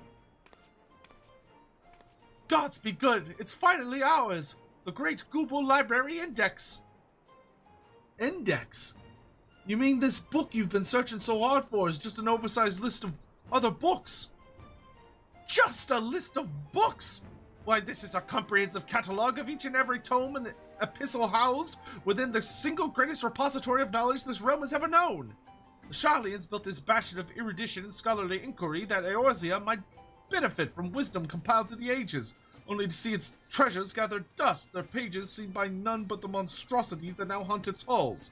We would see the library restored to its former glory, and ascertaining the full breadth and scope of its contents is a modest, but most necessary first step. If the library were rebuilt, we'd see aspiring scholars flocking from all corners of Eorzea, which would help go a long way to build Idleshire into a real town. Whatever me and mine could do to lend a helping hand, you just say the word. That is most heartening indeed. Doubtless the reconstruction process will entail no small amount of menial labor in addition to more intellectual duties that will be seen to by my colleagues and me. Why, to think of the ever-surpassing heights of sheer destructive power that we might one day achieve has my hands simply shaking in anticipation. The road ahead will be long, but thanks to you, we take our first steps down it. Pray, take this as a token of my gratitude. She's like, I'm gonna commit war crimes!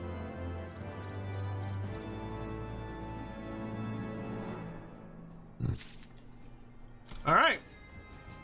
That got us some more tomestones.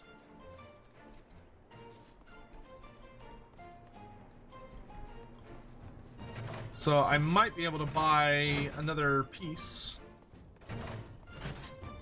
Why do I have a teleport offer for Limsa Lominsa?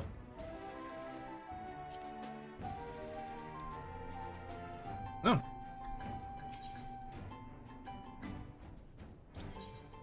So I still need...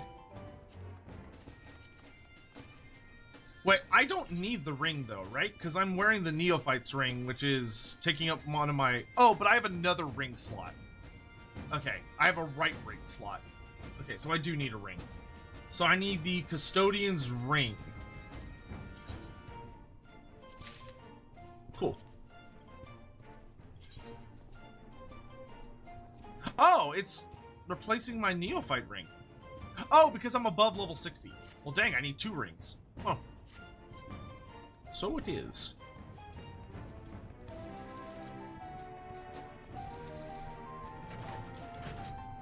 Alright, I am off to...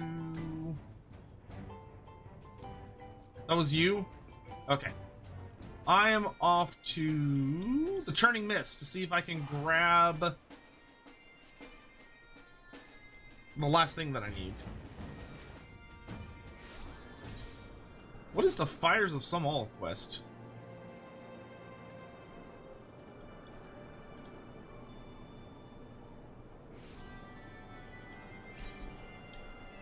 Oh, enter Sumall hard. Okay, now whatever. Alright. I'm gonna go try some more fates here and see if I get lucky.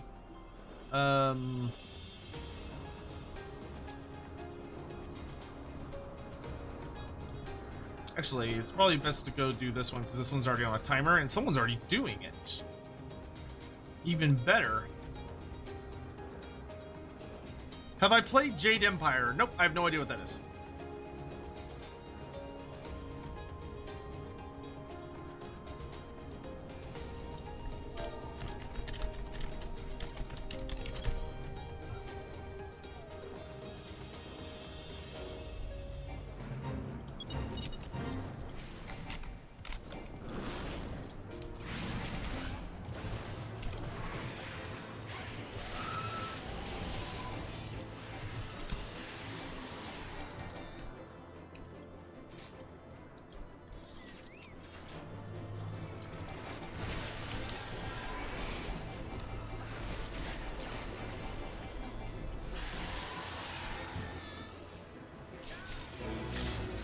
Woohoo! Wow. Look at that. Doesn't that feel good? 3 crystals. Wow, these are so much easier. Those were a nightmare to get in Aurum Reborn. Like, I've got half of the ones I need already. Okay, I guess I'll go turn in this Moogle quest, because why not?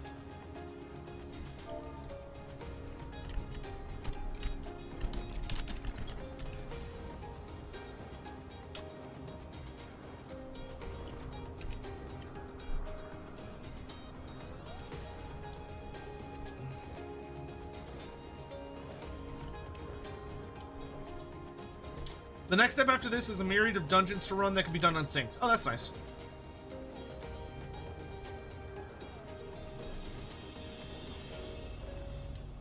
Oh, wait! No, I did play Jade Empire. I think I did, actually. What am I doing here?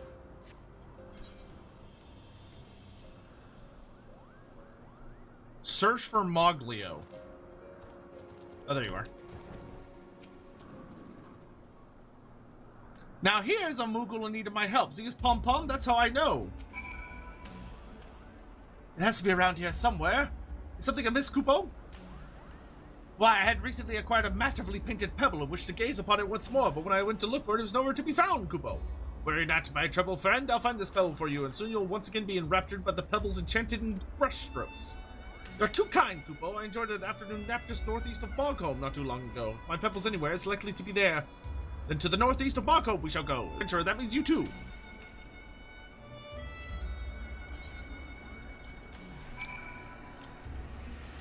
Yeah, I did play Jade Empire, now that I think about it. But it was so long ago. We're just gonna do like a little bit of this. Because I believe this quest line, if you follow it all the way to its end, it unlocks the ability for you to do the Beast Tribe quest for the Moogles.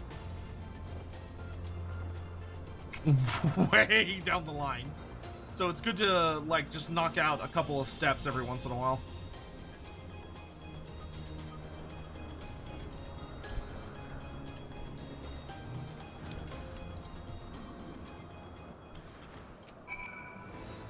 That was close. The monster was lucky I was so distracted by my search, or else I would have had a blade in its scaly hide. Thanks to you, I was able to retrieve the pedal without injury.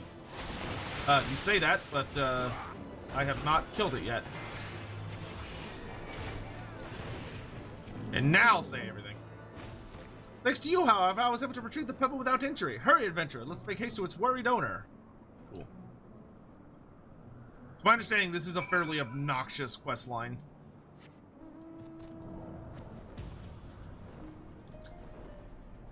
Yeah, I don't remember anything. That just kind of rings a bell.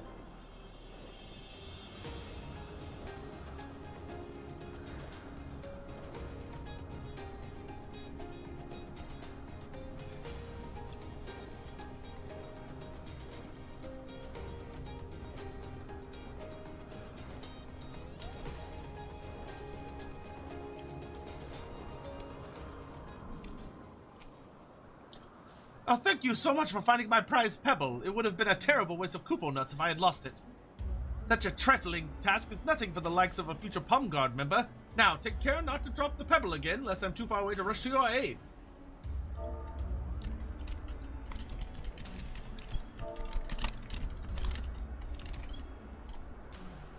Well, it turns out helping Moogles isn't so hard after all. At this rate, Mogpendium will be worry-free in a matter of days, and all thanks to us. But maybe we should spread our wings and bring help to the Moogles living outside Mogpendium. Yes, wherever a Moogle flits in frustration, Moglio will be there to lend a helping paw, Kupo.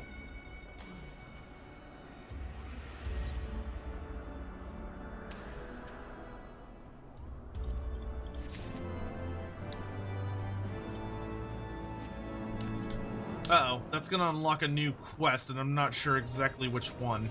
Well, I just look for Moglio. Margaret, Moglu, Moggun, Mogmug, Mogwen. Ooh, I don't know what I'm supposed to do at this point. Are you just supposed to, like, do all the side quests? I haven't done this yet. Okay. Mogcombe, a settlement that sits curiously atop Some All, the tallest peak in Eorzea, in the heart of the dragon's demesne. What pact might the Moogles have made with the great worm Hraesvelgir to allow them to live here in peace? Who knows?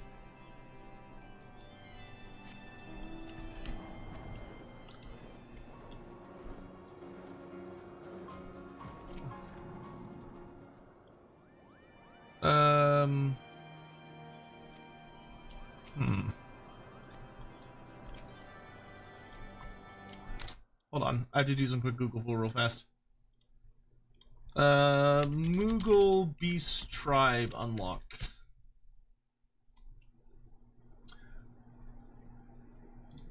In order to get the Turning Mists where the Moogles have been, former glory through crafting, Moogle Tribe is Heavensward, the Disciple of the Hand. How to unlock? You have to highly advise to unlock Flight. You need to complete the following main quest lines: Pebble for Your Thoughts, Spinless Wadgets, Far From Home, and a Nutty Initiation.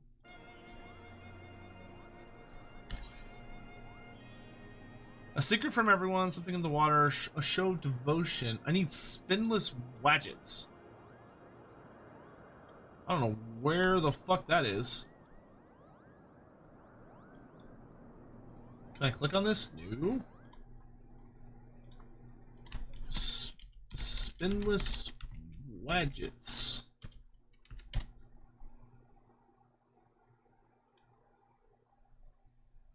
Moglio. Dravanian side quest. Prerequisite. You need to do Yeah, you need to do a Pebble for your thoughts and Moglin's Judgment, which I've done both of those. So it should show up. Maybe I have to, like, leave and come back?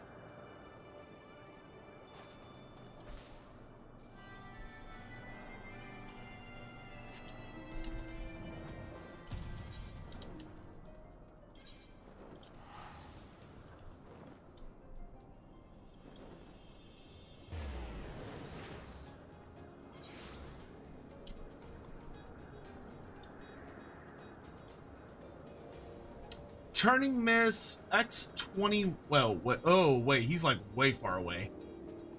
X21 Y25. Oh, there he is. He's like way the fuck up there. What the fuck? All right.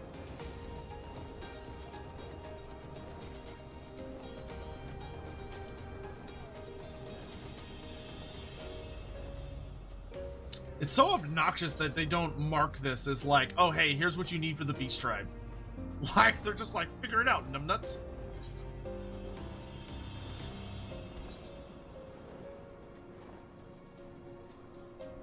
There's Moglio.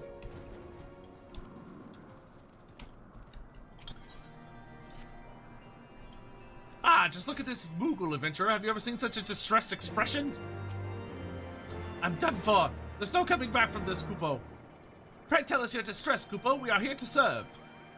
Well, a friend of mine lent me one of his favorite knives, one so sharp it could cut right through a Kupo nut. He made it by whittling down a spine pulled from one of those wild wedgets. And you see, I've been on a bit of a binge the past few days, fluttering to and fro, indulging libations whenever the opportunity presented itself. When all was said and done, the wine was gone and the knife was nowhere to be found, Kupo. Don't recall why I brought it in the first place. My only choice is to make my friend a new knife, Kupo. But have you ever seen a wadget? One does not simply pull a spine from one. The situation sounds terribly troubling. But worry not, for you won't have to risk your life standing against a wadget, because we'll do that for you. Be patient, troubled friend, and you'll soon have a wadget spine within your grasp. Come, adventurer, the wadgets can be found to the northeast of here. Hurry before I slay every last one. Okie dokie.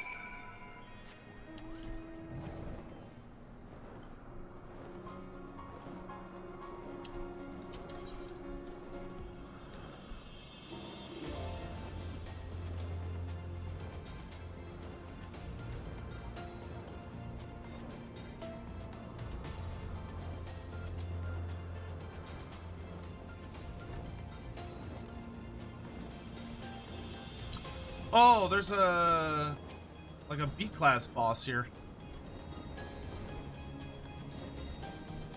Oh, turns out I need to kill wadgets for seals.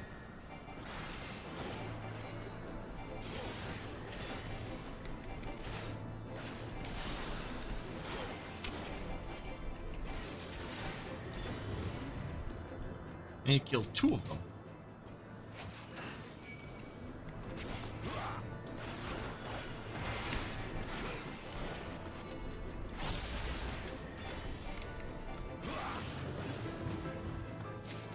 Can I kill this guy by myself? I mean, he's kind of high level. Maybe with him I can.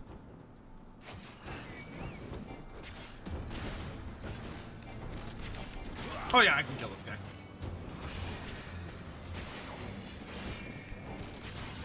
Might take me a second, but I can do it.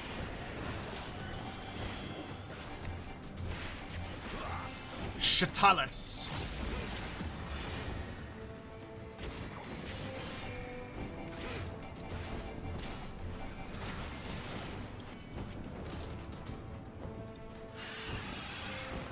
Oh, sorry, Hawk, I should have invited you. Hey, got 15 Centurio seals for that. I think. Maybe. I don't know. There's Moglio.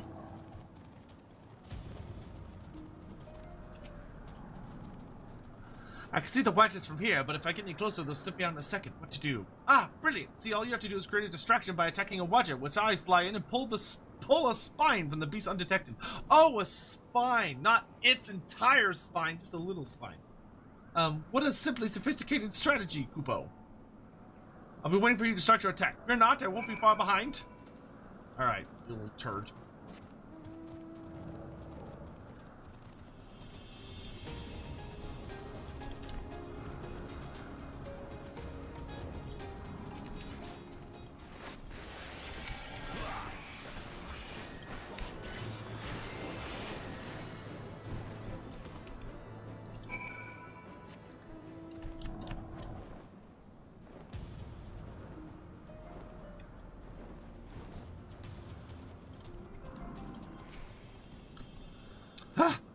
You killed it!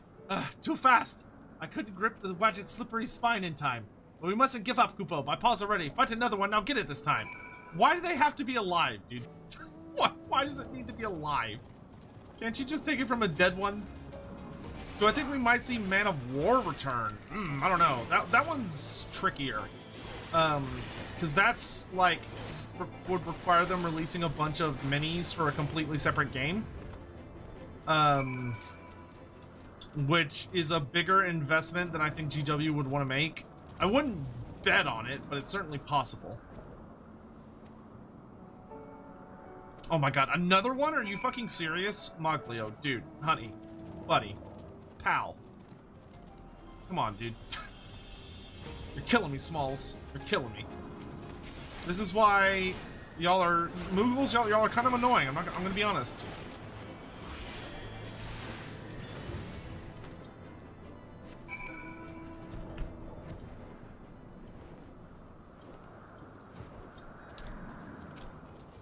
That did it! Never has a Moogle been so silently stealthy. I wager not even you saw me pull the spine from that wretched beast, Kupo. Well, I'll bring this right back to Asa. Fucking Moogles.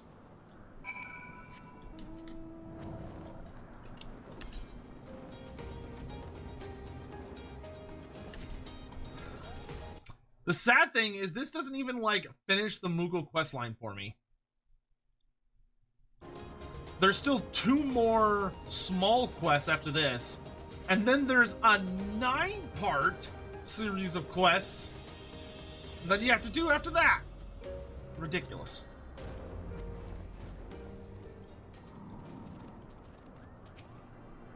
So, were you actually able to get the spine, Kupo? I don't know. Does this answer your question, Kupo? You actually did it! In fact, this spine is even sharper than the one before. I'll be able to make my friend an even nicer knife than the one he lent me. You'll surely forgive me now, Kupo. And with that, another Moogle's worries are washed away. But there's still much work to be done, and many more Moogles with messes to clean up. It's up to us to find them. He just fucking wanders off.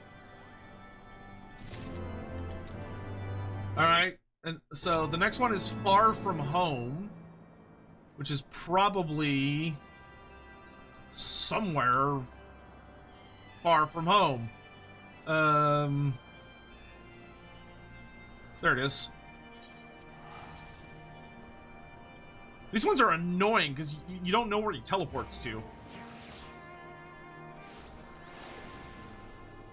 Are you little shit?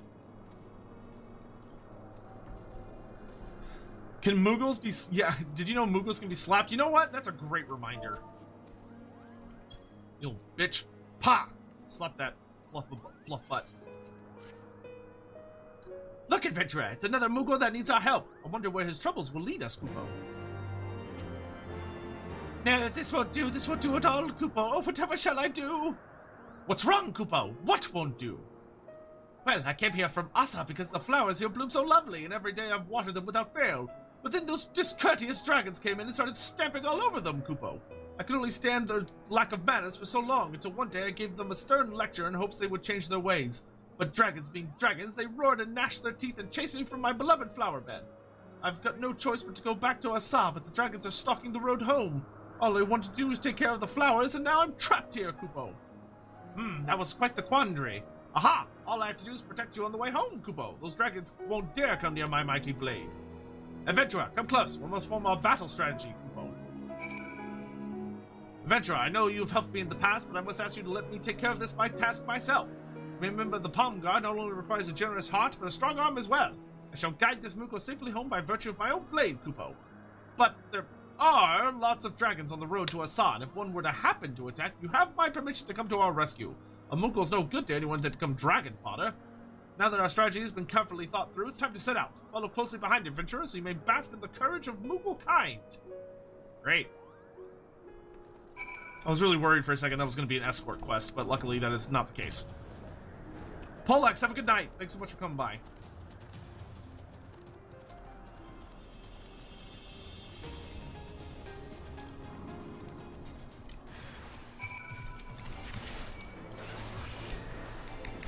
Bull Amphitheater.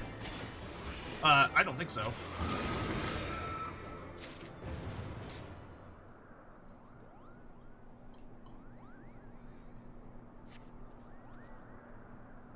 The dragon almost cornered us, Kupo.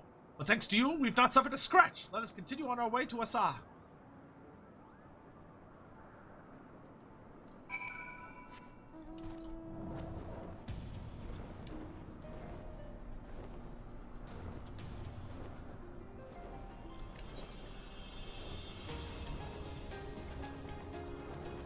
Oh wow, they actually made a pretty good distance.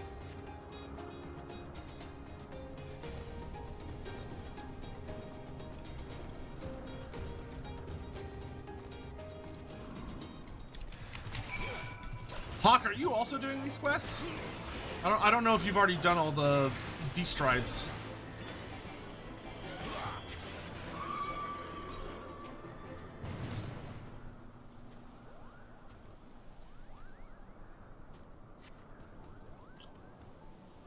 I almost had it that time. Just a couple more swings of my sword and the dragon would have fallen before me. Only a little bit further to Asa. Come, adventurer. I was gonna say, it's like literally right up there, isn't it?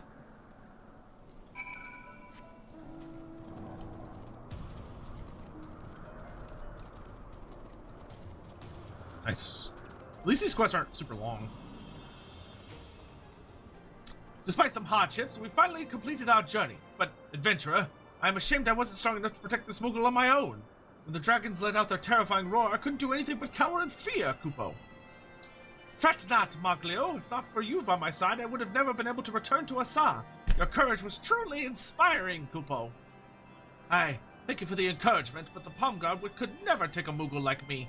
The only course of action is to help more Moogles, Kupo. My courage shall not falter again. Now I'm off to find another pom-pom in need of aid.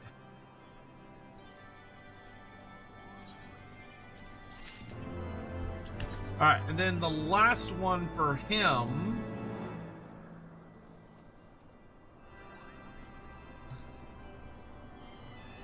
is called A Nutty Initiation.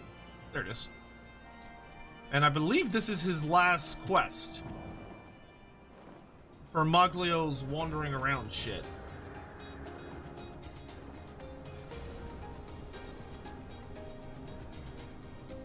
Oh my god, no, I was wrong. There's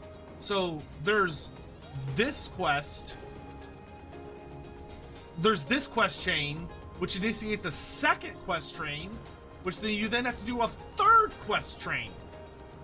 Once you've done all that, then you unlock the Moogle stuff.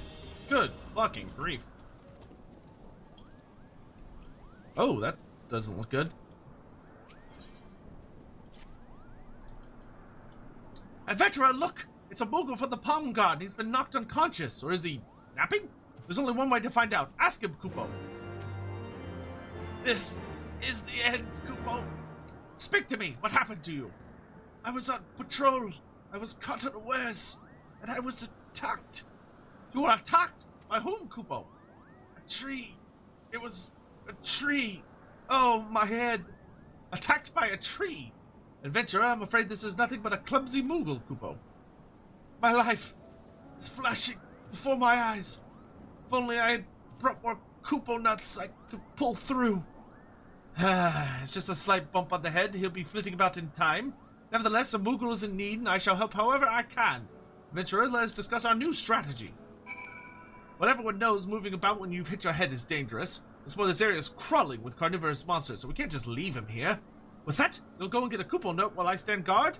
Alas, once again I lack the strength to refuse your aid. Adventurer, hurry and bring the Kupo nut before one of these mean-looking monsters decides to get curious. Getting a Kupo nut should be as simple as asking Mogzia, who looks after Moghome's supply. You explain the situation and should be willing to part with a nut or two, Kupo? I can just teleport, can't I?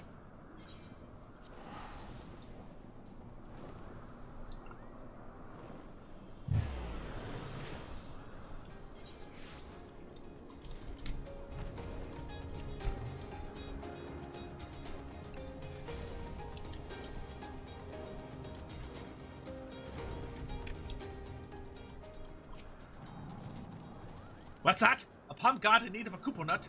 It's a terrible thing for a palm guard Moogle to be trapped out in the wild without their precious nuts. Very well, take as many as you need. Best bring it to him quick. I was half expecting there to be another quest step, but hey, I'll take it.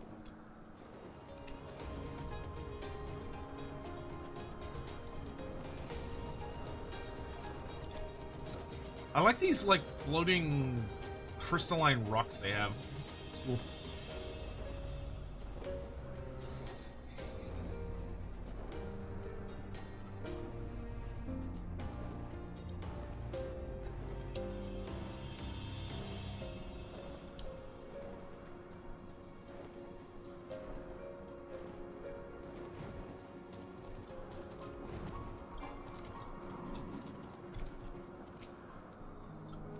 Oh, you were looking for us, Chocobo. Nokia was getting a little too close for comfort, so Moglo and I fled over here. I mean, oh, my poor head! Did you bring me a Chocobo nut? Chocobo nut, a flavorful seed of a Chocobo tree. The Chocobo nut is cherished by Moogles across the realms. Realm.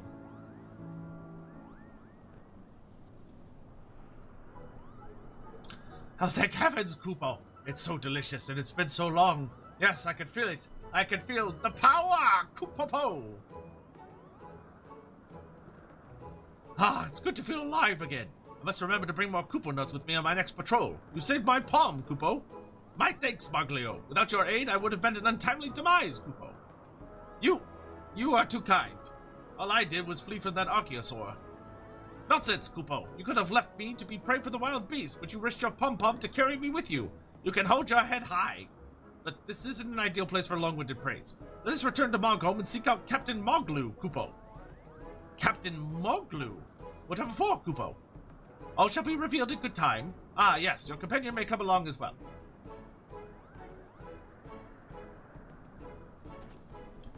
I like how he's got a little bandana because he doesn't have a helmet. Alright, back to Mogholm.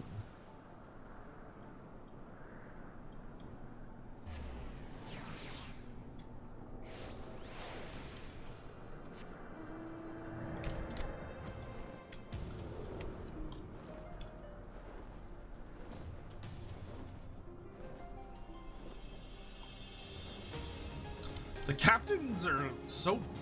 The captain is so big compared to them.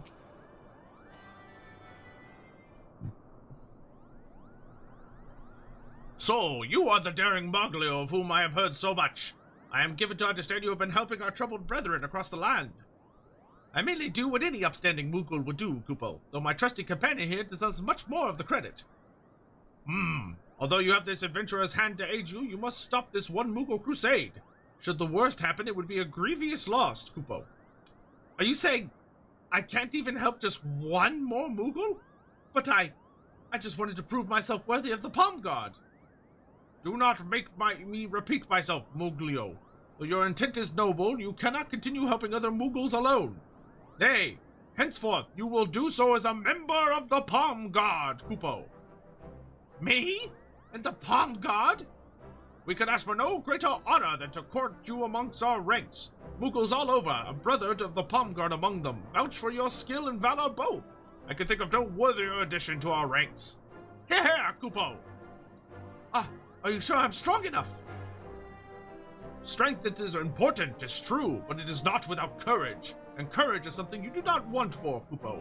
I have great expectations of you, Moglio. This is everything I've ever dreamed of. It's even better than the time I ate 4 Chocobo nuts at once.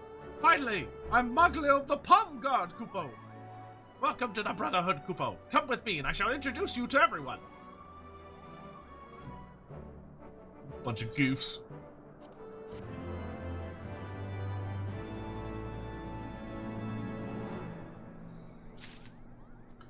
And now, Moglu gives me the new one. Oh, the music got all serious. Ah, adventurer. Word of your valorous deeds is spread far and wide. Pray lend me your ear, for there is something I would ask of you, Chocobo. As you know, Needhog's awakening has thrown our home into chaos. Our holy covenant with the great worm Hraesvalgir obliges us Moogles to oversee upkeep of Zenith, a great spire to the west. However, Needhog's meddlesome minions are becoming bolder by the day. Although the stalwart members of the Palm Guard are making their most valiant efforts, we are outnumbered and outmatched. I would ask that you join us in our defense of Zenith for the sake of all the Moogles of Mogholm. My second-in-command, Mogul, resides now at Asa. Speak with him to learn what aid he requires. Godspeed, adventurer. Alright. I think that, which starts the second chain of the 3-part fucking chain that we need for, this is... Oh, hey! Gorian Wassener, thank you so much for the raid. I am so dearly sorry. I'm gonna have to pass your raiders on to another stream. Thank you very much, though. I really appreciate it. Thank you for catching the shout-out, Hawk. We are just wrapping up. We have been playing for, I don't know how many hours, but the answer is a lot. We got a lot done today. We finished 3.1. We got a good way into unlocking the Moogle B-Stripe quest. I got some new gear. We're doing okay. 8.5 hours? Good God. Honestly, I'm surprised my throat doesn't hurt more. That's the biggest thing. But, so that's nice. Maybe I'm building up strength. Anywho, thank you all so much for watching. I hope you all had a wonderful time on the stream tonight. I'm gonna find somewhere for us to raid.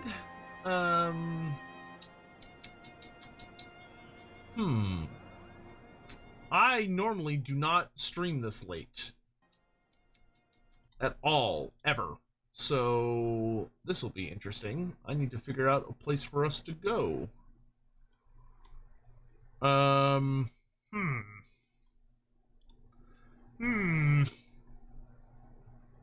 Yeah, I did my Wondrous Tale too, and got basically nothing out of it. Let's see who else is streaming Final Fantasy. How about that? I could raid somebody I've never raided before. See, this person's doing a Realm Reborn.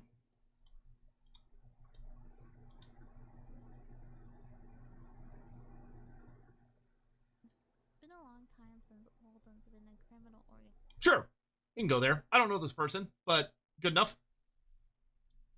Meet somebody new. Aster Plush.